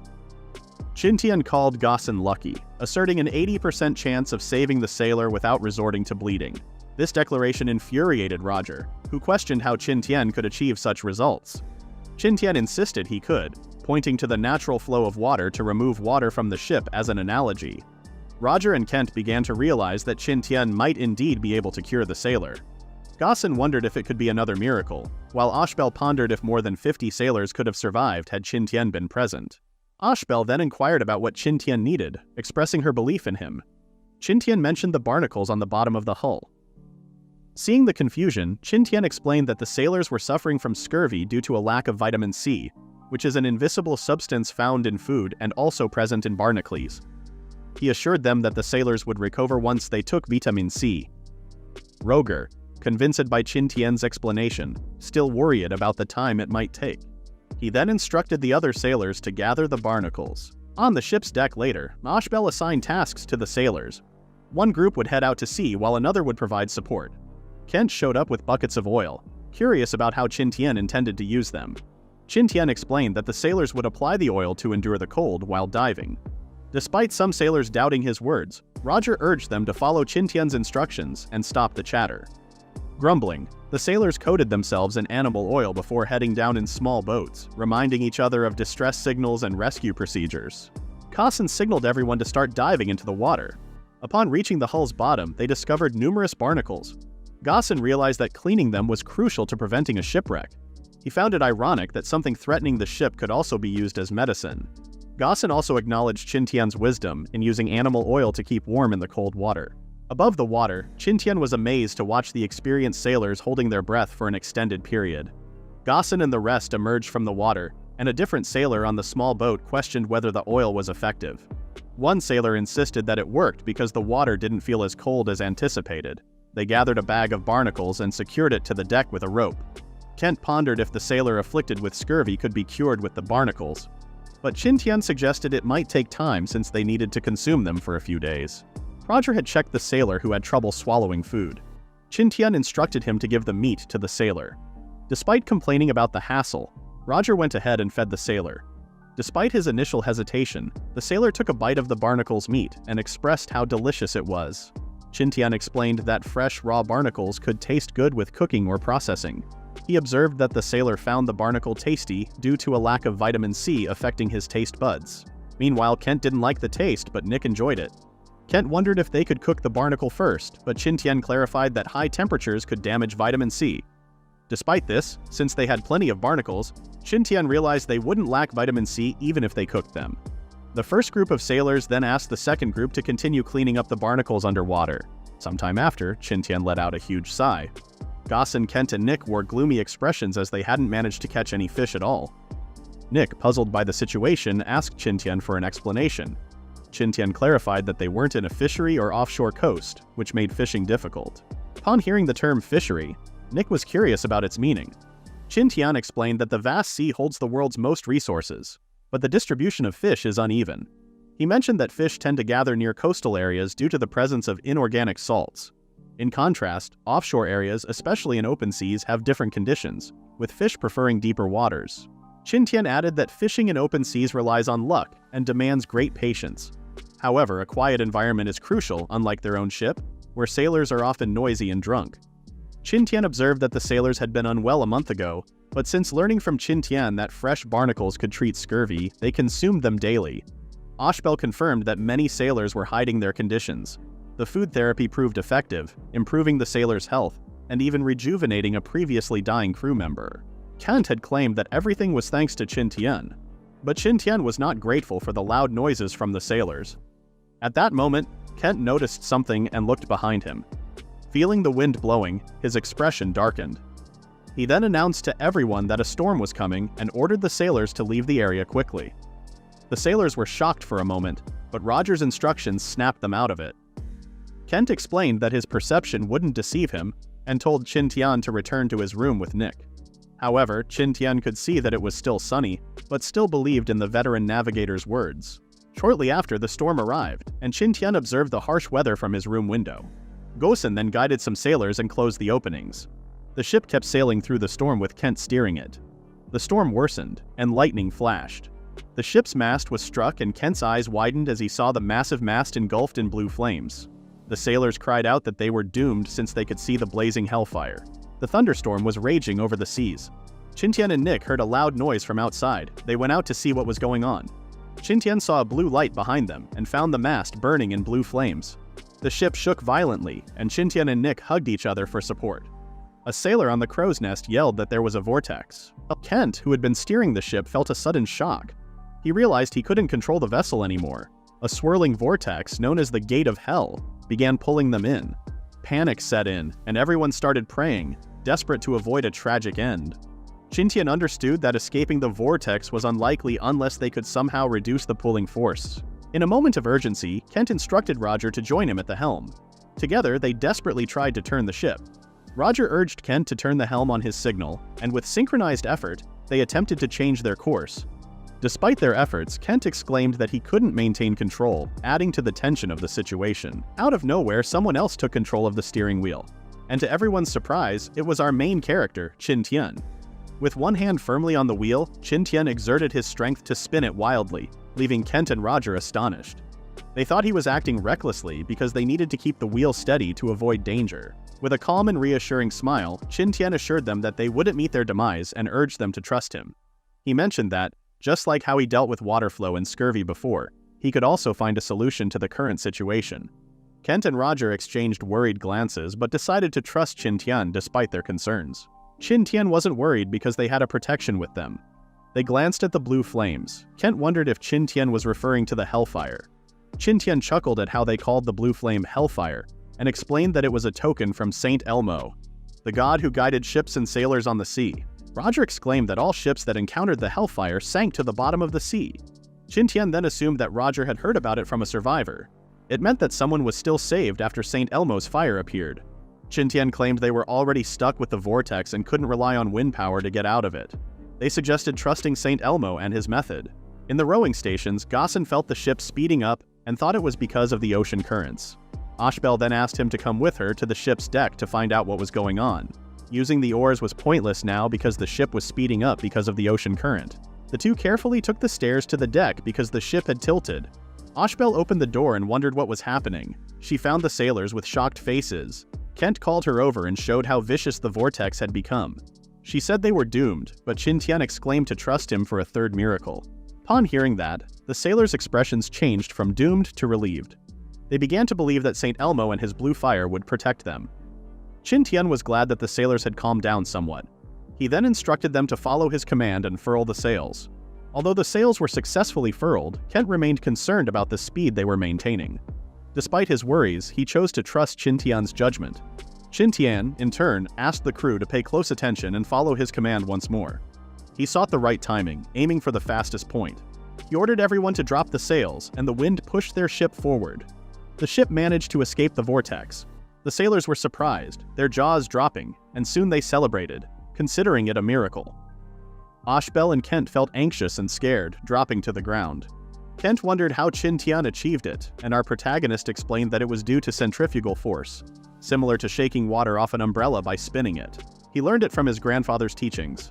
Suddenly, Roger's voice echoed, instructing the sailors to stand up and begin collecting rainwater. A week later, on the ship's deck, Qin Tian enjoyed some purified rainwater that tasted sweet. Kent then appeared after searching for Qin Tian. Qin Tian wondered what was wrong, and Kent brought out the good news that they would arrive at the port in 2 days based on their speed. He wondered if Qin Tian had any particular plans afterward.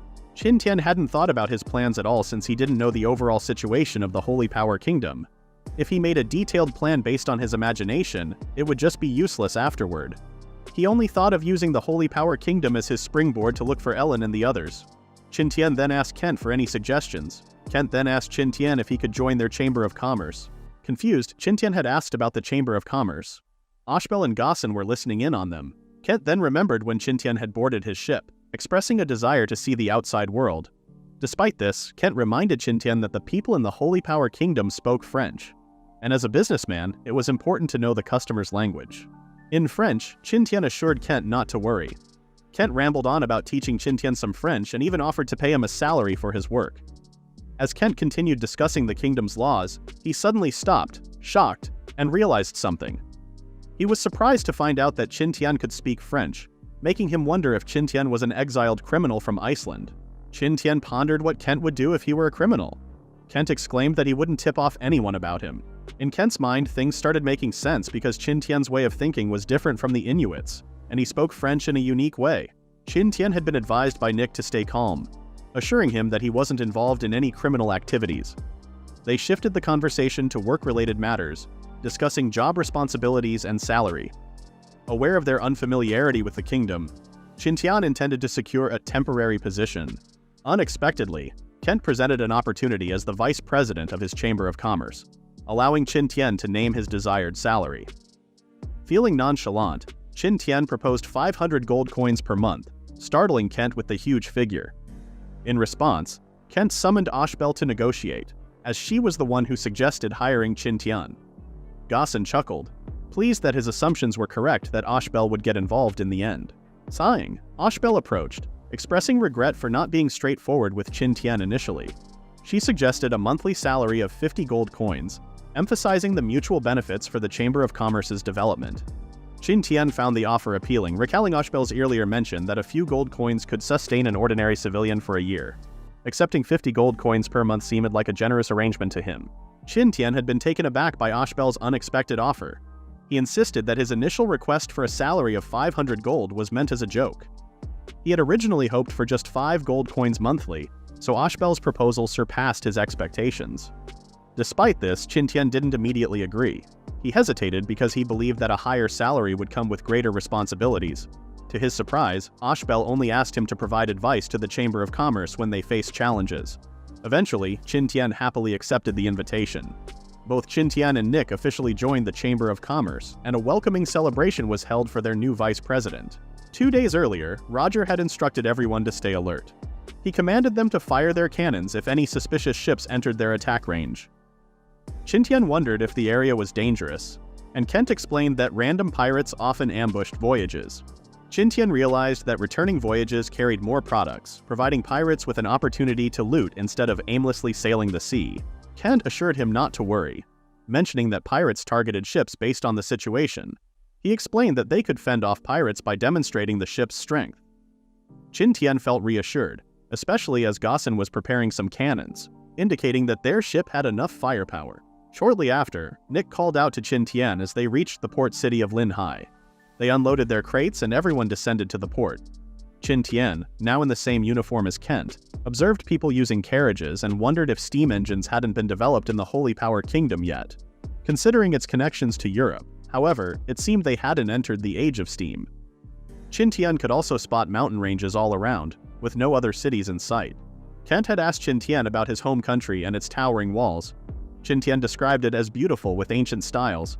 Despite coming from a place like Iceland, Qin Tian seemed calm, which puzzled Kent. He sensed something off about Qin Tian's demeanor. Ashbel then summoned Fred, the butler of the Chamber of Commerce, who approached with a carriage and a bottle of wine. The sailors had a lively reaction when they spotted fresh fruits and vegetables after being at sea for months. Ashbel decided to let Roger handle the remaining tasks, assuring him that all goods would be in the warehouse by the next day. Roger scolded the other sailors and instructed them to get to work. They left the area carrying the fresh produce they had been eyeing. A port worker overheard that the crew had encountered a dangerous situation and couldn't believe they had survived. The sailors corrected him, explaining that it was actually St. Elmo's fire. Another sailor mentioned seeing a rumored ship with 2 wheels and a chimney, but the others were skeptical. He claimed to have seen it on its way to the brewer for delivery, recalling that the wheels were not turning at all. Doesn't the description of the ship sounded familiar? Later at the city gates, people paid the toll as they entered. A guard then spotted a carriage and instructed others not to halt it since it belonged to a noble. Inside the carriage, Nick marveled at the splendid city of Linghai. Qin Tian pondered what it would be like inside. He observed the guards wearing armor and wondered if it was heavier than the ones in movies and could block bullets. The carriage continued through streets where aristocrats gathered and chatted. While driving, Fred wondered what their new vice president was like, and Kent assured him that Qin Tian was trustworthy, as per Ashbel's decision. As Nick enjoyed the scenery, Qin Tian noticed that people resembled Europeans. He then inquired about their destination, and Ashbel stated they were heading to their branch of the Chamber of Commerce to rest. Afterward, the group reached a building, and maids warmly welcomed Kent upon his return.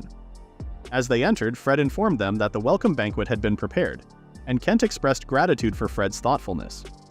Qin Tian observed various types of jewelry that he hadn't seen before, but they appeared expensive. It dawned on him that Kent's Chamber of Commerce dealt with luxury goods. However, he was curious about the reason behind their business with Iceland, and planned to inquire about it from Kent later. The group had found a soft sofa, and Nick noticed it was comfy. Qin Tian was amazed to see real leather. Soon, Fred appeared with maids carrying some food. It was a lavish meal, and it completely satisfied their hunger. After eating, they were guided to their rooms, which Fred had prepared while they dined. Qin Tian's room shared with Nick was spacious, featuring a big bed, a coffee table, chairs, hot water for bathing, and a wooden bucket. During their voyage, fresh water had been scarce, barely enough to drink. Therefore, Qin Tian and Nick were delighted to finally cleanse their bodies fully. After a comfortable bath, they both lay on the soft bed and fell asleep while holding each other. The morning after, while having breakfast, Qin Tian was curious about what the Chamber of Commerce primarily did. Ashbel clarified that besides dealing with jewelry and ornaments, they were also involved in fur and grain businesses. She mentioned they had branches in other cities too. Kent then inquired if anything noteworthy occurred in Fred's absence, and Fred assured him that there were only minor issues, which he had already taken care of. All of a sudden, they heard an employee trying to stop someone from entering, but the trespasser just shouted back. A blond man wearing armor burst in and wanted to talk to Kent. Kent, feeling offended, informed the knight named William that they were having breakfast but still offered to listen to any instructions from the Viscount. With a menacing expression, William said he had come to convey the Viscount's command that Kent needed to fulfill. Gosson and Ashbel read the Viscount's letter addressed to Kent. Kent, with a shaky voice, told William to leave. The knight said goodbye, sarcastically wishing Kent a good breakfast. Qin Tian sipped his coffee casually, as if watching a soap opera. Unexpectedly, Ashbel, usually calm, slammed the table and cursed the Viscount for intentionally not giving them the task earlier. Kent said it was always the same situation, but they still managed to complete the tasks in the end. He asked Ashbel not to get angry. Qin Tian wondered what the problem was, but he was okay if he didn't learn about it. Kent told him that it wasn't a big deal, and Ashbel thought it was right to tell Qin Tian because he was already their vice president. In the letter from the Viscount, the Chamber of Commerce had been asked to send a batch of military supplies to the front line. When Qin Tian heard this, he started to wonder if there was an ongoing war. Ashbel then explained that there had been a war between the Holy Powhatan Kingdom and the Glamnos Empire that had lasted for over a year. This surprised Qin Tian. Ashbel went on to explain that the two countries were often stuck in a stalemate, with very few instances of actual warfare. The conflicts were also short-lived. Ashbel had only heard about it through rumors. Qin Tian used to wonder about the reason for the war, but no one knew. Ashbel thought maybe their king was insulted by the Galman's Empire's king because of his unattractive beard, or perhaps the Galman's Empire's king had taken something important from their king. Ultimately, she couldn't understand what went on in the minds of the nobles. Qin Tian pondered over what these countries were fighting for. Kent asked Fred if he had any idea, but the old butler didn't know either. Gosson then remembered that they were competing for something. Kent asked for clarification, and Gaussen mentioned that he had overheard something during his travels but wasn't certain. Qin Tian only heard rumors and didn't have reliable information. Qin Tian then reminded them of the task and said it wasn't going to be too difficult. Kent sighed and mentioned it would have been easier if the Viscount hadn't been causing trouble. To help Qin Tian understand the situation, Kent gave him a letter to read because he could speak French. As Qin Tian read the letter, he found out that the order was given at the end of August and was supposed to be delivered before October. His meant they only had half a month left. Now Qin Tian understood why they were upset earlier, realizing the Viscount was intentionally delaying things. However, he suggested that the task should have been given to Alfred instead, as Kent was away. Kent then started imitating William, who claimed that he would not entrust the task to others aside from Kent. Qin Tian then recalled them mentioning the same thing happening before, and couldn't find a fault in the excuse.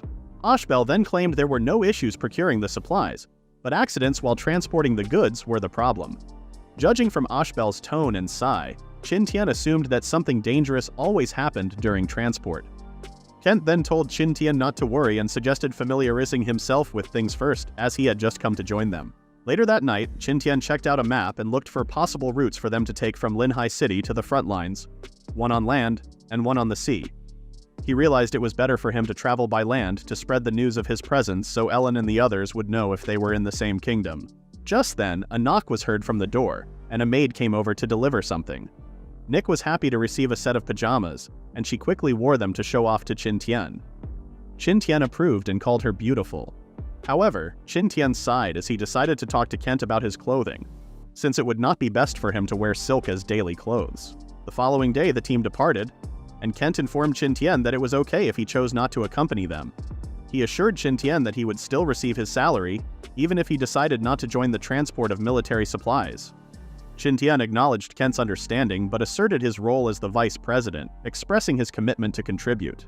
He questioned the absence of the goods, noticing they hadn't brought anything.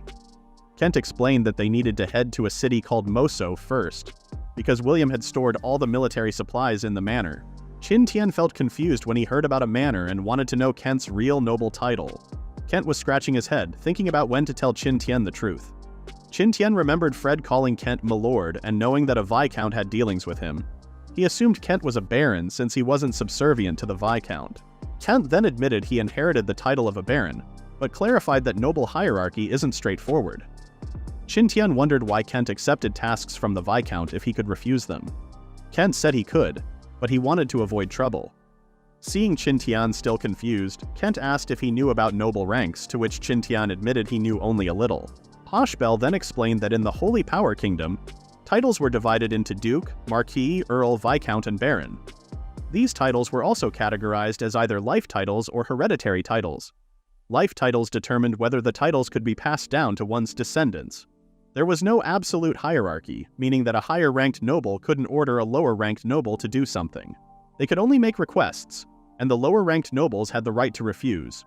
However, if a lower-ranked noble surrendered to a higher-ranked noble, a hierarchy was established between them. Kent's baron title was not granted by Viscount Dumbledore, so there should be no hierarchy between them. Qin Tian couldn't grasp why Kent took on Viscount Dumbledore's job when there wasn't a clear hierarchy between them. Ashbel disagreed, saying the task was assigned by the royal family.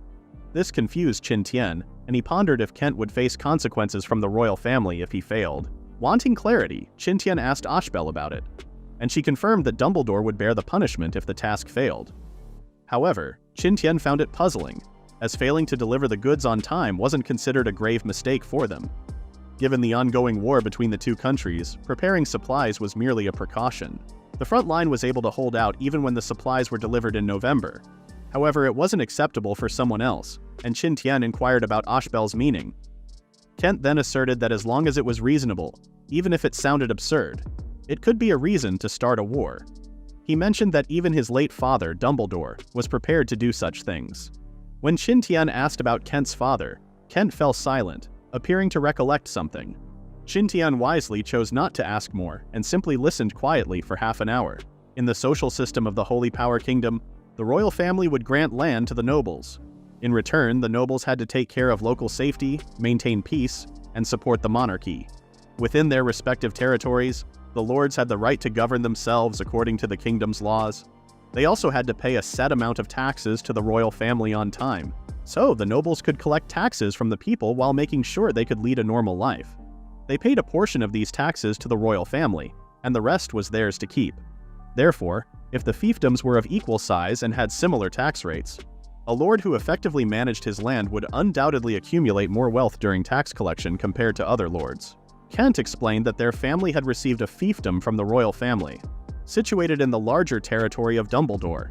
In the past, their family handled the fiefdom more efficiently compared to Dumbledore. This is the reason why Dumbledore focused on their fiefdom. Essentially, the better the well-being of the people in the fiefdom, the greater the wealth the lord could acquire. Qin Tian had grasped their explanation, and started to think about whether the royal family would do something if Dumbledore took control of Kent's territory. He remembered a time in the past, when different princes, given their own lands to develop, banded together and rebelled against their father, the emperor of the Zhou dynasty.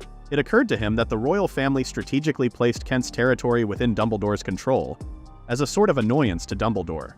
This move aimed to maintain a balance among the lords, and prevent any one family from gaining too much power locally. Qin Tian realized that if Dumbledore tried to remove this annoyance, the royal family wouldn't just stand idly by. Kent claimed that the royal family didn't get involved in the conflict between lords.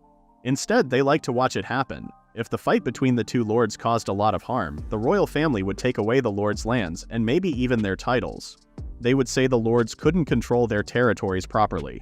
Ashbel explained that even if the royal family couldn't get back the lords' lands, having the two lords with a weakened military would still be good for the royal family's rule.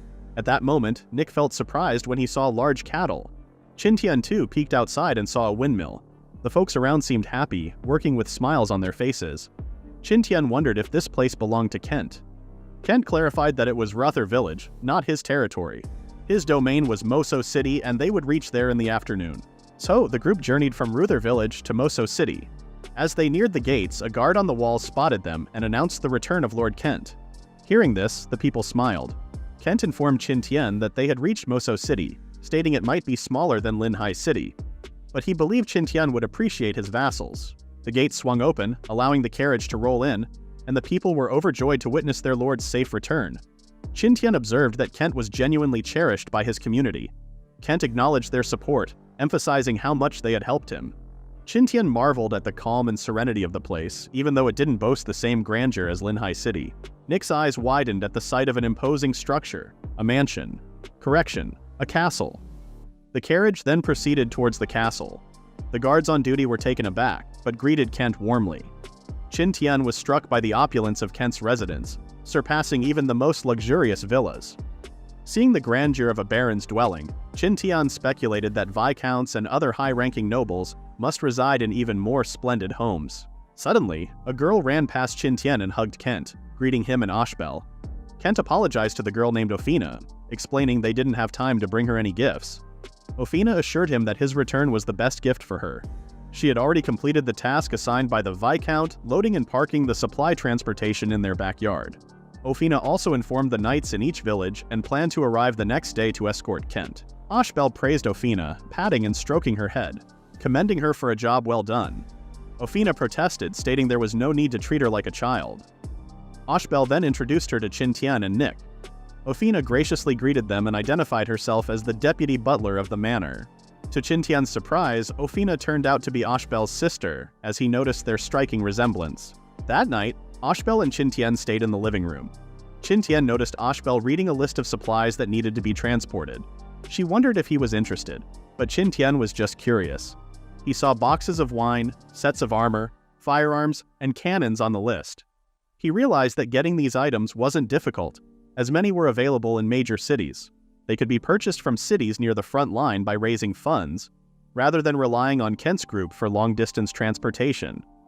Ashbel had mentioned that acquiring weapons, excluding firearms and cannons, was relatively easy. She explained that to purchase these two specific types of weapons, one had to place an order in advance and wait for 1 or 2 months before receiving them. If there was an urgent need for weapons, they could resort to ordering from some low-quality weapon workshops. However, there was a higher chance of experiencing malfunctions with such weapons, and they were not suitable for use on the front lines. It was impossible for them to fulfill the task by buying the required supplies from cities near the front line, as firearms and cannons couldn't be obtained quickly. Qin Tian had realized that guns weren't easy to find in the Holy Power Kingdom. Understanding the need for protection, he approached Ashbel to discuss getting weapons in advance from less reputable workshops. Ashbel clarified that all guns in the Holy Power Kingdom came from major weapon workshops, and even military equipment was sourced from them. The guns varied in quality, with some workshops producing highly accurate and durable ones while others had lower standards. Due to the diverse sources, the guns used different types of bullets. For various reasons, the royal family had established long-term partnerships with certain reliable workshops. However, during times when frontline resources were scarce, these workshops would work extra hours. Despite their efforts, they couldn't produce large quantities quickly. In such situations, the royal family would instruct the lords of each territory to gather firearms and ammunition and send them to the front lines. As Qin Tian chatted with Ashbel, he didn't notice how much time passed, and suddenly it was dinner time. After they had their meal, Qin Tian and Nick were guided to a room on the second floor. The room appeared fancy and elegant. Qin Tian pressed the bell, and a maid promptly arrived. He requested some canvas or paper. The maid seemed puzzled, wondering if Qin Tian planned to paint. He simply nodded in agreement. The maid guided Qin Tian and Nick to a studio where Qin Tian could find whatever he needed. Kent had already given approval to use anything in the manor without asking. Feeling grateful, Qin Tian thanked her and entered the spacious room. Painting didn't require many tools. What mattered was a quiet place. Qin Tian found the space ideal and chose a paint color that had been on his mind, a vibrant shade. On a large piece of parchment, he wrote a notice about his ship, Dawn, which had wheels. He also offered a reward of 50 gold coins to anyone who could provide information about Ellen, Jessica, and the others. The rewards could be claimed in Moso City. Since it was only a few sentences, Qin Tian made many copies in a short time. He wanted to stick them in each city he went through, so he had to get ready with a bunch of notes. Also, making all those notes used up his coloring stuff quickly. After using it up, he had to create new coloring stuff, which added more work for him. Eventually, he had to stay up all night, and before he knew it, morning had arrived. Qin Tian had apologized to Nick for making her work with him all night, but Nick was completely okay with it. At that moment, Qin Tian saw Ophina and said hello. Ophina was surprised to see them awake so early. Qin Tian asked what she was up to, and Ophina explained that they were already moving the things needed for the event to the port. Qin Tian then inquired about which boxes held the firearms and cannon so he could inspect them. Ophina assured him that they were there and that he was welcome to check them out. Qin Tian opened the boxes, and Nick was surprised to find a surprisingly short gun inside. Qin Tian explained that it was a handgun. Unlike the rifles they were used to, but both were powerful. The guns looked similar to a matchlock, and while they didn't seem very deadly, the gun stock was polished smooth for appearance. However, Qin Tian warned that if it got wet, it could easily slip out of the hand. Qin Tian then discovered Mosin Nagant rifles designed for cavalrymen, but they had poor range and accuracy. Nick, curious, found jars and asked about them. Qin Tian said they were portable gunpowder jars, used to fill the powder pod and load the gun. Each gun required a specific size of matching powder. Qin Tian learned from Oshbel that the Holy Power Kingdom's firearms had low accuracy, but he was surprised to find out that the army was actually equipped with such awful weapons. The bullet grinder was a handy tool because bullet manufacturing technology and craftsmanship were not advanced. Using it was easy. Just put a lead sheet on the hole, place a bullet on it, and press it firmly. This would adjust the bullet's diameter, preventing issues with mismatched bullets in firearms with different calibers. Qin Tian had realized that the two most valuable items among them were the two light field guns. When he looked at the firearms and cannons, he could tell that the level of weapon manufacturing in the country was similar to that of the 17th and 18th century in his original world, or maybe even worse. Understanding the power of the guns, Qin Tian was aware that he had a high chance of survival even if he got shot. During breakfast, Kent discovered that Qin Tian had been searching for someone. Kent felt puzzled, wondering where Qin Tian would start looking, especially since he had just arrived in the Holy Power Kingdom. Qin Tian emphasized the importance of the people he sought. He then presented a notice he had created, leaving both Kent and Oshbel astonished. Kent pointed out that there was no need to include Kent's name in the notice, as anyone seeing it would already know that Qin Tian could offer 50 gold coins. Oshbel once wondered if Qin Tian used ultramarine, the blue pigment, in the studio. Qin Tian confirmed, saying he had a box of it. Oshbel exclaimed that Qin Tian had just lost half of his month's salary. Qin Tian was shocked to find out that the ultramarine was worth 25 gold coins. Oshbel explained that ultramarine is made of lapis lazuli, an extremely rare and expensive material that's hard to obtain due to the need to remove impurities. Oshbel continued, stating that the price of ultramarine always remained high, selling for 3 or even 5 times the price of gold of the same weight. Qin Tian realized he might have made a costly mistake. He then thought that someone could possibly make ultramarine by mixing colors. Ashbel countered, saying no one has ever successfully made it, and most painters can only create similar colors. Ashbel added that if someone managed to make it, the price of ultramarine wouldn't be so outrageous. Qin Tian began contemplating the idea of mixing ultramarine in a modern way, hoping to succeed and become wealthy. Just then, a maid entered to report that the knights had arrived. Shortly after, soldiers rode horses toward the manor castle. Qin Tian felt amazed at the sight of the knights. The ones leading the group took off their helmets and greeted Kent. The knight named Geline then asked if they were tardy. Qin Tian observed that only half of the 24 knights were fully armed. Ashbel pointed out that those were the knights and the others were squires. Even though they were squires, they were skilled in combat as well. According to Ashbel, Kent used to be just a baron, but he had a big piece of land that included Moso City and 7 villages. The knights came from those 7 villages, but that doesn't mean there were only 12 knights in total. Actually, the number of knights a lord has and the size of the land don't depend on his title, but on how much money he has. Those with more money can afford more knights. In general, training a knight costs a lot, so a village can usually only train 1 knight under normal conditions. These knights usually take care of the villages in regular times. When the lord needs them, they receive a personal letter and go to help the lord. Kent's men began loading the supplies into the carriage. Ophina told them to be careful, and Kent promised to bring back gifts for her. The group moved toward the front line. Qin Tian asked Kent about the number of soldiers he had, and Kent confirmed it was around 117 soldiers, including the squires. Qin Tian wondered if Kent had a few soldiers with his baron title. Ashbel said it was already a lot, mentioning that some viscounts didn't have as many as Kent. If they counted the soldiers' attendants, Kent could dispatch around 500 people. Kent insisted that he didn't have many men. Qin Tian questioned if the knights' squires also had attendants, and Ashbel confirmed it for apprentice knights. Qin Tian hadn't expected that, realizing they only had about 100 people who could fight. Ashbel confirmed this, and suggested that Kent could surpass Viscount Dumbledore in a few years, making Dumbledore no longer a problem. Gaussen proposed killing Dumbledore during that time, but Kent declined, stating he didn't want to start an unnecessary war. Gaussen asked Kent to make the decisions if necessary. Qin Tian noticed that Gaussen and Ashbel were eager to confront Dumbledore, while Kent preferred a peaceful resolution. Wondering about the future, Qin Tian speculated on what might happen in a few years. Ashbel explained that, based on the Chamber of Commerce's current progress, they could acquire a village every 6 months. This would give Kent the option to have either an additional knight or a dozen soldiers. Qin Tian found it surprising that fiefdoms could be bought. Ashbel confirmed this and mentioned that they could also be traded since they were considered properties of nobles. Initially, Kent only had Moso City and 2 villages in his territory. He acquired the remaining 6 villages over the years. Normally, nobles don't sell their territories unless absolutely necessary. Even if they do decide to sell, the price is usually very high. However, Qin Tian observed that Kent was buying a village every 6 months, and he worried that Dumbledore wouldn't give them much time. If they continued at this pace, following the Chamber of Commerce's trend, Kent could potentially buy the entire country given enough time. Ashbel then mentioned that Dumbledore had been causing them trouble for the past 2 years, but there was no valid reason for him to go to war against Kent.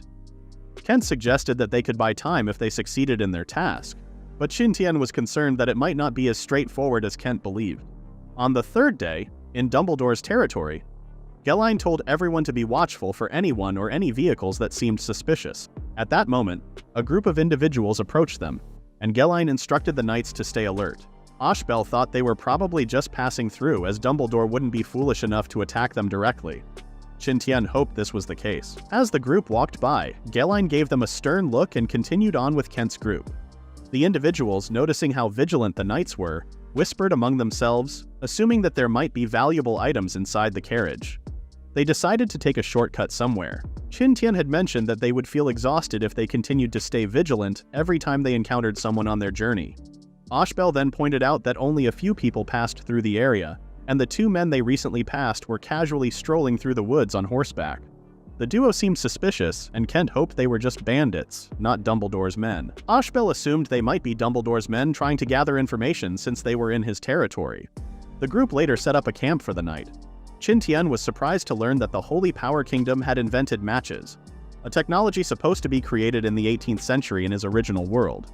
Meanwhile, men on horses stood atop a cliff. Someone gave orders to attack and eliminate Kent's group. They all rushed toward the camp with their horses, confirming Kent's suspicion of a night raid by bandits. Gelain had ordered the others to fire at will. Guns were shot toward the direction of the bandits, but the bandits remained unfazed and continued charging. As the knights reloaded their guns and changed teams, Qin Tian realized that firearms of the current era were indeed low in accuracy. It was also nighttime, making aiming in a hurry inaccurate due to the darkness. However, the knights were still using the three-strike tactic. Another team started firing their guns while the first team reloaded their guns. However, the shots still missed, and the bandits couldn't help but smirk. Realizing that the distance was closed, making it impossible for a third volley of shots. The knights then rode their horses and equipped melee weapons. They charged toward the bandits, who were easily pushed off their horses by the knights' lances. Qin Tian and Nick were surprised when the knights easily defeated one-third of the enemies at once. Gelain then told the others to get ready for the second charge to eliminate the remaining bandits. Realizing they couldn't win, the bandits turned and started to retreat. As the bandits fled, Gelain told everyone to stop chasing and focus on cleaning up the battlefield. He also told the musketeers to reload and stay alert. Some knights, however, disagreed with Gelain and wanted to pursue the bandits further. Qin Tian was impressed that the battle ended quickly. Kent thought the bandits wouldn't come back, anticipating a well-deserved rest. Ashbel, on the other hand, believed that Dumbledore wouldn't give up on them. On a nearby cliff, the bandits were complaining about how tough it was to fight without any armor. They suggested attacking right away instead of gathering information. The leader, Zack, shared his men's ideas with William and asked for extra payment. William reminded Zack that Viscount Dumbledore had already paid him up front, and Zack also owed William something. Zack was in disbelief because his men had just been killed. William pointed out that having fewer people meant dividing the rewards more, and he claimed to see a smile on Zack's face. Zack burst into laughter as William realized he had figured him out. William couldn't believe he was teaming up with someone unpredictable, but he had no choice since other bandit groups were weaker. Zack had wondered if William was happy seeing his men die while trying to rid the territory of bandits. William, not finding it amusing, told Zack to stop joking, assuring him that he wouldn't be a bandit for much longer. William promised to reward Zack with one of the villages. Zack laughed, advising William not to be sarcastic, expressing his reluctance to become a noble's lackey.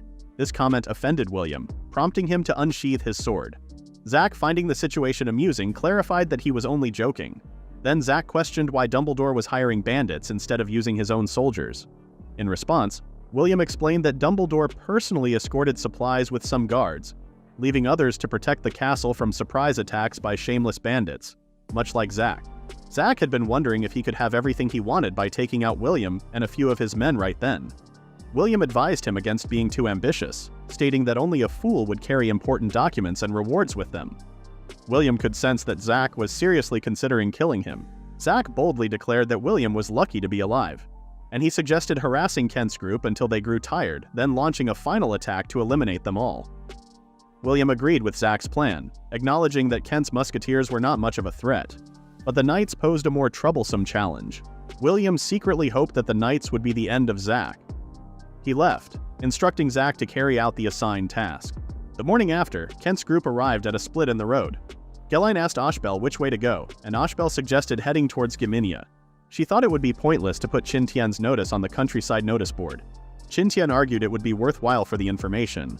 Despite the notice being small, Ashbel assured him the blue words would grab attention. Soon after, a passerby noticed the notice, admiring the beautiful color of the letters and being surprised by the 50 gold coin reward. Motivated by the large sum, he set out to find the people mentioned for the sake of his family's future. He planned to inquire in nearby villages. On the other hand, another man found the notice and thought it was extravagant to use ultramarine pigment for a simple notice. He decided to go straight to Moso City to file a complaint. While this happened, Kent's musketeers fired a series of shots, causing the bandits to retreat as usual. Qin Tian observed that the bandits seemed to charge randomly, making him wonder if they were solely driven by the rewards, and if it was really that straightforward. Bullets kept flying, swords clashed, and shields clashed too. Bandits kept attacking again and again. Kent wondered if they'd been raided 5 times already.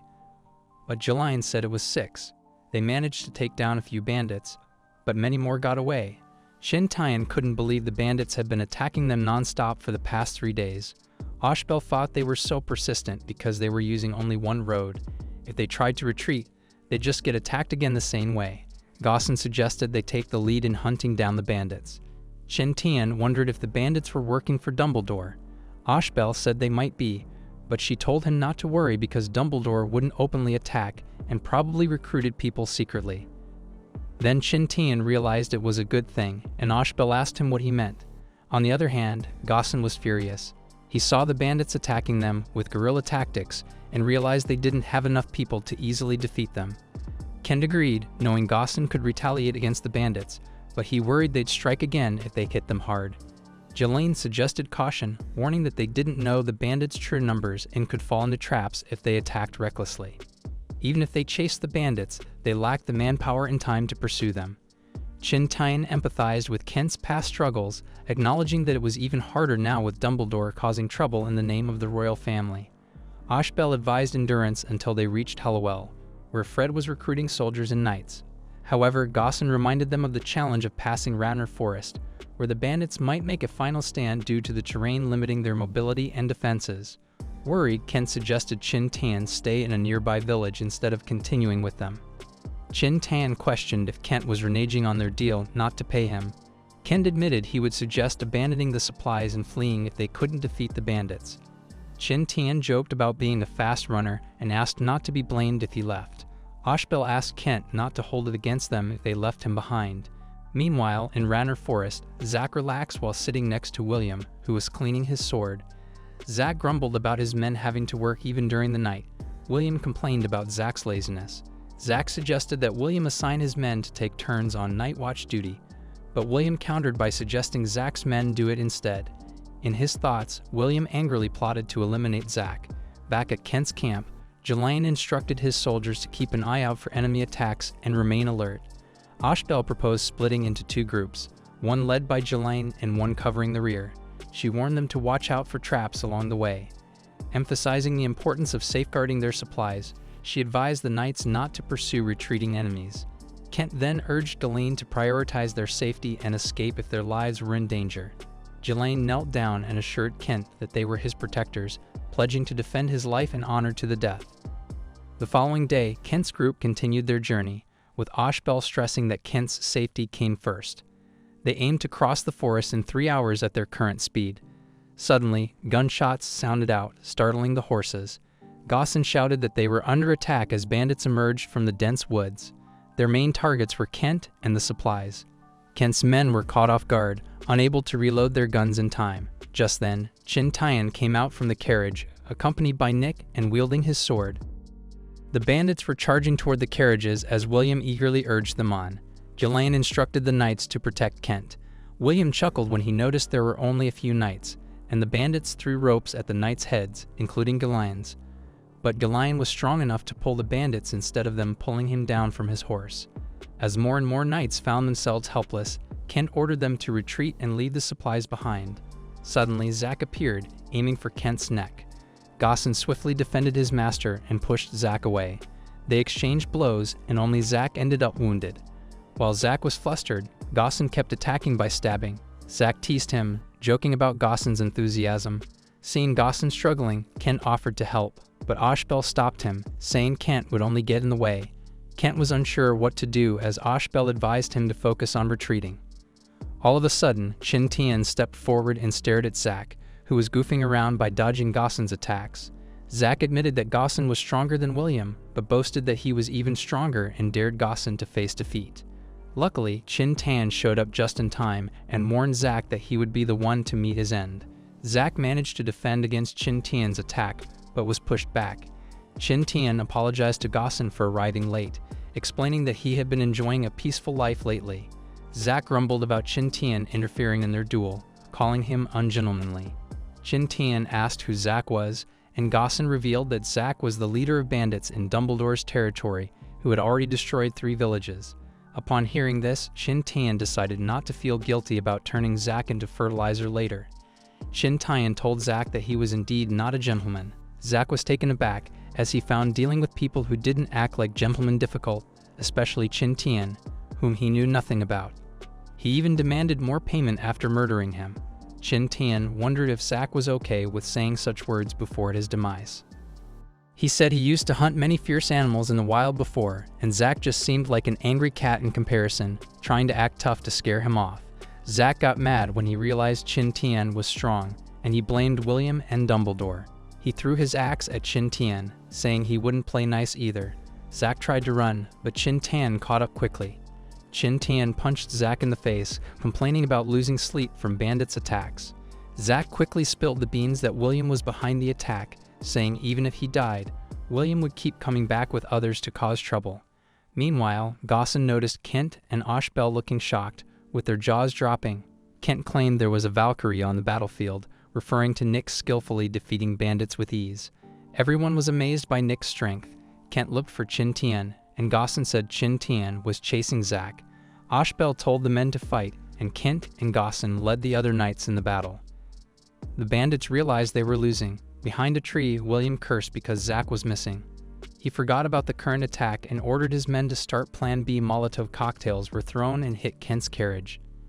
Ashbel told the men to put out the fire instead of chasing the attackers, as there were explosives in the carriage. Suddenly, someone ran in and cut the carriage in half. Qin Tian removed the burning part to prevent an explosion. Ashbel told the others to quickly unload the boxes. Qin Tian praised Nick and gave her head pats as a reward. In the end, Kent lost 13 people and 2 knights. He wished he had sold his land to Dumbledore, but Ashbel told him not to talk nonsense. He questioned if Kent wanted his people to live like slaves and starve.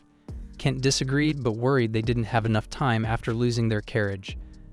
Then Kent remembered Qin Tian's idea to beat Dumbledore.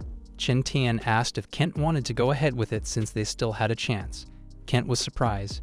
He remembered he was a captain and navigator, and the front line was in the north where the northwest wind blew. Kent worried it would also take time to travel by sea and feared pirates. Qin Tian suggested they fly, leaving the others shocked. They thought Qin Tian was just tired. Qin Tian explained a hot air balloon idea. He said it might take time to prepare, but if all went well, they would be flying soon. They didn't have any materials or tools to make the hot air balloon. They had to hurry to the nearest town, Harewell. On the way, Kent was surprised to learn that Qin Tian and Nick were warriors. Qin Tian reminded him that they always carried weapons. Kent had thought they were just for dissecting hunted animals. It didn't take them long to reach Harewell, where Kent's guild's industries were located. They entered a store, and an old woman was surprised to see Kent since she had expected them to arrive in the afternoon. Kent introduced her as Aunt Noma to Qin Tian. He then asked if they had enough fabric. Noma said they had 30 yards left, but Kent exclaimed that they needed more than 100 yards of it. Kent said he would buy anything else available in town, and Noma agreed, advising them to rest first. While the group rested, Qin Tian drafted plans for a hot air balloon, outlining its 3 main parts: the envelope, the burner, and the basket. Creating the basket seemed straightforward, but shaping the envelope into a sphere posed a challenge. The burner was the most crucial component, yet they lacked propane or natural gas to fuel it. As a solution, Qin Tian decided to design a simplified version of a rocket stove. Shortly after, Noma announced they had acquired the fabric, which would arrive by afternoon. Qin Tian then asked her for another favor, to locate tailors, blacksmiths, and the items on his list. Noma confirmed they had everything in stock and inquired about the requirements for the tailors and blacksmiths. Qin Tian simply requested skilled individuals. Kent expressed concern about obtaining everything quickly, but Qin Tian reassured him. He had already planned the entire process, intending to have the blacksmiths work on the burner parts simultaneously. Afterwards, Noma showed all the things they'd gathered and introduced some knights and rangers she'd recruited to accompany them back. Qin Tian was surprised that they could hire knights. Ashbel corrected him, saying they couldn't hire knights from noble families, but instead they had hired mercenaries who called themselves knights. Noma wished them luck as Kent's group departed. On the journey, Gaussen and Ashbel were worried because they only had 4 days left. Kent reassured them, telling them to do whatever they could, even if they delivered late. They met up with Jelaine and the knights. They prepared the basket, and Qin Tian explained that they shouldn't exceed a certain weight to keep the balloons flying.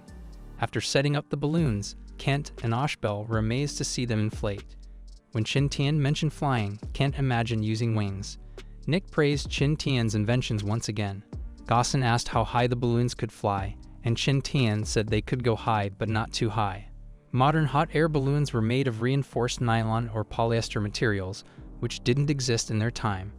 To demonstrate how the hot air balloons worked, Qin Tian brought out a small model and lit a candle in its basket. Everyone else was impressed that it could fly, making Kent wonder if they could reach the gods with it. Qin Tian explained that they couldn't and suggested they not try to meet the gods either. Qin Tian glanced at a box and mentioned that there was one more essential thing for the hot air balloon riders. He explained how the parachute worked in case they had an accident in the sky. This made the others worried, knowing they might have to jump from the air, which might lead to their death. Kent and Ashbel couldn't believe it when they grabbed their parachutes. Qin Tian told them to calm down because it was just their backup plan. He also handed them something he called a phone, which he made so they could talk while flying. Kent was amazed that he could hear Qin Tian's voice from far away with the phone. Ashbel joined in on the excitement and tried it out too. With their communication problem solved, Qin Tian told them to get ready to take off. The knights helped increase the wind power, and when they saw the balloon getting bigger, Qin Tian lit the burner. Everyone was shocked to see the basket start floating. Kent and Ashbel eagerly hopped into the first hot air balloon, and Qin Tian warned them to be careful. He and Nick also got into one, while Gaussen was urged to quickly get into another. Despite Qin Tian's warnings, Kent moved around the basket excitedly until a strong gust of wind made him hit his head on the edge. Meanwhile, Qin Tian noticed that Gaussen was actually afraid of heights. On the ground, Julian ordered the knights to follow him to the next town quickly.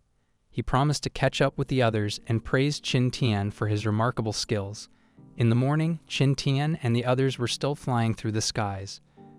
They flew past clouds and saw birds flying below them. Qin Tian checked their progress using his makeshift phone. He noticed they were heading in the right direction according to the compass. However, Kent warned them they might encounter severe weather ahead. Kent closed his eyes and felt the wind's direction. He reassured Qin Tian that they would be okay for now. Ashbel wondered how long it would take to reach the front line. Qin Tian admitted he didn't know, which surprised Ashbel. Qin Tian said they might be faster than a carriage, but he couldn't promise anything because of the weather. Ashbel realized the hot air balloon was their only option. Kent suggested they might arrive early if the weather stayed favorable. Ashbel could only hope for the best. Despite having been on a plane before, Qin Tian couldn't help but enjoy the view in front of him. Suddenly, a system that hadn't been seen for a long time popped up and rewarded Qin Tian for making a hot air balloon. Qin Tian felt happy because it had been 2 years. However, he only received 6,000 points, which was 4,000 points less than what he needed to exchange for talents. Nick suddenly became worried that they were too high above the ground, which might make it difficult to meet Elin and the others.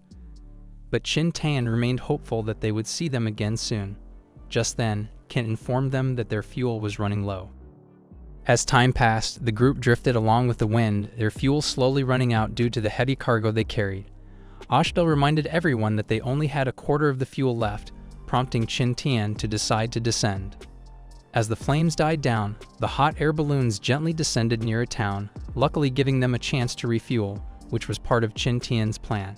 He had anticipated towns along their route where they could restock. However, refueling took some time, and they only resumed flying in the afternoon.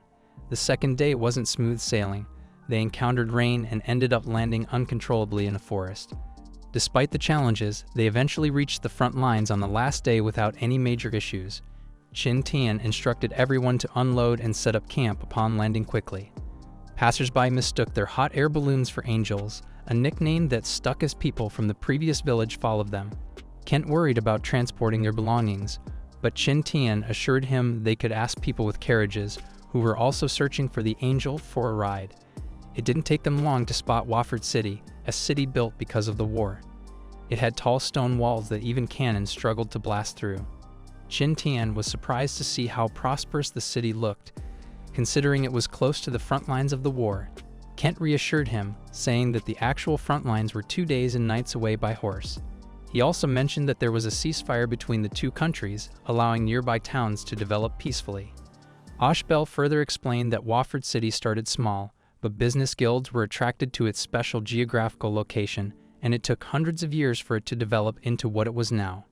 As the group waited in line with their carriage, some nobles' carriages ignored the line and entered the city ahead.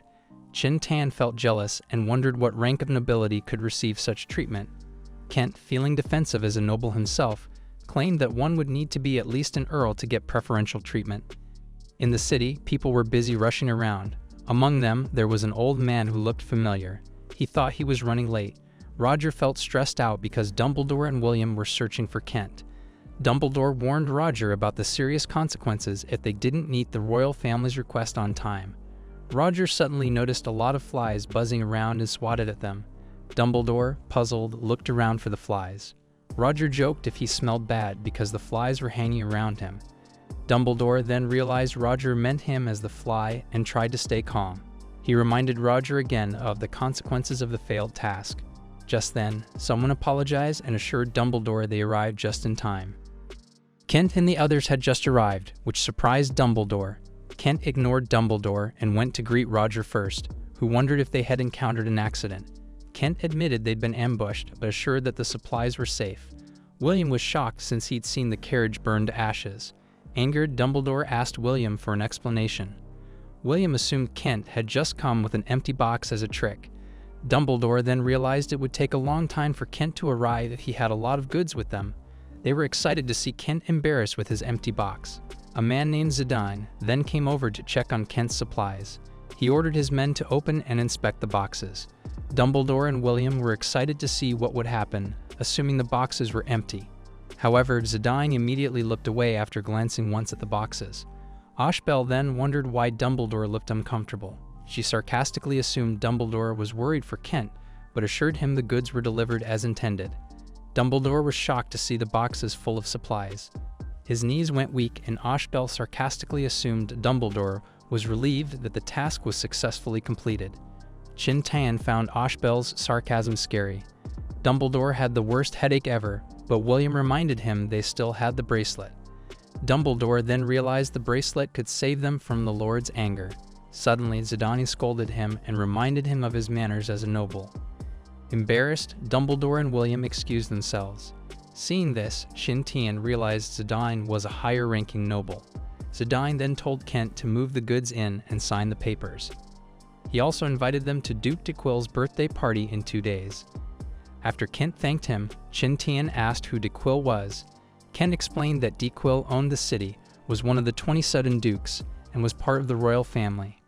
Ashbel grumbled about spending money on gifts again. Qin Tian suggested not going, but Kent said they should since they were invited. Ashbel told Qin Tian to just go to the party for the food and wine. Shortly after, the group arrived at an inn, and Kent realized they had run out of money. Ashbel explained that the expenses for the hot air balloon had been high. Staying at an inn caught Qin Tian's interest. Kent secured some rooms, and they all agreed to stay for 2 days before the Duke's birthday. During that time, they busied themselves buying dresses and gifts. Roger, who disliked parties, departed the city with the other sailors. 2 days later, the group set off for the party. It was nighttime, but the streets were illuminated by candles usually reserved for autumn and winter. Qin Tian worried they were running late, but Kent reassured him that the party wouldn't start until dawn. As they traveled, another carriage passed by with a familiar name, Dawn. As they entered the castle, Qin Tian commented that it was basically a fortress, not a castle. Kent explained that the place would be the final defense for the residents if the outer walls were breached. Seeing a lot of people coming in with them, Kent was relieved that they were not late at all. Ashbel told Qin Tian to eat what they spended by eating lots of meats and not breads. Qin Tian then held Nick's hand as a partner, and everyone went inside the reception. Ashbel quickly suggested to eat, and with Kent's words of approval, she went running to the buffet. As he ate, Qin Tian wondered what was in the second floor. Kent explained that those with the Earl title can go, but ladies with not title requirements could also visit the second floor. Just then, people started crowding, and Qin Tian wondered if a big shot visited. Ashbel claimed it was someone beautiful lady. However, Qin Tian looked uninterested and continued eating. Suddenly, we see a familiar long pink hair. It was Elin, dressed as a noble lady. Kent and Ashbel were at awe and decided to tell Qin Tian later. As a fellow guard, Gaussen could feel that Pohama, the one acting as Ellen's bodyguard, was a strong person. Everyone around them were curious about Elin.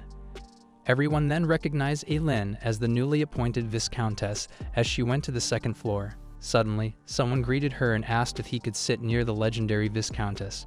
He introduced himself as Marquis Shattuck. Elin bluntly asked what he needed. Shattuck wondered if he could discuss something with her.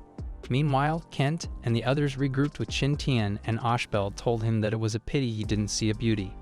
Qin Tian still looked uninterested despite Ashbel and Kent's interest in the new Viscountess's beauty and cooperation.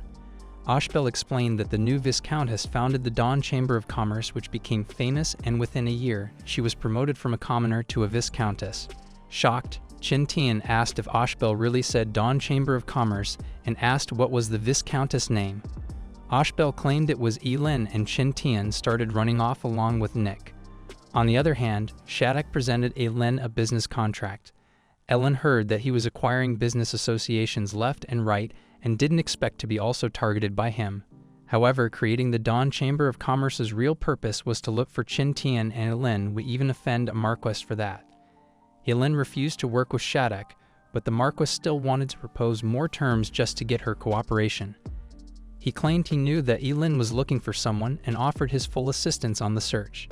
Despite his men being busy with war, he offered to lend some help and threatened Elin to agree.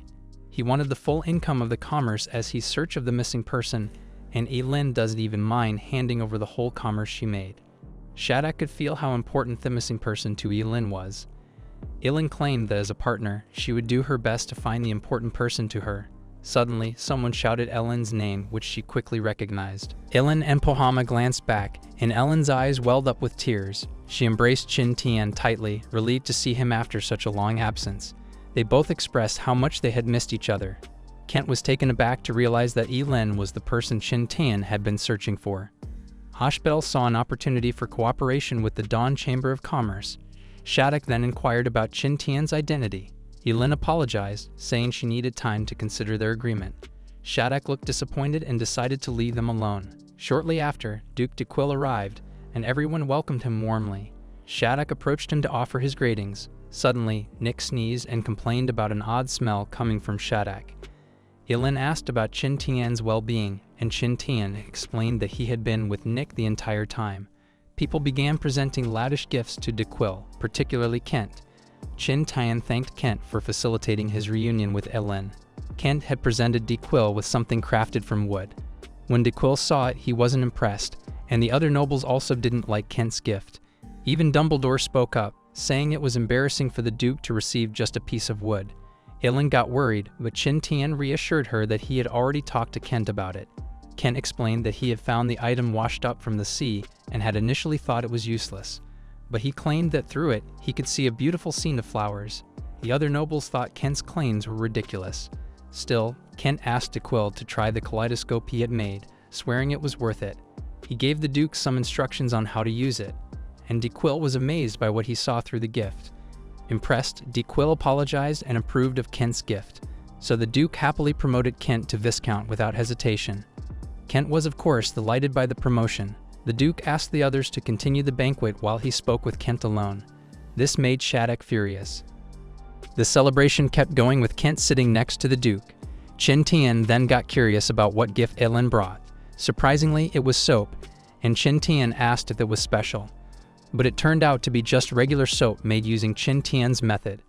Elin told him to wait and see. Then it was Shattuck's turn to give gifts to the Duke. Elin explained that Shattuck was someone important, and it could cause trouble if they offended him later. The Duke was happy to receive a beautiful bracelet from Shattuck. Qin Tian noticed it had the same pattern as the Wufang ring. Elin said they found the same bracelet on a sunken ship in her land, but it was all cracked and didn't react anymore. She also said the Wufang ring was broken.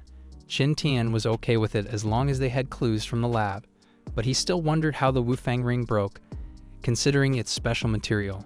Elin didn't know why, but when they reached the Sacred West Kingdom, the ring suddenly activated on its own. She tried to check it, but it didn't respond. Qin Tian thought maybe its energy ran out, even though Zhang Feng said it could last another 100 years. Pohama went to deliver the gift to the Duke and presented it as their new product that would leave fragrance on the body once used.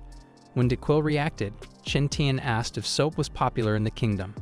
Elin then explained that Jessica had researched the kingdom's history and found out that the culture was similar to Europe during the Age of Discovery.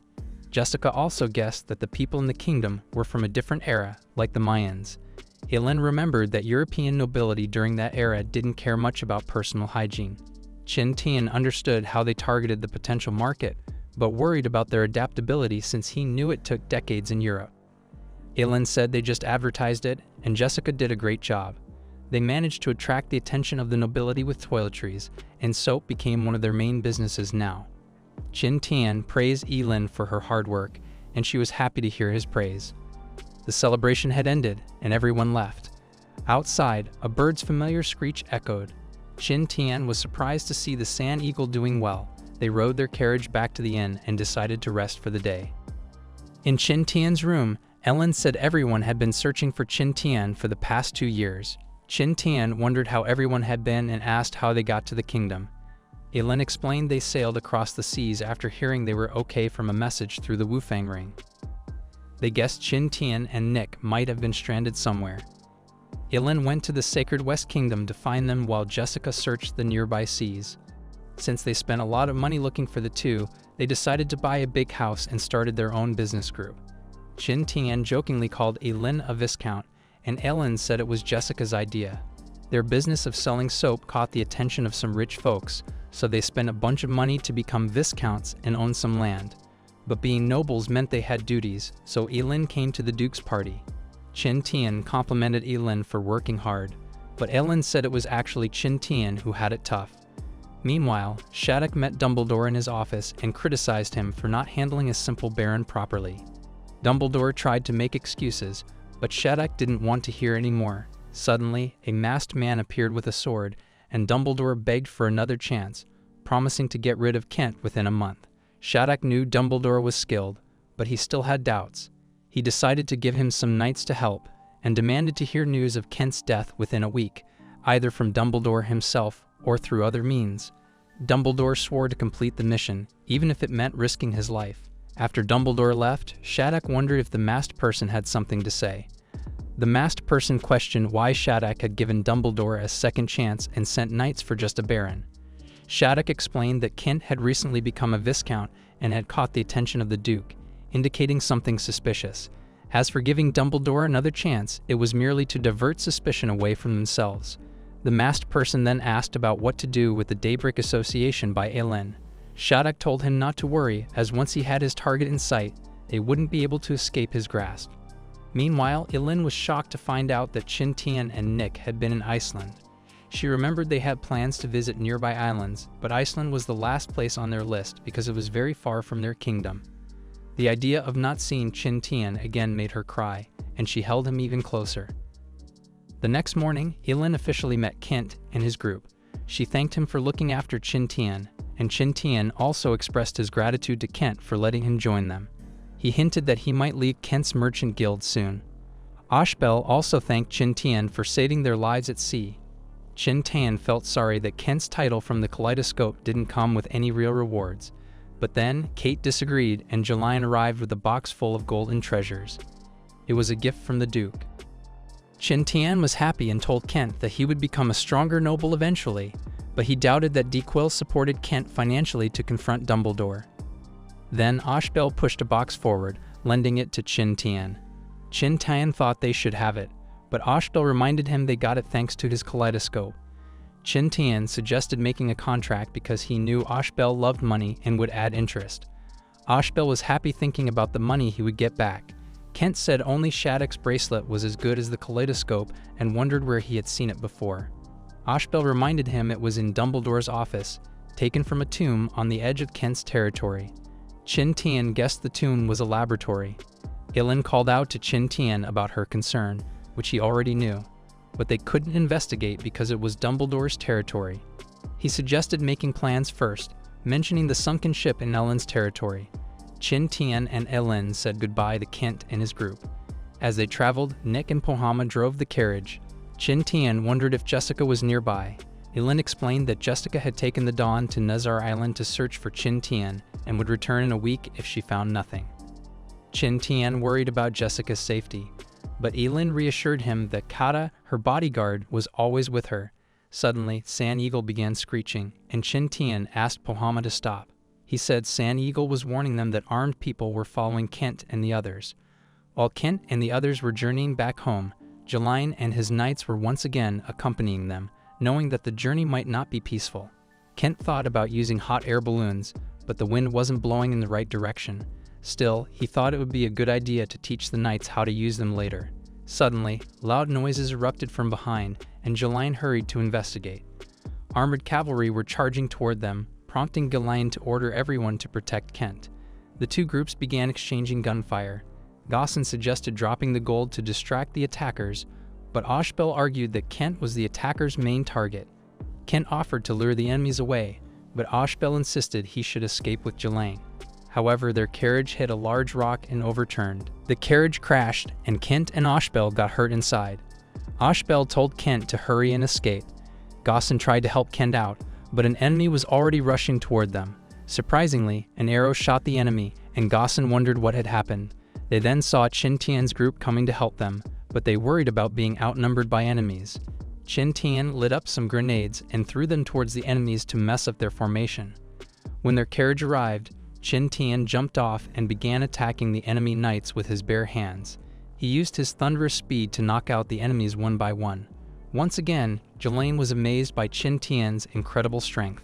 Kent then told Ghislaine and his knights to assist Qin Tian. The enemies started running away in fear, calling Qin Tian a devil. Later, Kent pondered how Qin Tian's group had ended up in the area.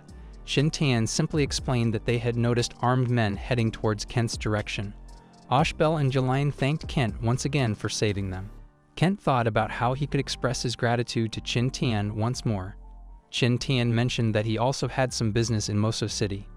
He wondered what Shadok was after, seeing his knights attacking Kent. Qin Tian then shared with Ellen his surprise at seeing her carriage loaded with bombs and guns.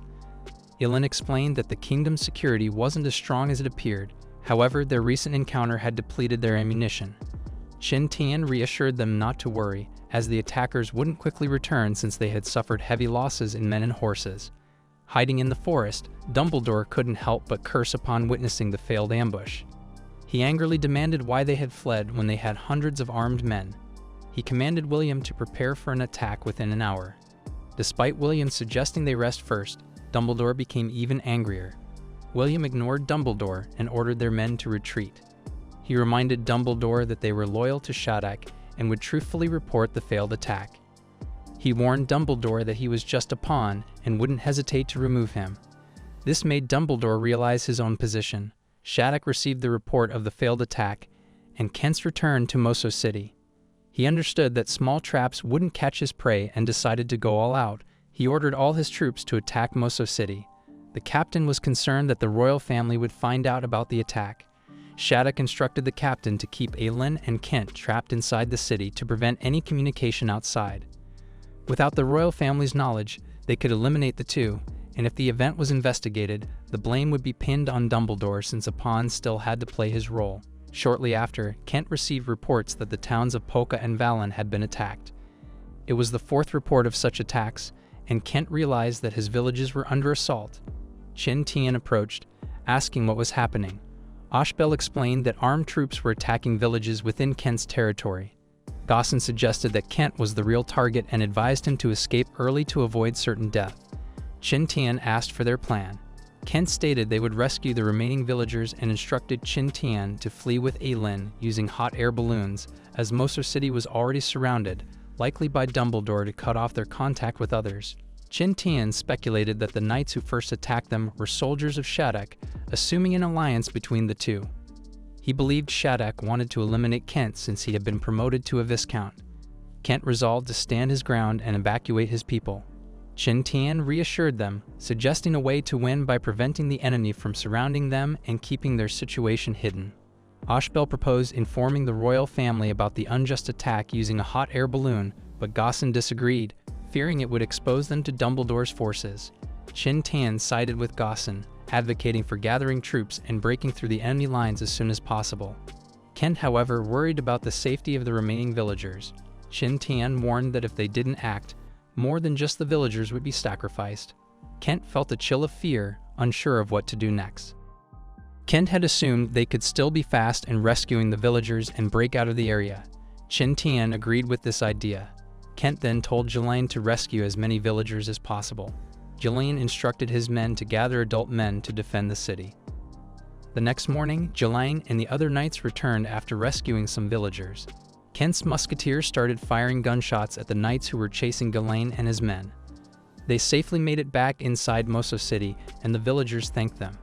Kent asked about Ghislaine's condition, and Ghislaine was fine except for some casualties along the way. Kent blamed himself for not listening to Qin Tian's advice.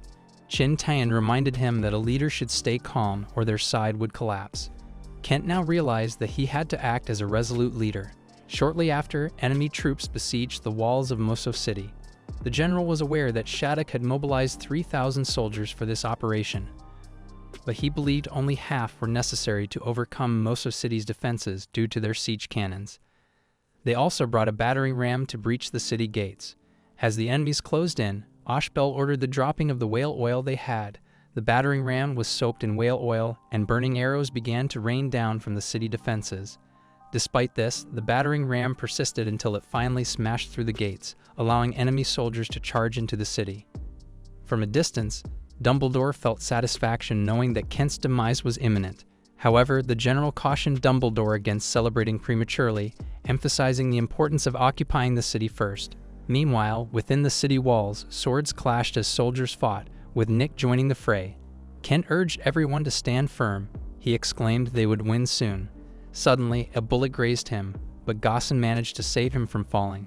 He told him to leave, but Kent was determined to stay until Qin Tian arrived. As the battle outside continued, Qin Tian and Lin were busy working on something that could change the course of the war. Qin Tian successfully created nitroglycerin. He packed up everything and told Elin to stay inside, asking her to wait for him. Elin told him to be careful. The war raged on until the enemy general could see that the city had been completely breached. He then ordered his men to occupy the city, and gunmen started shooting toward the castle walls. Kent's knights appeared to hold back the enemy soldiers, while Gaussen picked up Kent and started running away. Out of the blue, there was an explosion near the city where the enemy soldiers were stationed. They were puzzled, thinking it might be a fire from within.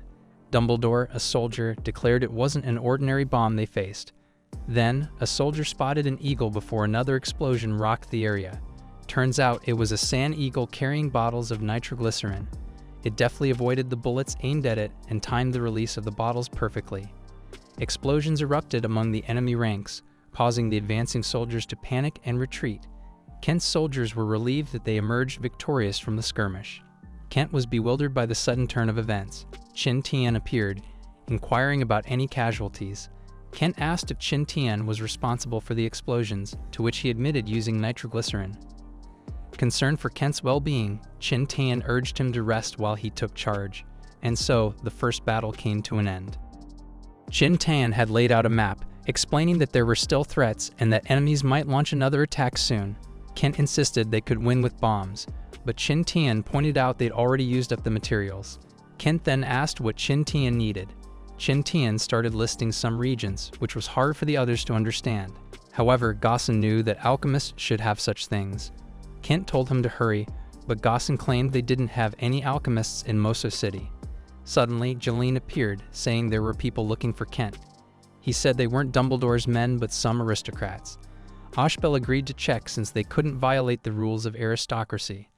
Kent and the others went out to see who it was, and they found a loud old man looking for him.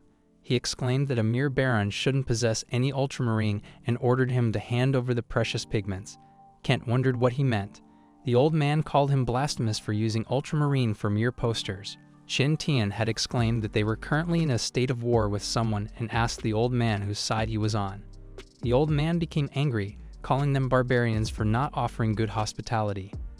Bakuma then accidentally fired the arrow she had been holding back, surprising the old man and his men. Kent then instructed Qin Tian and Bakuma to hold back, as he recognized the old man as Romany Burney, which was quickly confirmed by the old man's attendant. Gaussen remembered that Romany was a famous painter respected even by the royal family, as his work included the portrait of the Virgin Mary in the cathedral. Qin Tian was shocked by the extent of the old man's influence. Romany's attendant explained that Kent and the others had mistaken them for Dumbledore's men. Marshall introduced himself and stated that they meant no harm, but had only come with Romany to visit Kent. Qin Tian apologized and offered ultramarine as compensation for the misunderstanding. The old painter became excited upon hearing that he would receive everything after a banquet was served. However, Marshall warned the old man about an impending attack. Romany claimed it was merely a misunderstanding, but Marshall offered to retrieve it for him instead. Romany stated he would need a lot, knowing that Marshall's men were occupied with war preparations. He told Marshall to step back if he wished and promised to finish the portrait Marshall's father had requested. Marshall then instructed his men to remain outside and inform his father if Romney didn't emerge after some time. He didn't want to take risks, but their family would suffer if something happened to Romney. Elin wondered if Qin Tian had a plan. Ashbel assumed that Qin Tian would leverage Romney's influence to make Dumbledore's men retreat.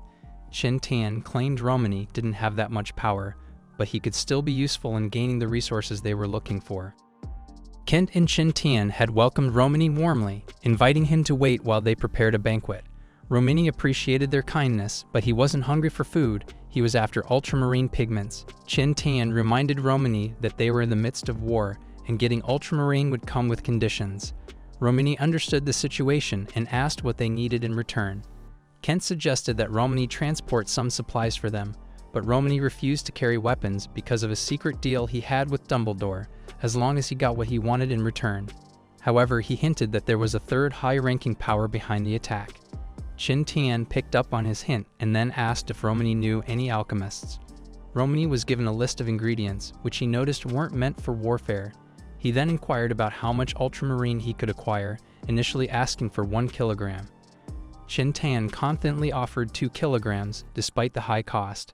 However, Romney and Marshall were skeptical. Suddenly, Ashbel appeared with a small amount of ultramarine. Romney promised to deliver what they requested as soon as possible. Romney and Marshall had just returned outside, and the old man began telling their men to gather some things. As their carriage passed by Dumbledore's camp, Marshall said they'd demand more later. Dumbledore objected, saying it wasn't part of the agreement, but Marshall insisted they'd keep his business private. Dumbledore reluctantly let the carriage pass, feeling uneasy. The general reassured Dumbledore, saying Romney and Marshall were small players compared to Shipwreck, though a bit more significant. He suspected they might cause trouble soon and proposed attacking Mosov City in 2 days. As night fell, Kent told the others to wait until Romney came back. Gaussen worried that Dumbledore's forces had a lot of weapons and arrows, and they might not last long. Meanwhile, on the other side of the city walls, arrows flew, taking down some knights. Rogue-like men stealthily climbed the walls to open the city gates, but Qin Tian and some gunmen were already prepared for their nighttime attack. The knights nearby got alerted and began defending against the enemies who were raiding at night. Gaussen told them to sound the alarm, and even the enemy soldiers outside heard the loud bell ringing. The enemy general ordered their troops to retreat. Dumbledore was shocked because he thought they would capture the city that night. The general then pointed out how the city seemed unguarded the other day, yet they still lost many men and supplies. He advised Dumbledore to be patient because he had a plan to recruit nearby nobles using Shipwreck's name. Kent was surprised that the night raid ended earlier than expected. Ashbel angrily said it was a good thing. Qin Tian was amazed that Dumbledore retreated so easily when they could easily take over the city with their numbers. He hoped Romney would return soon. He had already rushed the production of hot air balloons, but they still weren't enough.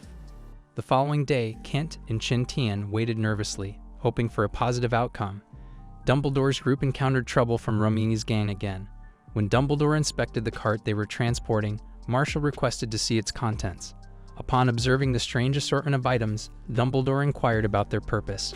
Romney insisted that it was none of Dumbledore's business and assured him that the items were not illegal. Eventually, Dumbledore agreed to let them pass, and the cart proceeded safely. Excitedly, Romney asked for the ultramarine, but Kent informed him that it was still being retrieved from a secure location. Romney acknowledged that it wasn't kept at the manor due to its value. Ashbel kindly offered dinner while they waited for the ultramarine, which Romney eagerly accepted. Meanwhile, Qin Tian was relieved that they now had enough nitroglycerin. Elin expressed concern about the ultramarine, as it would take some time to mix it. Qin Tian reassured her that they hadn't promised Romney immediate access to the ultramarine in the first place. Qin Tian had come out with Elin and declared that it was time for their counterattack. Soldiers gathered around, and Qin Tian boosted their morale by saying they would win. Everyone cheered, and Ashbel prayed. Nick and Elin reassured Ashbel calmly that they would win with Qin Tian leading them. Soldiers, led by Qin Tian, then started pouring out of the city. Meanwhile, Dumbledore felt restless as he did nothing while waiting for the general to return. Just then, they heard whistling sounds outside their tents. William went out to check and was shocked to find bottles dropped by Sand Eagle. Explosions scattered across their camp. Qin Tian also got additional gifts for them and fired off arrows with nitroglycerin. Explosions happened around Dumbledore's camp. Qin Tian and the others rushed toward the camp, and Pokuma noticed William dead. Seeing him, Qin Tian assumed that Dumbledore was nearby. Gaussen flipped out a nearby tent and found a dead Dumbledore with a dumb look on his face. Jelaine ran to regroup with Qin Tian and said there were casualties on their side. He asked for orders to pursue the remaining enemies who were escaping, but Qin Tian said not to chase too far. He wanted to be cautious because Shipwreck was still alive. He reminded them that the enemy might come back stronger if they regrouped. Then he ordered some men to travel quickly and inform the royal family about what happened. It would take a week for the news to reach them, and Qin Tian hoped they would make it in time. Qin Tian and the others soon returned victorious. He offered Romini 2,000 kilograms of ultramarine if he agreed to wait, but the old man only wanted 1,000 within the day. Qin Tian said it would still take a day since it was being retrieved from a distant location. Romini exclaimed that the city would be wiped out by Dumbledore by that time. Qin Tian asked him not to worry and said the battle was over since Dumbledore was already dead. In the morning, Romini brought up his request again. He was surprised to learn that Kent had won the battle, despite being outnumbered and less powerful, and had even managed to murder Dumbledore. Feeling uncertain, Qin Tian called in some people. Soldiers pointed their guns at Romini's group. The old man reminded them that he had recently been invited by Marcus, the father of the marshal, to paint. He said the Painters Association wouldn't stay silent if anything happened to him. Qin Tian said he had nothing to fear anymore and joked about going to heaven if he died alongside a master like Romini. Marshal told the old man to calm down, knowing Qin Tian was just joking. Qin Tian wondered why Marshal thought he was joking. Marshal said Qin Tian didn't seem like a harsh person, otherwise he would have harmed them from the start. Qin Tian noticed Marshal's trembling hand and promised not to harm them while they were in the city. He said he would send them off once the ultramarine they needed was ready. He asked them to wait a bit longer, but the old man was eager to leave. Qin Tian asked them to wait a few days and then escorted Romini's group somewhere. Gaussen suggested murdering them and throwing their bodies on the battlefield. Qin Tian also agreed to just directly give the ultramarine. Kent was tired of deceiving someone. Ashbel was worried about acquiring the amount of ultramarine they needed. Yilin laughed and asked Qin Tian to do something to prevent them from collapsing. Kent wondered if Qin Tian could really get ultramarine, and Qin Tian asked him to chill since he still had some steps to complete. Making ultramarine involved 3 major steps. First, they needed to dry some reagents that they obtained from Romini himself. Next was to grind and mix everything at high temperatures for a long time. Since the next step would be done the next day, Qin Tian and the others focused first on the city's defenses. Kent just hoped there would be no second night attack. Qin Tian was confident that no one would dare after experiencing the power of nitroglycerin. However, torches started appearing in the nearby woods, implying that a force was lurking nearby. They were soldiers gathered by the enemy General Clinton to support Dumbledore. But when they arrived at Dumbledore's camp, they were shocked to see scattered dead soldiers everywhere. Panic spread, and Clinton demanded to know what happened. He ordered torches to be lit, revealing craters that made them wonder if the ammo depots exploded. The soldiers' deaths were gruesome and unheroic. Clinton felt anxious because he knew where the real ammo depot was, and the number of craters didn't match up. He suspected it was a counterattack from Moso City. So he decided to retreat despite complaints from his soldiers about traveling so far for nothing. Clinton didn't care anymore and canceled their previous agreements. With their small numbers, they couldn't take down Moso City. He planned to inform Shipwreck about the situation. Meanwhile, Qin Tian and others were almost finished making ultramarine by cooling down heated mixed powders. 4 hours later, Kent and the others were amazed by the final product. They saw real alchemy done by Qin Tian, although it was slightly different from the usual. Qin Tian said only those keen with colors would notice the slight difference, but it should be acceptable for Romini.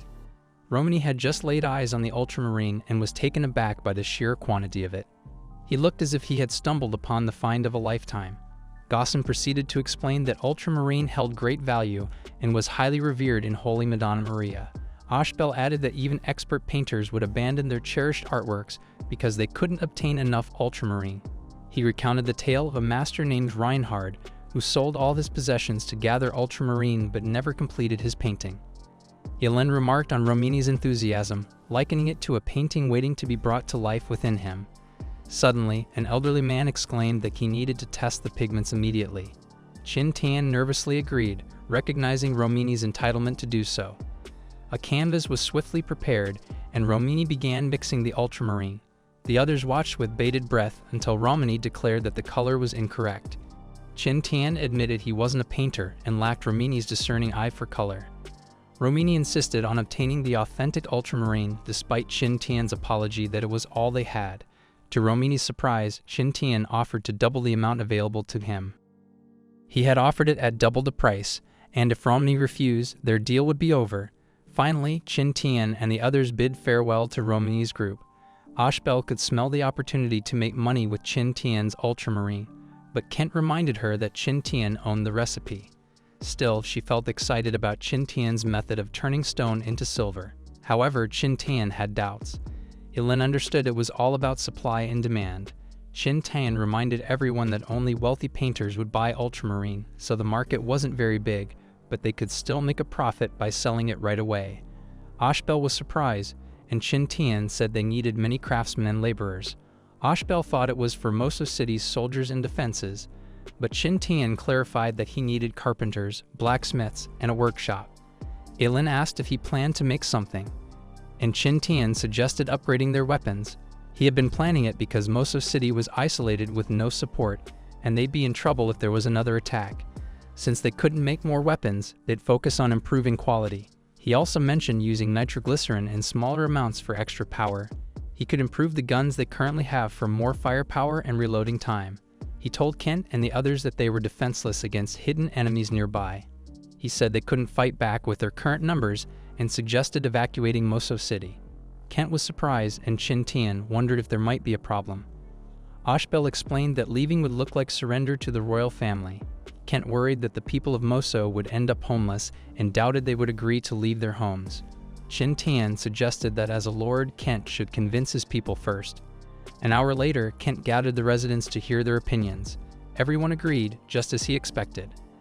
Most of them didn't want to leave their homes and were ready to fight alongside Kent in the war, so they began improving their weapons. Everyone pitched in to build trebuchets. Meanwhile, Ashbel spread the word for recruits using the merchants' channels, promising a big reward to gather more people quickly. After a week, they made 10 sets of trebuchets.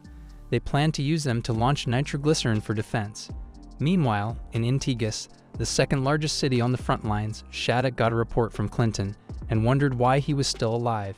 Shattuck felt disappointed hearing no clues. Clinton then exclaimed that Moso City had a mysterious weapon with the power of multiple bombs. He said that's why they failed and suggested Shattuck could gain power if they got it. Shattuck remembered Kent also had the strange kaleidoscope and figured he might be hiding more than just the mysterious weapon. Suddenly, Clinton warned Shattuck to watch out as someone appeared behind him. Clinton suddenly let his guard down when he recognized the pattern on the letter's stamp delivered by the masked person. Shattuck read the letter and, after confirming the masked person wasn't an assassin, asked Clinton to step back. He also instructed to inform the presidents of the merchant associations to get the agreed gold ready within 3 days.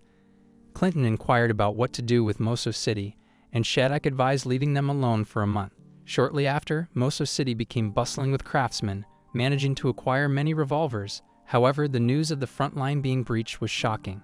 Such an incident hadn't occurred after years of conflict between the two countries.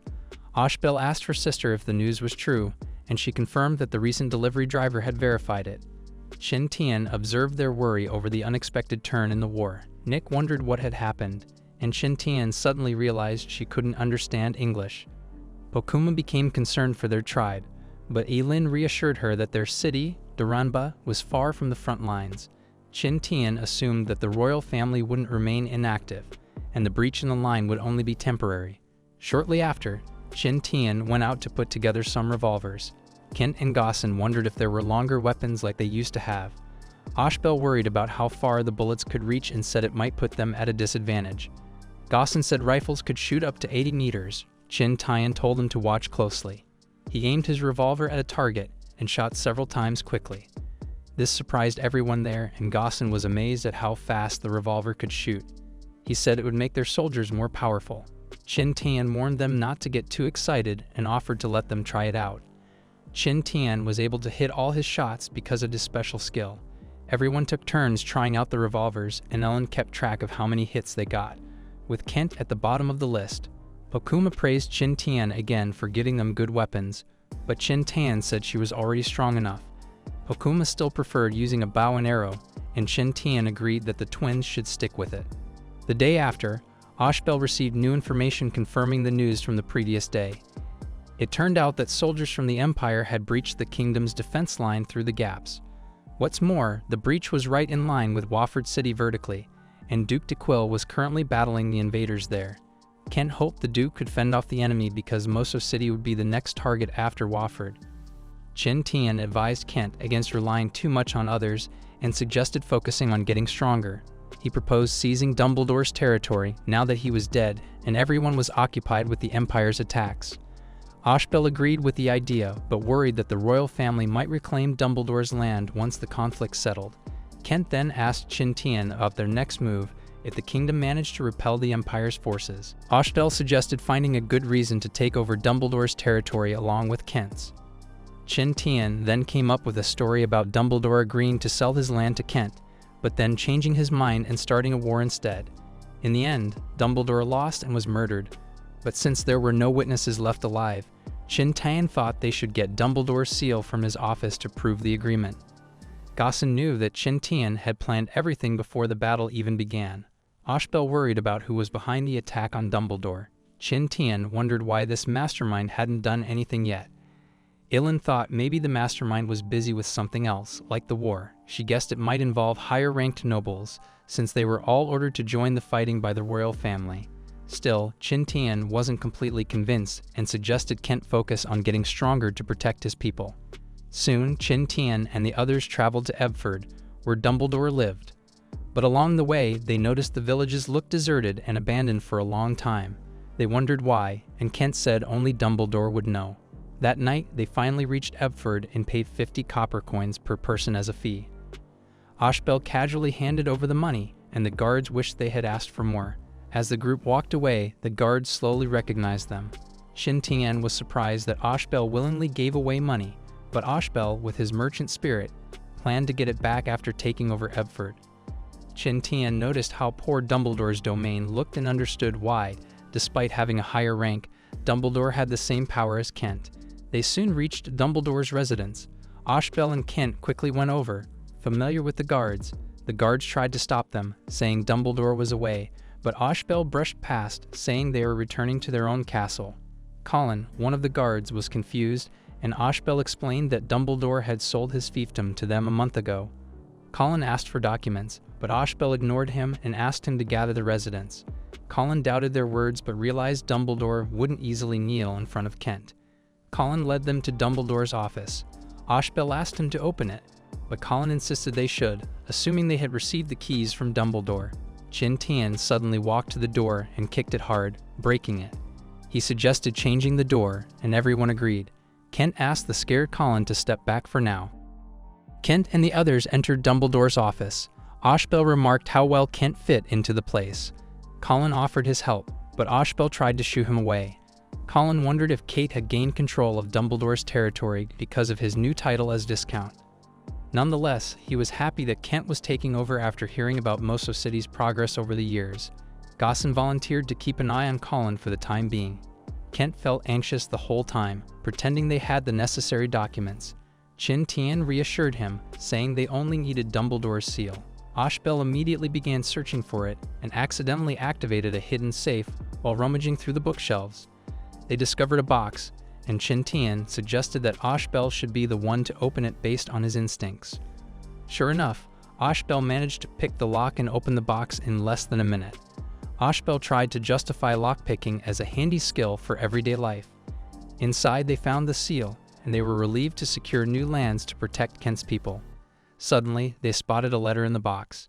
Qin Tian noticed a seal on it, and Ashbel recognized it as Shadak's seal. The letter contained orders from Shadak, directing Dumbledore to gather funds and attack Kent. They considered the possibility of someone more powerful than Dumbledore supporting him, but hadn't expected it to be Shadak.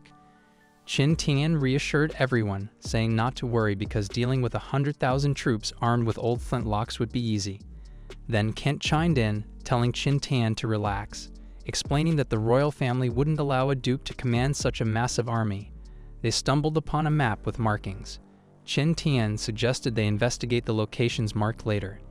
Kent noticed a strange manor outlined on the edge of his and Dumbledore's territories. Qin Tian then realized it must be where Dumbledore found the bracelet. He mentioned that the unfamiliar manor was actually underground, not on the surface. Under Dumbledore's leadership, Ebford was in chaos and poverty due to high taxes, as reported by Colin. Ashbel and Kent quickly drew up documents to halt taxation temporarily and gather people to improve the area and make more revolvers. It didn't take long for the residents to hear about the change in leadership in Ebford. They were thrilled by the news, but cleaning up the mess Dumbledore left behind would take time. After 3 days, the situation in Ebford somehow stabilized, and Qin Tian and his group headed back to Moso City, knowing it wouldn't be good to be away for too long. However, Athena brought troubling news that Duke de Quil was trapped in Wofford City, which was under heavy siege. The nobles on the front lines were defeated and fleeing for their lives. Athena was worried that if Wofford City fell, Ebford would be next.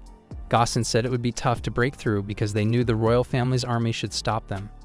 Ashbel was worried they might also be sent to the front lines. Qin Tian was already tired of hearing such depressing news. He then asked about the progress of making revolvers. Athena said they found more smithies to make the parts and said that all soldiers could soon have the weapons. Qin Tian asked her to find more workshops since they needed at least 2,000 revolvers. Qin Tian assumed they could use soldiers from Ebford, but they still wouldn't stand a chance against Shaddak and his troops. Qin Tian wondered if there were financial issues, but Ashbel said there were none and they had enough funds for the guns. However, they wouldn't be able to afford the soldiers' pay even if they used up Kent's recent reward. Aelin told them not to worry since she could lend some money. She said she could lend 100,000 gold coins, which wasn't much for her business. Ashbel was shocked, saying 10,000 was enough, and Kent suddenly felt poor as a viscount. With just 10,000, Aelin said they could gather the amount from nearby stores without going to headquarters. Ashbel and Kent were grateful for her financial support. Qin Tian had asked Athena about the nobles selling off their assets. Athena confirmed that most nobles were selling whatever they could before their domain got affected by the war. Qin Tian could see that the nobles were just running away and wondered if the royal family would get mad. Ashbel explained that it was indeed leading to a chopping block, but not putting the assets on active sale was permissible. She claimed the nobles might sell off what they had, but they wouldn't immediately leave their territory. Qin Tian suddenly thought of something and suggested buying them while the prices were low. He also assumed that these nobles had military supplies.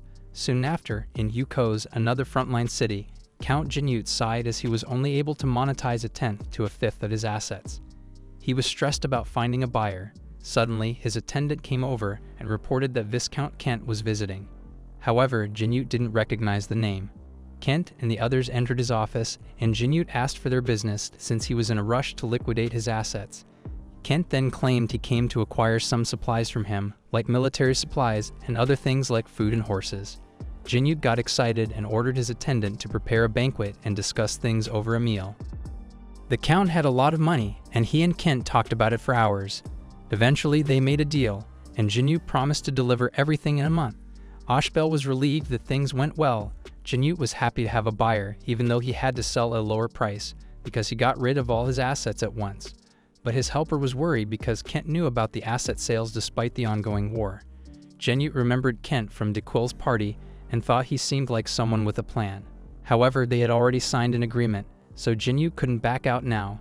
A week later, Ashbel said they had collected a lot of assets and wondered what to do next. Qin Tian suggested finding more nobles. Kent said they had enough supplies for 5,000 soldiers per month, but Qin Tian thought it wasn't enough. He thought most of the city would be on the defensive and they needed enough provisions to withstand a siege. The group visited another noble on Jinute's recommendation but didn't expect to see Shaddak there too. Count Franco was surprised to have two parties visiting for the same reasons. Shaddak was happy to see Kent and Aelin and was surprised that Franco knew them. Aelin tried to leave because Franco had another visitor, but Franco wanted them to stay. In the end, Aelin insisted they didn't want to intrude, and Franco gave in.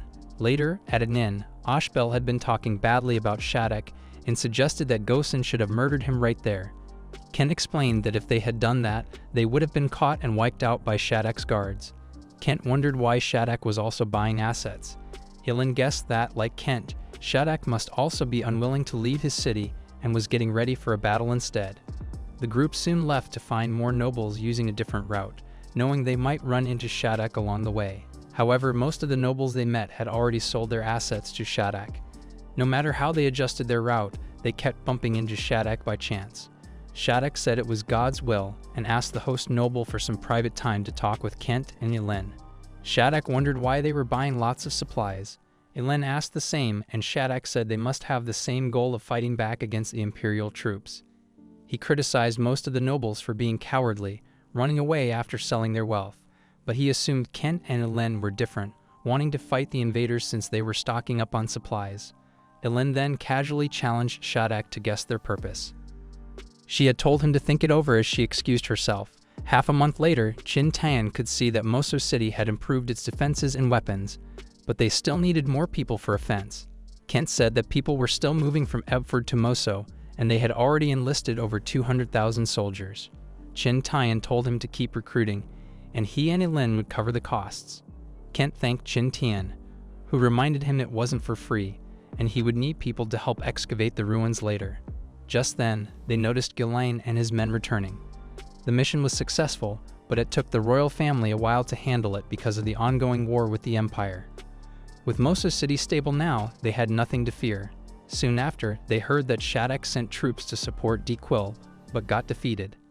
Days later, they learned that Shadrach was also defeated and trapped in Wofford City. Many nobles in the front line fought briefly then fled. Imperial troops took over the hills where nobles used to relax, turning the residents into refugees. Kent didn't want the same thing to happen to Moso City. Kent had seemed strong earlier, but he suddenly felt weak when caught in a snowstorm.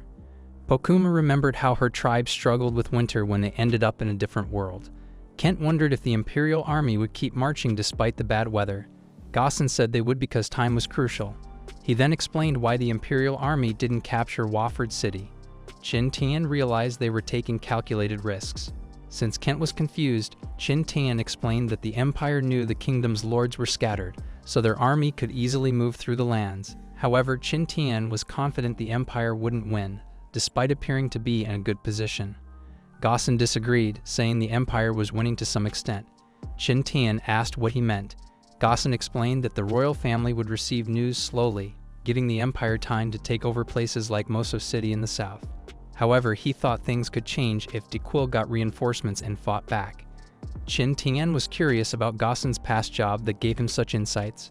Gosson said he was just a wandering warrior in the past, but Qin Tian still had doubts. In the end, he respected Gosson's privacy. The next morning, after covering their tracks, Qin Tian and the others continued to monitor the approaching troops.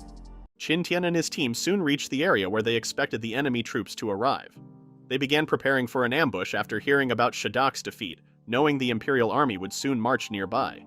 Securing Kate's territory was the same as securing the relic that could help Qin Tian and the others return home. Qin Tian felt grateful to have Russell tracking the Imperial army's position, allowing them to adjust their ambush. This kept them from being too anxious while waiting. Soon after, they moved to set up the ambush at the predetermined location guided by Russell. This time, Qin Tian brought musketeers with him. Based on the information they had, the approaching Imperial force included 1,000 cavalry and knights, along with several artillery units. Even though he knew their numbers, Qin Tian was still surprised when he saw them with his own eyes. It was an extremely long column of thousands of soldiers, with only a few hundred entering the ambush zone. However, despite the enemy's large numbers and alertness, Qin Tian believed they could easily defeat the arrogant foes who had won battles so far. He knew the enemies were currently underestimating them. With Qin Tian's signal, the ambush team began firing their muskets at the Imperial troops, who quickly started falling. A general easily figured out where the ambush was coming from. Qin Tian then ordered the catapults to be fired, which immediately overwhelmed the enemies. He couldn't believe the catapults had such powerful impact. The surviving Imperial troops began begging for their lives. Noticing the enemy's morale dropping, Qin Tian ordered his men to capture them. Qin Tian was surprised it only took 10 minutes, and the counterattack they expected never happened as the enemy cavalry fled instead. After dealing with the Imperial vanguard, Qin Tian and the others headed toward Wofford City, not to support Dequir, but to cut off the Imperial army's retreat. Their main plan was to infiltrate the enemy's supply base and disrupt their logistics. That way, Dequir and Shadrach would be able to escape the siege and close the gap in the battle line. A few days later, the snowy weather in the kingdom continued ever since it had started during the last ambush. Because of the snow, what should have been a 2-day journey to Wolfie City took much longer. Qin Tian and the others had to stop and rest frequently to avoid frostbite. In the end, it took them 5 days to reach their destination, which was near the Imperial Army camps surrounding Wolfie City. Qin Tian instructed Kate to tell everyone to find a place to rest. However, Kate was anxious since the enemy troops were close by. Gaussen pointed out that the weather made it hard to see, and rushing could lead to danger. Qin Tian agreed and said the same likely applied to the enemies. There might be small patrols, but they could easily avoid them. The area around Wolfie City didn't have hills or ravines, so they had no choice but to pitch tents to protect themselves from the cold wind and snow. Thanks to the blizzard, the smoke from their campfires went undetected by the enemy. They needed to cook a lot to gain energy in such extreme weather. Palmuka mentioned that the blizzard wouldn't stop anytime soon. Kate wondered if they should move forward soon. Qin Tian suggested that it was better to do some reconnaissance while the weather was like this. Gaussen asked if Qin Tian was trying to use the blizzard to scout the enemy. Qin Tian said it was a great opportunity, then Bokuma offered to go with him. Qin Tian and Bokuma traveled through the snowy terrain using sleighs. As they approached the enemy camps, they noticed how many there were and realized the city was heavily under siege. Tens of thousands of enemy troops were scattered around the city, and if any position faced trouble, nearby camps could quickly provide support through the shortest routes. Suddenly, the snow stopped, and Qin Tian told Bokuma to get down. They hid just in time as a small patrol group from the Imperial Army passed by. From what Qin Tian observed, the enemy forces numbered over 60,000. Their earlier ambush had succeeded despite being outnumbered 10-1, because they had the advantage of the terrain and the element of surprise. However, if they faced the enemy head-on, they had no chance of winning since the enemies were humans who could dodge and move. Qin Tian and Bokuma decided to retreat, especially since there was no blizzard to cover their tracks. After they returned, Qin Tian led their troops several kilometers away and relied on Russell to find the locations of the enemy supplies. However, Qin Tian miscalculated something. Russell was just a bird and could only relay the locations of enemies without distinguishing who the officers were or where the military supplies were kept. The original plan to cut off the enemy's logistics failed. Everyone had a meeting, and Kate suggested blending in with the enemy troops since no soldier would have remembered every face in the Imperial Army.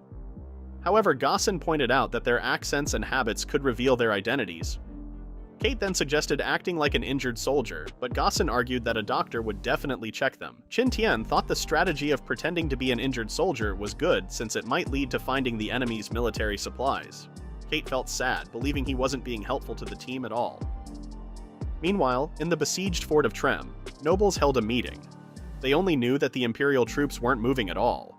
Their food supply would only last for a week, so the Duke decided to reduce the civilians' food supply again. De Queer asked for any good ideas, but Shadok admitted he couldn't think of any solution to their situation.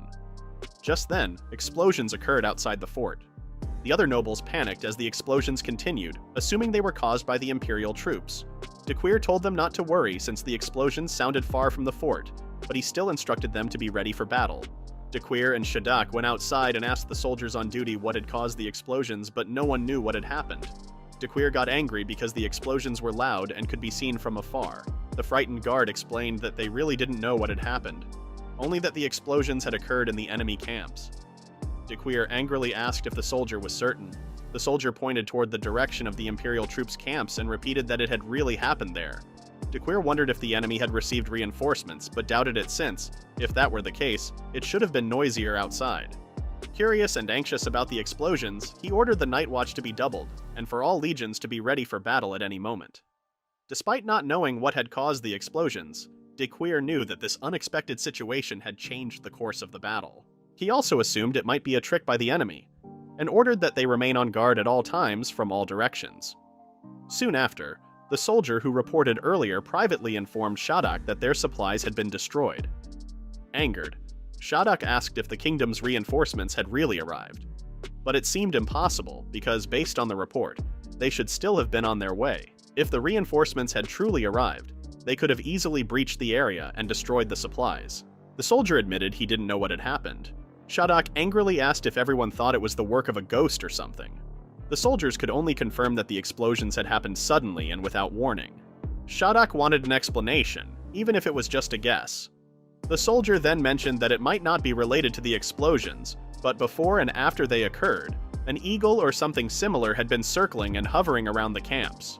Upon hearing about the eagle, Shadok recalled a previous report about an eagle being spotted when they were in Moso City. The soldier wondered if it was the same eagle they had failed to take down before. Shadok decided to forget about the eagle for now, and wanted to know first how much they had lost in the explosions. The soldier then handed over a blood-stained document that listed the losses, which turned out to be severe. It was also reported that the army sent by the royal family had encountered an ambush by an unknown military force, suffering heavy casualties. Only 3,000 soldiers survived. Shadok angrily told him to stop talking. He was furious that his plan had been disrupted. However, he decided to focus on the present, and, as planned, put pressure on the royal family, who would now struggle to gather enough forces quickly. He was certain they would use their power. If everything went well, after repelling the imperial forces, the royal army would move forward to support Dequir. Then, if his personal forces attacked from both sides, even the royal army would not be able to withstand the assault. However, the defeat of his advancing army had given the royal family enough time to mobilize troops from various places, and they would no longer need to use their power. What concerned Shadok more was the army that had ambushed the assault troops, whether they were knights of the kingdom or the royal army itself. He then ordered the soldier to inform the others about the change in plans, and to prepare for a strong attack on Wafi City within the next 2 days. His efforts, which had taken a long time, should not be wasted. Meanwhile, Russell returned to Qin Tian's camp, and after being illuminated by the torchlight, Qin Tian and the others discovered that Russell had been injured by an arrow. Bokuma immediately recognized the type of wound. Qin Tian was surprised that someone could shoot Russell while it was flying at a high altitude, especially during the night. Imagining this, Qin Tian patted Russell and asked it to rest for now. At that moment, a loud explosion occurred nearby. Kate panicked and asked what had happened. Bokuma wondered if the explosion she had heard was a hallucination, but Qin Tian said it was impossible since they had all heard it. The explosions continued, and Qin Tian instructed them to evacuate the area immediately. He told Gossen to take the others as far away as possible. He then left Russell in Oshbel's care and asked her to leave marks along the way. He also told Bokuma to grab her snowboard, and they would go check the situation. Qin Tian soon discovered that the Imperial Army had started launching attacks on Wofi City, even after their supplies had been destroyed. The mixed noises of explosions and warriors clashing were loud enough to wake the dead. In a battle of this scale, death was inevitable. Just then, the Imperial troops brought out their huge siege engine. It was tall enough to scale Wofi City's walls, allowing the Imperial troops to climb from the bottom straight up to the sky bridge on top using the internal staircases of the siege engine. It was basically a movable ladder that could be used to infiltrate walls like those of Wofi City. Falkema then told him to check the sides, and the Imperial troops brought out their big guns. When Qin Tian saw that the Imperial troops also had artillery, he assumed that Wofi City wouldn't be able to hold out. Because of the heavy artillery, the first part of Wofi City's wall quickly crumbled to the ground. He wondered if Duke Dequir could hold the line. If Wofi City fell, it would mean the entire front of the kingdom would collapse quickly. When he saw the Imperial army rushing into the city, Bakuma asked what they should do. Qin Tian suggested they continue standing guard since they couldn't do anything but pray for their allies. Soon after, the Imperial troops started retreating out of the city. Qin Tian was glad that their side was winning and that Duke Dequir had held the line. As long as Wofi City wasn't breached, they could always refill the front line gaps. Qin Tian didn't really care much as long as the fighting didn't spread too much throughout the kingdom, and suggested they focus on their own matters now. After seeing the Imperial army defeated, Qin Tian decided to watch a little longer, and then share the news with the others. Inside Wofi City, Duke Dequir ordered his men to search for the injured Imperial troops hiding in the city and take care of them properly. To be honest, he was ready to escape on his own after seeing the city gates breached. He didn't expect that they could hold out, and he felt so relieved. Shadok then regrouped with him and reported that he was fine but needed some time to recover. Dequir thanked him for his support, saying that without it, he would be dead by now. Shadok replied that it was nothing to worry about, but mentioned that they wouldn't have struggled so much if they were stronger. Dequir insisted that Shadok and his troops had played a crucial role in the battle, and promised to commend his efforts to the king and suggest promoting him to a ducal status. Shadok said that it was all for the protection of the kingdom. However, in his mind, he was celebrating because he had finally gotten the title and position he always wanted. The cleanup work on the battlefield took 2 days, and by the 3rd day, Wofi City returned to normal. The royal army troops finally arrived. Since they had already reached the front lines, Kate and the others no longer faced threats from the Empire, and were able to return to Moso City. However, to avoid facing the same crisis again, Qin Tian suggested that Kate spend a significant amount of resources to strengthen the city walls. The temporarily assembled militia was not disbanded. Instead, their training intensity increased. After Moso City was temporarily secured, Qin Tian and the others finally found time to search for the ruins using Dumbledore's map. During that era, technology was limited, and maps weren't drawn accurately. The map in Qin Tian's possession was even more basic, and only showed the terrain around the ruins as a reference for finding them. The group soon arrived at the approximate location of the ruins based on the map. Gaussen noticed a strange patch of land where no weeds were growing. It looked like it had been recently covered with soil. Kate wondered if the entrance might be underground, and Ashbel suggested digging to find out. Qin Tian pointed out that it would take time, considering the size. He recommended setting up camp first, since it was going to get dark soon. That night, everyone set up camp and surrounded themselves with tents to block the wind. Without any entertainment, they could only gather, chat, or sleep. Soon, everyone fell asleep, feeling sluggish due to the cold weather. Qin Tian and Ye Lin were still awake. Ye Lin felt disappointed because the ring was broken, and they couldn't use it to check if there was a lab below them. Qin Tian reassured her not to worry, saying they would find out soon. He hoped they would discover something that could help them open the main door to the lab, if it really was in the reported ruins. There was also a chance it could be opened manually, just like Yiqiu had done before. Qin Tian thought there might be people inside who wouldn't let them in, but he couldn't hear anything from above ground. Ye Lin assumed that Dumbledore had managed to get inside since he had retrieved the bracelet as a spoil. However, she knew they could just search slowly, as they had done for years together. Ye Lin felt glad that they had reunited and that everyone was doing well. Qin Tian realized that since they had arrived in this unknown world, they had been trying every possible way to find a way back to where they came from. However, they had overlooked the people around them who loved them. There wasn't much more that Qin Tian could have wished for. Throughout history, those who had gone through war always wished for peace and prosperity. Even though he had power far beyond that of an ordinary person, in war, being able to protect oneself was more than enough.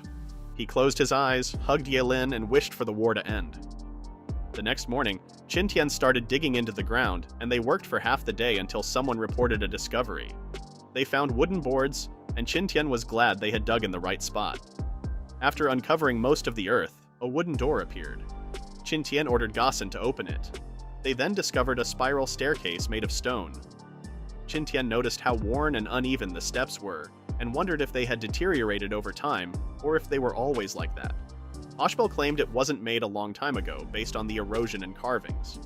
Qin Tian felt disappointed that it wasn't a lab, but Ye Lin assured him they might still find some clues. Ashbel got excited at the thought of finding treasure, but Kate reminded her that Dumbledore had already visited the place. Qin Tian bravely went inside first, and noticed there was oxygen inside, despite the musty smell. He led the way, and they all saw lights on the walls. Qin Tian realized that the candle-like things were actually made of whale oil. They were surprised by how the interior was sophisticatedly built with stone slabs. Ye Lin wondered what the place was for, and Qin Tian hoped it wasn't a tomb. Despite his prayers, they all discovered remains. Qin Tian told them to stay behind while he and Bokuma moved forward, staying on high alert. Gaussen noticed that the remains belonged to one of Dumbledore's men, based on the clothing it wore. Qin Tian then told the others to proceed with caution, warning that there might be traps around. As they continued, they noticed more remains. They were relieved that Dumbledore's men had found the place before them, triggering some of the traps in the process. However, Qin Tian still warned them to be careful, as there might be traps that hadn't been triggered yet. Qin Tian got distracted by some armor lying on the ground, and accidentally triggered something that made a noise. Something then came out from the walls, causing Qin Tian to scream in surprise. Qin Tian quickly slashed the arrows aimed at him, breaking them before they could hit. Ye Lin ran to him looking worried, almost like a concerned wife. Qin Tian reassured her that he was fine. Fortunately, there weren't many arrows, because even with his fast reflexes, he wouldn't have survived the trap if there had been more. He then decided to go ahead alone to trigger any traps along the way, while the others stayed behind. Considering the distance they had already covered, Qin Tian guessed that the end wasn't far off. At the end of the hallway, he saw more remains and noticed the siege logs. He figured that the logs had killed them, which seemed even more brutal than the arrows. Seeing these kinds of traps made Qin Tian realize that they were like something out of a tomb raiding novel. He just hoped there wouldn't be any magical traps later on, but he didn't dwell on it too much, since those only happened in movies and TV shows. Ye Lin and the others caught up and discovered the siege trap. Qin Tian suggested that only he, Gaussen, and Nick should scout ahead, as it would be hard to keep everyone safe. Ashbel reminded them to move safely. The three continued until they came across another pile of remains. Qin Tian guessed there were more traps ahead. He told the others to follow closely after he triggered them. Gossen suggested they walk along the wall as they moved, in case there were secondary traps like flying logs. Nick warned them to be careful. Qin Tian and Gossen proceeded, triggering some traps along the way. Once the area was safe, he loudly called the others to join them at the end of the hallway. The group soon entered a room that resembled a throne room with scattered remains. Qin Tian also found a bed along with some supply bags and boxes, which suggested that someone had been living there. He quickly realized that the place was designed for one person and was not intended to be a resting place for the dead. Bokuma wondered what kind of person would choose to live in such a place, while Gossen insisted that it was a good spot to hide. Qin Tian then told the others to return to the corridors while he scouted the area, planning to have them come back later. He was disappointed to find that what he had believed to be a relic was actually just a hideout. He assumed there might be more dangers inside. The others waited patiently outside the door. Qin Tian used his super speed to run around and check for traps twice, but he found nothing. He felt relieved that all the traps in the area were no longer functional and considered the place safe. Bokuma noticed that the remains had been there for a long time and were no longer recognizable. However, Washbel recognized the marks on the bodies and claimed they were from the royal guards who served the royal family directly. Qin Tian was surprised to learn that, aside from Dumbledore, the royal family's soldiers were also in the area, and someone had the audacity to kill them. He noticed that the breastplates were thick enough to block arrows, yet the killer had been strong enough to stab the soldiers with a sword and kill them easily. Bokuma then assumed that the corpse without armor was the owner of the place, who had died at the same time as the soldiers. Qin Tian was surprised that the owner had managed to hold off the soldiers for as long as he did. Gossen then reminded them to search for treasures, but he doubted any were left since the royal guards had likely already raided the place. Qin Tian had completely forgotten their main goal. Everyone then searched the area. The place was smaller than they had expected, and there was really nothing left to find. Ashbel assumed that Dumbledore had already taken anything valuable from there. Qin Tian was dismayed to discover that there were no clues about the library or any written records at all. He wondered if the place had anything to do with the lab he was searching for. Everyone soon returned to their camp and gathered around the bonfire. They talked about their theories that either Dumbledore or the royal guards had taken the treasures. Since Dumbledore had the ring, they concluded it was him. They also believed that, based on the stored wheat in the warehouse, the royal guards and the owner had died together. Kate then mentioned how the royal guards had been gone for so long, and no one from the royal family had sent anyone to investigate. Gossen guessed that it might have been a secret mission to deal with the owner of the underground base, but they all ended up dying with him. Since no one returned, the royal family likely had no idea what had happened. Ashbel wondered how dangerous the owner must have been for the royal family to send their guards. Qin Tian and Ye Lin listened quietly, while Nick had already fallen asleep. Gossen admitted that he didn't really know and was just guessing. Qin Tian hoped that the owner had kept a diary so they wouldn't leave empty-handed. Ye Lin said it wasn't all bad since they at least had a lead. They remembered how, back on Treasure Island 2, it was through Samundsen's diary that they found the ring's location. Diaries, they thought, were as valuable as treasures. Nick then woke up and asked if they were going to head back now. Kate, Gossen, and Ashbel were surprised and asked in unison.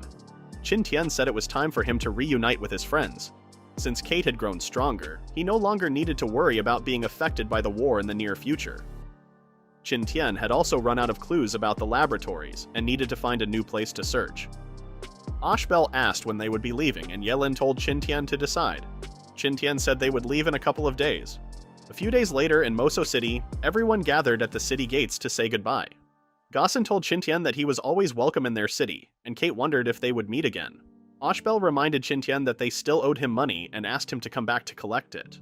Riding on top of the carriage, Qin Tian said he would see them again in the future. Ye Lin also invited them to visit Duranba anytime. Duranba was located in the northeast of the Sacred West Kingdom. The journey would take them half a month, and along the way they would pass through various fiefs. They soon reached the paths where signs pointing to Duranba appeared. Ye Lin mentioned that after the sign they would be in her territory. She noticed that Russell seemed happy to be home too, and Bokuma was also glad. Ye Lin said they would arrive in Duranba City in the afternoon at their current pace. Holding Ye Lin's hand, Qin Tian then thanked her for conquering the kingdom for him. Compared to the south, Duranba City was at a high altitude, surrounded by many trees and mountains. Qin Tian saw the towering castles of Duranba from a distance. It looked just like the city he had first seen when he and Nick arrived on the continent. As soon as they entered the city gates, Qin Tian noticed how lively the place was. More lively than the other cities he had seen so far. Nick then noticed the castle ahead of them, and Yelin introduced it as the Wolf Eagle Fort, named after Russell and the place where they would stay.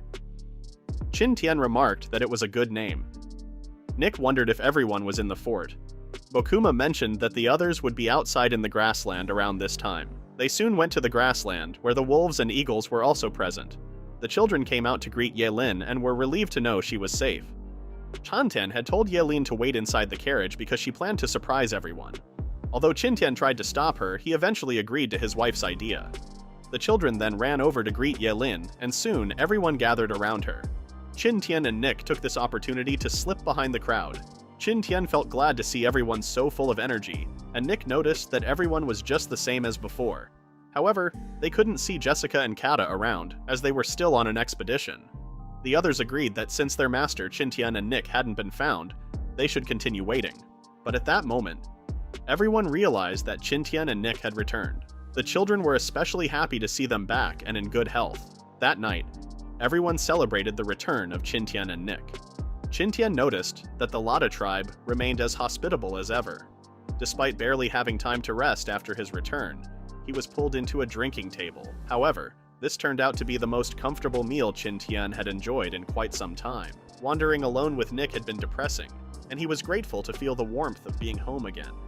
Yelin wondered if Qin Tian was thinking about something pleasant. Surprised by the question, Qin Tian asked if Yelin was drunk. He said that just thinking of Yelin being by his side made him happy, and he held her hand tightly. Yelin told him to stop because everyone was watching. Qin Tian replied that everyone was drunk and decided to take Yelin somewhere private. He easily lifted her and brought her to her bedroom. Qin Tian tried to riz his way up to Yelin's heart and hole, but Yelin claimed she was willing to do the deed, but her heart was not yet ready. Qin Tian then apologized for being hasty. He gave her a hug and advised her to rest, since they had a long journey. That morning, Qin Tian checked out the area and found that the entire Lada tribe was officially the city's soldiers, responsible only for guarding the Wolf Eagle Fort. The defense of Duranba City, however, was left to soldiers hired by Yelin. Yelin proudly shared that she could currently mobilize over 2,300 troops. These were divided into 2 artillery battalions with 400 men each, a night battalion of 100, a cavalry of 300, and the rest were musketeers. Qin Tian realized that Yelin already held power comparable to that of an earl. Yelin then invited Qin Tian to check the plantation with her. Although Yelin's power was impressive, with the kingdom now clashing with the empire in battles involving tens of thousands, a force of just a few thousand was still not enough. Yelin showed Qin Tian the vegetables, fruits, and stored grain in the castle. If they were besieged and cut off from the outside world, they could hold out for at least a month. She also shared that they had set up an English language school to help their tribe members communicate with people from the Holy West Kingdom. Now, most of the tribe members had mastered English, so basic communication was no longer a problem. Next, Yelin led Qin Tian to a secret chamber that held rings and bracelets. Yelin giggled and asked if it gave a medieval feel, then she opened the door. 2 more paths appeared and Qin Tian asked where to go. Yelin explained that the left one was a trap, and the right path was the correct one. At the end of the right path, Qin Tian saw a treasure box that looked familiar, and wondered if it was the same one they had found in Summonsen's tent on Treasure Island 2. Yelin said it wasn't. However, the box contained just treasures, jewelry, and diamonds. Meanwhile, Yelin was removing bricks from the wall, and surprisingly, a hidden separate box was revealed behind them. Qin Tian was impressed by how confusing the hidden chambers of Wolf Eagle Fort were. Yelin then shared that Jessica had found the place by accident. Qin Tian thought they had built the secret chambers themselves. Yelin showed a ring and bracelet and explained that the fort had changed hands several times before her, so the location of the secret room had been forgotten over time. Qin Tian noticed that the bracelet was identical to the one Shadak had presented at Dequir's banquet, except it would have had more cracks if it had been salvaged from the seabed. The erosion from the seawater naturally made it much more fragmented compared to the one in the vault. Qin Tian tried to turn on the 2 devices, but nothing happened.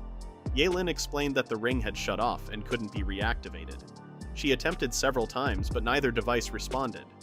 Despite these disappointing results, Qin Tian found the anomaly intriguing. However, with the ring's technology, he couldn't quite figure out how it worked. He then decided to use the D3 ring, even though it was offline and out of energy. As expected, nothing happened, and Qin Tian laughed it off.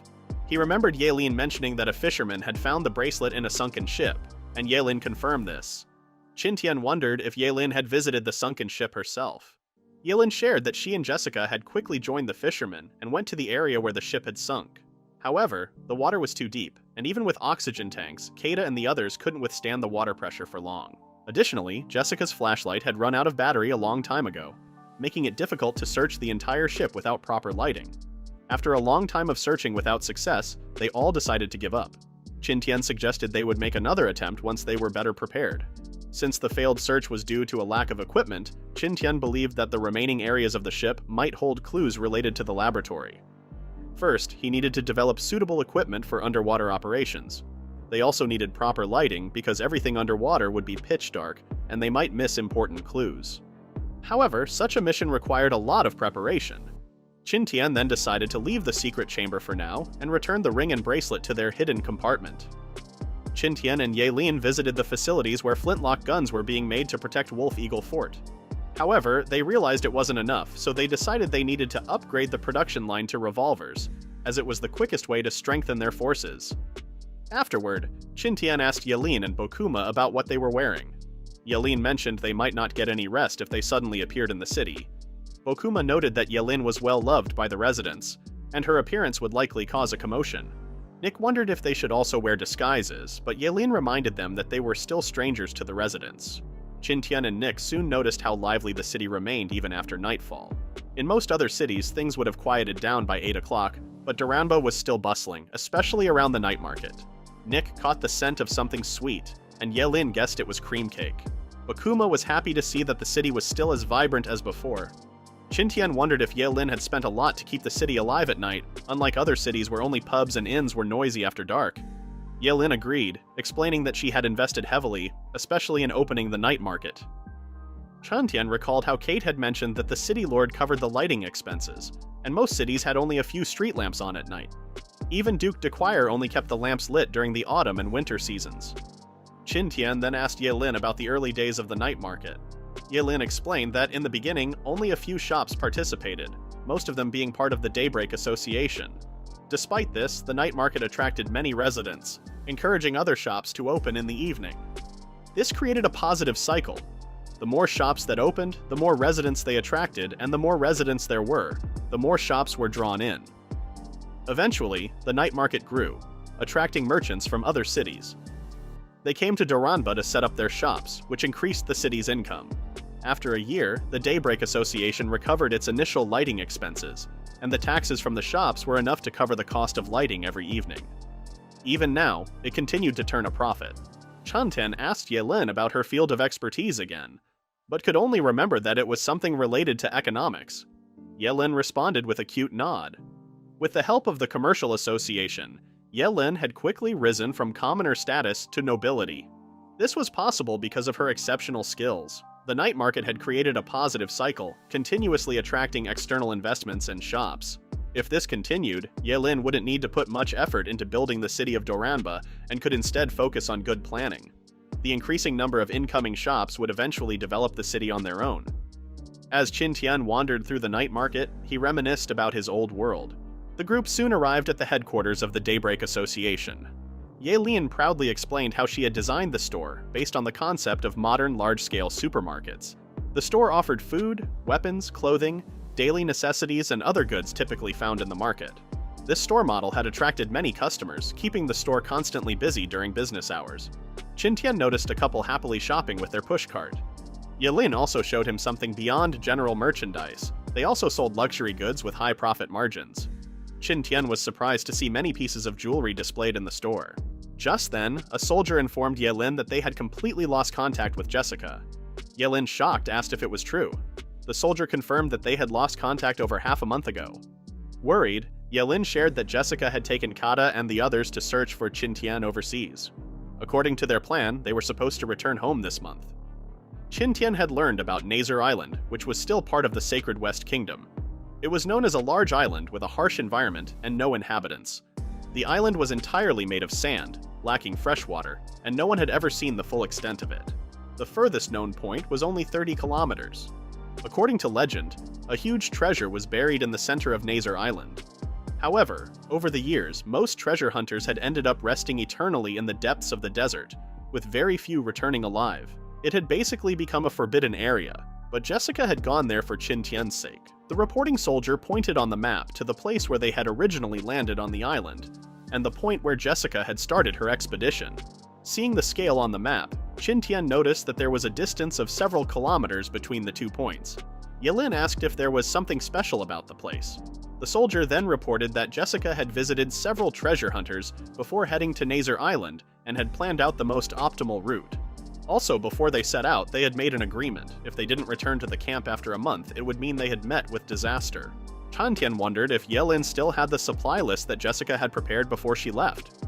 Yelin confirmed that she did, and Qin Tian asked her to gather the same supplies using the list. Yelin said she would ask someone to prepare them immediately so they would be ready within 2 days. She suggested that they rest and regain their energy before setting off. Qin Tian knew that even the most talented and powerful people were still insignificant in the face of nature. However, the Lada tribe, who lived in the desert, were the best support for this expedition. Although there were over 100 Lada people, the team members were quickly selected. Before their sea training, only a few, like Nick, were considered warriors. Their experience in surviving and hunting in the desert was far superior to others. Their effectiveness came not from their numbers, but from their skills. It would take at least a week to travel from Duramba to Nazar Island, which meant it had been a week since Jessica was confirmed missing. By the time they arrived, another week would have passed. The longer they delayed, the more uncertainties would arise. Fortunately, Jessica was with Kata, so her safety shouldn't have been an issue in the short term. He wished for them to wait for his rescue. To gather the supplies in the shortest time, Yelin mobilized all the resources and connections she had. In less than half the expected time, by the second noon, after they received the news of Jessica's disappearance, Yelin had gathered everything needed for the journey. They soon set out, and Yelin excitedly announced that they would reach the harbor and the sea soon. She mentioned that the fisherman who found the bracelet came from the same harbor where they were headed. Qin Tian vowed to bring Jessica back. Yelin believed that the 3 of them would surely be reunited. Qin Tian and the others arrived at the harbor of Jonya, where it would take them a week to reach Nazar Island. During that time, Nick led simple training sessions for over 200 soldiers to mentally prepare them for the desert and teach them basic survival skills. A week later, they finally reached the coast of Nazar Island, where the heat was already noticeable.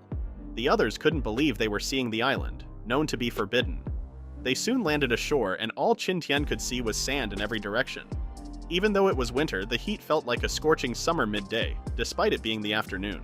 Qin Tian couldn't help but fear the intense heat they would face when the sun rose the next day. Yelin asked if Nick and the others had lived in a similar environment before. Nick confirmed that their homeland was basically the same sand as far as the eye could see. Ragnar exclaimed that the intense heat made him feel like he had returned to his homeland. That night, Qin Tian explained how the temperature difference between day and night in the desert was extreme. While it was unbearably hot during the day, it would become cold at night, making it necessary to start a bonfire. To avoid hypothermia, they needed to wrap their entire bodies and generate more body heat by moving around to keep warm. Qin Tian worried about Yelin like a concerned husband. Yelin reminded him how the 2 of them had faced many crises together, but still managed to survive on the deserted island. Now that they had more companions and supplies, she wasn't scared anymore. Qin Tian relied on the others as always, and the Lada people assured him to leave things to them. The next morning, Qin Tian and more than 200 people continued their expedition. Each of them carried a backpack with necessities for surviving in the desert to prevent accidental separation. The food and water supply for the entire team were transported by sleds. Due to time constraints, they had only been able to find a few camels. Otherwise, they could have brought more supplies. After dawn, Qin Tian felt the temperature in the desert rise rapidly. They had already walked an hour away from where Jessica had first set off, but a long journey still lay ahead of them. The glaring sun and the scorching heat made it clear that Nazar Island was not a place suitable for people to live. Not long after the team started, most members were already exhausted. Others began to complain about the heat, which felt like it was cooking them, and they longed to drink water to cool down. They were tempted to remove their robes, but that would have been dangerous and could have led to their deaths. Qin Tian explained that exposing their skin to the burning sunlight would cause sunburn in less than half an hour. The thick robes were effective shields against the sunlight, and taking them off wouldn't make them feel cooler. The robes didn't just block the heat from the sunlight, but also from the arid desert. As the glaring sunlight grew stronger, Nick suggested they wear their goggles. Qin Tian quickly ordered everyone to put on their goggles and reminded them not to remove their robes. The goggles were specially made, and while not as advanced as modern sunglasses, they still provided a layer of protection for their eyes under the intense sunlight. In the desert, the temperature could reach a scorching 50 degrees Celsius during the noon hours. In this situation, if someone buried a raw egg in the sand, it would be cooked in no time. The desert became dangerous around this time, so Qin Tian decided to stop walking. The team took a break and set up sunshade canopies to help them stay cool for a while and catch their breath under the intense heat. Nick also suggested digging pits in the sand. She claimed that digging half a meter deep in the sand and then lying down in it would feel cool. Qin Tian quickly tried it and found it was indeed cool. However, despite feeling refreshed, he felt like someone who was about to be buried. After confirming that digging holes was effective, the soldiers all started digging sand pits. This method of staying cool might have seemed strange, but in the desert, as long as it worked, no one cared if it looked like a grave or not. However, by noon, even with the shade and the cooling effect of the pits, the midday heat still made everyone uncomfortable. They all stopped talking and fell silent. If not for the occasional sounds of drinking water, someone might have mistaken them for a group of dead people lying in a graveyard. The excruciating midday hours finally passed, and by dusk, the desert temperature began to drop. However, after enduring the hellish afternoon, everyone felt drained and listless.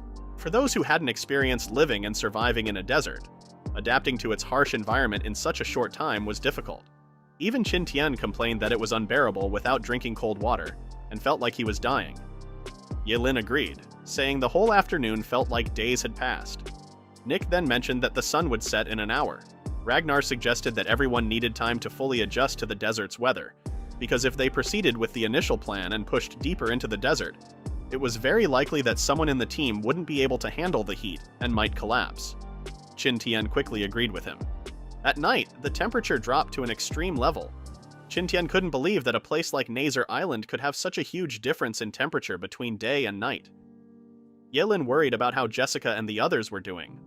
After experiencing the harsh desert climate, she wondered how Jessica and her team managed to survive.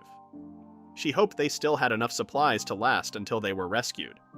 Qin Tian reassured her that they would be all right since Jessica, Keita, and the others were experts in survival. Knowing the desert's climate was terrifyingly abnormal, Qin Tian assumed that Jessica's team wouldn't venture too far, and hoped they were near a route he thought they might be on. However, it would take time for Qin Tian and the others to catch up. Understanding Jessica, he planned to use her route as a guide to search the area around it. They just needed to reach the middle part of the route and then spread out. Yelin then noticed a lake on the map along the same route. Qin Tian had been so focused on rescuing Jessica that he hadn't looked at the map carefully. The route had a lake with several patches of greenery around it. He realized it would be better to bring everyone there. With the lake as their target, the team could replenish their water supply, which would help them extend their search time for Jessica and the others in the desert. Nick warned him not to get too excited because the water in the lake might be salty. Ragnar pointed out that not all lakes and deserts were oases. Before they reached the lake, he suggested they shouldn't become too confident and should avoid wasting their current supplies. Qin Tian thought that even if the water was salty, he could still make it drinkable through distillation, but they were already using up their fresh water too quickly. If they wasted too much water before reaching the lake, they might not survive in the desert's hot climate, as the human body needed a lot of water. The next morning, Qin Tian's team continued their journey. After hours of walking, they found a bush along the way. Qin Tian said it was a camel thorn, a shrub made up of hard spikes, and it was very drought-resistant. Though it was common in dry areas, it still needed water to survive. Seeing one on their path meant that the areas ahead likely had more moisture than the places they had passed over the last 2 days. The team soon reached an area with trees and shrubs, and Yelin ordered everyone to rest. To conserve water as much as possible, the leaves on the tree canopy were quite sparse, so they couldn't block out all the sunlight. There were spots of light in the shade, but even so, the shade under a tree was still much cooler than being under a sunshade cloth. Nick instructed everyone to be cautious since scorpions were likely to live in that area. Hearing this, Qin Tian remembered that being stung by a lethal creature in the desert basically meant a death sentence. For everyone's safety, they carefully checked the surrounding area. Within a few dozen square meters, they found about a dozen scorpion holes. The holes were mostly hidden under the cool shade of grass, concealed by the weeds. They were not easily noticeable because they were so small, and could easily be overlooked. Concerned, Yelin suggested they look for another place to rest. Qin Tian argued that they could just kill the scorpions. One hole meant one scorpion, and there were dozens of them in the area. Before being surrounded by them, it would be better to kill them off first. Qin Tian noticed Nick and Ragnar excitedly doing something. They said they were trying to catch scorpions. Nick saw that the hole was bigger than usual and assumed the scorpion inside would be fat and juicy. With drool in her mouth, she explained that a lot of people knew how scorpions lived. She said scorpions tasted great when grilled just right. Qin Tian felt anxious because the lot of people in front of him reminded him of a different version of Bear Grylls, whom he and everyone watching knew. Qin Tian wondered if they could really catch the scorpions as he watched Nick dig a small pit in front of a scorpion hole. Nick explained that scorpions would come out of their holes once the temperature dropped, and would fall directly into the pits he had just dug. The pit needed to be right in front of the scorpion's burrow entrance so that the scorpions wouldn't have any other path to take. The pit had to be vertical, so the scorpions wouldn't be able to climb out. The noon temperature was still scorching hot, but luckily they had somewhat gotten used to the weather. With the shade from the trees, they managed to endure until 4 in the afternoon when the temperature finally started to drop, and everyone felt more energized. Ragnar's trap hadn't caught any scorpions since, generally speaking, scorpions only came out in the late afternoon or evening to leave their burrows. Although they hadn't caught any scorpions yet, at least they wouldn't have to worry about the scorpions crawling out and stinging them while they slept. The trees in the area usually formed a clustered community, sharing one root system. If one tree found a water source, the others wouldn't have to worry about dying of thirst. Around the area, there were clusters of 3 or 4 trees, sparsely distributed with gaps of tens of meters. From this, Qin Tian concluded that the underground water in the area was more abundant. This suggested that they were getting closer to the lake. That night, the scorpions sensed the drop in temperature and ventured out in search of food. Unfortunately, they didn't realize that traps awaited them right outside their homes. Everyone watched as the scorpions fell into pits filled with water and celebrated their capture. Qin Tian saw some large, plump, juicy scorpions, but asked everyone to back off and enjoy them themselves. Nick celebrated the big catch, and Qin Tian encouraged them to enjoy the feast. Yelin warned Nick to be careful not to get stung, but Nick casually removed the stinger from the scorpions' tails and told them not to worry. Qin Tian, concerned that scorpions with thicker tails and smaller claws were more poisonous, advised caution when handling them. The captured scorpions had their stingers removed, were skewered on sticks, and placed in front of the bonfire to be grilled. After some time, Nick waved a stick with the cooked scorpions. Yelin suggested they enjoy the meal. Qin Tian noticed the pleasant aroma and decided to try one. After a bite and a few chews, he found that the grilled scorpions tasted like fried grasshoppers. Since they were staying in the desert for a long time, their supplies were limited to dry meat and biscuits, which sacrificed flavor for longer shelf life. Compared to those, roasted scorpions seemed like a treat.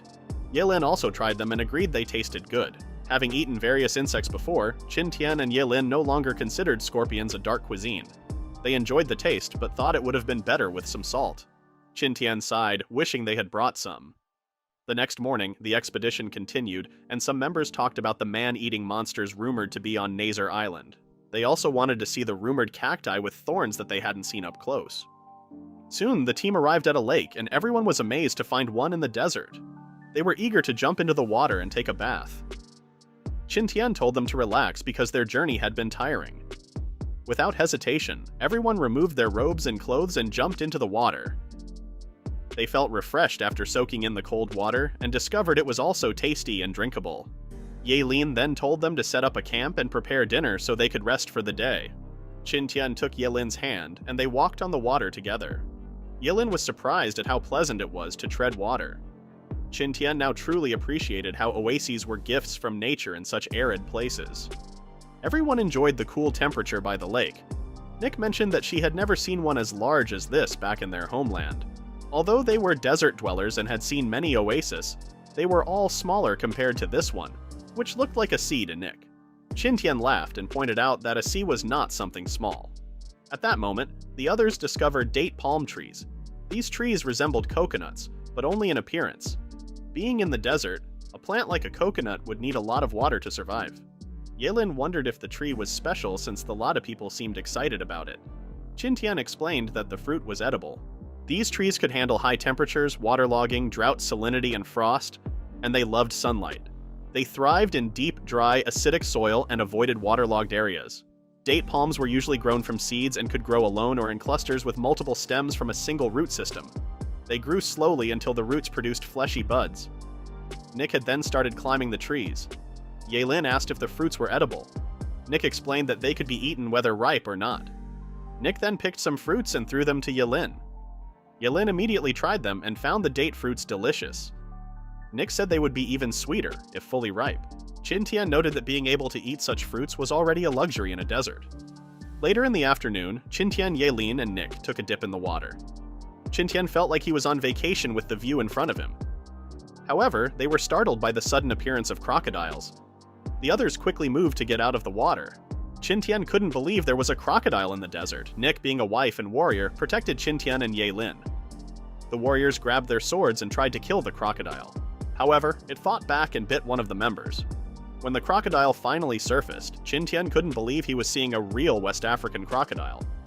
These crocodiles were smaller and lighter in color compared to Nile crocodiles, with the largest being around 2.5 meters long and mainly feeding on fish, birds, and frogs.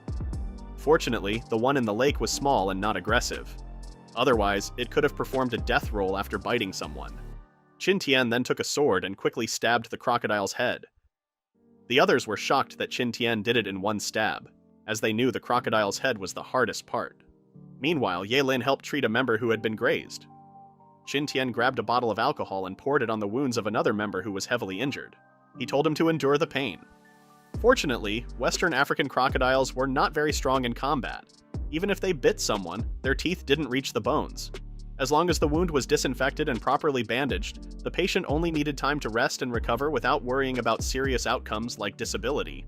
Qin Tian then asked Nick and Ragnar if they had ever encountered crocodiles in the desert, in any lakes or oases. Nick confirmed that they had never seen crocodiles before. After the crocodile attack, extra guards were added at night to watch over the lake. The guards had a hard time because it was very cold at night in the desert. Since it was nighttime, the animals in the area came out to find food. For example, the desert frog nearby avoided the extreme heat by burrowing deep in the sand during the day and came out at night to search for food. The next morning, Qin Tian woke up feeling refreshed. He hoped he had the eagle with him, as it would have made finding people easier. Yaelin said they could still find Jessica and the others without the eagles. Just then, a lot of people surprised Qin Tian by showing him some fish they had just caught from the lake. Qin Tian was shocked to see tilapia in a desert lake. On top of that, the fish were much larger than any he had seen before. Thanks for watching. If you'd like to see the next part, comment below.